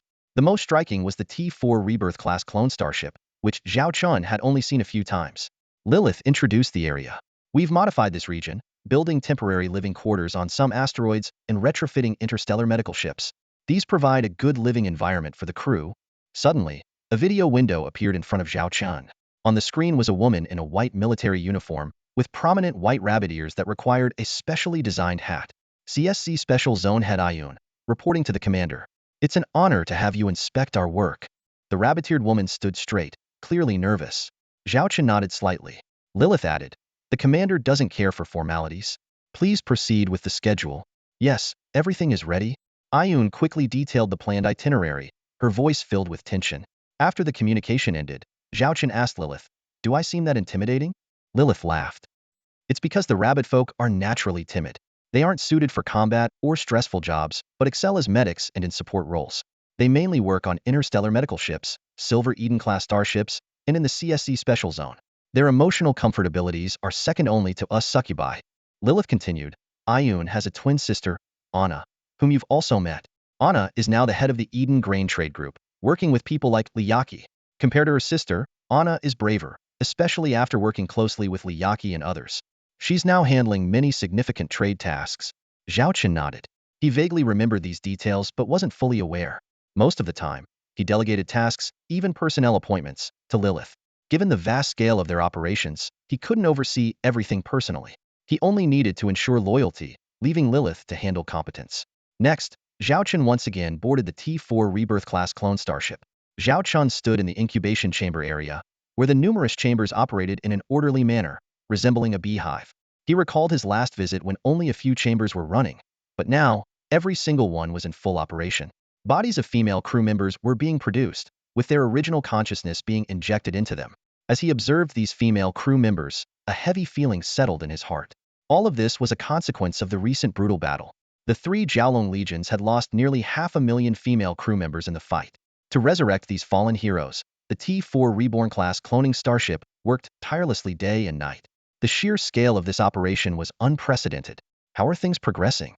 Zhao Chen asked. Yun, the rabbit humanoid, trembled slightly, her ears standing upright. After a brief pause, she responded, "The resurrection process is going smoothly.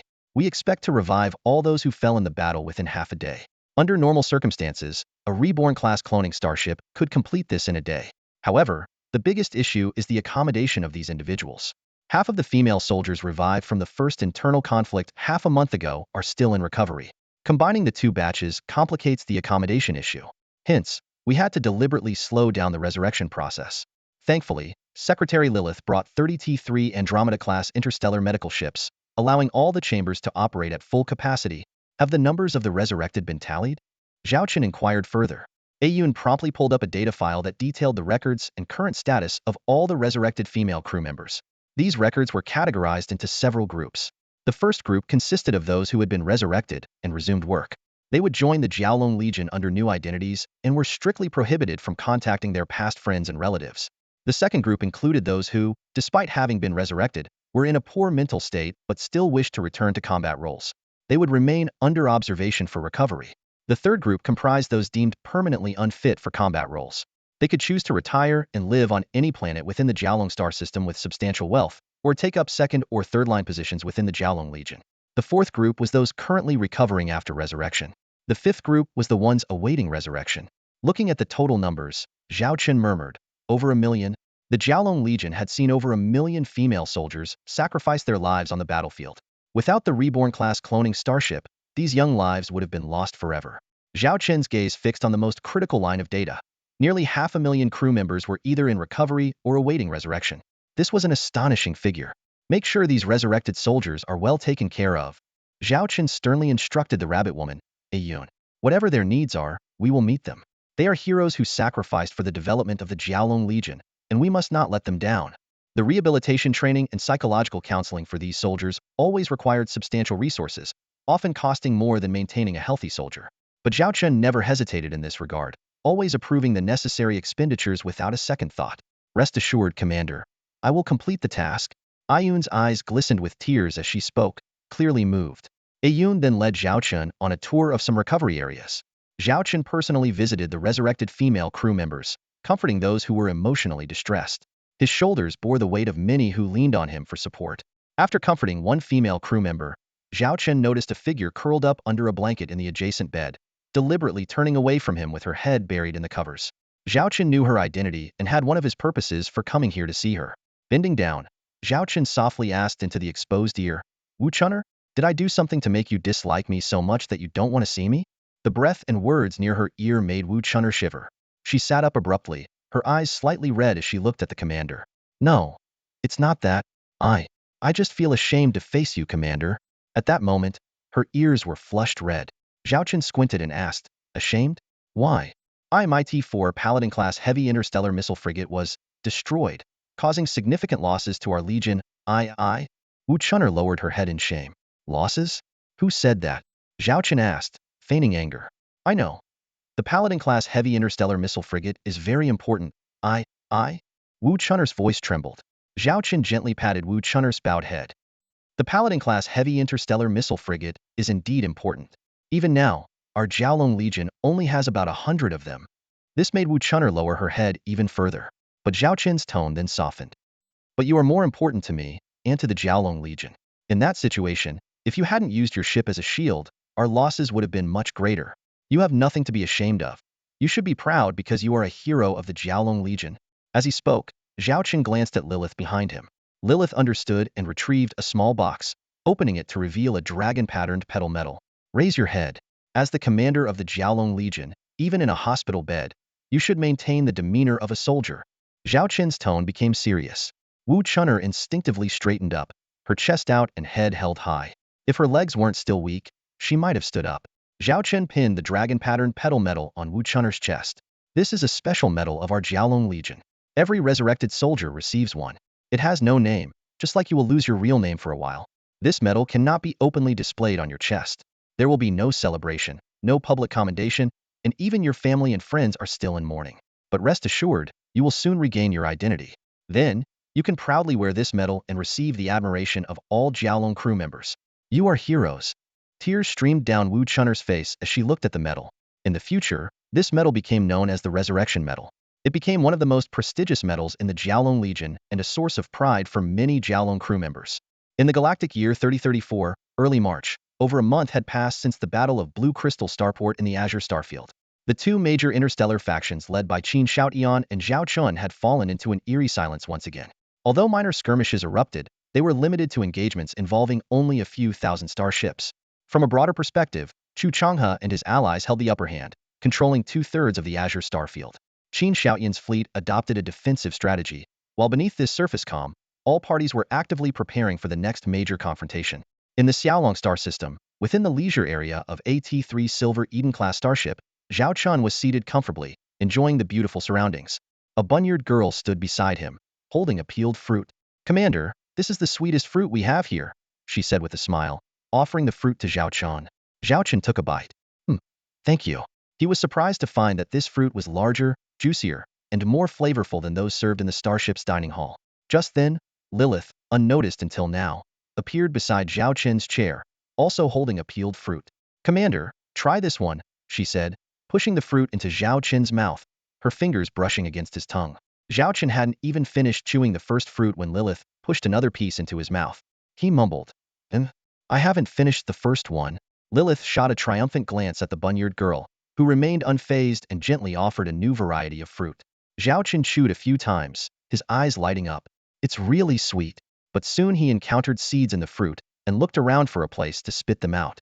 The bunyard girl immediately cupped her hands in front of him. Sorry, Commander, there's no trash can. Please spit them into my hands. She looked apologetic. Lilith frowned at this scene. For the first time, she felt her succubus status being challenged. What made her uneasy was that the bunyard girl did these things with an innocent demeanor, which was genuinely endearing rather than calculated. Zhao Chen hesitated, but, seeing her earnest eyes, spat the seeds into her hands. The seeds were small and numerous, with a cool touch. Most landed in her hands, but a few accidentally fell on her chest. The bunyard girl shivered, letting out a soft gasp, clearly startled by the seed's coolness. Zhao Chen quickly apologized. I'm sorry, Before he could finish, Lilith grabbed his hand. Commander, let me handle this. She smiled and blocked Zhao Chen from the bunyard girl, then began picking up the seeds. During the process, she deliberately squeezed the girl's chest. The bunyard girl winced, her watery eyes looking at Lilith. Lilith raised an eyebrow, as if asserting her dominance. The bunyard girl, however, stood her ground, puffing out her chest. This made Lilith glance at her own chest involuntarily. Although she wasn't small, she was slightly outmatched by the bunyard girl. Zhao Chen seemed oblivious to the undercurrents between the two. He looked at the bunyard girl and said, Anna, you really look a lot like your sister. When you greeted us earlier, I almost didn't recognize you. It turned out that this bunyard girl was not an ordinary attendant but Anna, the chief of the Eden Food Trading Group under the Xiaolong Legion. She was the younger sister of Iyun, the reborn clone starship commander Zhao Chen had met before. Anna replied softly, "Actually, my sister and I have many differences. Next time, Commander, you can observe closely." Lilith's body tensed at these words. Bunny girls, and sisters at that? This was a deadly temptation for any man. Not far away, Xue Xiaoxiao's frustrated voice could be heard. "Ugh, I lost again. One more round. I refuse to believe my battleship tactics can't beat your carrier tactics." It turned out Xue Xiaoxiao was engaged in a military simulation with Su Lan. Both used identical interstellar fleets in a simulated battle. Xue Xiaoxiao focused on battleships, while Su Lan favored carriers. So far, Xue Xiaoxiao had lost 3 times in a row. Qitong, Zhao Ruyue, Medusa, Zhao Wanner, and others were enjoying snacks and watching the match.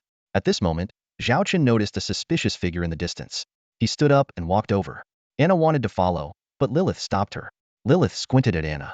"I see now why you insisted on personally attending to the commander. You had an ulterior motive." Anna remained unflustered. She shrugged and smiled. "Secretary Lilith, is there something wrong with that? Commander Zhao has always been the idol of all the young women in the Xiaolong Legion.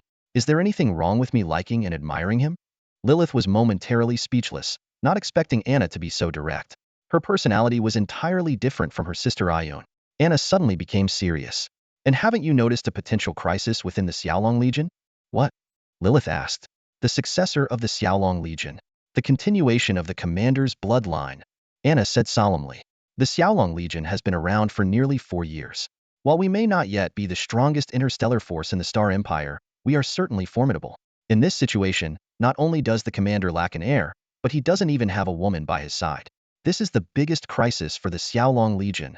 She continued, "It may sound harsh, but if the commander were ever in danger, what would happen to the Xiaolong Legion?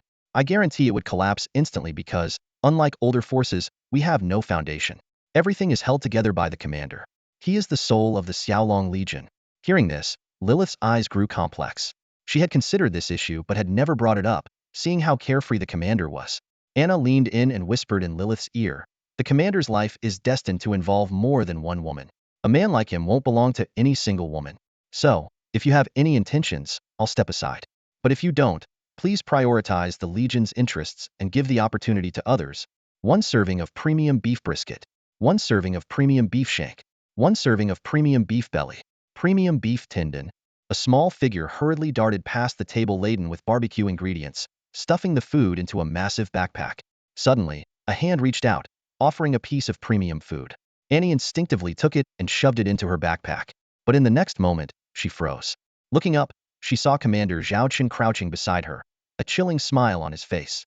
Annie, feeling like a child caught in the act, nervously pushed the backpack behind her. Yet the backpack was nearly 2 meters tall, towering over her, and impossible to hide. Seeing the commander's outstretched hand, Annie closed her eyes, bracing for punishment. However, she only felt a large hand gently pinching her chubby cheeks. "I heard our chief engineer Annie stood her ground bravely during the invasion in the Xiaolong star system," Zhao Chen said with a hint of amusement. "You even ordered that all interstellar industrial ships must ensure the production of combat resources, and anyone leaving their post would be dismissed." Annie opened her eyes and cautiously looked at the commander. You're not angry?" "Why would I be angry?" Zhao Chen asked, pinching her cheek again. Annie pointed to the backpack and whispered, I took this food." Zhao Chen couldn't help but laugh. "You really think I'm a stingy boss? I was just joking before, or trying to motivate you. If you like this food, I'll have Anna prepare 10 times as much for you to take home." Annie's eyes widened, her mouth slightly open, as if witnessing a miracle. She couldn't believe this was the usually stern commander. Was she dreaming? Zhao Chen looked around and asked, "Where's Nana?" Annie, feeling a bit guilty, replied, "Nana is supervising the new T4 interstellar battleships. She's been dedicated to her post lately." She knew that in terms of work ethic, she couldn't compare to her sister. Normally, she didn't mind. But the commander's generous reward made her feel a bit undeserving. The new T4 interstellar battleships? Zhao Chen's eyes lit up. These were the models he had handed over to them at the end of last year. If they were ready in time for the last 2 battles, the Xiaolong Corps would have had a significant advantage. "When they're ready for deployment, let me know. If I have time, I'll come to see them," Zhao Chen said. "Okay." Annie agreed, not surprised by the request. However, Zhao Chen's next words left her stunned, staring at the commander. "By the way, I'll also hand over the technical blueprints for the T4 Golden Eden class starship. You can start planning the production," Zhao Chen said casually. "T4. Golden Eden? Annie repeated, swallowing hard in disbelief. Yes, the Golden Eden, Zhao Chen confirmed with a smile. Words of praise weren't enough. She needed to see the goal. We're vacationing here now, but once the Golden Eden is built, we'll move there. The supply of premium ingredients will increase, and we might even develop better varieties. Annie's eyes sparkled as she envisioned a bright future. I'll go help Nana with the overtime, she said excitedly, but her hesitant steps towards the food revealed her true intentions. Zhao Chen chuckled. Overtime can wait. Eat first, and take some to Nana. Remind her to rest. Okay. Annie nodded eagerly. Regarding the T4 Golden Eden-class starship, Zhao Chen had long prepared for its exchange. The T3 Silver Eden-class starship could no longer meet the expanding commercial needs. The Eden Grain Trade Group sales were constantly in short supply.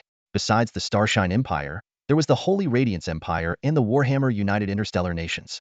Especially in the Warhammer United Interstellar Nations, where revolutions had made food a scarce resource. Zhao Chen walked over to the women engaged in a military exercise. Xue Xiaoxiao and Su Lan were in the middle of a drill, with Su Lan having the upper hand. Xue Xiaoxiao's strategic vision was poor, often relying on brute force with her interstellar battleships. While this could achieve good results, in a core battle, overall strategy was key. In contrast, Su Lan's approach focused on carrier-based starships, keeping them safe while her interstellar fighters conducted long-range bombings, gradually wearing down Xue Xiaoxiao's forces. Su Lan even set up fake carrier coordinates, leading Xue Xiaoxiao's fleet into traps where they faced relentless starfighter and drone attacks. Qitong, standing beside Zhao Chen, explained softly, Xue Xiaoxiao is excellent with interstellar battleships, but needs to improve overall command. Su Lan excels in carrier-based core combat, seeing the big picture but is too cautious and not good at seizing opportunities. Zhao Chen watched the two women thoughtfully.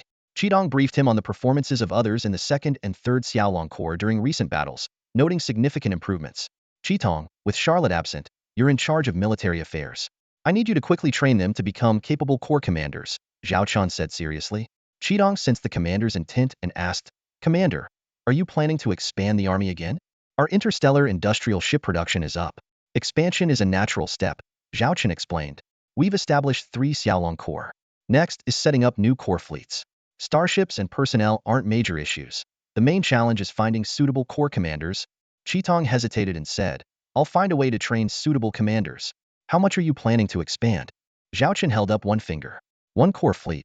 Qitong sighed in relief, thinking it meant forming just 1 more leadership team. Expanding to 10 core fleets, meaning adding 7 more, Zhao Chen said calmly. Qitong gasped. Expanding by 7? That meant creating 30,000 Xiaolong starships. She imagined the scene. If 3 Xiaolong Corps were already formidable, what would 10 be like? Just then, Lilith hurried over and whispered in Zhao Chen's ear, Commander, we just received word. Charlotte plans to return in a few days to discuss something with you. 3 days later, 2 significant events took place simultaneously. The most notable of these was the official delivery ceremony for the new batch of T4 interstellar warships.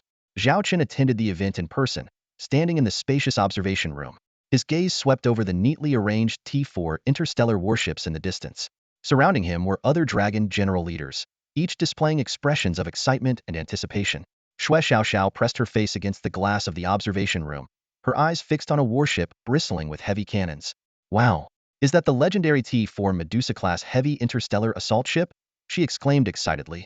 With so many cannons, the sight of it firing must be spectacular. Standing beside her, Zhao Chen added, to be precise, it has 400 Medusa-type particle energy cannons. Observing Xue Xiaoxiao's excitement, he asked, interested? How about considering a switch? The question left Xue Xiaoxiao in a dilemma. Her gaze shifted between the T4 Blue Eyes White Dragon-class heavy interstellar armor battleship and the T4 Medusa-class heavy interstellar assault ship. Finally, she bit her lip, suppressing her desire, and firmly said, No, I'm loyal. I won't leave my Blue Eyes White Dragon. Nothing can separate us. Despite her words, her eyes kept darting back to the Medusa, and she even swallowed a few times. Medusa, murmuring the name Medusa, had a peculiar gleam in her eyes. She wondered if this interstellar warship was specifically designed by the commander for the Serpent Clan. The ship's design philosophy, excellent long-range firepower, and relatively low energy consumption made her yearn for it. She couldn't help but imagine that if the Serpent Kingdom had possessed such interstellar warships, they might have avoided the tragic fate of having their homeland trampled and being forced into exile. Others were equally captivated by the various interstellar warships, their eyes glued to these technological marvels. Zhao Riyue admired the Tyrant-class heavy interstellar missile battlecruiser with envy, exclaiming, This battlecruiser is perfect. Its speed is barely compromised, and it's equipped with an astounding number of interstellar missiles. Its firepower rivals that of a conventional small fleet of the Empire. Noticing his sister's interest, Zhao Chen suggested, "Big sis, do you like the Tyrant? You can take one as your flagship along with Qin Xiaolei. Compared to the Vermilion Bird, this Tyrant is much more powerful. Don't refuse." Zhao Ruyue initially wanted to be modest, but seeing her brother's determined expression, she understood it was out of concern for her safety. "All right, I'll arrange for the handover later," she agreed readily. At that moment, Chu Xian's voice rang out, "Commander, why do I feel like your T-4 Skeleton King-class heavy interstellar armor destroyer is superior to the T-4 Skeleton Legion-class medium interstellar destroyer you gave to our Chu family?" She crossed her arms, her eyes filled with curiosity. Zhao Chen responded candidly, "You're right. The Skeleton King is indeed an upgraded version of the Skeleton Legion. However, its cost is 10 times higher, and the construction technology required is very advanced. Even if I gave you one, the starship industry in the Chu River sector would find it challenging to mass produce in the short term. Still interested? Each unit costs $1 billion. Chu Xian gasped, but looking at the imposing T-4 Skeleton King-class heavy interstellar armor destroyer, she couldn't help but feel tempted. The destroyer's presence was so commanding that it could easily be mistaken for a medium battle cruiser. "Forget I said anything," she muttered, eyes filled with envy. Zhao Chen smiled and suggested, "You can mention it to your grandfather. I can sell him a few at a favorable price." While he wouldn't charge exorbitantly, the profit from a single T-4 interstellar warship was substantial, comparable to selling hundreds of T-3 interstellar warships. Chu Xian noted this information silently. Although the Chu family couldn't purchase many, equipping a few in their elite fleet was a feasible option. Just then, a massive figure slowly emerged. Although its speed was not fast, its size made the surrounding T-4 interstellar warships look insignificant. Even the 13-kilometer-long T-4 Blue Eyes White Dragon looked like a baby standing next to an adult in comparison. Everyone's attention was drawn to this giant ship. T-4 Fallen Angel-class super heavy carrier starship, Annie proudly introduced, her tone filled with evident pride, as this was her personally overseen project, even though most of the work was done by Nana. As everyone marveled at the giant ship, Zhao Chen felt a keen gaze. He turned to see Su Lan. Her expression was hesitant, biting her lip, her eyes shifting between the massive warship and Zhao Chen, unable to voice her thoughts. Xue Xiaoxiao noticed this and directly asked Zhao Chen, "Commander, what are your plans for that carrier starship? I see only one was built in this batch. It would be great if there were more." Annie rolled her eyes and said, "Miss Xue, you make it sound easy. 1. Do you know how much labor it took to build just this one? Do you know how many raw materials it consumed? The materials used to build this carrier starship could construct 100 T-4 Paladin-class heavy interstellar missile frigates." Zhao Chen noticed Su Lan's gaze and understood her thoughts. He announced, "This T-4 Fallen Angel-class super heavy carrier starship, the first of its kind, will be assigned to the 3rd Dragon Corps as Su Lan's flagship." Su Lan excels in carrier starship combat systems and knows how to maximize its potential. Hearing this, Su Lan's eyes sparkled. If the occasion were appropriate, she might have rushed forward to hug Zhao Chen. She stood straight, placing her hand over her heart, and solemnly said, "Rest assured, Commander. I will ensure this fallen angel lives up to its full value." Chu Xian curiously asked, "How many interstellar fighters can this fallen angel carry?" Others also looked on with curiosity, as the number of interstellar fighters a carrier starship could hold was a key measure of its strength. About 100,000 or so. Su Lan was listening to Zhao Chen's explanation when she suddenly received a message from the commander. She glanced down at the document, and her expression changed instantly. Making sure no one noticed, she retreated to a corner and quickly skimmed through it. The document contained internal data on the T-4 Fallen Angel-class super heavy aircraft carrier starship. The first page listed detailed information. Fallen Angel-class super heavy aircraft carrier starship. Ship type, aircraft carrier starship. Technology level, T-4. Star shield energy value, 3 million units. Cruising speed, 160 star knots. Warp engine, level 8. Length, 39.68 kilometers. Mass, 91.88 million tons. Crew, 300,000. Weaponry, Fallen Angel SI Interstellar Fighter, 30,000 units. Fallen Angel SII Heavy Interstellar Stealth Bomber, 3,000 units. Fallen Angel SII Multifunction Combat Interstellar Drone, 300,000 units. Fallen Angel FI Electronic Warfare Interstellar Stealth Drone, 200 units. Fallen Angel FI Interstellar Reconnaissance Aircraft, 1,000 units. Fallen Angel FI Interstellar Stealth Reconnaissance Aircraft, 100 units. 1,000 medium fully automated high-density close-in weapon systems. 50 missile launch silos. 3,000 short-range intercept interstellar missiles for defensive fields. Hearing the number 100,000 or so, The women were astounded. This number rivaled the total number of interstellar fighters and drones in the entire Holy Angel Legion. However, they didn't notice Su Lan's even more shocked expression. Su Lan quickly closed the interface and tried to control her emotions, looking at the man with almost reverent eyes. He was right, but the data had been understated. In reality, there were 330,000 various interstellar fighters and drones. More importantly, the carrier was equipped with high-performance flight decks and hangars to ensure rapid deployment, return, resupply, and re-engagement of fighters. It even had multiple drone production lines that could replenish losses autonomously if raw materials were sufficient. This carrier's long-range deployment capability was comparable to a military starport, more than enough to firmly control interstellar air supremacy. While everyone was imagining the giant ship, Li Yaqi and Hong Meiguei started arguing over the T4 Tycoon-class heavy interstellar mining ship. I want 30 of this batch. Why? There are only 50 in total, and I want 32. The two were arguing heatedly. Zhao Chen stepped forward helplessly to separate them. You business people are more intense than soldiers. Li Yaqi and Hong Meiguei exchanged silent glances. They both knew the importance of the T4 Tycoon-class mining ship. If deployed in 5 resource-rich star regions, the extraction limit could increase by 30, or even more. The monthly extraction volume could significantly rise from 500 billion star coins. As businesswomen, how could they not fight over it? Zhao Chen announced the allocation plan. Each of you gets 20 ships, and Earth Dragon Mining Group gets 10. Don't worry, as production capacity increases, you'll be prioritized. Though unwilling, the two had to accept it. Under Zhao Chen's arrangement, they had always been in competition. Currently, aside from the starship manufacturing industry controlled by Li Yaqi, other areas were evenly matched with the Rose Red Dragon Group. Li Yaqi had fully transitioned from the Bayan Group to the North Dragon Group. Despite Bayan Group's earlier start, North Dragon Group, as the favored child of the Xiaolong Legion, had a much brighter future. The Bayan Group would focus on low-end interstellar warship production with a significant scale but limited growth potential. Annie approached Zhao Chen and handed him a document. This is the list of T4 interstellar warships delivered this time. Please review it. Zhao Chen quickly went through it. Fallen Angel-class super heavy aircraft carrier starship, 1 unit. Gorgon-class heavy interstellar artillery ship, 5 units. Tyrant-class heavy interstellar missile battle cruiser, 5 units. Skeleton King-class heavy interstellar armored destroyer, 30 units. Vermilion Bird-class medium interstellar cruiser, 30 units. Paladin-class heavy interstellar missile frigate, 50 units. Blue Eyes White Dragon-class heavy interstellar armored battleship, 2 units. Tycoon-class heavy interstellar mining ship, 50 units. Whale-class heavy interstellar transport ship, 300 units. Moon Goddess-class heavy interstellar supply ship, 30 units. Gemini-class heavy interstellar industrial ship, 5 units. T4 Hui Guang-class interstellar warp ship, 5 units. The raw materials for these T4 starships alone cost 400 billion star coins. Without continuous supply from the 5 resource-rich star regions, it would be impossible to sustain such terrifying consumption, let alone the war expenses over the past 2 months. The Xiaolong Legion had become a massive war machine. Lilith softly reminded, Commander, General Charlotte has arrived. Zhao Chen's eyes lit up, and he turned to leave. Annie stood there dejectedly, her words unspoken. Lilith handed Annie a special briefcase.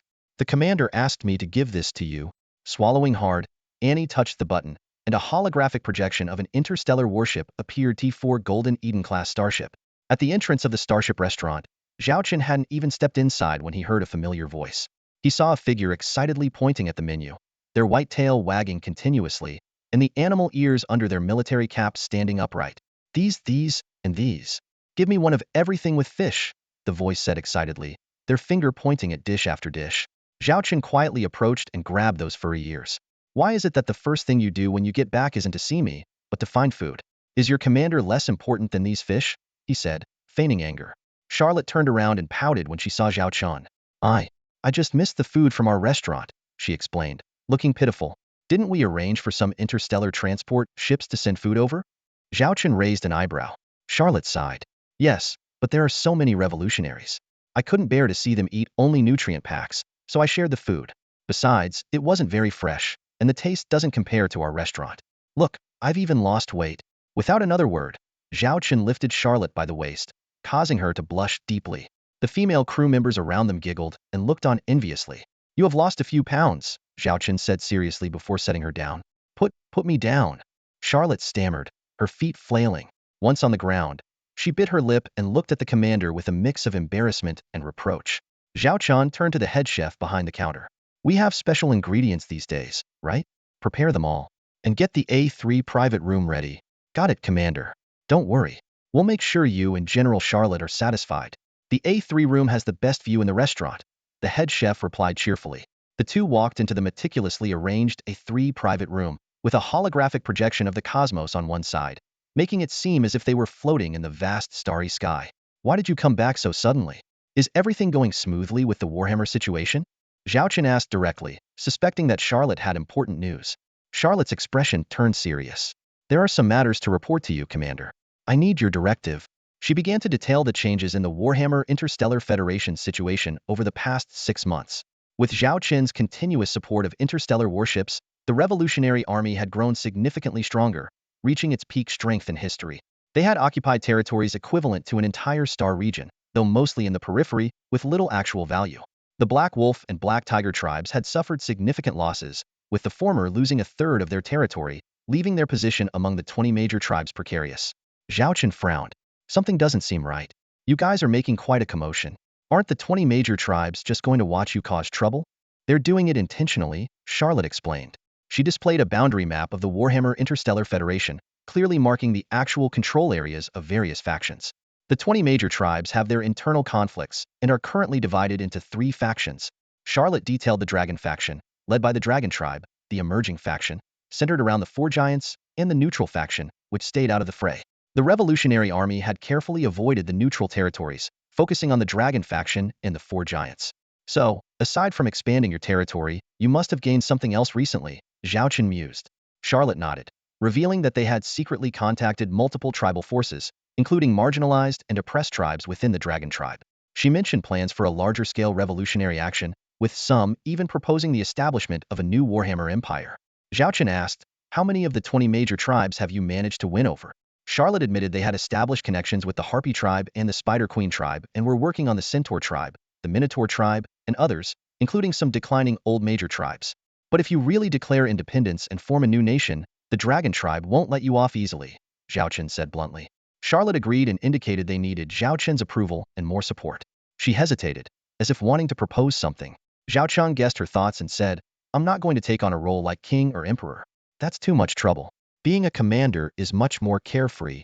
Charlotte seemed unsurprised and not too disappointed. I'll need to discuss this with others, she said. How long do you plan to stay in the Jiaolong system?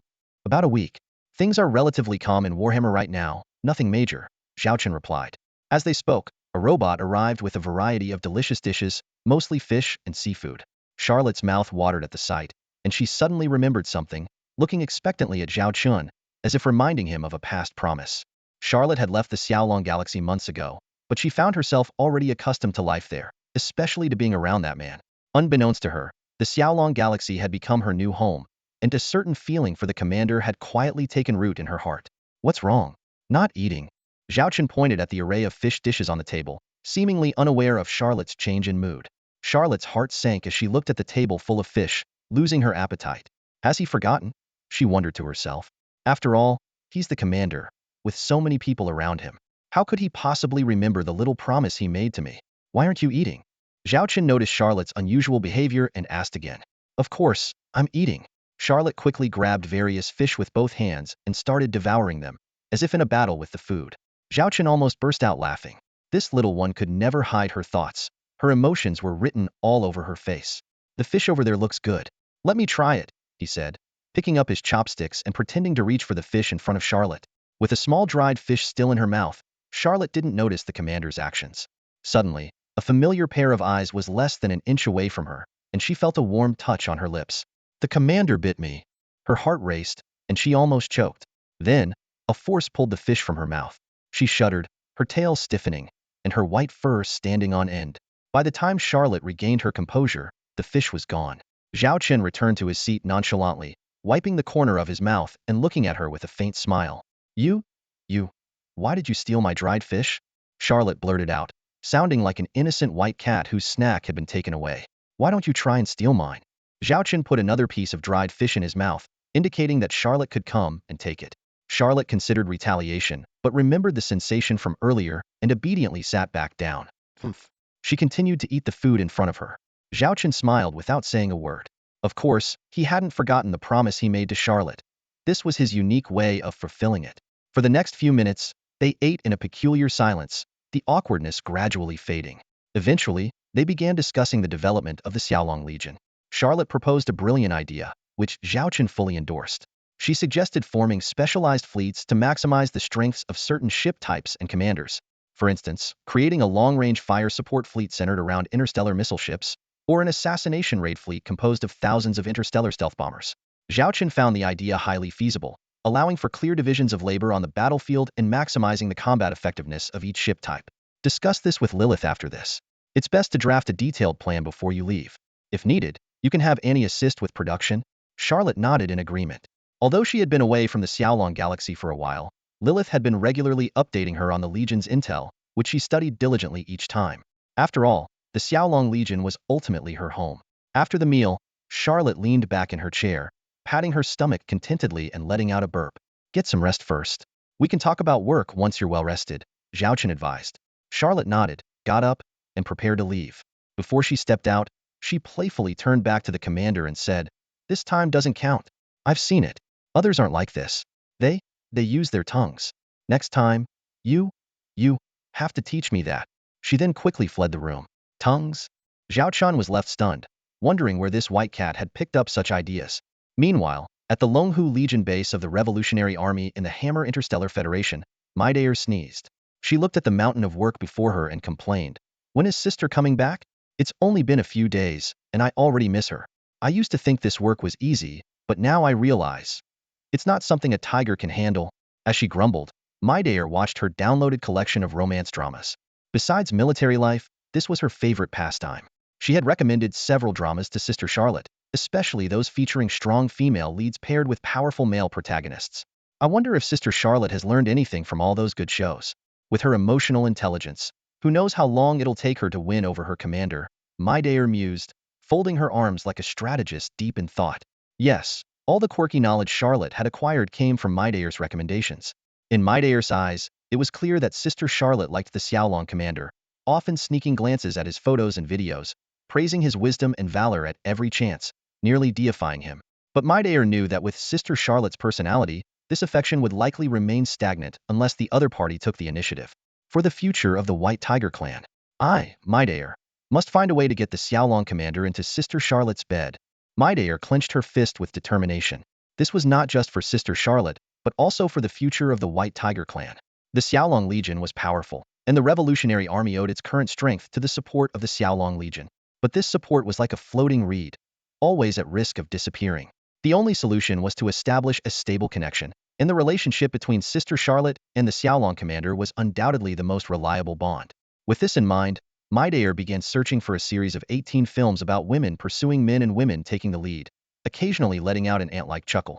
The T-4 Fallen Angel-class supercarrier, the flagship of its series, has been fully prepared, and the combat personnel are all in place. Su Lan stood behind Commander Zhao Chen, her eyes filled with admiration as she reported the status of the carrier in detail. Her voice echoed through the spacious command room. "We are ready to join the operations of the Thunder Dragon 3rd Legion at any moment." Commander Zhao Chen, accompanied by Lilith, Charlotte, and Akame, personally inspected the interior of the supercarrier. Su Lan, the captain, accompanied them throughout the tour, her uniform crisp and her step steady. As they ascended on a floating elevator, a breathtaking view unfolded before them. The internal space was incredibly advanced, with a futuristic design that was mesmerizing.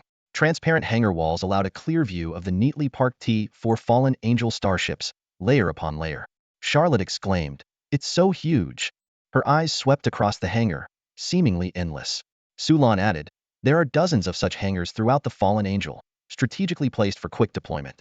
According to the latest simulation, we can launch all starships within 3 minutes and all drone swarms within 5 minutes." As the inspection continued, Su Lan's admiration for the commander grew even stronger. Eventually, the group arrived at the ship's dining hall, which was equally top-notch, offering first-class dining services for the crew. Su Lan had already reserved a private room, and once everyone was seated, Zhao Chen turned his gaze to Charlotte. "You plan to return to Warhammer tomorrow, right?" Zhao Chen asked directly. Charlotte nodded in confirmation. Zhao Chen continued, "Over the past few days, we have discussed Warhammer's situation extensively. With Lilith's coordination of the data, we have finalized our plan." Zhao Chen detailed the plan: expanding the Revolutionary Army's military strength, providing starships equivalent to the Imperial Princess Fleet standards, and increasing the Dragon and Tiger Legion to 90,000 starships. He promised that the Bayan Group would deliver this fleet of T2 series starships by June, along with an additional 1,000 T3 class starships of various models. Zhao Chen specifically highlighted the allocation of 30 T3 Judicator-class heavy missile ships, which would be under the direct control of the Thunder Dragon Legion, answering only to Charlotte. He also mentioned the possibility of military aid loans and the potential deployment of the Thunder Dragon Legion for support if necessary. The conversation shifted to deeper strategic considerations. Zhao Chen stated solemnly, "If we are to establish a new kingdom or alliance, the initiative must be in my hands. The leader could be you, your sister, or your father. But if it's anyone else," his expression grew serious, "I will withdraw all support provided to the Revolutionary Army." "Charlotte, you understand what I mean?" Charlotte nodded earnestly, fully grasping the commander's stance. Zhao Chen was willing to support them, but the control of the new power had to be in his hands. It was a non-negotiable condition. Suddenly, a flicker of hope appeared in Charlotte's eyes. She looked directly at Zhao Chen with her big, watery eyes. "Commander, have you ever considered becoming the leader on Warhammer? Even though you are human, if you were our leader, we would wholeheartedly support you." Zhao Chen gently patted Charlotte's head, his tone firm yet gentle. "Things are fine as they are now. If it weren't for protecting our current way of life, I wouldn't bother with all this star glory, Warhammer, or holy radiance."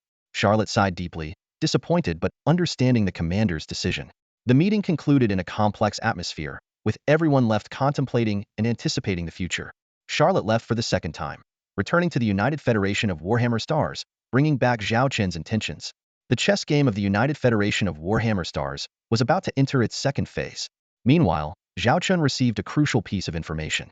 Zhao Chen's gaze fell on Lilith, who promptly opened an intelligence file. She began to report, "Our T3 Silver Mouse-class light interstellar stealth reconnaissance ship, tasked with investigating the relationship between Qin Shaotian and the Holy Radiance Empire, has uncovered some clues through recent close surveillance."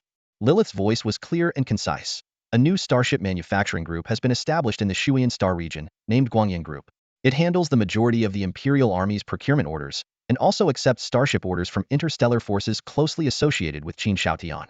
Evidence shows that the supply of starships has expanded several times compared to before the Civil War." Zhao Chen frowned slightly, pondering, given the current situation, how is Qin Shaotian able to establish a starship factory and maintain a steady supply? The resources from the territories he controls in the Xingyao Empire can at most meet the needs of his fleet. It's impossible to satisfy the demands of most of the Xingyao Empire and expand several times over. His eyes sharpened. The only possibility is that the Holy Radiance Empire has secretly established a connection with them and provided some level of assistance. Lilith nodded in agreement and added, "That's exactly the direction of our investigation." Zhao Chen pressed further. "Have we determined if the Holy Radiance Empire is transporting large numbers of interstellar warships? If they were directly providing warships, the transport of thousands of them, even in Qin Shaotian Shuyan Star region, couldn't go completely unnoticed." Lilith responded quickly, "So far, we haven't found any finished interstellar warships flowing from the Holy Radiance Empire into the Xingyao Empire." Zhao Chen squinted, speculating, "If not finished products, then it must be semi-finished or related components." Lilith nodded, pointing to a piece of information in the intelligence file. "According to our investigation, there are no direct traces of contact between the Shuyan Star region and the Holy Radiance Empire. But we've examined all interstellar trade fleets entering and leaving the Shuyan Star region and found some clues. Over the past quarter, trade between a neutral interstellar force and the Xingyao Empire has increased by dozens of times. 80% of the trade ships have entered the Shuyan Star region." "Where exactly?" Zhao Chen inquired. "The Star Alliance," Lilith replied. Zhao Chen recalled hearing about the Star Alliance during his time at the Northern Star Military Academy. Lilith then pulled up detailed information, explaining the background, nature, and special status of the Star Alliance within the Galactic Union. Chu Xian suddenly interjected, "This reminds me of something from a few years ago. My grandfather had business partners in the Star Alliance who actually wanted to buy our T4 Northwind God-class heavy interstellar battleships." Zhao Chen asked curiously, "Did you sell them?" Chu Xian rolled her eyes. "That's top-tier technology. Of course, we didn't sell it. If it weren't for our good relationship with the royal family at the time, and their annual supply of military materials to us, we wouldn't have sold the T4 Northwind God-class heavy interstellar battleships to them." She sighed. "Who would have thought we'd end up falling out with the royal family?" Lilith continued her report, suggesting that the Xiaolong Corps dispatch senior officials under the guise of business trade to directly engage with the Star Alliance to gather more intelligence. Zhao Chen nodded in agreement but then expressed his confusion. "The Star Alliance? We don't seem to have any connections there." Chu Xian looked at Zhao Chen and reminded him, "You have one right under your nose." "Do I? How come I don't know?" Zhao Chen was momentarily puzzled. Chu Xian pointed out directly, "Don't you know the background of your starship captain, Xue Xiaoxiao? Zhao Chen was stunned. He knew Xue Xiaoxiao had a complicated background, but never imagined she had connections with the Star Alliance. I won't go. I won't go. Kill me if you must, but I'm not going. Xue Xiaoxiao screamed at the top of her lungs, struggling against Chu Xian's grip. If it weren't for Chu Xian holding her down tightly, Xue Xiaoxiao would have bolted long ago. Zhao Chen watched the scene, bewildered. Chu Xian, being from a military family, easily subdued Xue Xiaoxiao with her agile moves. She had once boasted that she could take down 3 people like Xue Xiaoxiao with one hand. Is the Star Alliance really that terrifying? Zhao Chen asked, puzzled. When he had summoned Xue Xiaoxiao earlier to inform her about her assignment to the Star Alliance, she immediately showed a look of sheer terror, as if she would rather die than comply. Terrifying. Absolutely terrifying. Xue Xiaoxiao, realizing she couldn't break free, looked at Zhao Chen pitifully. Commander, can't we just not go? She hoped to evoke some sympathy from Zhao Chen. Give me a convincing reason, Zhao Chen replied calmly. Xue Xiaoxiao was stunned and, after a long pause, finally blurted out, there's an old woman there who loves eating children. She looked dead serious, as if it were a proven fact. Seeing this, Zhao Chen waved his hand dismissively. Since Xue Xiaoxiao doesn't want to go, we won't force her. But I think it's time to consider replacing the captain of the T-4 Azure-Eyed White Dragon-class heavy interstellar battleship. No way. Xue Xiaoxiao became agitated upon hearing that her prized ship might be reassigned, as if someone was about to steal her treasure. Zhao Chen shrugged, speaking lightly, so, it's up to you. Our Xiaolong Corps is always very democratic. Xue Xiaoxiao pouted and muttered something under her breath. Although the specifics were unclear, it was evident she was grumbling about Zhao Chen being an oppressive commander.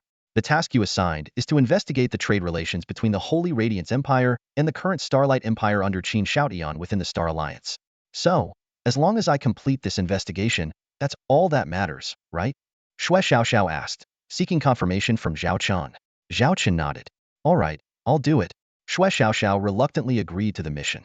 As for her real reason for not wanting to go to the Star Alliance, she chose to keep it to herself. Zhao Chen didn't press further. He believed everyone had their secrets, and there was no need to dig deeper as long as it didn't pose a threat to him. Prepare yourself. Take your flagship with you, and I'll assign a small fleet to accompany you. You should be ready to depart by early April. Report back to me immediately if anything comes up, Zhao Chen instructed. Understood, Xue Xiaoxiao replied weakly. After confirming there were no other issues, she sighed deeply and left. Why does that girl remind me so much of Annie? Zhao Chen muttered. Lilith, standing nearby, explained. Those two often hang out together on their days off and have become quite close friends. This comment made Zhao Chen picture Xue Xiaoxiao and Annie causing trouble together, prompting him to think they were indeed birds of a feather. After arranging Xue Xiaoxiao's mission to the Star Alliance, Lilith reported another matter. Regarding our deployment to the Tsangyu starfield, all the war supplies are ready. The 3 Xiaolong Corps have fully recovered, and all previously lost interstellar warships have been replenished.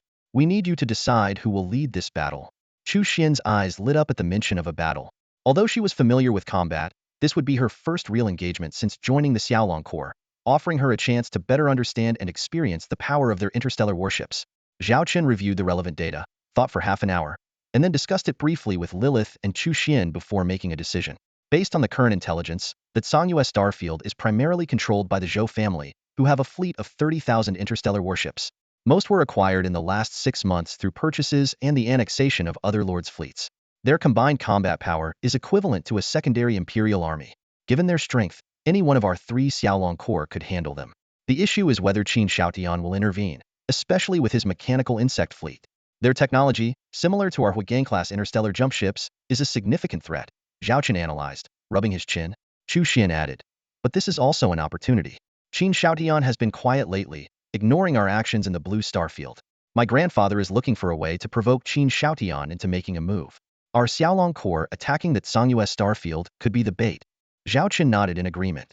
I think so too. This civil war can't drag on indefinitely. We need a breakthrough. Lilith, prepare to relay my orders. He began issuing specific instructions. The 3rd Xiaolong Corps will carry out this mission, with Shen Bing as the campaign commander, overseeing the attack on the Tsangyu starfield. The 1st Xiaolong Corps will station at the border between the Tsangyu and Northwind starfields, ready to provide support. The 2nd Xiaolong Corps will stay on guard at the Xiaolong system. Although Qidong is the commander of the 2nd Corps, she will act as a military advisor to the 3rd Corps, assisting Shen Bing remotely. Shen Bing will have a budget of 100 billion star coins for battle resources. The strategic goal is to minimize fleet losses while destroying the main forces of the Tsangyu starfield and capturing key strategic points. If Qin Shoutian does not interfere, the ultimate objective is to control the entire Tsangyu starfield, Lilith noted down the commander's words, ready to pass them on.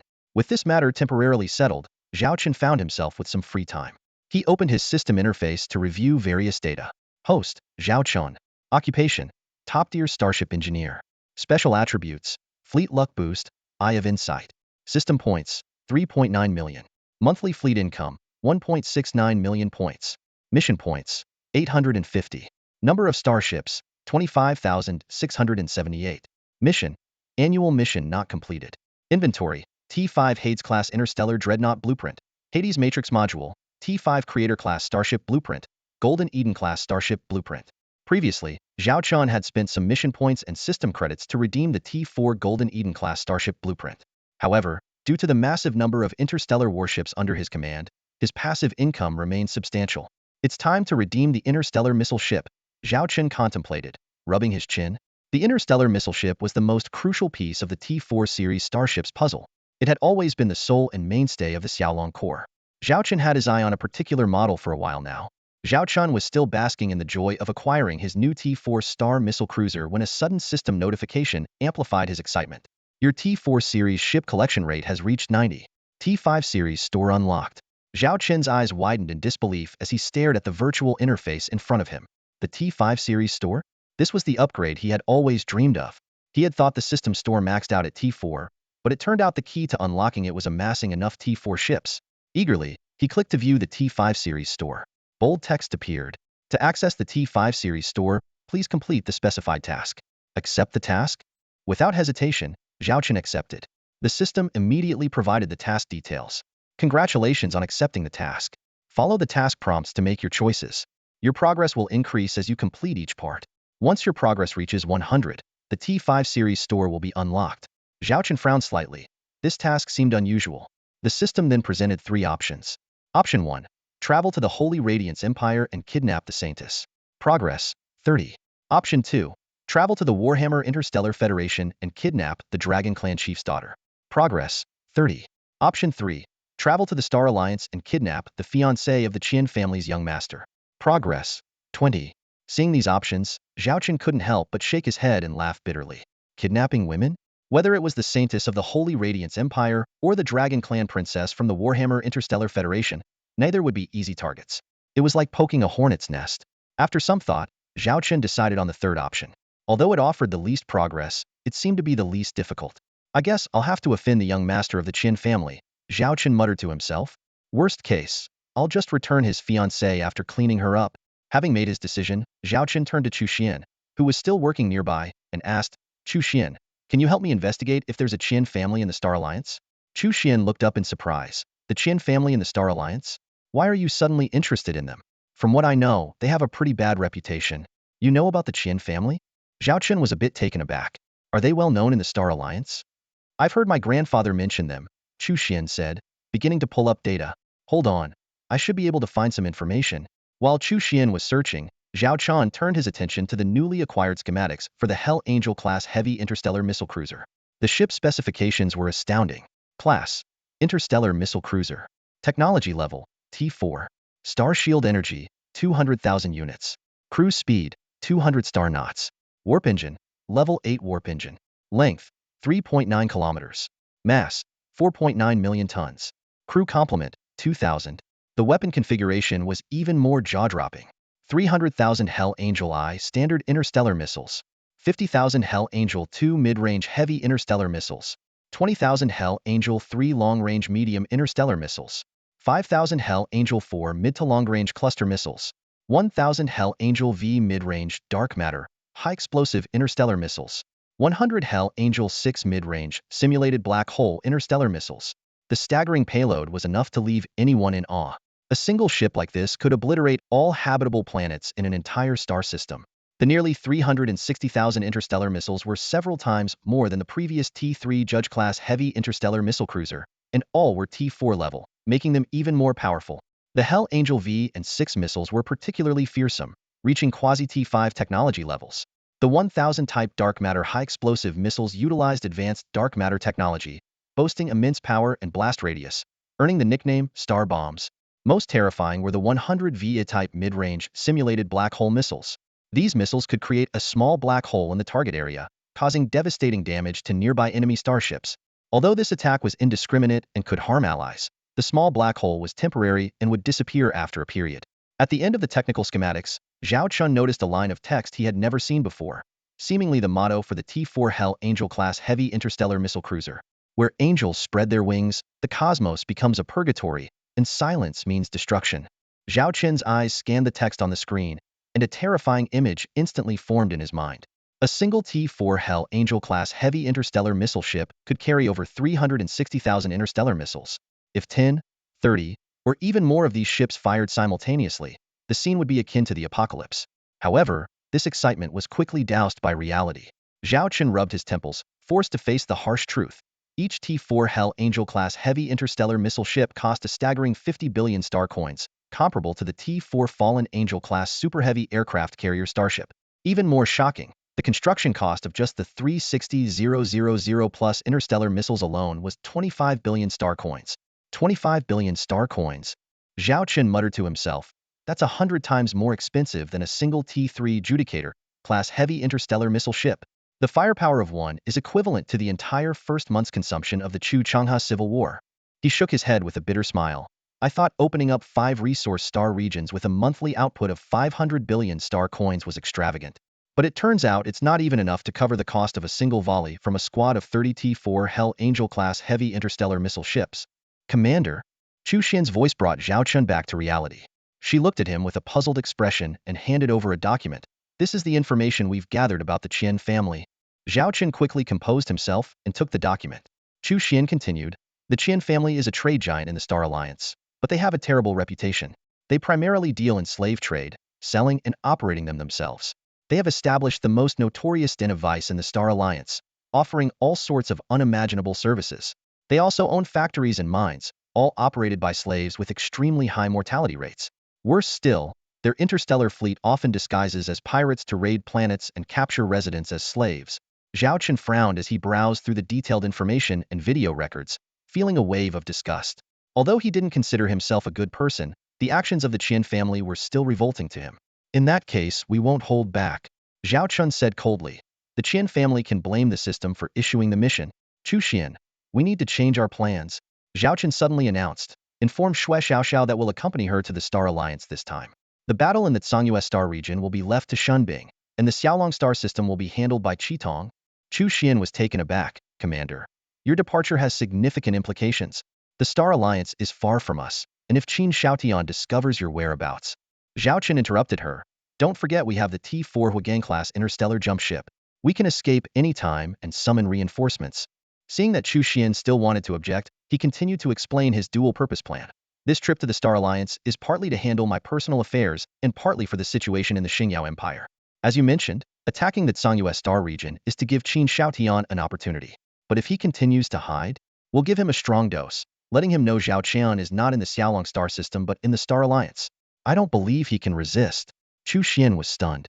While Zhao Chen's plan made sense, the risk was enormous. I need to discuss this with Secretary Lilith and the others. Zhao Chen's eyes turned steely. Chu Xian, you haven't been with the Xiaolong Legion for long, so there are things you don't understand. Although I usually act like a hands-off leader, once I've made a decision, no one can oppose it. Because the Xiaolong Legion belongs to the Zhao family. Chu Xian was stunned. It was the first time she had seen Zhao Chen so resolute. Usually, this commander was all smiles, mingling with the female crew members on the bridge, and even being driven away by their risque jokes. At this moment, Chu Xian bit her lip lightly and decided to inform Lilith and the others about the situation. When the news spread, Lilith and the others were surprised but unanimously supported Commander Zhao Chen's decision. They quickly formulated a response plan, with the primary objective being to ensure the commander's safety. Half a day later, Lilith found Chu Xian. Seeing the worry on Chu Xian's face, Lilith softly said, "You're worried about the commander's sudden travel plans, aren't you?" Chu Xian nodded, anxiety evident in her eyes. The commander's arrangement is too abrupt. As the commander of the Xiaolong Legion, it's too risky to head to the Stellar Union at this time. Lilith patted Chu Xian's shoulder and smiled. That's just how our commander is. Sometimes he's like a big kid who doesn't care about anything, and other times he's incredibly stubborn. Remember when you first met? He piloted a warship alone into the swarm to rescue the erudite fleet that everyone else had abandoned. Listening to Lilith, Chu Xian suddenly understood. Lilith continued, "We always believe in this man. No matter how outlandish his decisions may seem, we will steadfastly support him. Our job is to create the safest and most reliable plans for him. Chu Xian chuckled. It seems being his secretary is no easy task. Lilith nodded emphatically, and the two of them began drafting a detailed plan for Zhao Chen's trip. In the end, an impressive fleet was assembled. Sitting in the captain's chair, Zhao Chen was astonished as he looked at the list. I'm just going to the Stellar Union. Is all this really necessary? Absolutely. Chu Xian and Lilith replied in unison. Lilith pointed to the signature section of the document. Since you've decided to travel, we must ensure your safety. Please sign here to confirm the travel plan. Chu Xian gave a thumbs up behind Lilith, finally understanding the secretary's prowess. While she couldn't alter the commander's decisions, she excelled at safeguarding him. Zhao Chen reluctantly looked at the document listing 72 interstellar warships, including the T-4 Blue Eyes White Dragon class heavy armored battleship, the T-4 Fallen Angel class super heavy carrier starship, and various types of frigates, destroyers, and artillery ships. The fleet's strength was enough to intimidate an imperial fleet of 3,000 interstellar warships.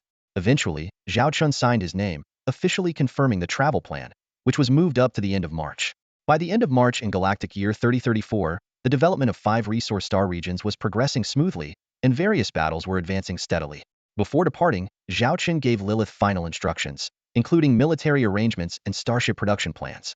Lilith solemnly saluted Zhao Chen, reminding him, Commander, please be careful. Your importance to the Xiaolong Legion is irreplaceable. We're all waiting for your safe return. Zhao Chen nodded in agreement. Before parting, Lilith looked at Chu Xian with a serious expression, silently conveying a message. Starships can be lost, crew members can be sacrificed, but the commander's safety is paramount. Not a single hair can be harmed. The Alliance of Stars is a unique star region that gathers numerous galaxies. Similar to the Dark Reef sector, local resources here are scarce, but its strategic location provides unparalleled advantages for interstellar trade. Whether it's the forces from within the Galactic Union or the former territories of the Mech clan, the Alliance of Stars boasts convenient trade routes. In this star region, interstellar merchants come and go, and sometimes you can even spot part-time adventurers. These adventurers risk venturing into the Mech clan's territories just to complete those high-reward missions. The Alliance of Stars is an inclusive place where race and appearance don't matter. As long as you have enough resources, anything is possible. Although the Alliance has its own laws, their effectiveness often depends on how much you're willing to pay. Shui Xiaoxiao skillfully made a money-rubbing gesture with her thumb and forefinger while casting a discontented glance at Zhao Chen, who was sitting in her exclusive captain's chair. The chair was adorned with her favorite purple cushion, and the backrest featured her beloved cartoon plush toy.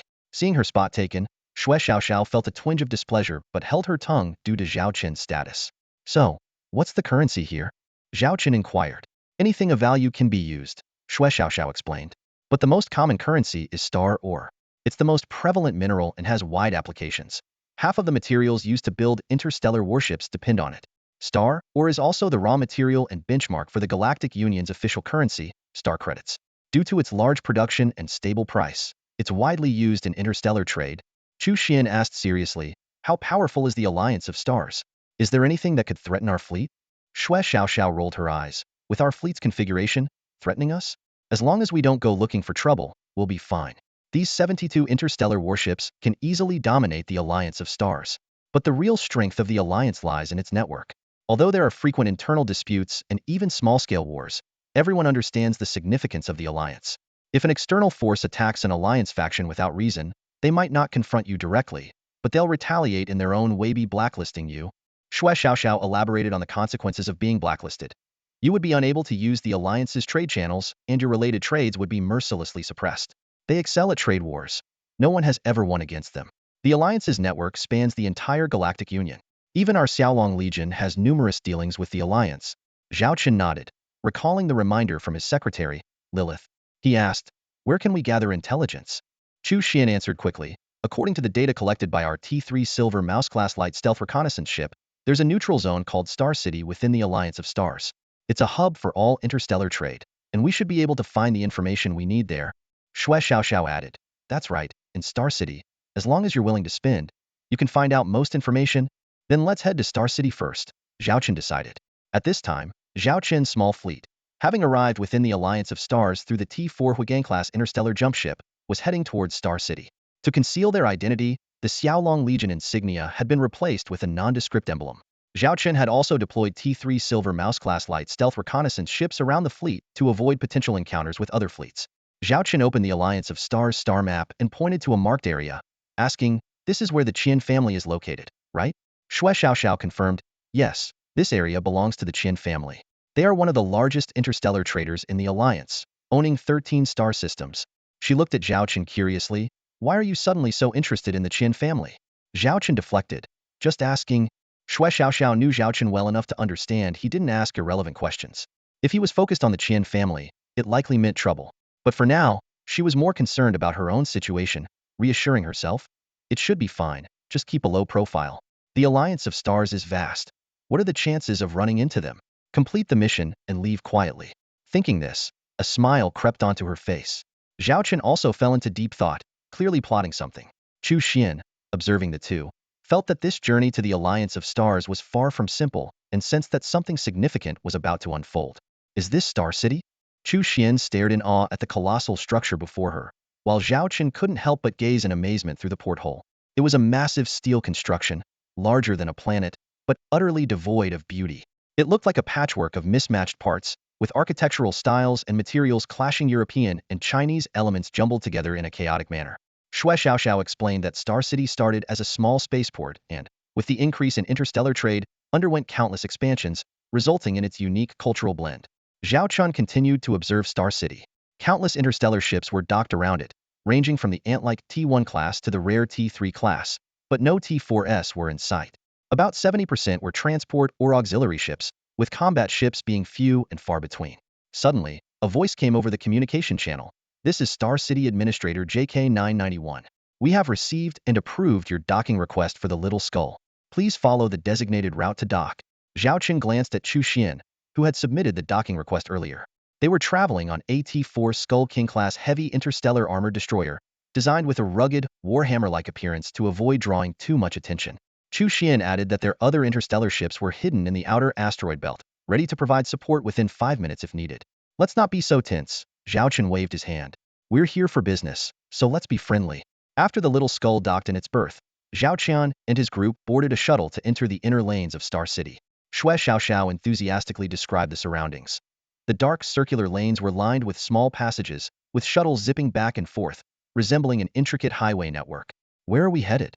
Zhao Chen asked. The Star Tavern, Chu Xian replied.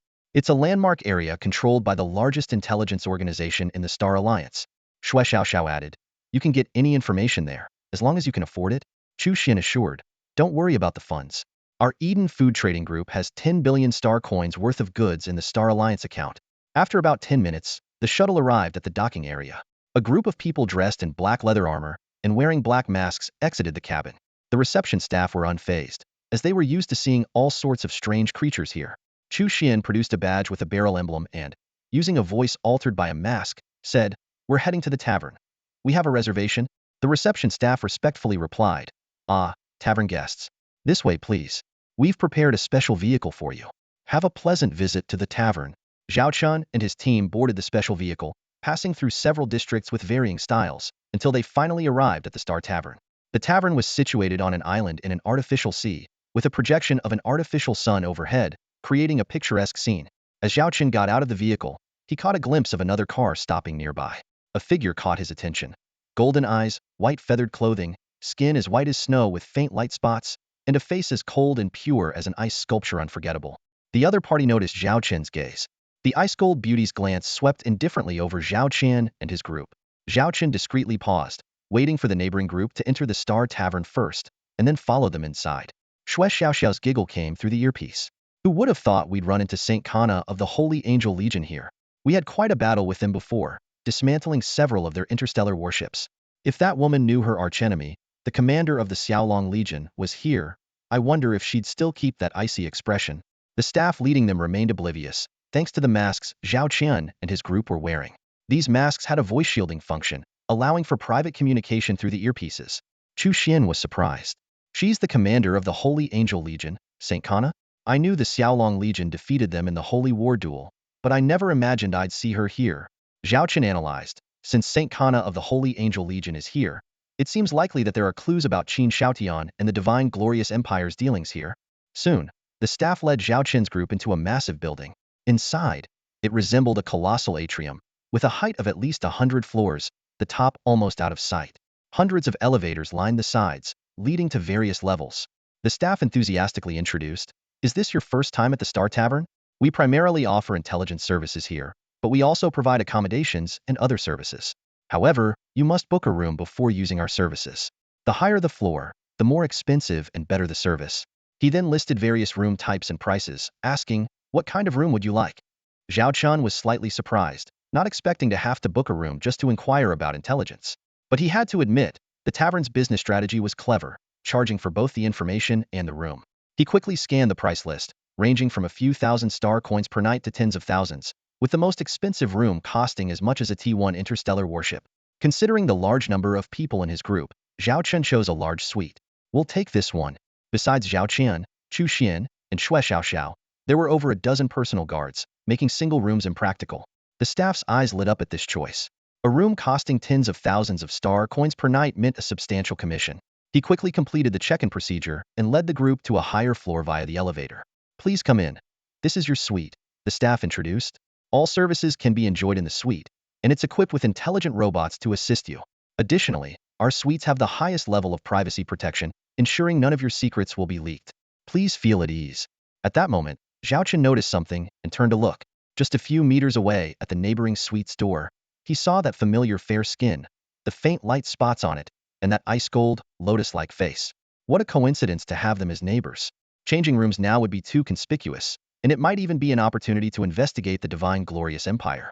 Zhao Chen, unfazed, led Chu Xian and the others into their suite. Once the door closed, the staff remained smiling outside. Inside the suite, Zhao Chen's personal guards immediately got to work, taking out portable devices to thoroughly scan the room. Zhao Chen sat on the spacious sofa, surveying the surroundings. The suite was nearly 500 square meters, with several rooms, providing ample space. After a while, one of the guards removed her mask, revealing dark skin and pointed ears, and reported to Zhao Chen, Commander, the room has been checked, and no monitoring or eavesdropping devices were found. We've installed our security equipment, and are attempting to establish communication with our fleet outside. This guard was Zhao Chen's personal guard captain, a half-beast Black Panther, codenamed Pantheress. She was originally from Charlotte's side in the Warhammer region and had been responsible for personal guard duties. Her racial talent made her exceptionally skilled in security and had an innate sense of danger. After a series of assessments by the Goddess Academy-level starship, she became Zhao Chen's personal guard captain and formed the guard team according to her standards. Zhao Chen removed his mask and said casually, after all, it's the Star Tavern. These merchants value their reputation and wouldn't do something self-destructive. He turned to Chu Xian. Let's get down to business. Chu Xian nodded and walked to the bar area in front of the sofa, pressing a conspicuous button. Immediately, a female hologram appeared. How can I assist you, esteemed guest? The hologram asked. I want to purchase intelligence, Chu Xian replied. Please describe the information you seek. Chu Xian looked back at Zhao Chen, and after receiving his nod, she detailed the information they needed according to their prior preparations. Meanwhile, Zhao Chen opened the suite's electronic page, which was the tavern's intelligence webpage, listing various pieces of information and requests for specific intelligence. Zhao Chen thought for a moment and typed in Xiaolong. Soon, the dense options reduced significantly, leaving only those related to Xiaolong. Xiaolong Legion Development Information. Xiaolong Legion Commander Personal Information. Xiaolong Legion T4 Interstellar Warship Information.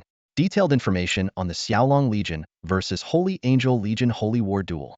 Xiaolong Legion Interstellar Warp-Capable Warship Information. Zhao Chen chuckled. The existence of such information was not surprising.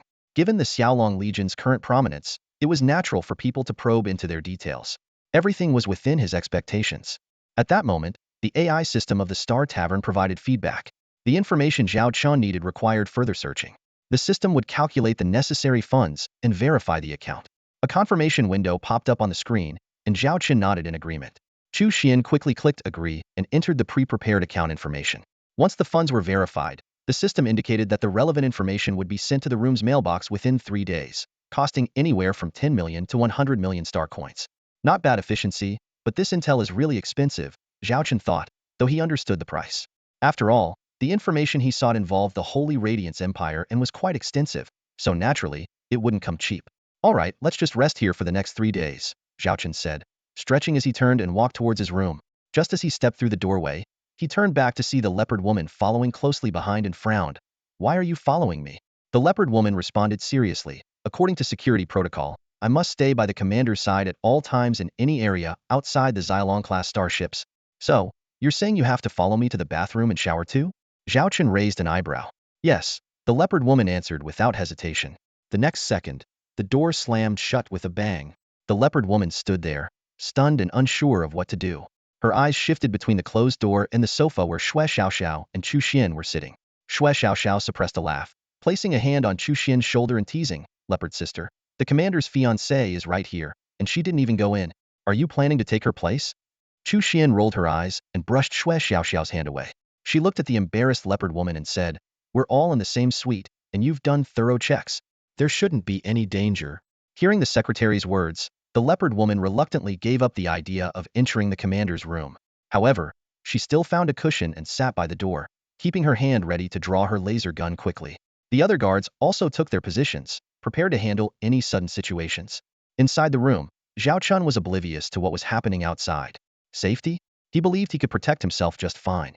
The leopard woman and her team were professional, but even combined, they weren't his match. Having them around was more about managing the schedule. Lying on the bed, Zhao Chen reopened the tavern's intelligence page and typed in, "Qian family young master." This piece of information was readily available for a fee, which was negligible for Zhao Chen. He paid and viewed the details. The information detailed Qian Dafu, the young master of the Qian family, 35 years old, primarily responsible for the family's factories on several planets. He had a violent disposition, reportedly killing several slave laborers in the factories daily. However, Zhao Chen did not see any mention of a fiancé. He then searched for Qian Dafu's fiancé, and another paid piece of information appeared. After paying, Zhao Chen learned that a year ago, the Qian family had arranged a marriage with the Star Shark Galactic Adventurers Guild.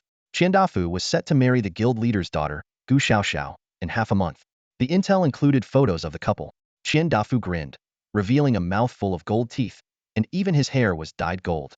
His body was adorned with numerous pieces of armor, and his obese frame made him look like a steel warrior.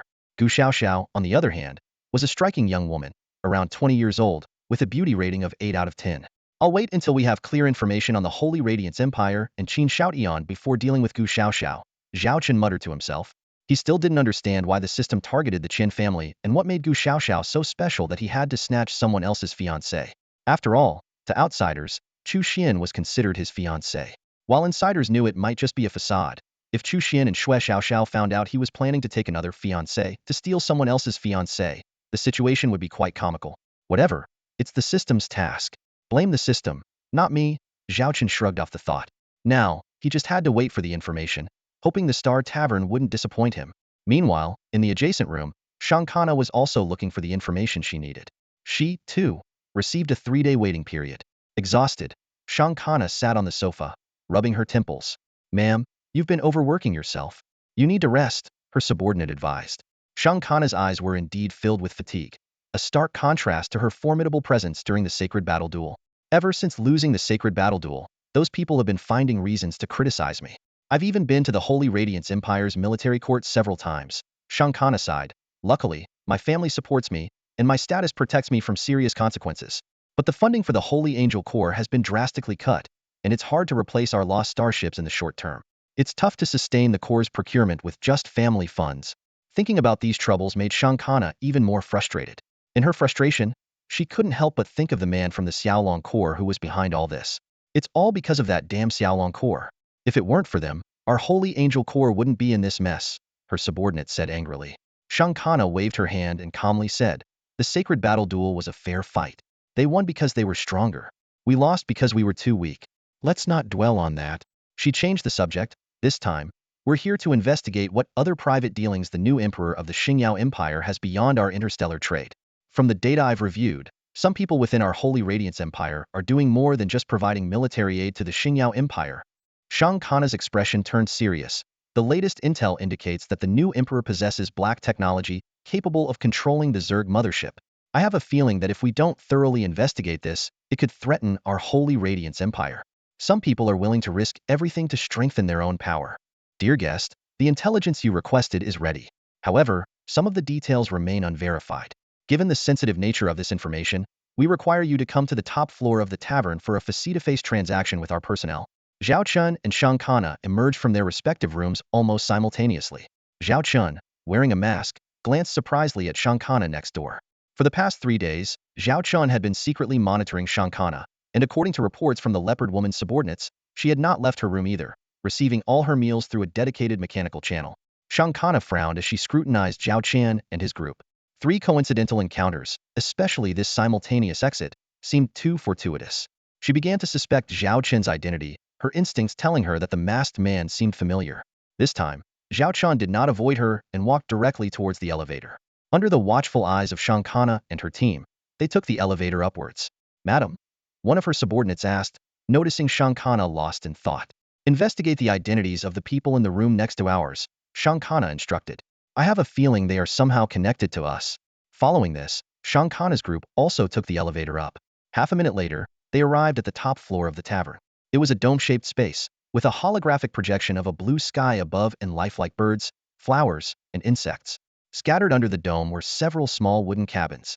A staff member led Shankana's group towards one of the cabins. At that moment, Shankana noticed the group they had seen earlier, now standing in front of another cabin 10 meters away, but with 3 members missing. "Only 3 people can enter a cabin at a time," the staff member explained as he opened the door. Although the door was open, those outside could only see a layer of white mist, obscuring the interior. "I'll go in alone. The rest of you wait outside," Shankana signaled to her subordinates, indicating they should keep an eye on the suspicious group across from them. Inside the cabin, Zhao Chen sat in the only chair, with Shui Xiaoxiao and Chu Xian standing behind him. Opposite them was a screen-like device. "Honored guest," a gentle female voice began, "we have gathered part of the intelligence you requested. We estimate the value of this information at around 30 million star coins. Please make the payment first, and we will then share the findings. Pay before we even see the goods? And you haven't even completed the investigation. How do we know what you actually found?" Shui Xiaoxiao protested. "That's the tavern's policy," the female voice explained. "Pay first, then receive the information. Our reputation speaks for itself, as evidenced by the number of clients we have. Please make your decision, sir. Let's hope your information doesn't disappoint," Zhao Chen said coldly, signaling Chu Xian to make the payment. "You can ask me directly about the intelligence," the female voice continued. "We do not provide any data or documents. Additionally, you and your companions cannot use any devices to record this conversation." Chu Xian frowned as she checked her handheld terminal, finding that many functions were indeed disabled. "Has Qin Shaotian of the Sacred Radiance Empire had any dealings with the Starlight Empire?" Zhao Chen asked directly. "Yes," the female voice replied. "The Sacred Radiance Empire has been transporting semi-finished interstellar warship components via secret routes to the Starlight Empire through the Star Alliance.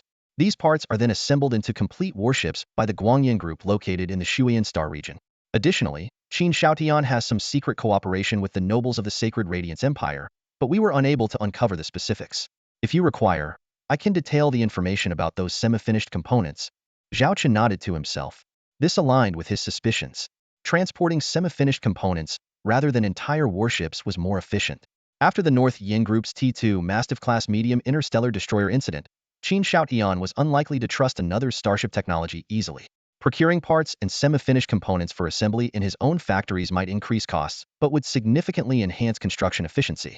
As for the secret cooperation, Zhao Chen was intrigued. But if even the Star Tavern couldn't uncover it, he had no means to find out either. Which routes are they using? Who in the Star Alliance is responsible for the handover or transport? Is there a fixed schedule for these shipments? Zhao Chen pressed on. "To our knowledge, they are currently using 3 routes." The female voice began to detail the coordinates of these routes. Although Chu Xian remained silent, as a secretary, she had already started mapping out these routes in her mind. Zhao Chen already had a mental map of the 3 routes.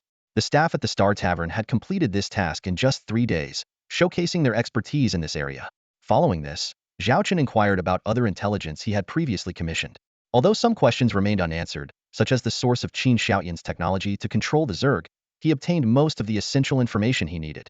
Armed with the details of the 3 routes and knowledge of who in the Star Alliance was assisting Qin Shaotian and the Holy Radiance Empire, Zhao Chen felt confident. This information was like a complete chessboard, allowing him to clearly see his opponent's layout and guiding his next actions. Among the names he received, the Qian family caught Zhao Chen's attention.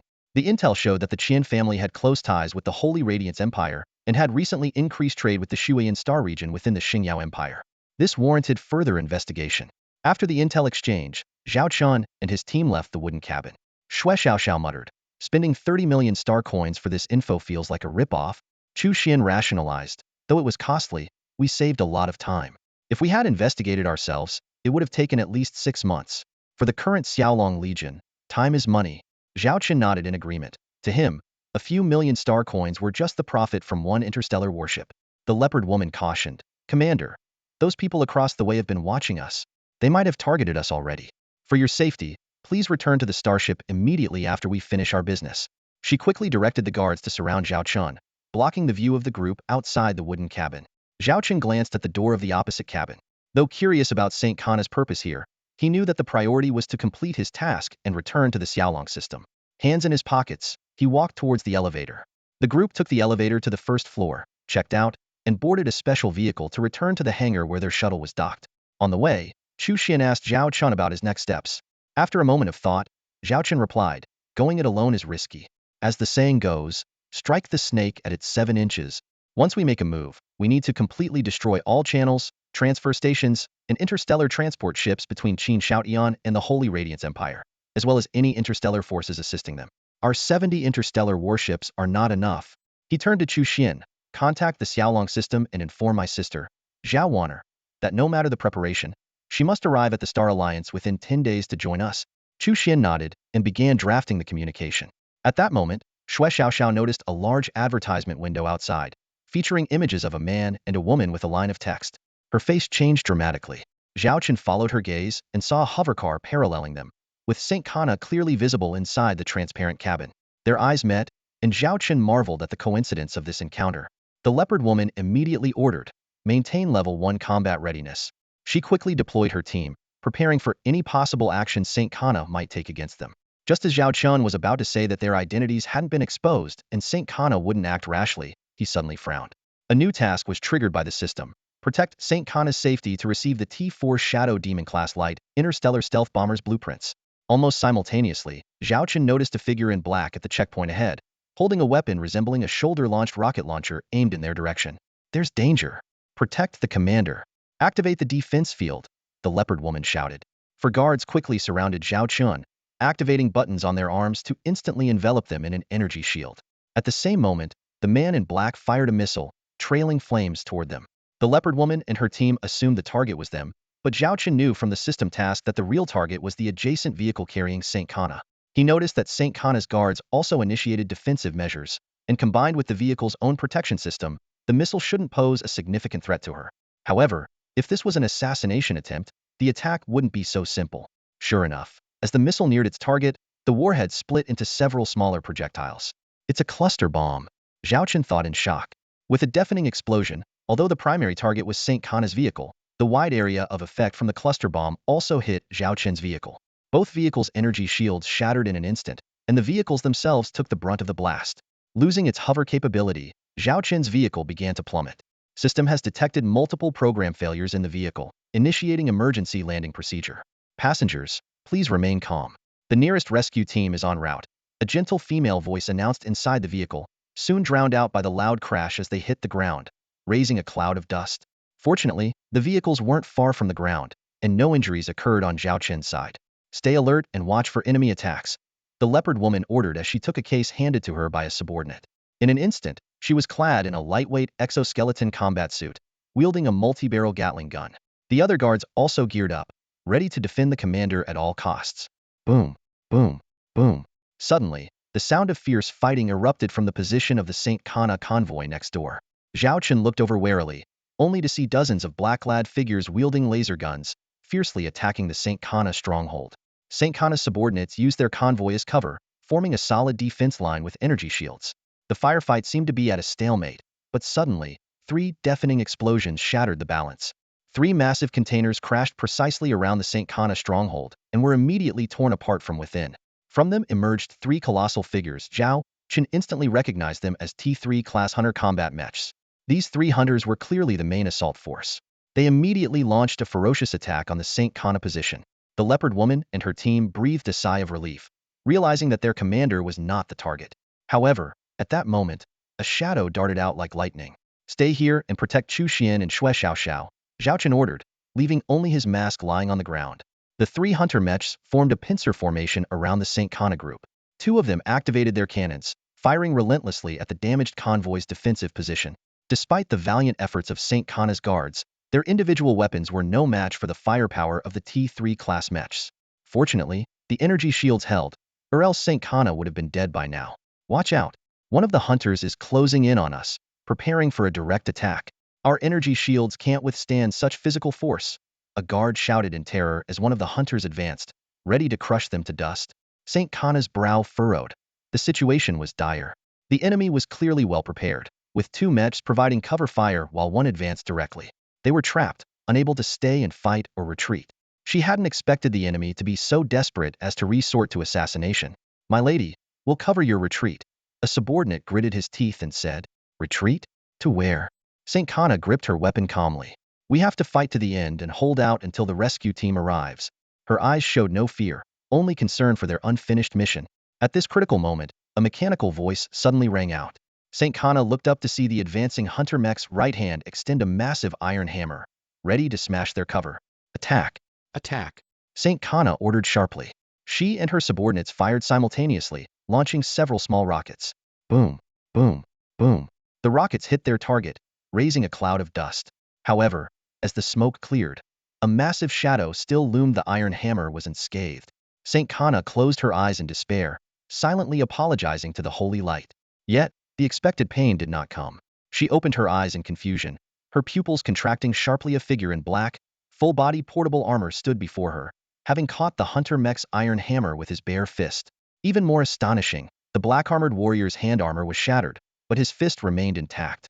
St. Kana watched in disbelief, a wild thought flashing through her mind. Could this man be a war machine? The next scene defied all logic.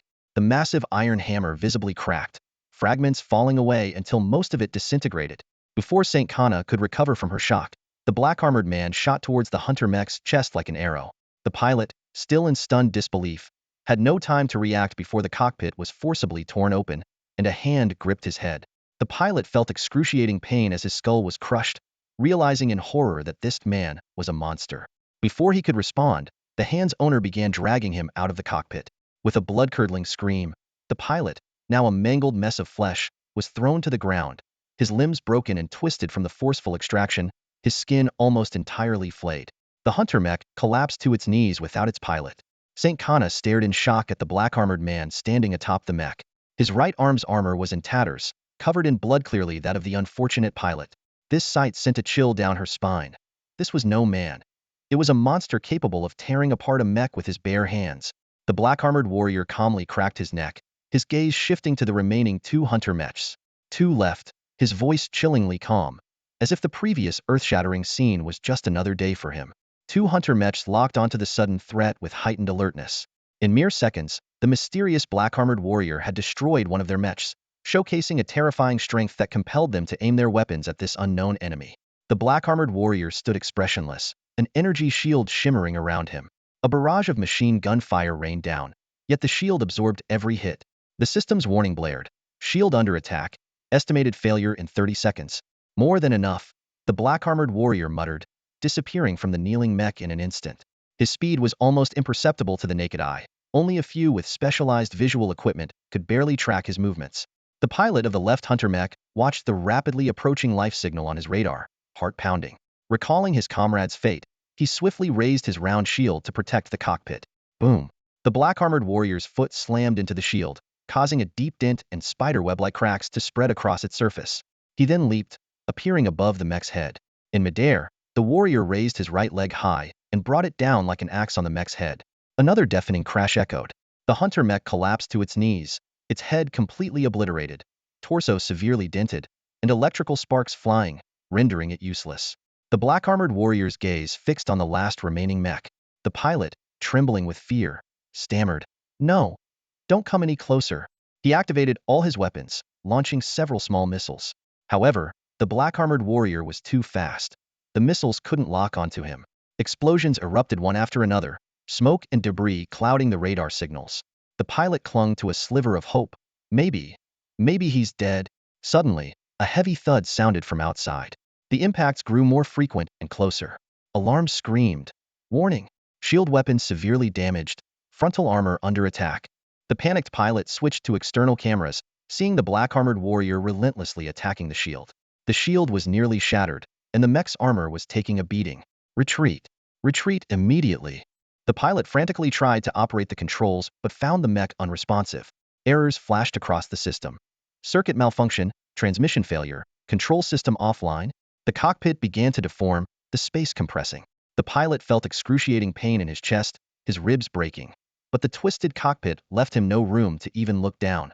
Outside, the black-armored warrior's fists rained down like a storm. In mere seconds, the hunter mech's torso was crushed and deformed, with oil and blood seeping from the cracks. Saint Kana and her group watched in stunned silence, as if witnessing an unbelievable monster. The black-armored warrior shook his hand, the armor on it already fallen off. He twisted his neck, feeling the power of his body after injecting the T4 super soldier serum. This was his first time fully utilizing this enhanced body in combat. Zhao Chen thought, I'll need to ask Annie to improve this when we get back. Maybe skip the armor on the fists? He surveyed the area. Most of the assassins had either retreated or were dead. To ensure the mission's success, he returned to St. Kana's side. St. Kana's group was in disarray. Originally 15 strong, 6 were dead, and half of the survivors were injured. The black-armored warrior tersely said, "Come with me." Without waiting for a response, he hoisted St. Kana onto his shoulder, a rather humiliating position. "What are you doing?" St. Kana's subordinates aimed their weapons at Zhao Chen with caution. Zhao Chen coldly replied, "At this distance, I can take you all out in 5 seconds." No one doubted the words of someone who could crush mechs with his bare hands. "Lower your weapons and do as he says." Despite the embarrassing position, St. Kana issued the order. Though her face was flushed, she understood that following this powerful stranger was the wisest choice at the moment. After all, who knew if there would be another attack? Seeing Commander Zhao Chen return, Leopard Woman and her team still wore worried expressions. The commander's sudden charge earlier was incredibly risky. While Leopard Woman had heard of Zhao Chen's impressive solo combat skills, witnessing them firsthand made her realize his prowess far exceeded that of her elite guard squad. Carrying Shang Kana over his shoulder, Zhao Chen ordered Leopard Woman, "Calculate the fastest evacuation route. We're heading back to the starship immediately." At that moment, Shang Kana weakly spoke, "We have a starship too." Before she could finish, Zhao Chen slapped her on the butt. "Don't talk." Zhao Chen interrupted sternly. "Those people are targeting you. If I'm not mistaken, there might be issues within your starship. Right now, you have no other choice." Light spots flickered on Shang Kana's face as she glared resentfully at the man in black armor. "Can you speak without hitting? And if you must hit, can't you avoid my butt?" Her subordinates watched helplessly, knowing that ensuring Shang Kana's safety was their priority. Leopard Woman quickly reported, "Commander, I've arranged for a shuttle. It will enter this corridor directly. We can reach it on foot in about 15 minutes. Then, we'll board the shuttle and reach our starship in another 10 minutes. Begin evacuation," Zhao Chen ordered succinctly, then addressed Shang Kana's subordinates, "Follow us." Leopard Woman immediately directed her elite squad to form a protective formation around the commander, ensuring his safety as they moved quickly. Although they encountered some resistance, it was only from individual soldiers without mech support. The combined efforts of Leopard Woman's squad and Shang Kana's guards easily neutralized these threats. Without further incidents, they arrived at the shuttle. A female crew member, weapon in hand, was already on high alert.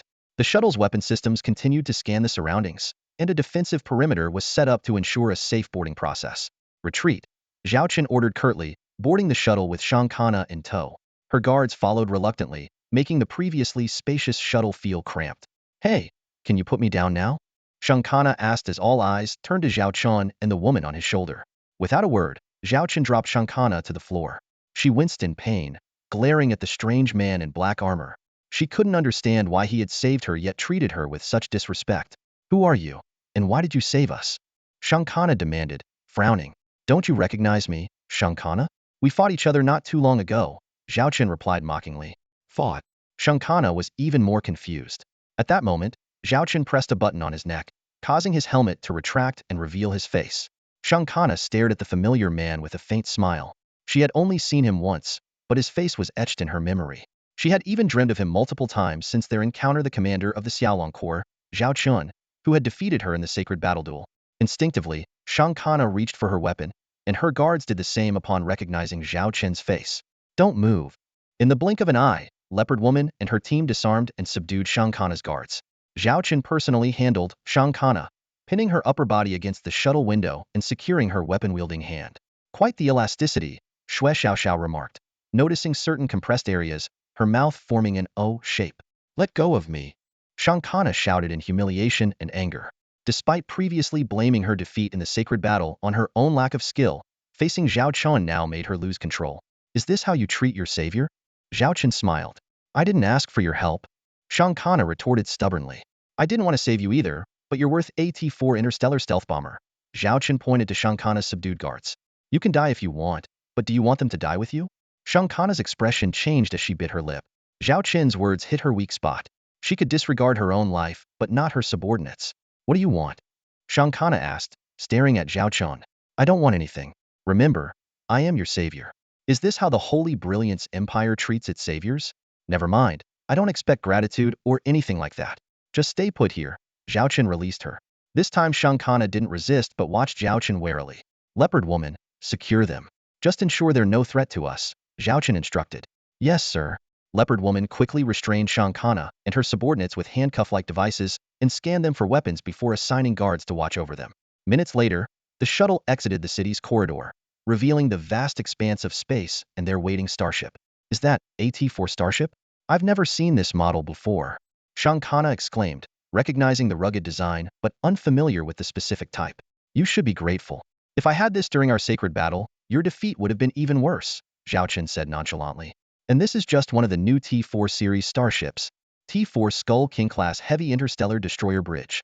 Zhao Chen stepped onto the bridge, the metal door silently sliding shut behind him. He walked straight to the captain's chair in the center, and as he sat down, it was as if a heavy burden had been lifted from his shoulders. Taking a deep breath, he murmured, "There's nothing like breathing on our own starship." St. Kana followed closely, her eyes scanning everything around her.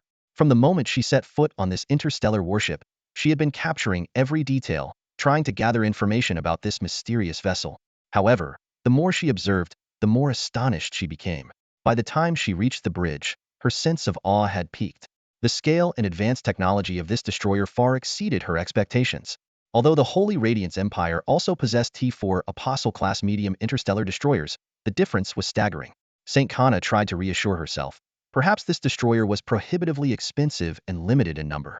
But even she found that hard to believe. Chu Xian turned to Zhao Chen and asked, "Commander, what are our next steps?" After a moment's thought, Zhao Chen issued his orders. Get the starship moving, away from Star City. Clearly, this decision was to guard against potential threats, as being too close to Star City could spell trouble, even for a Skull King-class destroyer. Yes, sir. Chu Xian immediately set about executing the command. At that moment, St. Kana's handheld terminal suddenly flashed, emitting an urgent alert. She hesitated, glancing at the terminal before looking to Zhao Chen, as if seeking permission. Zhao Chen replied calmly, "Answer it, put it on speaker." After a moment's hesitation, St. Kana accepted the communication request. A blurry video window popped up. "Ma'am, our starship is in trouble," came a frantic voice from the other end. "Some soldiers have suddenly rebelled, attacking other crew members and seizing multiple ship departments. We're still fighting for control. Fortunately, the bridge is still under our control. Ma'am, what's your status?" St. Kana's face darkened, realizing it was the same group that had tried to assassinate her. She hadn't expected them to go to such lengths, not only targeting her but also trying to destroy her flagship. "Danina, I'm safe for now," St. Kana said, trying to sound composed. "I'm entrusting you with full authority over the starship. Ensure it remains under our control. Don't worry about me. If you get the chance, steer the ship away from Star City and contact our Holy Angel Corps. But ma'am, it's too dangerous for you out there. Should I send someone to protect you?" Danina asked, her concern evident. Without visual contact, she had no idea of St. Kana's current situation. "No need. I'm probably very safe right now," St. Kana said with a bitter smile, glancing at Zhao Chen sitting in the captain's chair. At this moment, she was both a prisoner and a protected individual, a contradiction that left her feeling deeply conflicted. "Understood. I will ensure the safety of this starship. Please rest assured, Lady St. Kana." The communication cut off. Zhao Chen looked at St. Kana with interest. "You really trust your subordinates that much?" St. Kana replied calmly, "She's my adjutant and one of the deputy commanders of the Holy Angel Corps." She stared into Zhao Chen's eyes, her tone carrying a hint of accusation. "Tell me, why did you bring me here? To save me?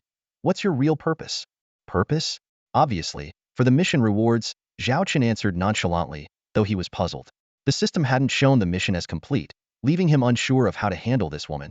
As Zhao Chen was about to issue further orders, a notification sounded in his mind. Quarterly mission update. Quarterly mission content. Increase St. Kana's trust level in the host. A trust level of 60 is considered passing, with a basic reward. A trust level of 70 grants a bronze chest. A trust level of 80 grants a silver chest. A trust level of 90 grants a gold chest. Zhao Chen was stunned, checking the time. It turned out it was just the start of April, coinciding with the quarterly mission refresh. To his surprise, this mission was related to St. Kana. Is the system messing with me? Zhao Chen muttered internally. I just fought her holy angel core, and now I'm supposed to earn her trust? That's like poking a tiger and expecting it to cuddle you. Commander, what did you say we should do with them? Chu Xian asked, noticing Zhao Chen's odd expression. Zhao Chen snapped back to reality, focusing on Saint Kana. As for them, apart from Saint Kana, detain the others. As long as they don't pose a threat, ensure their basic living conditions. As for Miss Saint Kana, she'll stay on the bridge with me.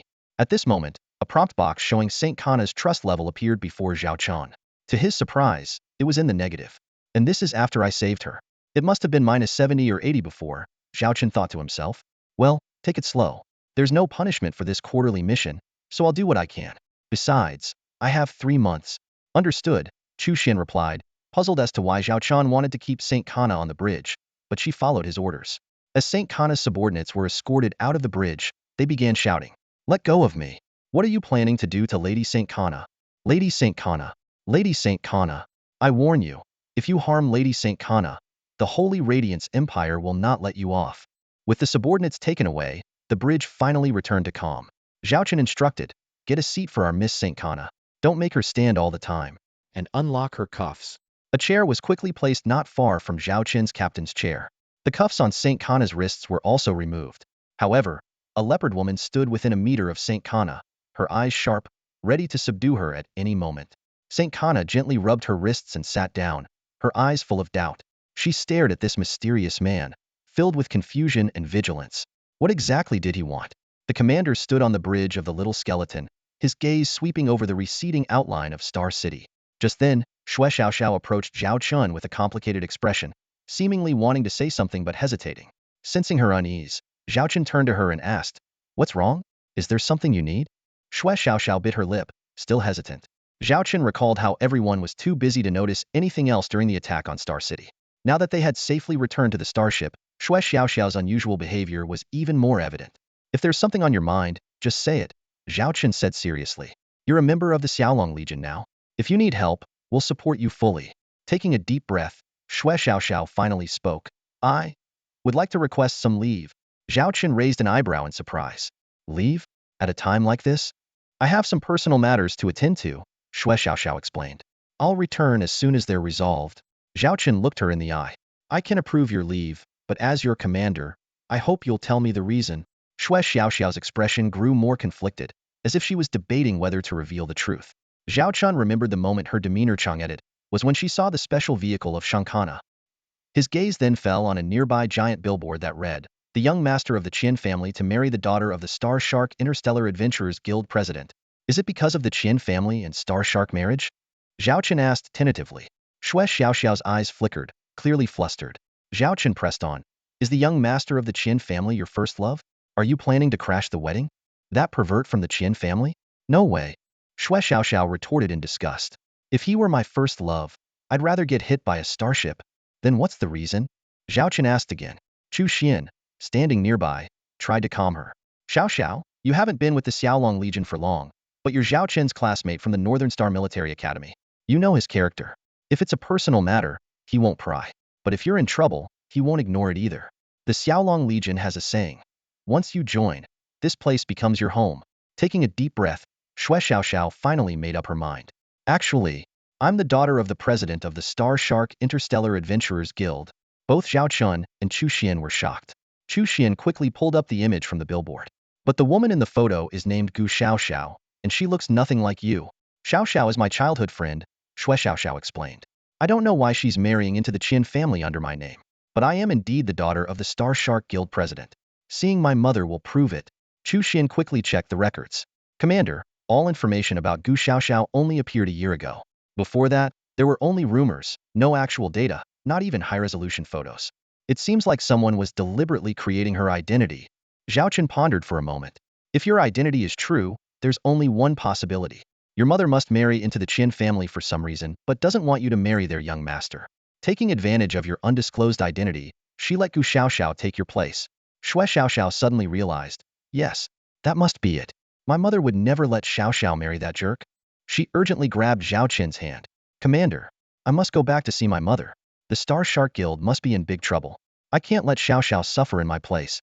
Zhao Chen asked, "What can you change by going back alone?" Xue Xiaoxiao was stunned. Zhao Chen continued, You can't change anything, but the Xiaolong Legion can. Moved, Xue Xiaoxiao looked at Zhao Chen, her eyes welling up with tears. Zhao Chen immediately issued an order: change our course to the Star Shark Interstellar Adventurers Guild headquarters. Inform Su Lan to follow us, but keep our movements discreet. Yes, sir. Chu Xian quickly went to carry out the orders. Turning to Xue Xiaoxiao, Zhao Chen said, stop the tears. As a member of the Xiaolong Legion, keeping your troubles to yourself means you're treating yourself as an outsider. I'll dock your pay for a month. Pouting, Xue Xiaoxiao agreed. But her eyes couldn't hide her joy, and her earlier gloom was gone. The little skeleton changed course towards the Star Shark Guild headquarters, setting off on an unexpected adventure. The Star Shark Interstellar Adventurers Guild is one of the largest interstellar adventurers organizations in the Star Alliance. Although it doesn't have any actual interstellar territory, its headquarters is well known within the asteroid belt of the giant shark galaxy.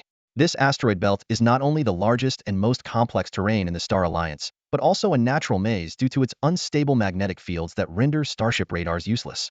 Standing on the bridge, Xue Xiaoxiao pointed towards the dense cluster of asteroids in the distance and explained to Zhao Chen and the others, unless you're familiar with the terrain here, most starships will get lost once they enter. That's why the Star Shark Guild chose this place as their base seats, easy to defend and hard to attack. Chu Xian curiously asked, so what do people do if they need to deal with the Star Shark Guild? Xue Xiaoxiao raised 2 fingers and explained, there are 2 methods. First, online transactions. Tasks are posted, and bounties are paid online. But this usually only applies to small deals. Second, offline transactions. There's a planet near the asteroid belt with scarce ecological resources, where the Star Shark Guild has established an office. Over time, that place has gradually become prosperous. Zhao Chen frowned and asked, so why are you taking us here instead of that planet? Xue Xiaoxiao's expression turned serious. My mother isn't there. We don't have much time before Xiaoxiao's arranged marriage with that scoundrel. I need to see my mother directly. I'm very familiar with this asteroid belt. I could navigate a shuttle here when I was 8 and even lost a group of pursuers here when I was 12. Ignoring Xue Xiaoxiao's bragging, Zhao Chen gave the order. Then you'll be in charge of navigation. Chu Xian. Inform Su Lan and the others to wait outside and keep the fleet hidden. Nearby, St. Kana grumbled. Hey, what do you want from me? You won't kill me, but you won't let me go either. She had been on this starship for 3 days, treated no differently than the regular crew, which left her feeling confused and uneasy. Zhao Chen just shrugged and replied nonchalantly, I don't know either. He then ignored the alien beauty, treating her as a special mascot. Under Xue Xiaoxiao's command, the little skeleton slowly navigated into the complex asteroid belt. Suddenly, Xue Xiaoxiao shouted, slow down, we've arrived. Chu Xian looked around in confusion, seeing only desolate asteroids with no signs of life or artificial structures. Xue Xiaoxiao smiled mysteriously and approached the communications department, instructing the crew to send a string of encoded messages on the public frequency. A few minutes later, several T-1 class starships silently appeared, surrounding the little skeleton. A deep male voice came through the communication system. Identify yourselves. Why have you intruded here, and how do you know our Star Shark code? Xue Xiaoxiao excitedly shouted, Uncle Go. It's me, Xiaoxiao. The voice hesitated. You're Xiaoxiao. Xue Xiaoxiao continued, Uncle Go, you can't recognize me. Your favorite thing is to eat chocolate that tastes like poop. If you still don't believe me, switch to video communication. The video call was established, and a yellow dog head appeared on the screen. Uncle Go looked at Xue Xiaoxiao in surprise. It's really you, Miss Xiaoxiao. Why have you returned? Xue Xiaoxiao put her hands on her hips. What, you're not happy to see me? Uncle Go looked away. Miss Xiaoxiao, now is not a good time for you to be back. Xue Xiaoxiao became serious. Uncle Go, I know about Xiaoxiao's situation. Why is my mother arranging for her to marry that scoundrel from the Qin family under my name? It's like pushing her into a fire pit. Uncle Go sighed. It's because the guild leader has her difficulties. I need to see my mother right now and find out what's going on. Xue Xiaoxiao said firmly. Uncle Go glanced at Zhao Chen behind Xue Xiaoxiao. She quickly explained. This is my current boss, someone I trust. All right then, Uncle Go said. Miss Xiaoxiao, your ship is a bit large. Dock at Bay 071, and then transfer to a shuttle to meet the guild leader. As they followed the instructions, Zhao Chen finally saw the true nature of the area. A massive asteroid slowly opened up, revealing an internal dock. It dawned on Zhao Chen that these seemingly ordinary asteroids hid entire facilities within. The little skeleton slowly entered the dock, its enormous size forcing several T-3 class starships to vacate their positions and relocate to other areas. The sight of this unprecedented giant ship caused quite a stir, even making the experienced Uncle Go suspect it might be a rare T-4 class battleship. Through the shuttle's window, Uncle Go's gaze lingered on the little skeleton, filled with curiosity but reluctant to ask too many questions. He turned to Xue Xiaoxiao. who was seated inside the shuttle, his peripheral vision catching the man and woman behind her. That man must be the boss the young lady often mentioned. Young lady, why didn't you give us any notice before coming back? Uncle Go's tone carried a hint of reproach. In Xiao Xiao's marriage, you didn't inform me in advance either. Marrying her off to that pervert from the Qin family. You know what kind of people the Qin family are. Yet you're pushing Xiao Xiao into the fire pit. Xiao Xiao's face was full of anger, clearly upset about the situation. Seeing this, Uncle Go explained awkwardly, well, we had our reasons. Xiao crossed her arms and said coldly, if my mother doesn't give me an explanation, I won't let this go. Uncle Go sighed helplessly and decided to change the subject. He performed a traditional interstellar adventurer's salute to Zhao Chen and said, our young lady must have received a lot of care from you.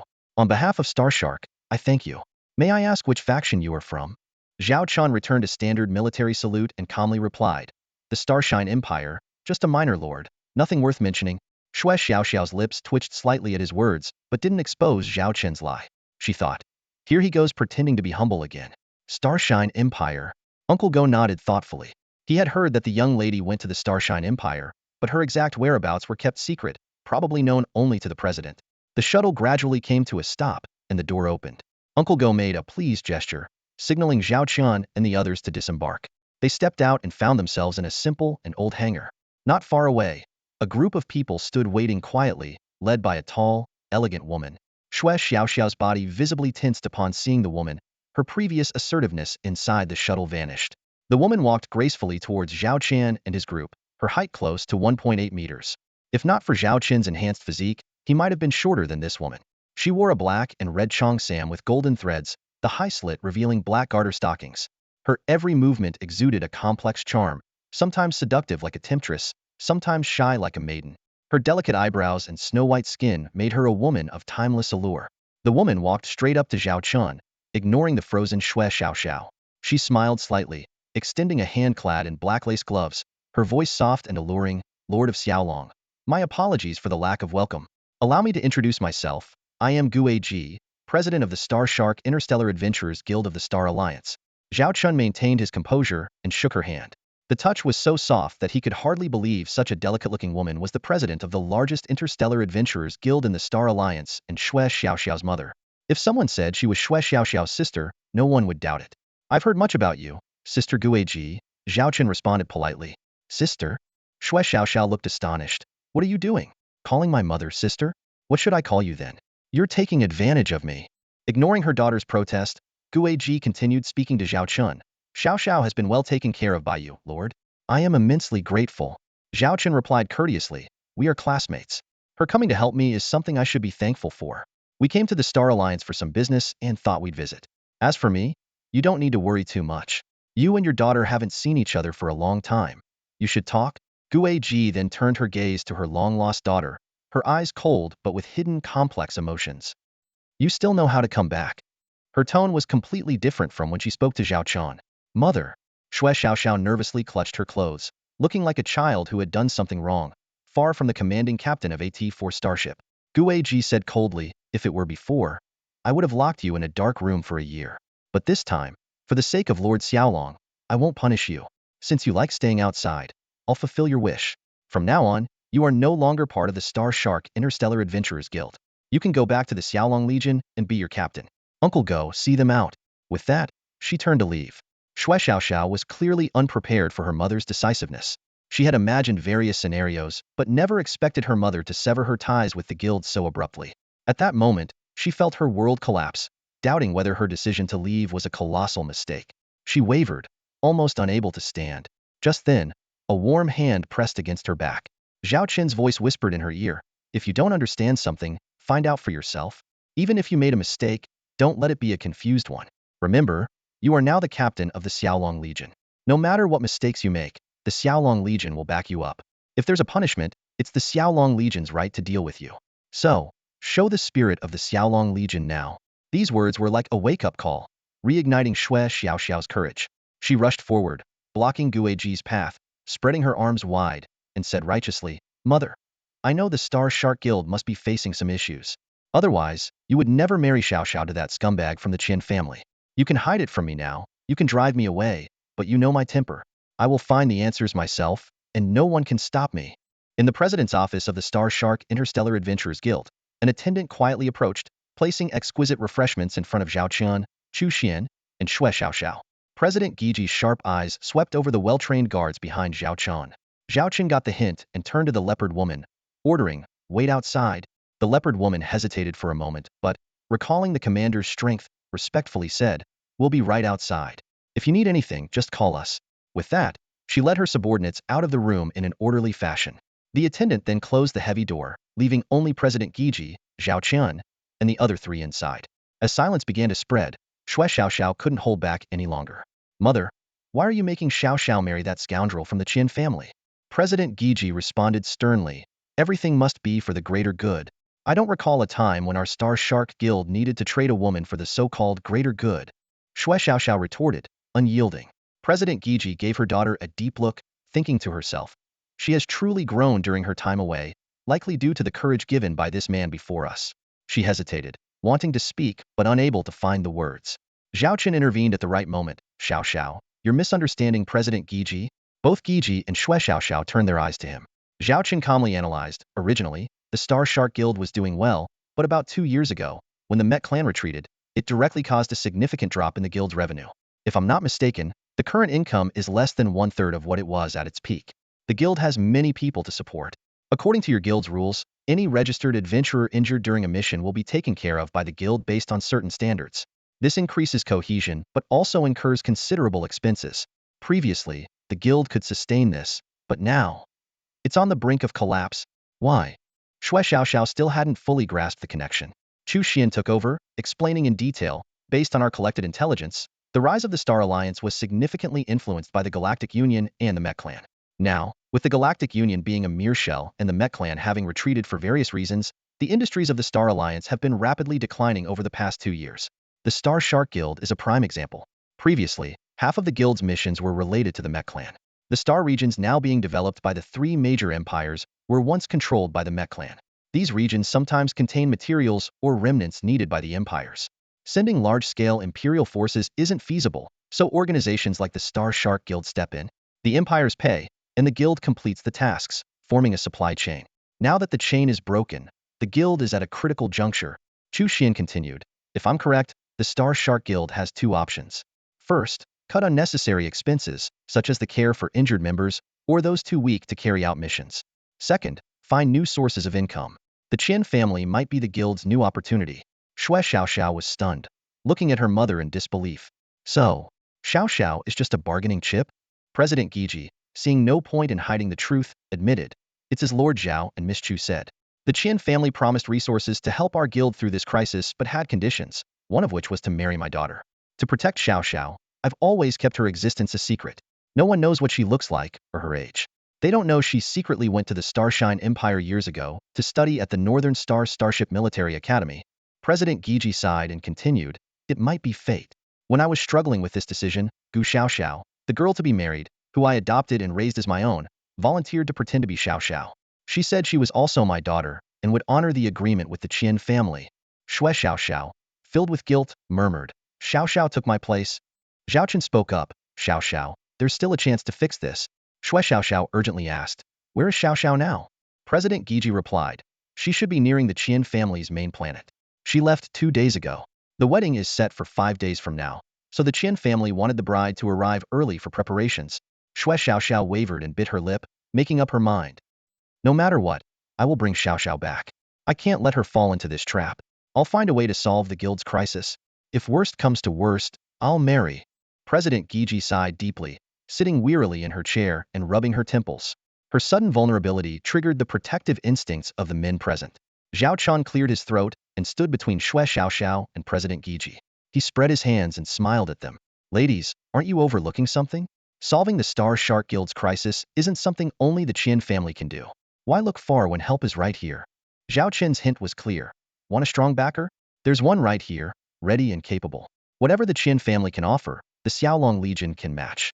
And what the Qian family can't provide, the Xiaolong Legion certainly can. In fact, the Xiaolong Legion can offer things beyond your imagination."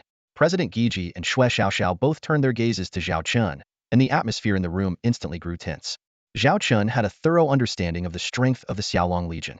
During the civil war in the Starlight Empire, this emerging military force, with its advanced interstellar warships, became a key player in the rise of the empire.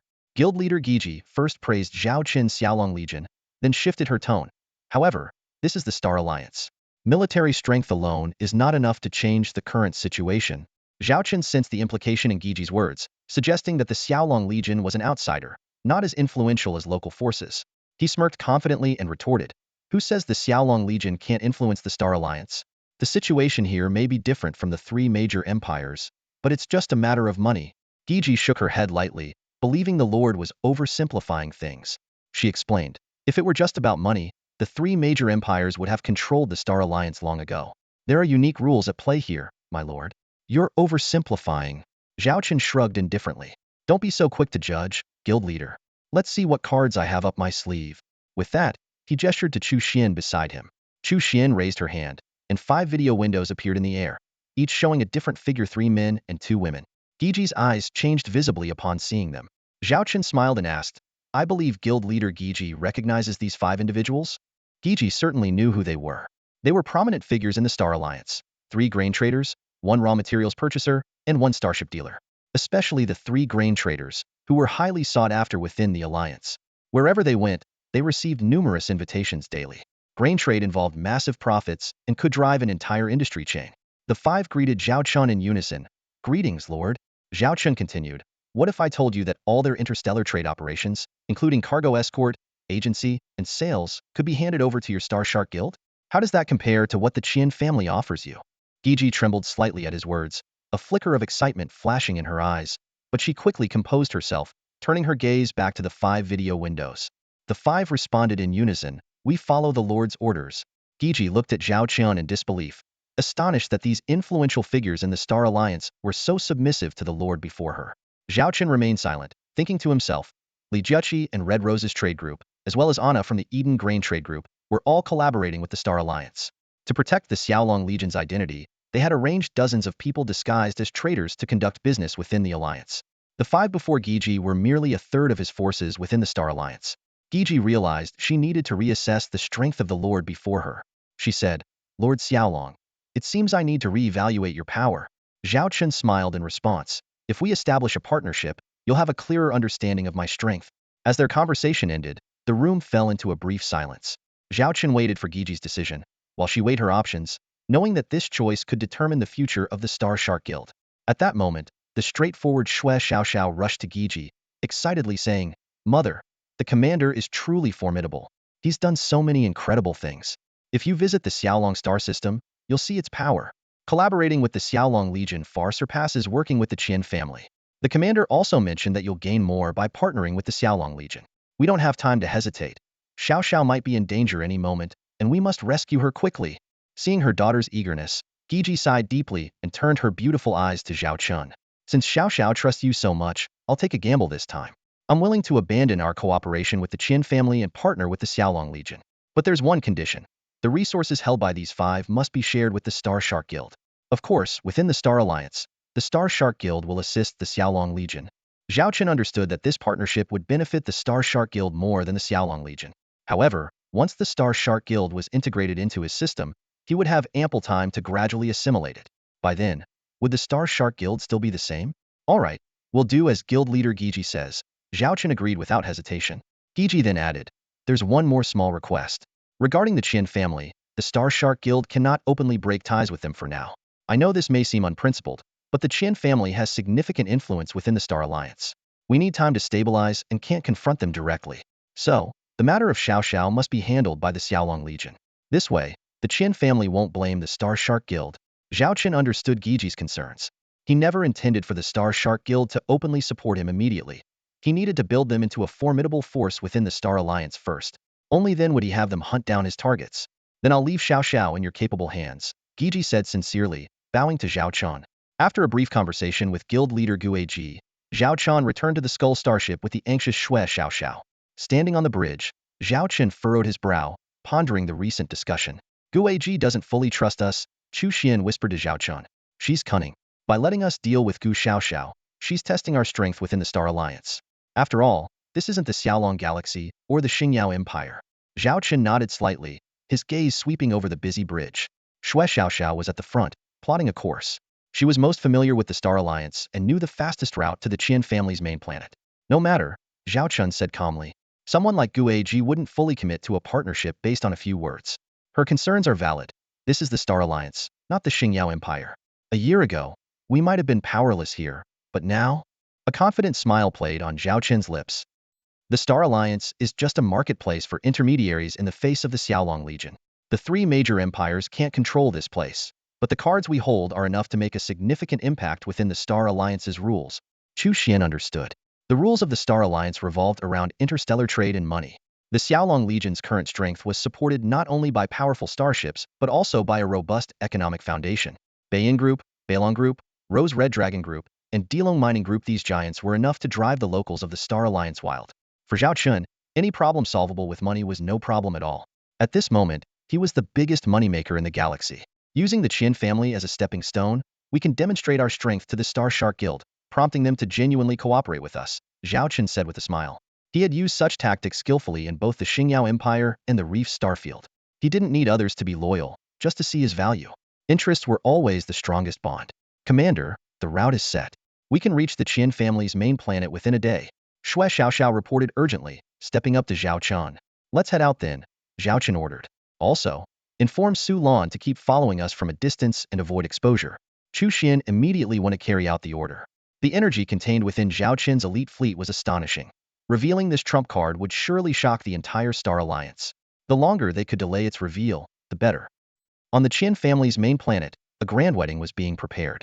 As a major power within the Star Alliance, the Qian family had risen rapidly after the Machine Clan's withdrawal, leveraging their connections with the Holy Radiance Empire and the Xingyao Empire.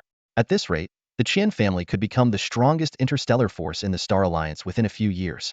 The Qian family owned several star systems, with their main planet being their stronghold and one of the few highly prosperous planets in the Star Alliance.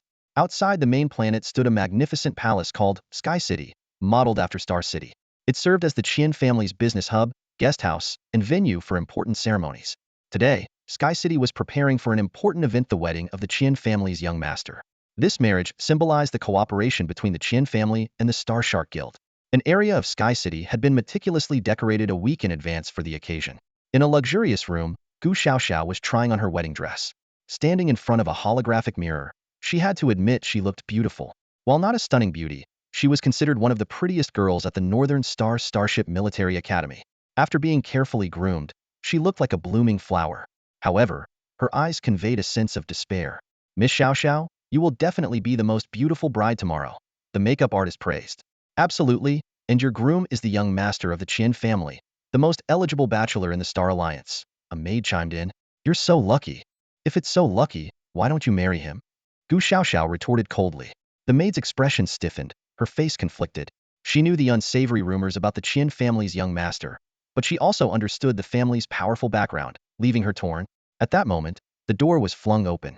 A drunken man staggered in, clutching two seductive women. Where's my bride? Where's my bride? He slurred, looking around the room. Everyone except Gu Xiaoxiao lowered their heads in fear, mumbling, Young Master Qian. Gu Xiaoxiao immediately tightened her grip on her wrist terminal, her sharp eyes fixed on the Qian family's young master. She was on high alert, ready to make him regret any rash moves. My bride, you're so beautiful. Come on, let's get cozy, the young master leered, stumbling towards her. A maid quickly stepped in front of him. Young Master Qian, according to our Star Shark customs, the bride and groom shouldn't have contact before the wedding. It's bad luck and could lead to financial loss. Upon hearing bad luck and financial loss, the young master's hand paused. Whether in ancient times or now, business people of all star systems were particularly superstitious about these things. No problem. We'll be married tomorrow. Then I can get as cozy as I want, he grinned. All right, let's have some fun next door. With that, he left the room, still clutching the two women. Gu Xiaoxiao breathed a sigh of relief, as if she had survived a disaster. The maid who had intervened looked at her with concern. Sister Xiaoxiao? She knew she had only delayed the nightmare. She was close to Gu Xiaoxiao and didn't want to see her fall into despair. If only someone could save Sister Xiaoxiao, the maid silently prayed. But in the current Star Alliance, who would dare oppose the Qian family for a woman? The report just came in. The representative fleet from the Xingyao Guild has arrived in the vicinity of the Qian family's main star. The fleet hasn't docked at the Sky City of the Qian family but is hovering in the outer regions, clearly planning to use shuttles to reach the wedding venue. Many factions are attending the Qian family's wedding banquet. and the docking bays of Sky City are almost full. Reconnaissance shows that the Qian family has deployed a fleet of 300 starships around Sky City. The flagship is a T-3 class battleship, accompanied by 20 T-3 starships, with the rest being T-2 starships. This intelligence was relayed to Zhao Chen, who sat calmly in the captain's chair, his expression serene. Commander, when are we going to storm in and rescue her? Shui Xiaoxiao asked anxiously, her tone filled with urgency. Every second my sister stays in that hellhole, I feel sick. Zhao Chen replied unhurriedly, no need to rush. Your mother, Gu Eiji, has already arranged for people around Gu Xiaoxiao. The latest intel shows that she's safe. That Qian family son hasn't even touched a finger of hers. He paused briefly before continuing. If we storm Sky City now, the rescue team will inevitably suffer losses. After all, we can't just bombard Sky City, can we? Zhao Chen calmly laid out his plan. I plan to carry out the rescue tomorrow, on the day of the Qian family's grand wedding. Although there will be the most people at the venue then, it's also when the Qian family's guard over the bride will be weakest. It's the most convenient time to act. He added, Leopardess is in charge of this rescue mission. She has already infiltrated Sky City. You just need to wait here for your sister. Despite her eagerness to see Gu Xiaoxiao, Shui Xiaoxiao chose to trust Zhao Chen, seeing the confidence in his eyes.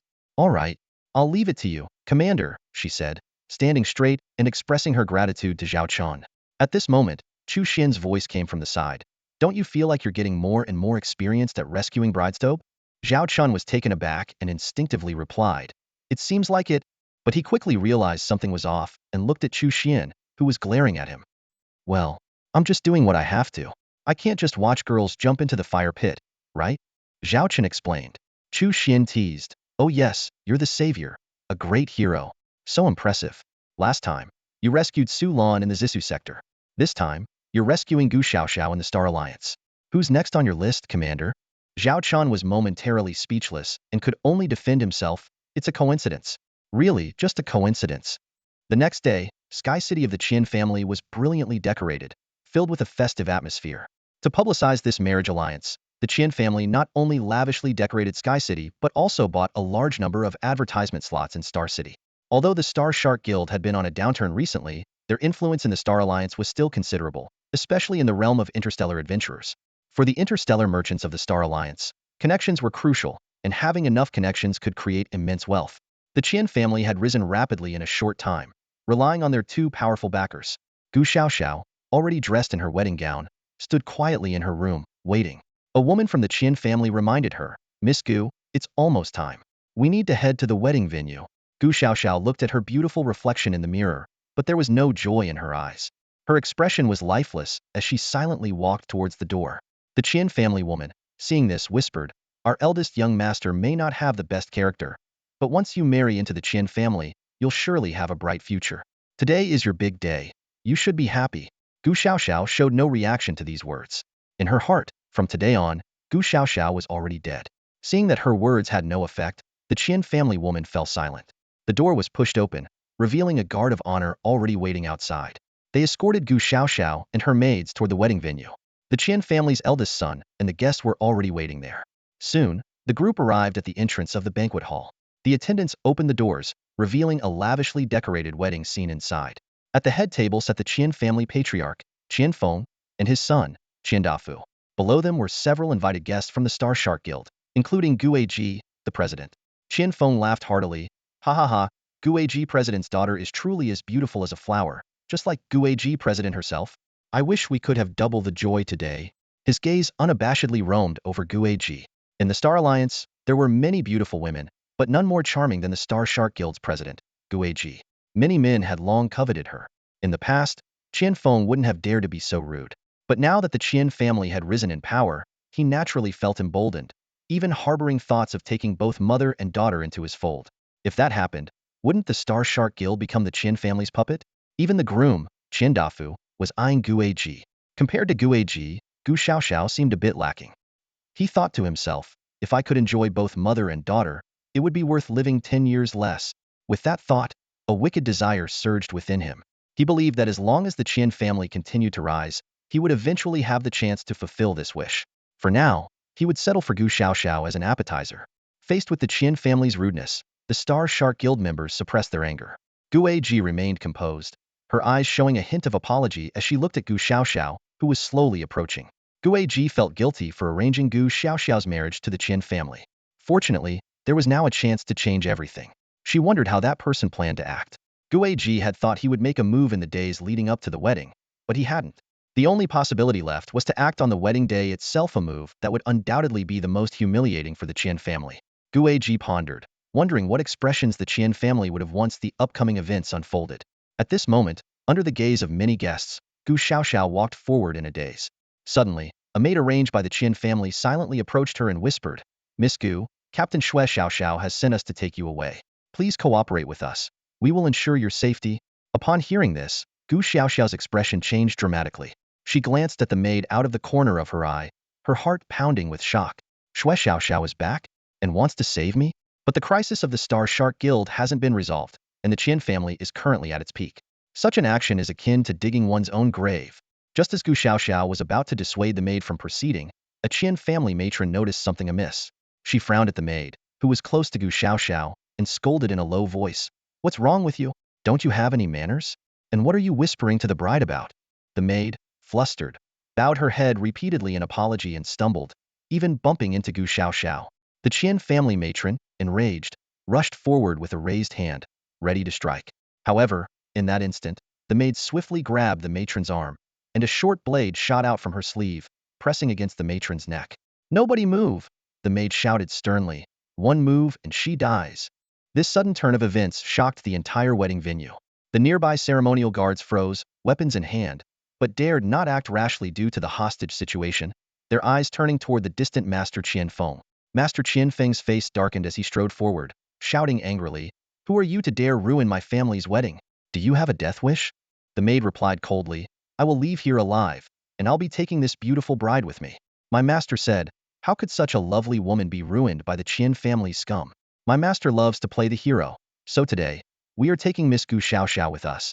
Master Qian Feng sneered disdainfully. "Ha! You think you can take someone from my family? Know your place.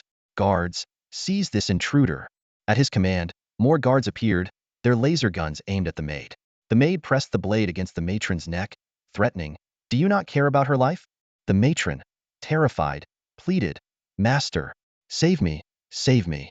However, Master Qian Feng snorted coldly, showing no concern, and ordered, "She's just a woman. I, Qian Feng, do not lack women. Seize them."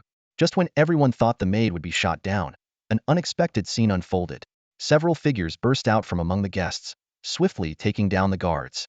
At the same time, the ceremonial guards near the maid were also eliminated. Several energy shields formed around Gu Xiaoxiao, protecting her and the maid. The maid pressed a button on her neck, and her disguise fell away, revealing a new facete was none other than Zhao Chen's personal guard captain, Panthera. While Panthera directed the operation, Master Qian Feng's bodyguards realized the danger and immediately shielded him. The surrounding guests had already retreated to safety, fearing collateral damage. Master Qian Feng, furious, ordered, "Relay my command.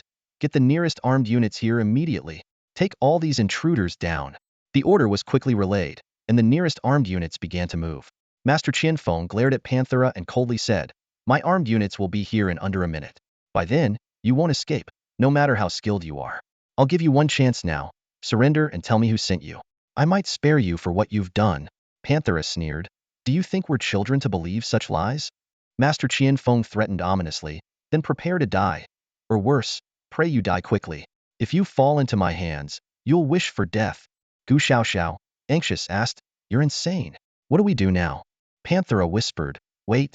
Wait for what?" Gu Xiaoxiao asked, puzzled. "Wait for someone," Panthera replied curtly. A minute passed quickly, and the ground of the banquet hall started to shake. A drink cup placed on the edge of a table fell and shattered from the tremors. At that moment, several black figures entered the venue from all directions.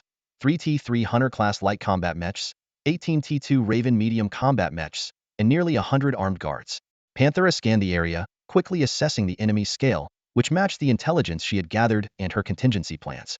Master Qian Feng sneered, "Let's see what you can do now. Take them down." The groom, Qian Dafu, also stepped forward, shouting, "Capture them alive. Especially that half-beast woman. I want to have some fun with her." Using the combat mechs as cover, the armed squad began to advance. Gu Xiaoxiao's heart pounded, but Panthera remained calm, a slight smile on her lips. "They're here," Panthera whispered. Suddenly, a loud noise echoed from above. A massive shadow descended from the sky, a T-3 Templar-class medium starship combat mech. A magnetic male voice resonated from within the mech. "This bride is mine." The wedding venue was located at the very top of the Qian family's sky city, beneath a magnificent glass dome. Suddenly, the dome shattered, and a powerful suction force instantly pulled everything in the banquet hall into the sky. Fortunately, the guests' personal bodyguards were prepared and quickly activated defensive barriers, preventing any casualties. Though the venue was in disarray, an even greater shock was yet to come.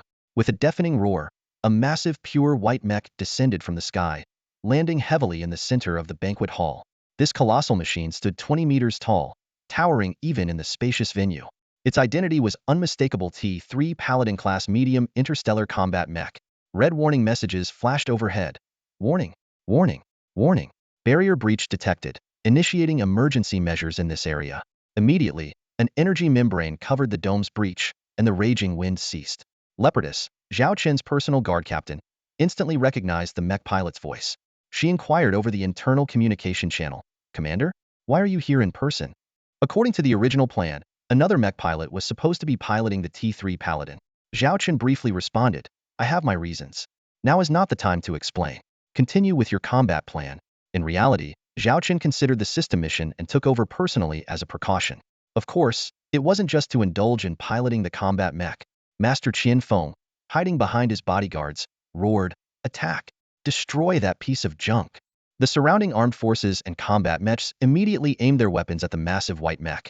Zhao Chen's voice echoed through the entire banquet hall, "Stay safe."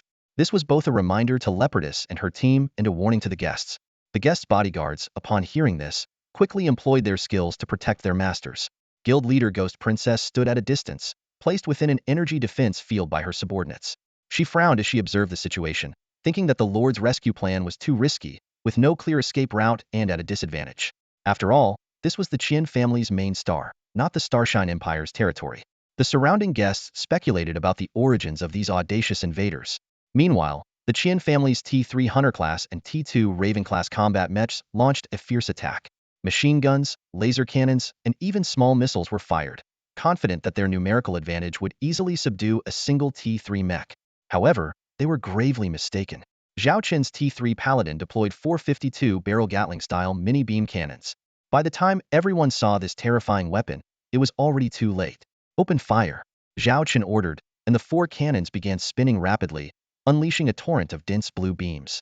Leopardess led her team to crouch at the feet of the T-3 Paladin, while activating their energy barriers for protection.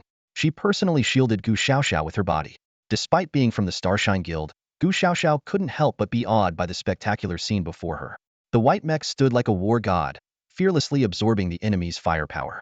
Most attacks were neutralized in the crossfire, and the few that hit the mech only left shallow dents on its surface. For the more threatening small missiles, the white mech intercepted them with precision, all while continuing to attack enemy positions. In just a minute, the battle dust settled, and the ventilation system quickly restored clear visibility to the venue. The white mech stood unscathed, with only minor dents on its body. The 4 killing cannons slowly stopped spinning, their barrels glowing red-hot. The surroundings, however, were in ruins. The Qian family's armed forces positions were reduced to rubble. All T-2 Raven-class combat mechs were completely destroyed, leaving only unrecognizable fragments. The T-3 Hunter-class mechs fared slightly better, with at least identifiable wreckage. Zhao Chen turned towards Master Qian Feng's direction. By now, the Qian family had retreated into a transparent shelter, protected by thick, blast-proof panels. Other guests also had their protective measures, realizing they were not the invaders' targets. Otherwise, with the firepower displayed earlier, they wouldn't have survived even with protection. "Do you want to continue?" Zhao Chen taunted. Inside the shelter, Master Qian Feng glared at the white mech, gritting his teeth. "So what if your mech is strong? This is the Qian family's main star. Our territory. You and your people won't escape from here." Zhao Chen calmly replied, "Looks like there's no one left. I'll be taking the bride then. And before I go, here's a parting gift for you." With that, he activated the remaining interstellar missiles, all aimed at the shelter. Boom! The deafening explosion filled the entire wedding venue, shaking the very foundation. The epicenter of the blast was undoubtedly the shelter where the Qian family had taken refuge.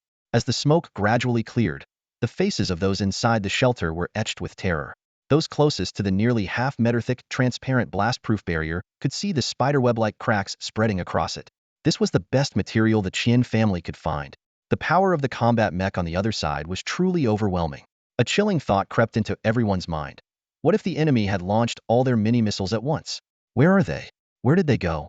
Master Qian Feng's momentary look of panic quickly turned into a furious roar.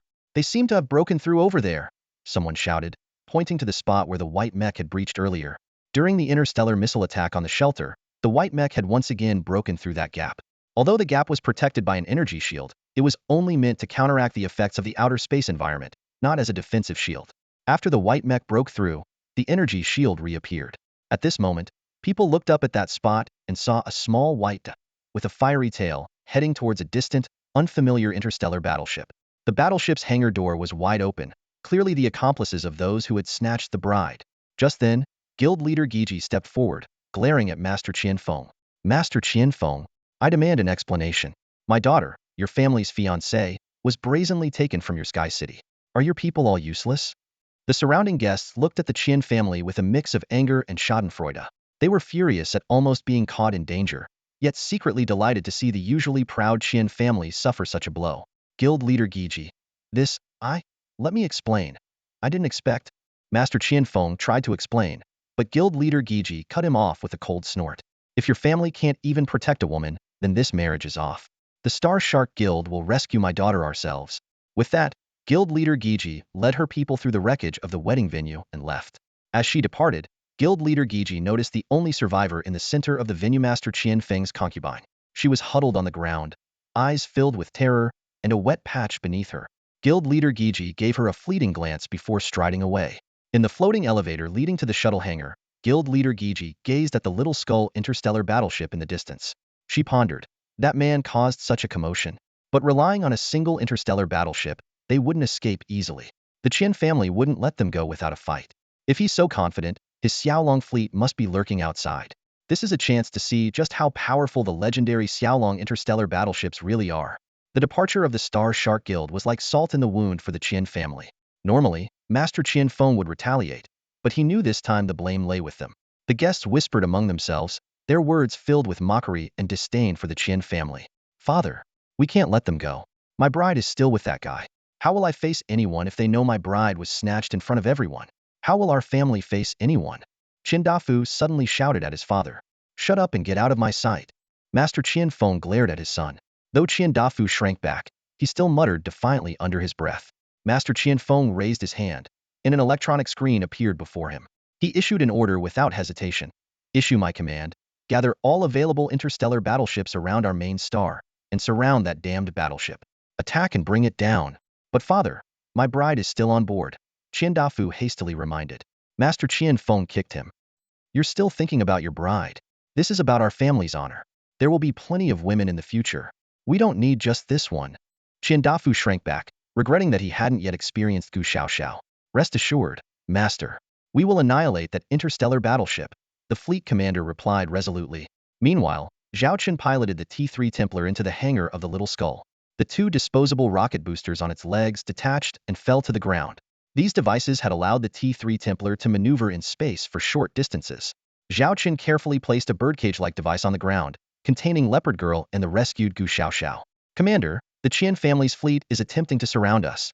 Chu Xian's image appeared before Zhao Chen. Zhao Chen scoffed. Then let's make the Qian family pay a bit more before we leave. Relay my order, Little Skull. Enter combat mode and destroy any enemy ship within range. Yes.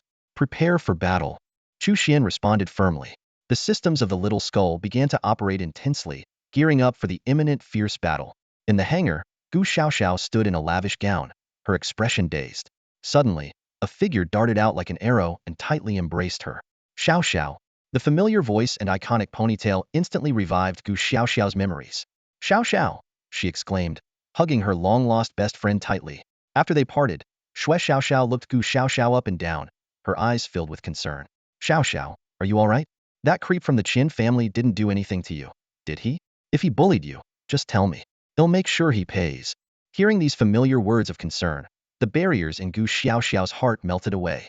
She chuckled softly. Don't worry, the eldest son of the Qin family didn't dare to touch me. She lifted her wrist, displaying a handheld device. I have this. If he had tried anything, I would have. Xue Xiaoxiao understood immediately, guessing that the device contained some sort of hidden weapon or virus. But she also knew it was just a comforting lie. If Gu Xiaoxiao actually married into the Qin family for the sake of the Star Shark Guild, she would have no choice but to endure. Thinking of this, Shui Xiaoxiao's eyes welled up with tears as she said guiltily, Xiaoxiao, I'm so sorry. It's my fault for selfishly leaving the Star Shark Guild, leaving you to bear this marriage contract. If it weren't for me. Gu Xiaoxiao quickly covered her mouth, speaking softly, Xiaoxiao, it's not your fault. Even if you were there, I wouldn't have let you do this. Remember when we were kids? Even though you're younger than me, you always protected me. Without you, I would have been lost in the Star Alliance long ago. Even if you were here, I would have taken your place. Shui Xiaoxiao was stunned, surprised at the inner strength of the sister she once needed to protect. At that moment, Zhao Chen leapt down from the cockpit of his T3 Paladin and landed beside them. He overheard their conversation and asked, puzzled, Xiaoxiao is younger than you? Then why does she always call you Xiaoxiao sister? Gu Xiaoxiao looked at the man in his tight-fitting combat suit, feeling a bit nervous as she explained, actually, I was adopted by Lady Gigi and don't know my exact age. Xiaoxiao and I have similar bone ages, so we might have been born the same year. But ever since we met, she has always called herself the older sister. She glanced at Shui Xiaoxiao, who was noticeably shorter by half a head, making the contrast quite apparent. Shui Xiaoxiao interrupted. Enough about that. Xiaoxiao, let me introduce you. This is my boss, the commander of the Xiaolong Corps and the lord of the Xiaolong star system. It's thanks to him that we could rescue you. She turned to Zhao Chen, giving him a grateful salute. Commander, I, Shui Xiaoxiao, owe you one.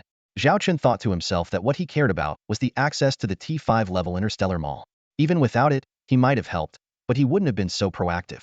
Out loud, he said, Xiaoxiao is my classmate, and you're her sister, so you're my friend too. I'm Zhao Chen, always happy to help. Gu Xiaoxiao's cheeks turned slightly red, too shy to meet Zhao Chen's gaze. After all, being snatched away as a bride left her with mixed feelings. Suddenly, the voice of Leopard Woman rang out angrily. What's the matter with you? Weren't you supposed to be piloting the combat mecha to cover us? How could you let the commander take such a risk? If something happened, could you bear the responsibility? A female mecha pilot in scanty clothing muttered resentfully. The commander told me to undress. What could I do? Leopard Woman was about to scold further when Zhao Chen intervened in time. Leopard Woman, this is my responsibility. I'm the commander. She wouldn't dare disobey my orders. It was my rash action. If there's blame, blame me. The female pilot's eyes shone with admiration upon hearing this. Leopard Woman sighed helplessly and warned, I'll let it slide this time, but no more next time. She then turned to Zhao Chen, advising earnestly, Commander, I'm concerned for your safety. General Charlotte specifically instructed that your safety is paramount.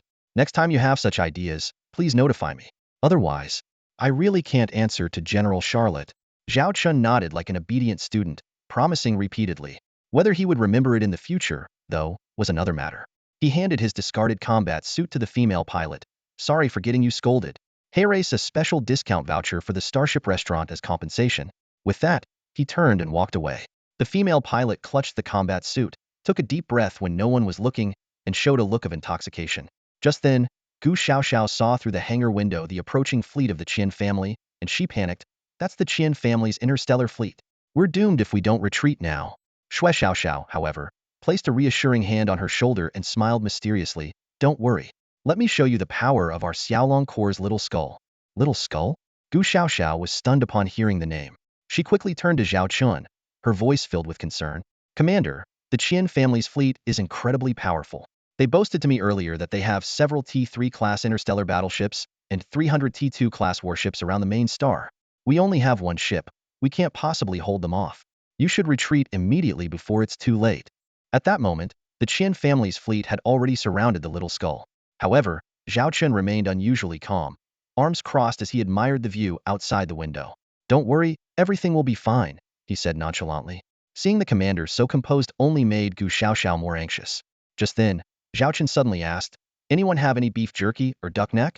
No sooner had he spoken than a female crew member rushed over with a cart full of snacks and drinks. A leopard woman even brought a portable sofa for Zhao Chen. He sat down comfortably, picked out a duck neck from the pile, and told the crew member, put these on my tab. I'll transfer the money to you later. The crew member waved her hands frantically, her cheeks turning pink. No need, no need. Sharing snacks with the commander is more than enough for me. Shui Xiaoxiao also made herself at home around Zhao Chen, using both hands to pick out snacks and even handing a bag of shrimp chips to the stunned Gu Xiaoxiao. Zhao Chen leisurely remarked, I've always watched from the bridge. Today, watching from the hangar offers a nice change of perspective. Gu Xiaoxiao held the shrimp chips, feeling close to a breakdown. Meanwhile, the 300 Qian family warships had already aimed their weapons at the unassuming little skull. The Qian family captains, furious over the recent events at Sky City, bellowed, "The people on that ship dare to kidnap a Qian family fiancé. They're slapping us in the face on our own turf. Fire! Destroy this insolent little skull." In an instant, a barrage of attacks surged toward the little skull: lasers, solid projectiles, interstellar missiles, energy beams, and more. The Qian family members within Sky City watched eagerly, already imagining the destruction of the little skull. However, the next second, a circular energy shield enveloped the little skull, blocking all incoming attacks and leaving the ship unscathed. That's a star shield. A full-spectrum star shield. Oh my god, this is a T4 class interstellar battleship. The Star Alliance has a T4 battleship? What on earth is this? Guests buzzed with shock, and the Qian family members were in disbelief. Guild leader Gu Ji, seated in her shuttle, stared in astonishment at the ship covered by the energy shield. None of her intel on the Xiaolong Legion had ever mentioned a T4 class destroyer, piquing her interest in the mysterious commander. Inside the hangar, Zhao Chen sipped his drink and munched on duck neck, watching the sparkling points of light on the shield. "Quite pretty," he remarked casually. "And they call these little guns interstellar battleships? They can't even break a shield."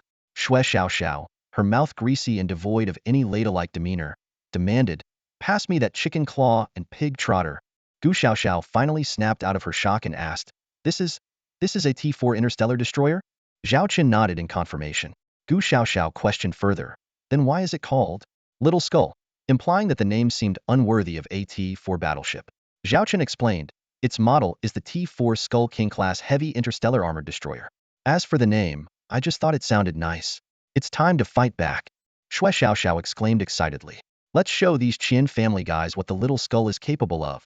The Little Skull's over 300 ship cannons began targeting the enemy. Following the captain's order, it launched a counterattack. Qian family warships were destroyed one after another, the explosions resembling fireworks, fitting the celebratory atmosphere of the Qian family event. However, the cost of these fireworks would likely make Qian Feng, the family head, bleed with heartache. The massacre lasted just 5 minutes, and the Qian family's fleet of 300 interstellar warships was reduced to debris in space. In the final moments, some of the Qian warship captains sensed the impending doom and ordered a retreat. However, facing a T4 interstellar destroyer, their fate was already sealed. Inside the Qian family Sky City, an eerie silence prevailed. The little skeleton starship departed, turning into a distant star, silently mocking the Qian family's folly. As the terrifying ship left, the Qian clan members cautiously emerged from their shelters. Everyone present, whether from the Qian family or their guests, was rendered speechless by the 5-minute massacre. Exclamations of disbelief echoed. "Oh my god!" The Qian family's 300 interstellar warships, including several T3 class ships, were destroyed in mere minutes. Who on earth owns that starship? How can it possess such immense firepower? I've never seen a starship of that model. It must be a T4 class. The guests were filled with shock, envy, and amazement. In contrast, the Qian family members felt as though their hearts were bleeding. The destroyed warships were bought with real money, and worse, all of them were T2 class or above, including a few precious T3 ships. For the Qian family, the loss from this battle was astronomical. Even for them, the total number of T2 class or above interstellar warships across all their territories barely exceeded 1,000, with T3 ships being extremely rare. This massacre equated to the Qian family losing nearly half of their military strength instantly. Qian Feng, the family head, stood with bloodshot eyes, looking utterly devastated. He muttered, How could this happen? This must be a dream. It has to be a dream." To prove his point, he suddenly turned to his son, Qian Dafu, and slapped him without warning. "This must be a dream," Qian Feng muttered. Qian Dafu, knocked to the ground by the slap, stared in shock at his father. "Father, why did you hit me? Does it hurt?" Qian Feng asked blankly. "Of course it hurts. I think my teeth are loose," Qian Dafu replied, aggrieved. "So, this isn't a dream?" Qian Feng muttered, looking once more at the remnants of their fleet in space. His heart skipped a beat. He then began kicking the fallen Qian Dafu. "It can't be. This must be a dream. All of this is a dream. Father, why are you kicking me? Not there. Oh, stop. At this moment, the scene turned bizarre. Qian Feng was inexplicably kicking his son, who was wailing in pain, though his cries gradually took on a strange tone. Meanwhile, on the bridge of the Star Shark Guild's flagship, Guild leader Giji stared in shock at the remains of the Qian family's fleet. It wasn't until her lieutenant spoke that she snapped out of it. The lieutenant reported, "Guild leader, We have been informed that the Qian family had lost control and began beating his son, Qian Dafu. The family intervened, and a physician is treating him. It appears the head suffered a mental breakdown. Qian Dafu is injured, and it seems his injury is in the lower body. The situation is quite serious. Hearing this, guild leader Giji couldn't help but laugh. Who would have thought that the Qian family's meticulously planned wedding would turn into such a spectacle? Qian Feng's ambition to overshadow our Star Shark Guild backfired spectacularly. His preparations have become his own downfall. The lieutenant struggled to suppress a smile. This incident will soon be known throughout the Star Alliance. Originally, the wedding embarrassment could have been overlooked, but the destruction of 300 interstellar warships will escalate the situation. It will significantly downgrade the Qian family's standing. Their previous rise had built a strong image, but this debacle will tarnish it. It might even make their business partners question the Qian family's competence, and most importantly, whether their two major backers will continue to trust them. What seems like a minor incident could have unimaginable repercussions for the Qian family. They've suffered a significant loss. Guild leader Giji nodded. All right, let the Qian family clean up their own mess. However, we must respond appropriately. Prepare several statements condemning the Qian family for the bride-snatching incident and demand a satisfactory explanation. Meanwhile, suspend all our trade with the Qian family. Suspending all trade? Won't that be a huge loss? The lieutenant murmured. Guild leader Giji raised her hand, bringing up several files. The business here far exceeds what we get from the Qian family, and it's sustainable. This is just a portion of what the Lord has offered. Now that he has fulfilled his promise, we must show our stance. If we maintain a tenuous relationship with the Qian family, it will affect our standing with the Lord, regardless of Xiao Zhao's good relationship with him. The lieutenant nodded, then hesitated. Guild leader. The Lord came all the way from the Xiaolong territory to help us and provided us with such benefits. Do you think he and Xiao Xiao have a special relationship? Otherwise, why would he go to such lengths? Guild leader Giji's eyes flickered, and she coughed. Ahem. Don't pry into matters that aren't your concern. Let everything take its course. The lieutenant quickly shut her mouth, but she noticed a slight smile on the guild leader's lips. The video communication initiated, and the bridge of the little skeleton starship appeared on the screen. Guild Master Giji couldn't help but recall the astonishing scene of this battleship decimating 300 ships of the Qian family fleet, marveling at its formidable power. Sitting in the captain's chair, Zhao Chen remained as steady as a mountain, with his secretary officers Chu Xian, Xue Xiaoxiao, and Gu Xiaoxiao standing behind him. Upon seeing Guild Master Giji appear on the screen, Xue Xiaoxiao and Gu Xiaoxiao waved excitedly. Giji's eyes gleamed with joy, but she maintained a stern demeanor. Act your age. Show some restraint. She then turned her gaze to Zhao Chen. My lord, I'm sorry to interrupt, but I have some matters to discuss. Zhao Chen smiled and responded. No problem at all. In fact, I wanted to chat more with you, Giji. Our previous meetings left some unresolved tensions. Hearing Zhao Chen call her mother sister again, Xue Xiaoxiao made a playful fist pump and stuck out her tongue behind Zhao Chen, but quickly straightened up under her mother's stern glance. Giji beamed. You're too kind. Our Star Shark Guild is eager to be your most loyal ally. There will be no tensions in our cooperation. Zhao Chen understood the subtext of her words, knowing it stemmed from witnessing his power. He chose not to expose it, merely smiling. Indeed, we will be the best partners. So, I wonder if my recent performance has met your expectations, Giji? Very much so, Giji praised. The prowess of the Xiaolong Legion starship is undeniable, having defeated the Holy Angel Legion in the Holy War duel. Just one ship annihilated the Qian family's 300 starships. It's hard to imagine what it would be like if the entire Xiaolong Legion were here. Zhao Chen detected the probing nature of her words and chuckled. The Xiaolong Legion will not come to the Star Alliance. To be honest, besides the little skeleton, we only brought a dozen or so other starships. My intention with the Star Alliance is to seek cooperation, not to intimidate with force. Giji sighed in relief. She had feared that the Xiaolong Legion might try to control the Star Alliance by force, putting the Star Shark Guild in an awkward position. She assumed the accompanying starships were just ordinary T3 class ships, which seemed reasonable given Zhao Chen's status. The two then delved into detailed discussions about their cooperation. Giji was eager to seize opportunities that could determine the future of the Star Shark Guild. After an in-depth conversation, they reached a preliminary cooperation agreement. Giji felt confident that with these trade resources, the Star Shark Guild could become the most prominent entity in the Star Alliance within 3 months, potentially transitioning from an adventurer guild to a comprehensive interstellar trade guild, encroaching on the Qian family's trade domain. As the conversation drew to a close, Giji asked, My lord, how long do you plan to stay in the Star Alliance? During your stay, if there's anything the Star Shark Guild can assist with, we are at your service. If you wish, I hope to host you again with a grand reception. Zhao Chen politely declined. No need for a reception. We will stay in the Star Alliance for a while longer, as there's another matter to attend to. However, it's something you can't help with, and I don't wish for you to get involved. Gigi, I hope we can keep our cooperation confidential. Besides us, no one else should know. For now, you're only working with 5 interstellar traders, not the Xiaolong Legion. Gigi solemnly agreed. Understood. We will follow your instructions. But please remember, whenever you need us, the Star Shark Guild will be your most loyal ally. She then stood and gave Zhao Chen the most respectful bow. Zhao Chen was momentarily taken aback, feeling as if he were on the peak of Mount Tai, and then returned the gesture. After the communication ended, he sat in the captain's chair, muttering to himself, "Why do I feel like we forgot to discuss something?"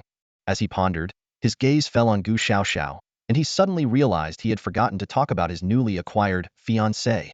"You look fantastic in that outfit," Shui Xiaoxiao exclaimed with genuine admiration, her eyes sparkling. Standing in front of the transparent mirror in the corridor, Gu Xiaoxiao scrutinized her new Black Dragon Fleet female officer uniform. The reflection showed a poised and gallant figure, though tinged with a hint of unease. Shui Xiaoxiao's joy was palpable, not just because of Gu Xiaoxiao's appearance, but because she was about to become a part of the Black Dragon Fleet, even if only temporarily. This arrangement stemmed from negotiations between Zhao Chen and President Gu Aiji. President Gu Aiji suggested that Gu Xiaoxiao stay temporarily with the Black Dragon Fleet to handle liaison matters as a representative of the Star Shark Guild. She explained that given the recent widely known kidnapping incident involving Gu Xiaoxiao, returning to the Star Shark Guild would only draw unwanted attention and put the guild in a difficult position. Faced with President Gu Aiji's reasoning and Shui Xiaoxiao's hopeful gaze, Zhao Chen agreed to the plan. Gu Xiaoxiao would temporarily serve as the Star Shark Guild's representative, enjoying the treatment of a Black Dragon Fleet officer and wearing the fleet's uniform to better integrate. Next, I'll take you to the most important place in the Black Dragon Fleet, Shui Xiaoxiao announced solemnly. Hearing this, Gu Xiaoxiao tugged at Shui Xiaoxiao's sleeve uneasily and whispered, "Is it really appropriate to take an outsider to such an important place? If the commander finds out, he might punish you." Shui Xiaoxiao waved her hand dismissively. "Don't worry about it. You'll understand once you see it." With that, she led Gu Xiaoxiao towards the mysterious, most important place. As they walked, a tantalizing aroma filled the air. Around them, female officers were constantly coming and going, ordering food from floating menu displays. Gu Xiaoxiao stopped in her tracks, incredulous. "Xiaoxiao, this most important place is here? Isn't this just the starship's dining hall?" Shui Xiaoxiao put her hands on her hips and replied earnestly, "Yes, this is the most important place in the Black Dragon Fleet. Let me tell you, every starship in our fleet is supplied with only natural ingredients for the dining hall. We even have dedicated chefs. You can have different dishes every single day for an entire month if you want." Natural ingredients? That's impossible. The cost of natural ingredients is several times higher than synthetic ones, Gu Xiaoxiao exclaimed, covering her mouth in shock. "Just order something and you'll see," Shui Xiaoxiao said, showing her ID card. "You can order at the counter or from your seat, and just swipe your ID card." Gu Xiaoxiao remembered that her handheld terminal had a similar function. She opened it and indeed found the same interface. "Take a look and see what you want to eat." Shui Xiaoxiao excitedly browsed the daily specials. "Let's see. Today's set C has vegetable salad, zhajiamian, and spicy frog pot. Not bad. Xiaoxiao, what do you want?" She was already salivating. Gu Xiaoxiao timidly ordered a few dishes and followed Shui Xiaoxiao to a corner seat. "Xiaoxiao, isn't this too much food?" she asked quietly, realizing they had ordered far more than what was standard in the Star Shark Guild. "Don't worry, I'll treat you," Shui Xiaoxiao said proudly. "I'm now the captain of AT-4 class starship in the Black Dragon Fleet. My salary is quite high." Shui Xiaoxiao then enthusiastically described the many advantages of the Black Dragon Fleet, praising it in almost every other sentence. Soon, their food arrived, filling the air with mouth-watering aromas. Gu Xiaoxiao had ordered wonton noodles, spicy kimchi, and sliced meat. In contrast, Shui Xiaoxiao's portions were at least twice as much. "Can you really finish all that?" Gu Xiaoxiao asked, astonished by Shui Xiaoxiao's appetite. "This is nothing," Shui Xiaoxiao laughed. "I have a good friend in the Black Dragon Fleet, Annie, the chief engineer of the starship. During our downtime in the Black Dragon system, we often dine together. With our clearance, we can board any T3 class starship and most T4 class ones. On our days off, we explore different starship dining halls. Though the ingredients are similar, each dining hall chef has a unique style. For example, this white-cut chicken I ordered is good, but not as good as the one on Emperor 077's third dining hall. And your wonton noodles are best on Vermilion Bird 16's first dining hall." Gu Xiaoxiao listened in awe, and as she tasted her food, she finally understood why Shui Xiaoxiao called the dining hall the most important place in the Black Dragon Fleet. The flavors were indeed extraordinary. Just then, Gu Xiaoxiao noticed some peculiar diners at the next table. Their skin was white, with glowing spots appearing with their emotions. "These are Holy Light Empire Celestials." Gu Xiaoxiao thought. Why are they on a Black Dragon Fleet starship? As she pondered this, a tall, stunning woman with a cold expression approached with a tray. The Celestials immediately fell silent upon seeing her.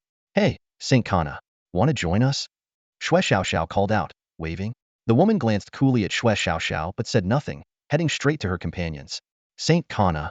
Gu Xiaoxiao stood up abruptly, staring at the woman enjoying a dish with a strong aroma. Is she really Saint Kana? The commander of the Holy Angel Corps. Yes, that's her, Xue Xiaoxiao said between bites. Our commander saved her and her guard unit in Star City, so they've been with us since. Despite her icy demeanor, I never expected her to have such a strong palate. She loves stinky tofu. Gu Xiaoxiao was stunned. As she continued to eat, the thought of sharing a meal with such distinguished company made the dining hall seem even more remarkable. Gu Xiaoxiao stared in astonishment at the commander of the Holy Angel Corps enjoying a bowl of snail noodles.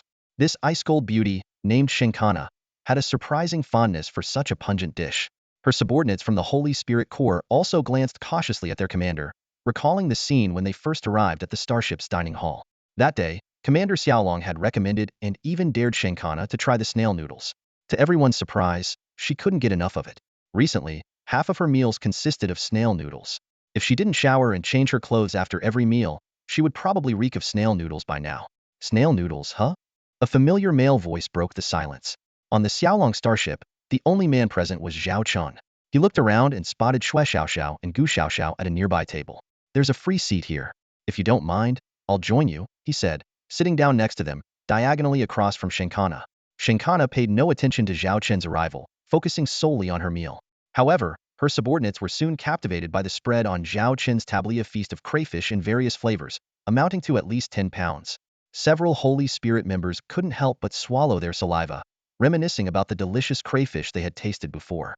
Despite its high price, the flavor was unforgettable. Gu Xiaoxiao curiously eyed the red bugs in front of Zhao Chen, feeling a bit hesitant. Meanwhile, Xue Xiaoxiao had already sneaked a taste and exclaimed excitedly, "This is amazing. The size is huge. Is this a special supply of crayfish?" Zhao Chen didn't respond, instead continuing to peel and savor the succulent meat. Xue Xiaoxiao enthusiastically recommended to Gu Xiaoxiao, "Xiaoxiao, you have to try this. It's one of my favorite midnight snacks, though it's a bit pricey. But since the commander is treating us today, give it a shot." When did I say I was treating? Zhao Chen glanced at Xue Xiaoxiao but, in a good mood, decided not to argue. Encouraged by Zhao Chen, Gu Xiaoxiao carefully picked up a crayfish and mimicked Xue Xiaoxiao's peeling technique. As the tender meat touched her tongue, she felt as though she had discovered a new culinary world, amazed by the delightful taste of this seemingly ordinary little bug. At that moment, Zhao Chen suddenly spoke. "Xiaoxiao, you and Su Lan should start preparing. We might have some military operations soon. Be ready with your combat plans." Xue Xiaoxiao's eyes lit up with excitement. Finally, some action? Who's the target? Su Lan and I need to draft the operational plan. Zhao Chen nonchalantly replied. The Holy Lance Corps. His words hit like a bombshell, instantly changing the atmosphere. Gu Xiaoxiao looked at Zhao Chen in shock, and Shenkana and her subordinates at the next table visibly paused, some staring at Zhao Chen with wide eyes. They, too, realized that their emotions had become increasingly unstable since joining the Xiaolong fleet. Xue Xiaoxiao exclaimed. "You mean the Holy Lance Corps, one of the 10 Holy Light Corps of the Divine Radiance Empire?" Zhao Chen nodded, continuing to peel and eat the crayfish. Chu Xian will send you and Su Lan the detailed combat information later. You two will be in charge of the plan, and the operation is expected in 3 days. Just then, a figure suddenly appeared and sat down opposite Zhao Chen, unceremoniously. Gu Xiaoxiao was startled to see Shenkana sitting beside her, feeling a bit nervous.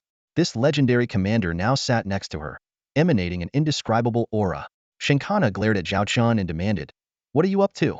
"Discussing an attack on the Holy Lance Corps right in front of us." Zhao Chen smiled. "Because I want to cooperate with you." "Cooperate?" Shenkana frowned. "We were enemies in the Sacred War duel. How can we possibly cooperate?" "Are you joking?" Zhao Chen calmly replied. "In my view, there are no permanent enemies. Besides, we now have a common enemy. The Holy Lance Corps?" Shenkana scoffed. "One of the Holy Light Corps is my enemy? That's absurd." Zhao Chen licked the sauce off his fingers and said meaningfully, "What if I told you that the Holy Lance Corps is out to get you?" Shenkana's pupils dilated as she processed the sudden information. "What do you mean?" she demanded, eyes fixed on Zhao Chen. Zhao Chen swallowed a mouthful of crayfish meat and, after a satisfied burp, continued, "According to our intel, the forces behind the Holy Lance Corps want you dead. As for the reason, I think you know it relates to your mission in the Stellar Alliance. The presence of the Holy Lance Corps in the Stellar Alliance interferes with one of my plans. Hence, they have become our common enemy. So, I believe we can cooperate. Shinkana pondered deeply, weighing the truth of Zhao Chen's words. She knew that her recent attack must have been orchestrated by internal factions within the Divine Radiance Empire, and the families behind the Holy Lance Corps fit the profile. With a bit of thought, she could gauge the accuracy of Zhao Chen's intel. Even if they want to kill me, it's an internal matter of the Divine Radiance Empire. What does it have to do with you? Shinkana scrutinized Zhao Chen, trying to discern his true intentions. And what do you want out of this cooperation? Upon hearing Zhao Chen's words, the light on Shinkana's face flickered, revealing her inner turmoil. The Holy Spirit beings at the next table all perked up their ears, sensing some juicy gossip. Gu Xiaoxiao, who was enjoying her meal, nearly choked on her food, while Xue Xiaoxiao widened her eyes in surprise at Zhao Chen.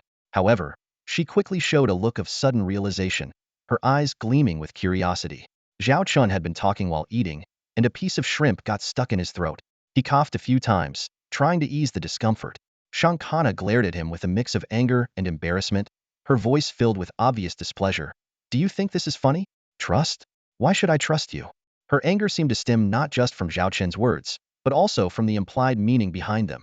Zhao Chen took a deep breath to calm himself, and then spoke earnestly, your trust is very important to me. Currently, the Xingyao Empire is in the midst of a civil war. After it ends, will you really adhere to the 3-year peace period following the Holy War duel? I believe that after 3 years, your Holy Radiance Empire will launch an invasion, and the war-weakened Xingyao Empire will be the perfect target. Shinkana listened to Zhao Chen's analysis without immediate denial. She countered, that's not an invasion. It's about bringing more star races under the protection of the Holy Light. Despite the Holy War duel's loss halting the Holy Radiance Empire's invasion plans, their actual losses weren't as severe as imagined.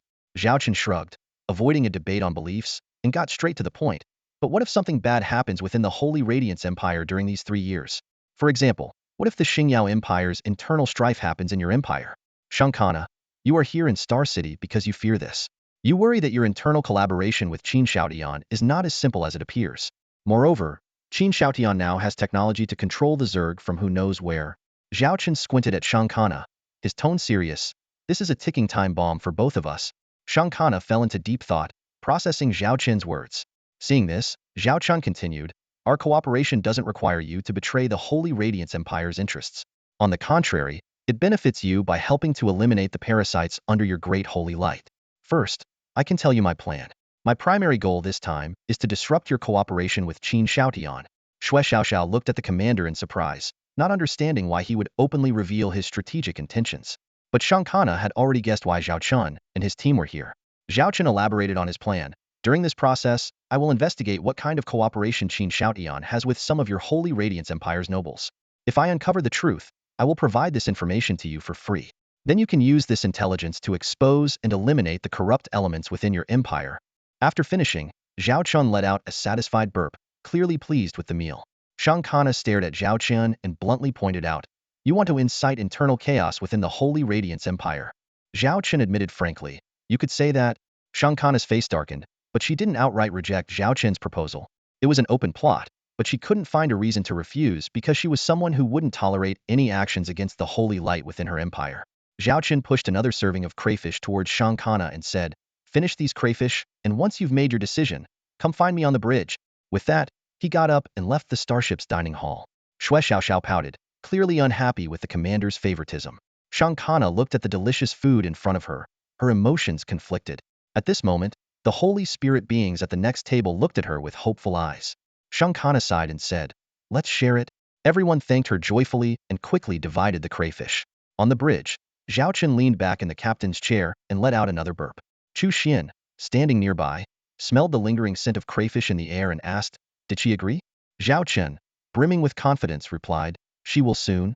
Chu Xian pulled up a file and reported, I found some intriguing clues about the Chen family.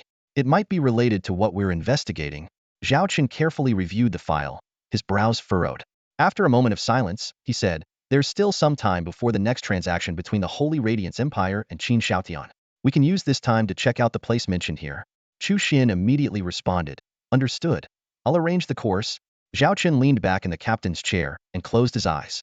This proposal to cooperate with Shinkana might not yield immediate benefits, but in the long run, it could plant a seed that might eventually topple this powerful empire. Of course, whether it would succeed depended on the opportunities. The main reason, however, was to complete the system task. During this time, the positive influence on Shankana had been effective. Although it hadn't reached a positive number, it had increased significantly. Zhao Chen believed that once Shankana agreed to cooperate, the trust value would turn positive.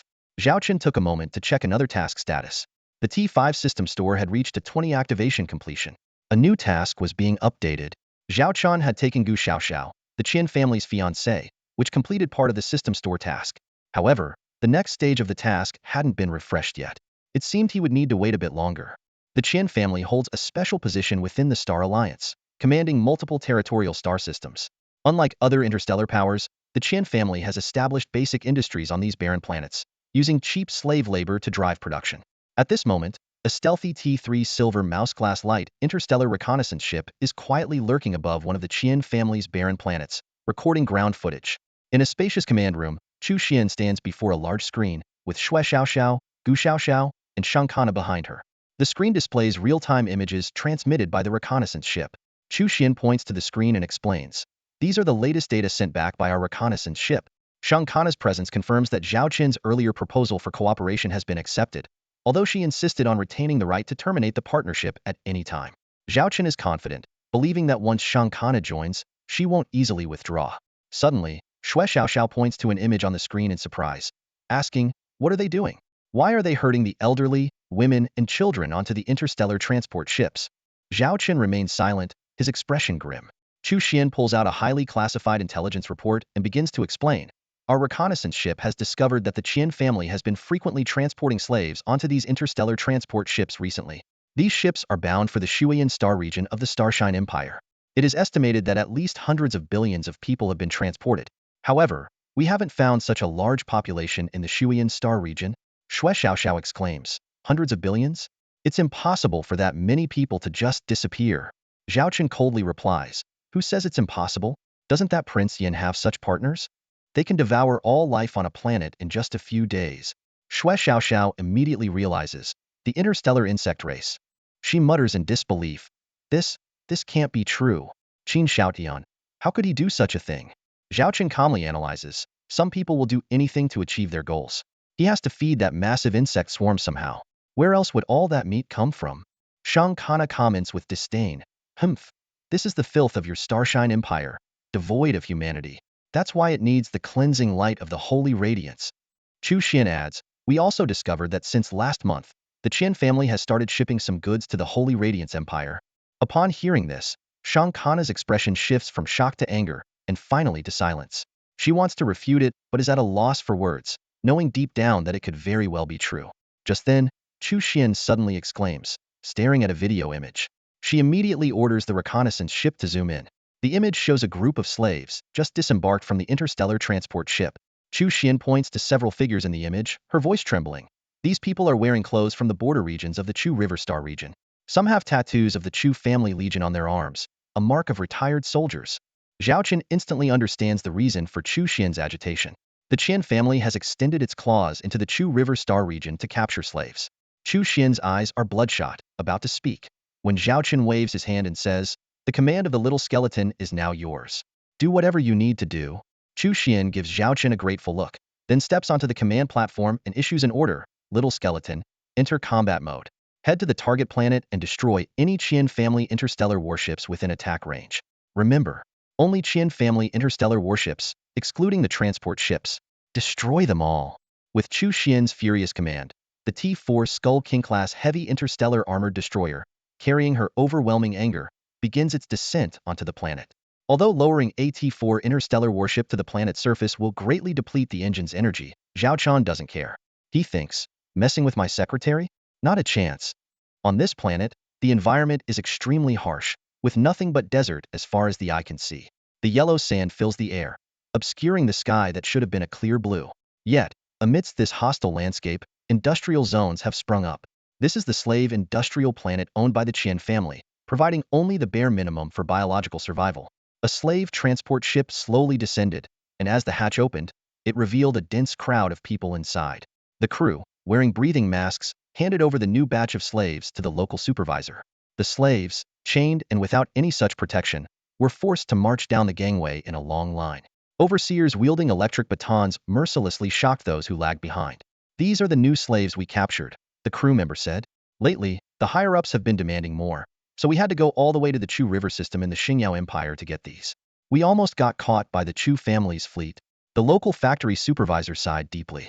Yeah, especially with the recent orders to ship out more goods.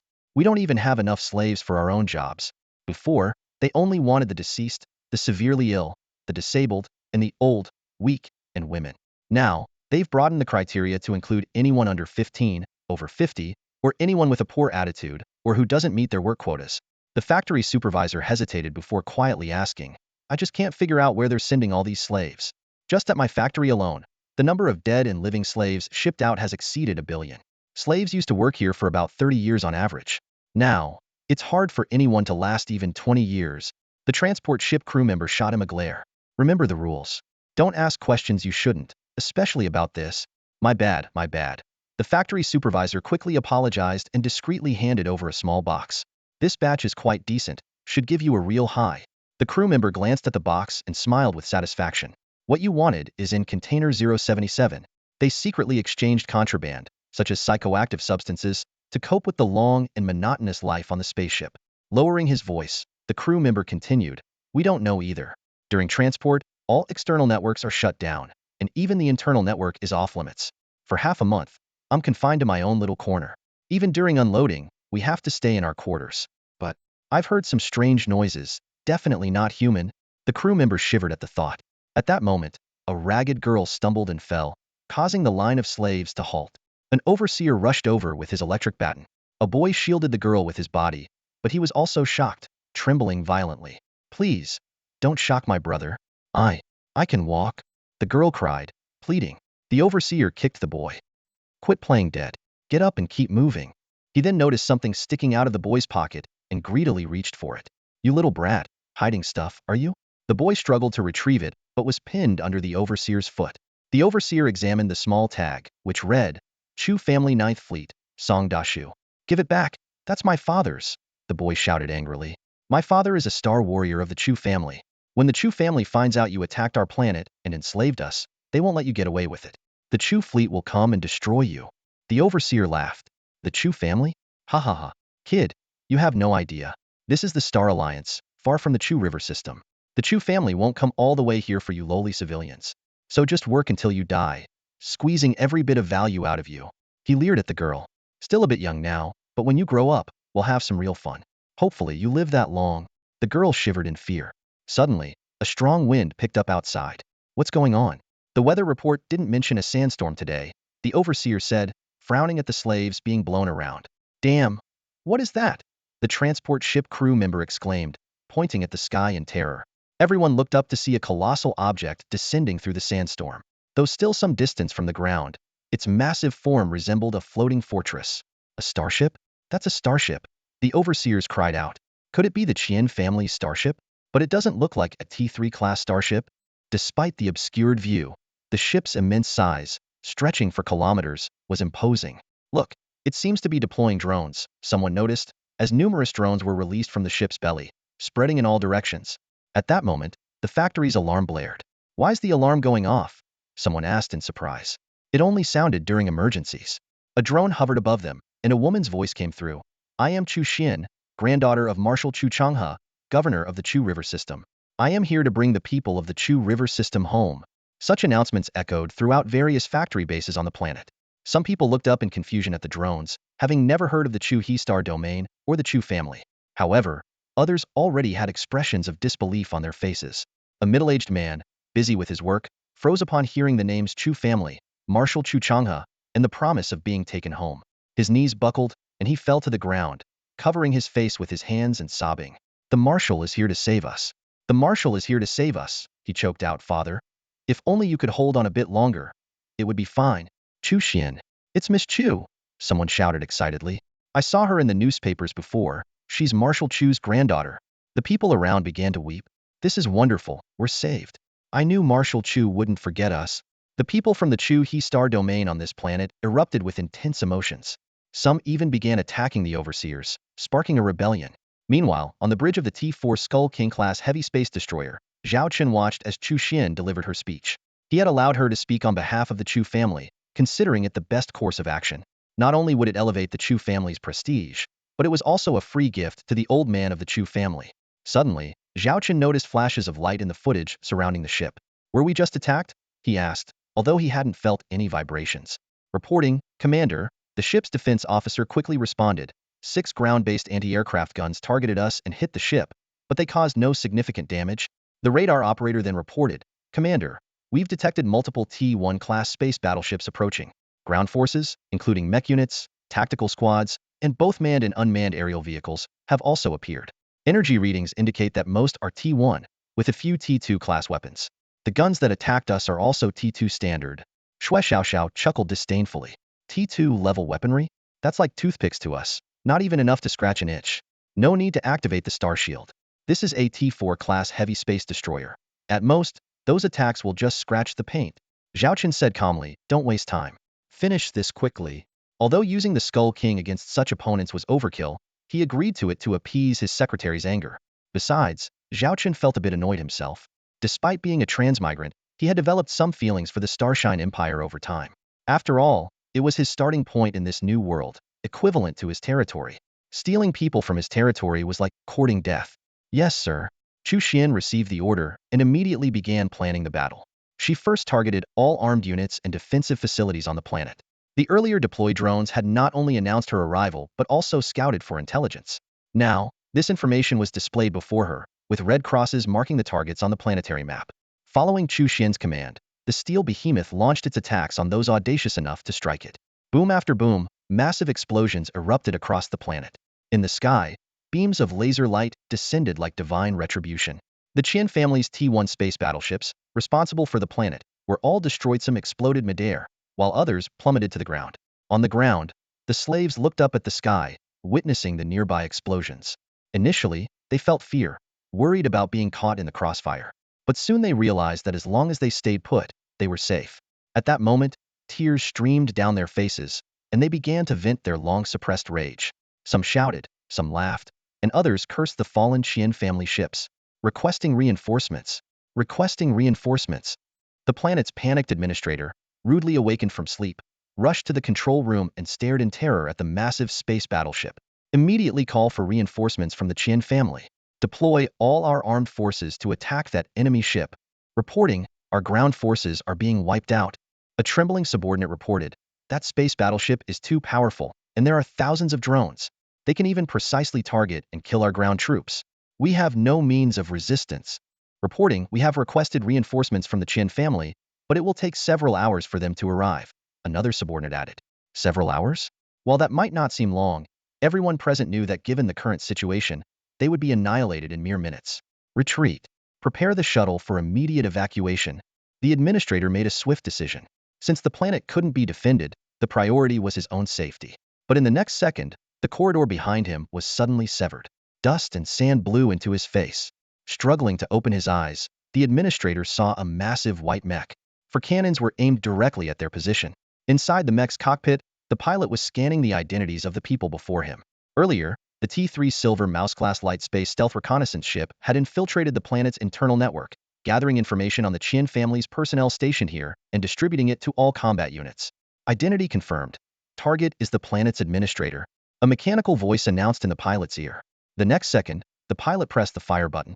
The 4 cannons fired simultaneously, reducing the administrator to dust. The pilot's expression remained unchanged, as if he had merely squashed a few bugs. She continued her mission, as there were still plenty of bugs left on the planet.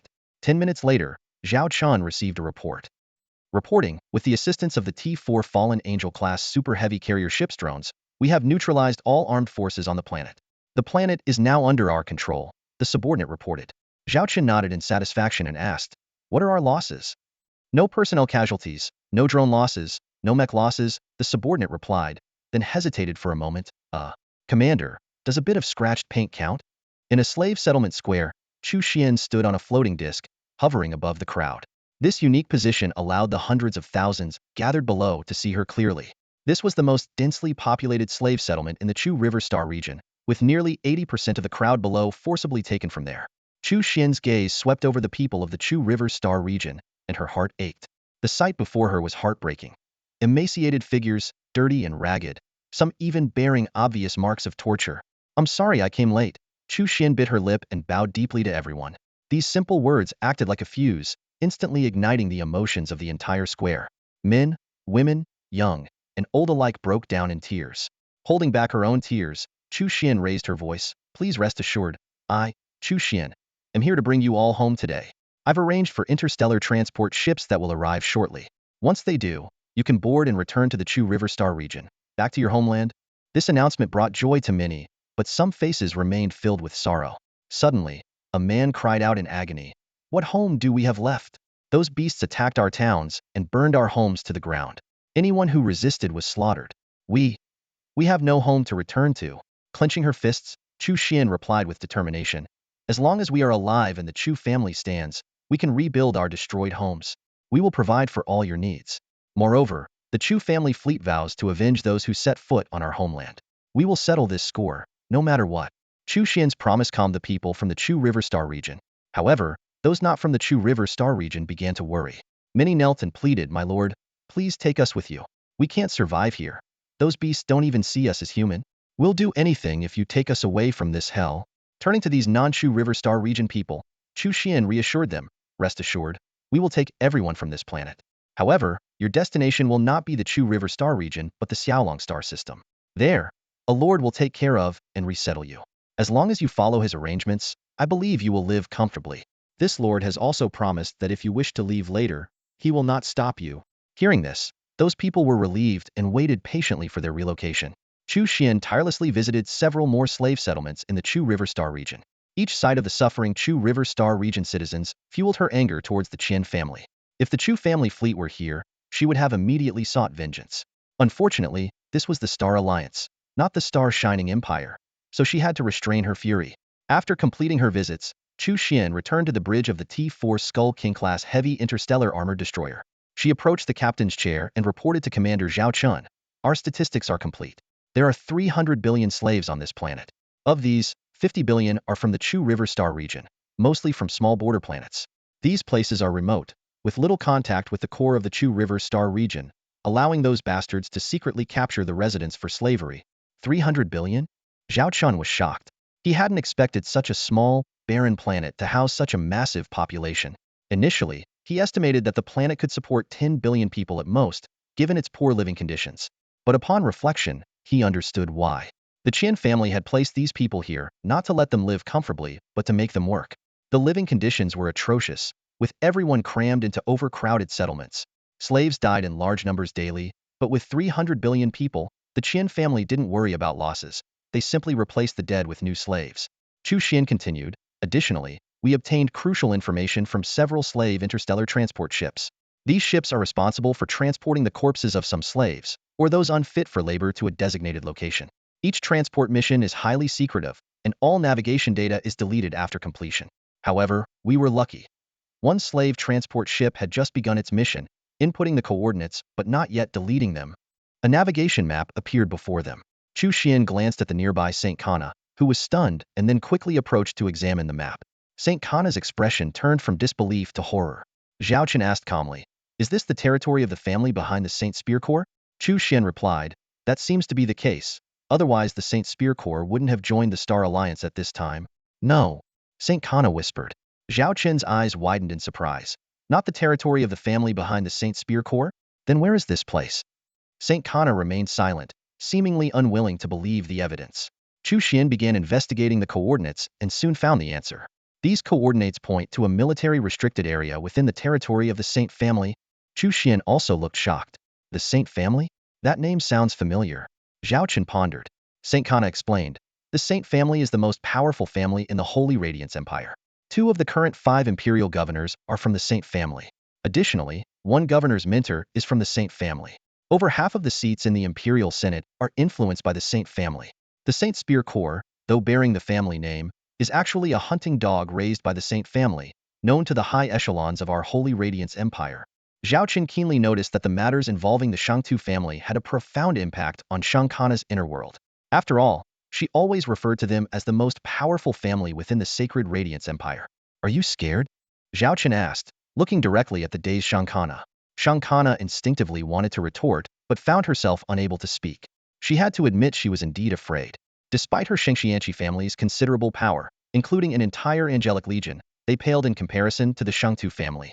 You probably don't understand just how powerful the Shengtu family is, Shankana said softly. Among the top 10 divine legions, at least 5 are openly associated with the Shengtu family. Nobody knows how much influence they wield behind the scenes. She continued, in the Sacred Radiance Empire, there are 3 types of families. The third-rate families, the ones like my Shengxianqi family, and then there's the Shengtu family. Zhao Chen frowned, realizing the Shengtu family stood in a league of its own. Shankana added, some even say the Shengtu family commands more military power than all other families combined. She bit her lip, staring at Zhao Chen. It was the first time he had seen such an expression on this otherwise formidable woman. So, you were scared? Zhao Chen asked bluntly once more.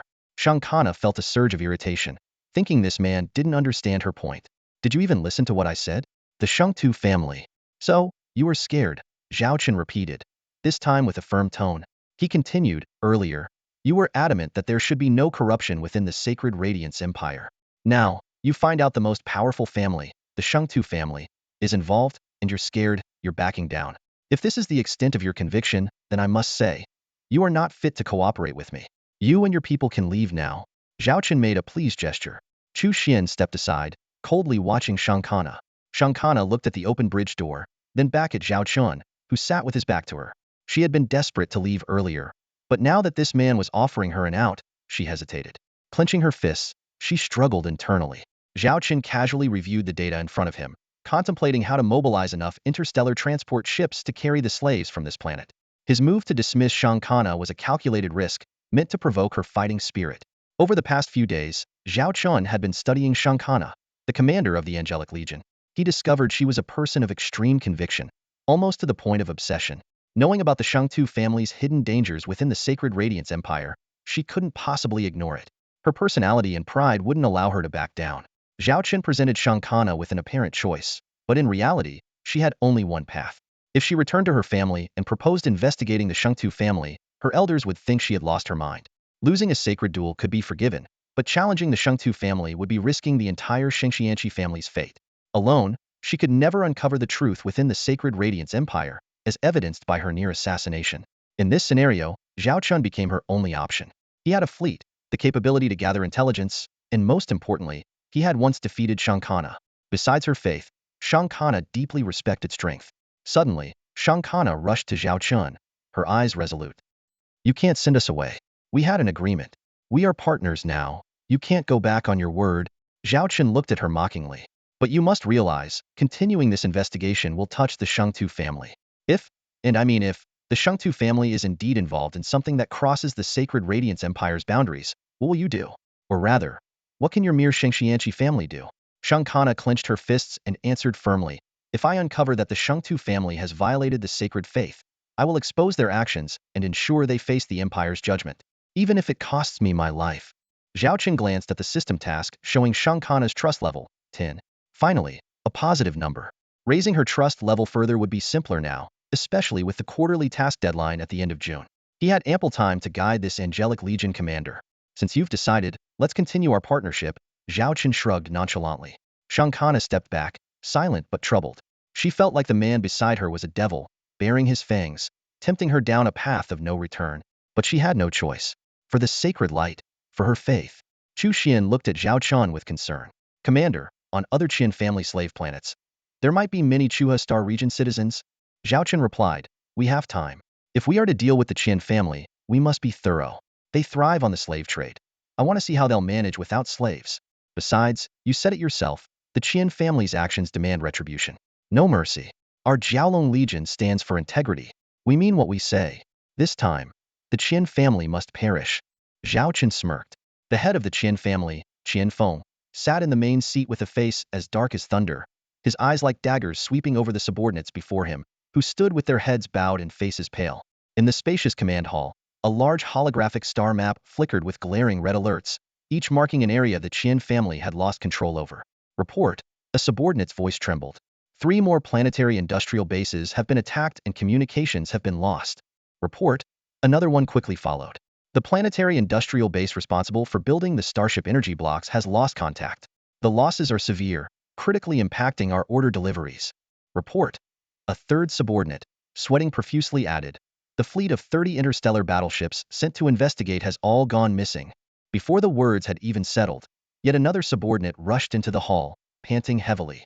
Report, Master Qian. We've arrived at the first planet that went dark and discovered. All the slaves there have vanished. Qian Feng's expression grew even darker. He stared intently at the ever-expanding red areas on the star map, as if trying to burn holes through them with his gaze. For the Qian family, slaves were wealth. This was as if someone was cutting flesh from their bodies. Who is it? Qian Feng roared, his voice echoing through the hall. Who dares to oppose the Qian family? A bold subordinate cautiously spoke up. Master, I suspect it might be related to that mysterious interstellar destroyer, the little skull. The little skull. Qian Feng gritted his teeth, veins bulging on his forehead. He had been investigating this enigmatic starship for some time but had found no records, as if it had appeared out of thin air. Just then, another Qian family member hurried into the hall. Report, Master. The Starlight Tavern has just sent back intelligence suggesting the attackers might be linked to the Chu family. It seems they are retaliating because we raided people from the Chu River sector. The Chu family. Qian Feng's heart sank. He hadn't expected such a powerful entity to be involved. Qian Dafu, standing nearby, quickly advised, Father, the immediate priority is to contain the situation within our territory. Those industrial planets have significant orders. The penalties for breach of contract are one thing, but the orders from those two major clients, that's a different story. Qian Feng frowned deeply. His son was right. Those two clients' orders were crucial and could not be compromised. He took a deep breath and ordered Qian Dafu, make arrangements immediately. The next 3 batches of slave transport ships must be delivered on time and in full. This concerns our families standing in the Star Alliance. Yes, Father. Qian Dafu acknowledged and departed to carry out the orders. Qian Feng looked again at the war-torn star map. Controlling the situation was no easy task. The enemy was like a hidden assassin, with combat capabilities far beyond their imagination, leaving the Qian family at a severe disadvantage. At that moment, Qian Dafu spoke up again. Father, if you're worried about our military strength being insufficient to handle the Chu family's wrath, perhaps we can use another strength to strike. Qian Feng narrowed his eyes, waiting for his son to continue. Qian Dafu slowly uttered 5 words. The Holy Spear Legion. Qian Feng's eyes lit up. The Holy Spear Legion, one of the 10 sacred legions of the Holy Radiance Empire, would be a formidable ally. With their help, those troublemakers would be as good as fish on a chopping board, ready to be dealt with at any time. But he quickly frowned. The Holy Spear Legion won't take orders from us. Qian Dafu smirked. Father, don't forget what we merchants excel at: persuasion. And why is the Holy Spear Legion in the Star Alliance this time? We just need to. Qian Feng raised a hand to stop his son. I understand. At that moment, Qian Feng's eyes gleamed with a hawk-like sharpness. He snorted coldly. Chu family. No matter how powerful you are in the Starlight Empire, this is the Star Alliance. This time, I'll make sure you pay. No matter how strong you are, can you possibly stand against the Holy Spear Legion? He waved his hand to dismiss everyone, leaving him alone in the hall. Qian Feng composed himself, adjusted his attire, and then opened the most confidential communication software, selecting a special contact to leave a message. Qian family master, urgent matters to discuss. A few minutes later, a video window opened before him. The screen showed a bright ship's bridge, where a haughty-looking Holy Spirit commander sat in the captain's chair. Qian Feng, what is it? The Holy Spirit commander asked bluntly. Qian Feng bowed slightly and respectfully said, I apologize for disturbing you, Commander, but I find myself at a dead end. To be frank, a group seems to have discovered your purpose here and has dispatched a large fleet to attack our territory to gather related information. Although the Qian family fights to the end without yielding, we are merely an interstellar merchant family with limited military strength, which could jeopardize your important mission. Moreover, this group appears to be from the Chu family. You know, the Chu family is currently at war with your allies. The Holy Spirit commander frowned upon hearing this. What? The Chu family from the Starlight Empire is investigating our affairs. Exactly so. Qian Feng cautiously continued. I dare to request the commander to dispatch the Holy Spear Legion. With their intervention, clearing out these Chu family fleets would be a breeze. Furthermore, I suspect the same group was responsible for the abduction of Saint Kana in Star City. If the Saint clan learns that you have handled all these matters, they will surely appreciate your capabilities. Qian Feng did not forget to paint a rosy picture for the Holy Spirit commander, while also pinning the blame for Saint Kana's disappearance on the attackers to make the request more appealing. He had no idea that he had hit the mark. Sure enough, the Holy Spirit commander showed interest immediately. You're right. I must eliminate potential threats at the root. As for Saint Kana, She only has herself to blame for investigating matters she shouldn't have. The Holy Spirit commander sneered and then frowned. However, the Chu family is currently unaccounted for. I can't stay in the Star Alliance indefinitely. Once my mission is complete, the Holy Spear Legion must return. Qianfeng quickly responded. You needn't worry about that. I will ensure those people walk right into our trap. All you need to do is... After listening to Qianfeng's plan, the Holy Spirit commander nodded. Very well, we'll proceed as you suggested. But remember, my primary mission must not be compromised. It won't be, I guarantee it. Qianfeng vowed confidently. The Holy Spirit commander suddenly stared sharply at Qianfeng. And, you're using me and my Holy Spear Legion as a tool, aren't you? Qianfeng froze, swallowing hard. He quickly replied, of course not. We are friends, and I've even prepared some gifts for you, Commander. I like gifts. The Holy Spirit commander smiled knowingly. Qianfeng silently accepted the inevitable financial hit. But for the future of the Qian family, this investment was absolutely necessary. A report came in. The fleet of interstellar warships had completed their mission and returned to base. Through the video link, Su Lan reported to Zhao Chen. For the slave planets that have not been fully evacuated, our interstellar traders have stationed appropriate warships. They can provide support if any threats arise. Zhao Chen nodded. Good work. Completing so many tasks in such a short time is no small feat. Order all warships to rest and replenish combat supplies for 3 hours, preparing for the main operation ahead. Understood, Su Lan responded. Turning to Chu Xian beside him, Zhao Chen's tone softened. Due to time constraints, we've only attacked a tenth of the Qian family's slave planets. Once our main mission is complete, I promise we will bring back all the people from the Chu He Star region. Chu Xian, understanding the bigger picture and grateful for Zhao Chen's efforts, bowed deeply. On behalf of the Chu family and the people of the Chu He Star region, thank you. Now, let's get down to business, Zhao Chen said, activating the interstellar map to analyze the intelligence. Based on the information gathered by the T3 Silver Mouse-class light stealth reconnaissance ship, combined with previous intel, we know this. The Holy Lance Legion is here not only to assassinate Shankana. Additionally, a group from the Xingyao Empire's Shui-Yin Star region, disguised as Qian family slave transport crew, is returning to the Star Alliance. It seems the Holy Lance Legion intends to conduct an important technology transaction with them. Shankana's eyes flashed with sharp determination upon hearing this. Zhao Chen noticed and reassured her, don't worry. If there is any intel related to the Holy Radiance Empire, I will inform you. After all, we are allies now. He casually placed a hand on Shankana's shoulder, but she coldly brushed it off. At that moment, a crew member urgently reported, important intel. The Qian family is massing slaves from the Chu He Star region on various planets and transferring them to one location. It's rumored they intend to execute all these slaves. Chu Xian's eyes widened in anger. Gu Xiaoxiao immediately analyzed. This is a trap. The Qian family somehow learned about the Chu family, but since they set such a big trap, how can we not go? Zhao Chen smirked. As I suspected, the Qian family wants to use the Holy Lance Legion to eliminate us. He turned to Chu Xian, relay my orders. Once the fleet has rested, we will attend this feast, set by the Qian family, and take the opportunity to eliminate the Holy Lance Legion. Yes. Chu Xian clenched her fists, her anger barely contained. Zhao Chen then turned to Shankana with a teasing look. I heard my fleet will be engaging your Holy Lance Legion. As a comrade, you show no emotional reaction? Shankana coldly replied.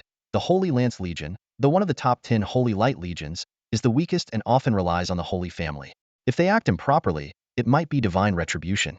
But you think you can take on 3,000 of the Holy Lance Legion's warships with just a few dozen? That's arrogance. This is a battle, not a duel between you and me. In the Star Alliance, anything can happen. I advise the Dragon Commander to be cautious. I don't want to die on someone else's warship. Zhao Chen chuckled. You could die anywhere, but you won't die on a Dragon Legion warship. Anyway, when the Holy Lance Legion is destroyed, at least you'll have a comrade to see you off. Shankana couldn't help but sneer. While she acknowledged Zhao Chen and the Dragon Legion's strength, she doubted they could annihilate the Holy Lance Legion. Meanwhile, on a slave planet within the Qian family's territory, batches of slaves from the Chu He Star region were being transported to concentration camps. This was a scheme by Qianfeng, the head of the Qian family, to lure the Chu family's fleet into a trap. Not far away, 3 Holy Lance Legion fleets, totaling 900 warships, lay in ambush, ready to annihilate the incoming enemy. The commanding officer arrogantly believed that 900 warships were more than enough to crush the Chu family's fleet without needing to engage personally. The Holy Spirit Commander, sitting on his flagship, ordered, "You 3 assist the Qian family in destroying the incoming enemy. If Shankana is found, kill her on sight." Understood, responded the 3 fleet leaders, unaware that they themselves were already appetizers at this deadly feast. Around the third slave planet of the Chen family, a state of highest alert has been initiated. A dense formation of battle satellites encircles the planet like an iron barrel, with countless combat personnel poised to repel any potential enemy attack. Chen Dafu lounged lazily in the captain's chair of the T-3 interstellar battleship, his eyes glinting with anticipation and disdain.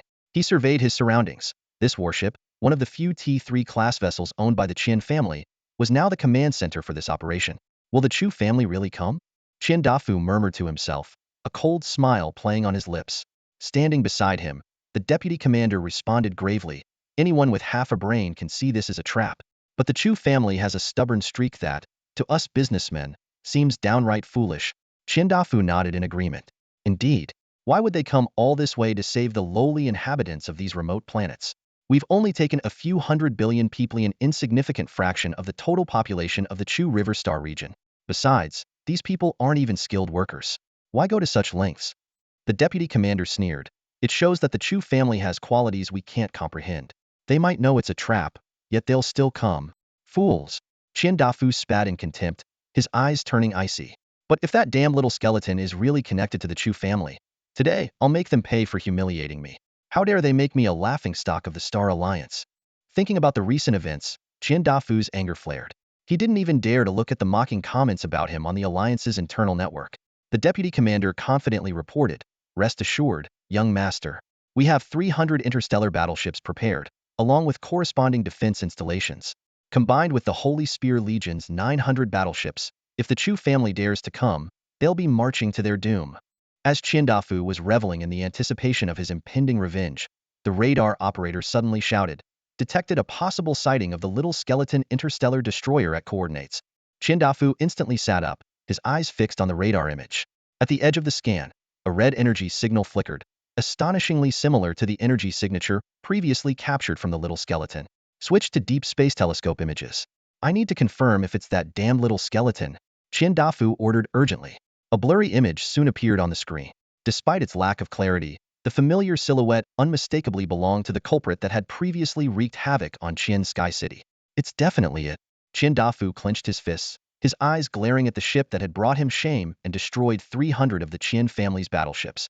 The deputy commander calmly suggested, "Young master, I recommend deploying as many interstellar reconnaissance drones as possible to determine the enemy fleet size. Also, instruct our fleet that has detected the enemy to hold off on attacking, allowing them to advance deeper, making it easier for us to encircle and annihilate them later." "Fine, do as you say." Chen Dafu's eyes remained locked on the image of the little skeleton, like a hunter watching his prey about to fall into his trap. He licked his lips, revealing a twisted satisfaction. "I can't wait to see that ship torn apart before my eyes, just like those slaves I've dismembered." Meanwhile, aboard the flagship of the Holy Spear Legion's 5th Fleet, the fleet commander sat expressionless in his captain's chair. On either side of him, video windows displayed the faces of 2 other fleet commanders from the Holy Spear Legion. As the overall commander assisting the Chen family in this operation, the 5th Fleet commander bore a heavy responsibility. Report, the Chen family has detected enemy fleet traces. Relevant intelligence and radar data have been shared with us, an officer reported. The 5th Fleet commander scrutinized the shared battlefield data, his face gradually showing signs of surprise. 1, 3, 5, 10, only 19 starships? He couldn't help but laugh. Not even enough for a small fleet of 30. Just 19 interstellar warships, and the Chen family's incompetence can't handle it. The 9th Fleet commander interjected through the video window. "I heard the enemy has a T-4 interstellar destroyer, quite formidable in combat." The more cautious 10th Fleet commander analyzed the data carefully. "I checked, and it seems many of those 19 interstellar warships are T-4 class. They appear to be the same types used by the Draconic Legion in their previous engagements with the Holy Angel Legion."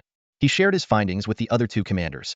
T-4 Vermilion Bird-class medium interstellar cruiser, T-4 Paladin-class heavy interstellar missile frigate, along with 2 other unidentified but suspected T-4 class interstellar warships.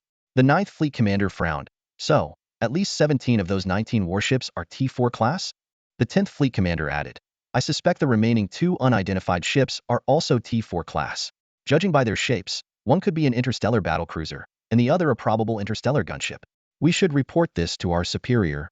The 5th Fleet commander stared at the data indicating the presence of 19 likely T-4 interstellar warships. After a brief hesitation, he nonchalantly said, "So what if they're all T-4 class? Don't forget, we have 3 T-4 Divine Envoy class medium interstellar destroyers and 900 T-3 interstellar warships. along with the Qin family's cannon fodder fleet. Are you suggesting we can't handle a mere 19 interstellar warships? Relay my orders. Have the Qin fleet launch the first strike. Our 3 fleets will encircle and annihilate the 19 enemy starships from 3 sides. The commander of the 5th Fleet decisively issued the command, his voice brimming with confidence and urgency. The commander of the 10th Fleet furrowed his brow and hesitated before speaking. I think we should report this. What if? Before he could finish, the 5th Fleet commander spun around, a flash of anger in his eyes, and sharply interrupted, "Don't forget, I am the highest authority in this operation. You will follow my orders." He stepped closer to the 10th Fleet commander, his tone dripping with disdain. "And let me remind you, do you know why I became the commander of the 5th Fleet even though I joined the Holy Lance Corps later than you? Because you were too cowardly. I don't even know how you got into the Holy Lance Corps. Now, just execute my orders, commander of the 10th Fleet."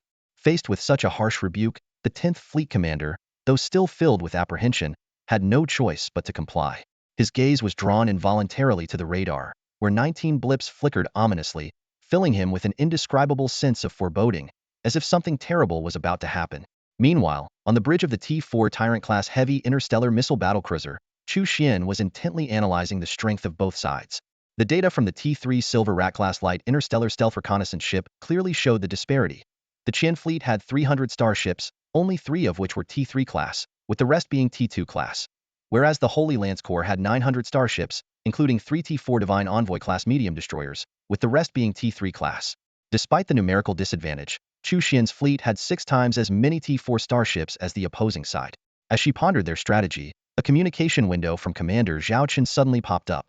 "Chu Xian, follow the mission plan I've laid out. A batch of interstellar transport ships will arrive in 5 hours. Your task is to evacuate all the slaves from that planet." Zhao Chen instructed succinctly. "Understood." Chu Xian nodded solemnly. Turning to the captain beside her, Chu Xian earnestly said, "Captain, I'm counting on you for the upcoming battle." The captain smiled confidently. "Don't worry, Secretary Chu. Even though they have over 1,000 starships, they are no match for our Xilong-class starships. You haven't seen our Xiaolong Corps in action before.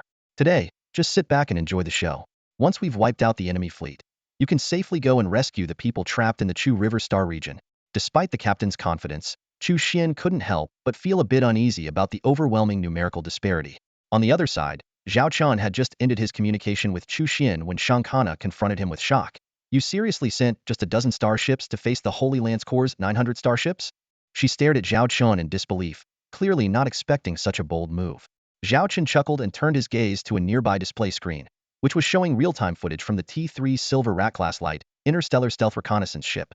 The screen revealed a bustling starport surrounded by numerous interstellar transport ships, with the main fleet of the Holy Lance Corps concentrated nearby. "Those small fry are enough. Our main course is over here." Zhao Chen pointed to the screen with a hint of contempt in his voice. Shang Kana frowned and pressed on. "How many starships do you have, exactly?" Feigning a count, Zhao Chen replied, 10, 20, 30, 42 combat starships. Hearing this, Shang Kana's face twisted in disbelief. Pointing at the dense enemy fleet on the screen, her voice shook. "Are you kidding me? You plan to attack the Holy Lance Corps with just 42 starships? Even though the Holy Lance Corps isn't that strong, they still have 2,000 starships. And you're telling me you want to attack them with just 42? She covered her face, as if questioning her own judgment. "God, you're insane. How did I end up working with you?" Zhao Chen flashed a sly smile and corrected her. "I'm not going to attack them. I'm going to annihilate them." Faced with Zhao Chen's audacious claim, Shang Kana looked at him as if he were a fool. Unfazed, Zhao Chen countered, "And by the way, is the Holy Light Corps really that strong?" Taking several deep breaths to calm herself, Shang Kana replied seriously, "You must be joking. Your Xiaolong Corps will arrive soon to join this operation, right?" Zhao Chen shrugged indifferently. "If thinking that makes you feel better, go ahead." Shang Kana squinted at Zhao Chen, growing more convinced that he was just toying with her. She thought to herself, what a joke. 42 starships to destroy the Holy Light Corps? Unless this guy is some kind of super lucky hero blessed by the Holy Light. Ignoring Shang Kana's doubts, Zhao Chen glanced at the time. His operation was scheduled to start 15 minutes after Chu Xian's, meaning her mission should have already begun. Meanwhile, in the dark expanse of space beyond the Qian family's radar detection range, a massive carrier starship lay in wait. The Qian family had no idea that the enemy had deployed not 19, but 20 starships. The last starship was stationed far beyond their reconnaissance range, with a T-3 Silver Rat-class light interstellar stealth reconnaissance ship providing cover, rendering the Qian family completely unaware of this hidden behemoth. Standing on the bridge's command platform, Su Lan raised her hand slowly, like a conductor about to begin a symphony. Commence the operation. Deploy all drones and starfighters. As her command echoed, all the hangar doors of the T-4 Fallen Angel-class Super Heavy Carrier Starship swung open. A swarm of drones poured out like a tide, followed closely by a multitude of starfighters. Their sheer numbers and density were as terrifying as a swarm of bees, ready to overwhelm anything in their path. Qian Dafu gazed excitedly at the 19 unsuspecting interstellar warships slowly entering the trap he had set. His eyes gleamed with confidence, though a flicker of doubt crossed his mind. Were these fools genuinely unaware of the ambush, or simply too stubborn and foolish to care? At that moment, his adjutant approached briskly, voice tinged with nervousness. Report. The commander of the 5th Fleet of the Holy Spear Legion has issued orders. Our battle positions will commence firing in 1 minute, and the fleet will feign an attack in 3 minutes. The 3 fleets of the Holy Spear Legion will encircle and annihilate all enemy warships in 5 minutes. A shadow passed over Qian Dafu's face. He knew well that the commander of the Holy Spear Legion was using the Qian family fleet as cannon fodder. However, as long as the Qian family's standing in the Sacred Radiance Empire was secured, the lost interstellar warships could be replenished in the future. The stakes were clear, even to Qian Dafu. Transmit my orders. Qian Dafu commanded in a deep voice. All battle positions, prepare to fire on the enemy warships in 1 minute. All fleet warships, launch a frontal assault on the 19 enemy warships in 3 minutes. After giving the order, Qian Dafu discreetly issued another directive to his adjutant. Several T-3 interstellar warships, including his flagship, were to remain on standby, providing only long-range fire support. T-2 warships could be sacrificed, but the loss of T-3 class ships was too great a cost to bear. As the Qian family fleet hurriedly carried out its military deployment, a sudden, piercing alarm echoed from the radar edges of all interstellar warships. The radar screens showed a swarm of red dots, like a tidal wave approaching. Report. The adjutant's voice rose sharply. A massive number of enemy drones and starfighters have appeared behind the enemy fleet. Their numbers are still increasing, now over 70,000. No, 100,000. Qian Dafu frowned, about to dismiss the threat, but as he rushed to the adjutant's side and stared at the ever-increasing numbers, his face turned pale. Current estimates indicate the presence of around 130,000 enemy drones, the adjutant said gravely. Based on their appearance and energy fluctuation data, they are likely T-3 class, possibly even T-4 class drones. Qian Dafu was thunderstruck. T-4 class carrier starships? How could this be? To his knowledge, the 3 major empires each had only one T-4 class carrier starship in active service. Impossible. That's absolutely impossible. Qian Dafu vehemently denied, swiftly altering the battle plan. Transmit my orders. Cancel the initial attack plan. All fleet units switch to anti-aircraft mode and prepare to intercept the incoming drones. Deploy all reconnaissance starships to locate the enemy carrier starships. The adjutant hesitated for a moment, worriedly eyeing the blurred images of the enemy drones. Qian Dafu fixed his gaze on the radar system as the number of enemy drones surged past 200,000, rapidly approaching 300,000. Over 200,000 drones? Qian Dafu muttered, his face ashen. How many T-3 class carrier starships would it take to launch such a force? Even the largest T-3 heavy carriers would need at least 100. An unknown fear began to gnaw at him, the adjutant's earlier speculation of T-4 class carrier starships haunting him like a specter. Desperately, he tried to banish the terrifying thought from his mind. No, it can't be. It's impossible. Absolutely impossible. Report. The adjutant's voice rang out again. The number of unidentified drones has reached nearly 300,000, all within radar range. They are positioned behind the 19 enemy warships, and at their current speed, will enter the initial combat zone in 50 seconds. Qian Dafu's voice trembled. We can't wait any longer. Immediately notify the 3 fleets of the Holy Spear Legion that the enemy has a massive drone swarm, and request reinforcements. Our battle positions. Commence firing to intercept the incoming drones. Meanwhile, in another command room, Chu Xian watched the radar display in awe as it showed the friendly drone swarm. She knew Zhao Chen commanded a T-4 carrier starship named Fallen Angel, captained by her former classmate Su Lan. Yet the sheer number of 300,000 drones still left her astonished. A video window popped up before Chu Xian, revealing Captain Su Lan. Secretary Chu, Su Lan began. My carriers, drones, and starfighters have been deployed and are entering the combat zone. Chu Xian nodded. Understood. We will provide the first round of fire support. She smiled. Captain Su, your secrecy is impressive. 300,000 drones. Unbelievable. Su Lan looked slightly embarrassed. It wasn't intentional, Secretary Chu. The data on this carrier was classified, known to fewer than 5 people in the Draco Legion. No need to explain, I understand. Chu Xian smiled. Now, let me enjoy Captain Su's performance. With that, Chu Xin activated the command network for the 19 interstellar warships, issuing the first phase fire order. The cannons of the warships aligned in unison, ready to face the imminent fierce battle. That's all for today. Thank you so much for watching. I hope you guys enjoyed. If you wish to have another part of this recap, please give us at least 1,000 likes. Please don't forget to comment and subscribe to our channel for more content like this. Until next time.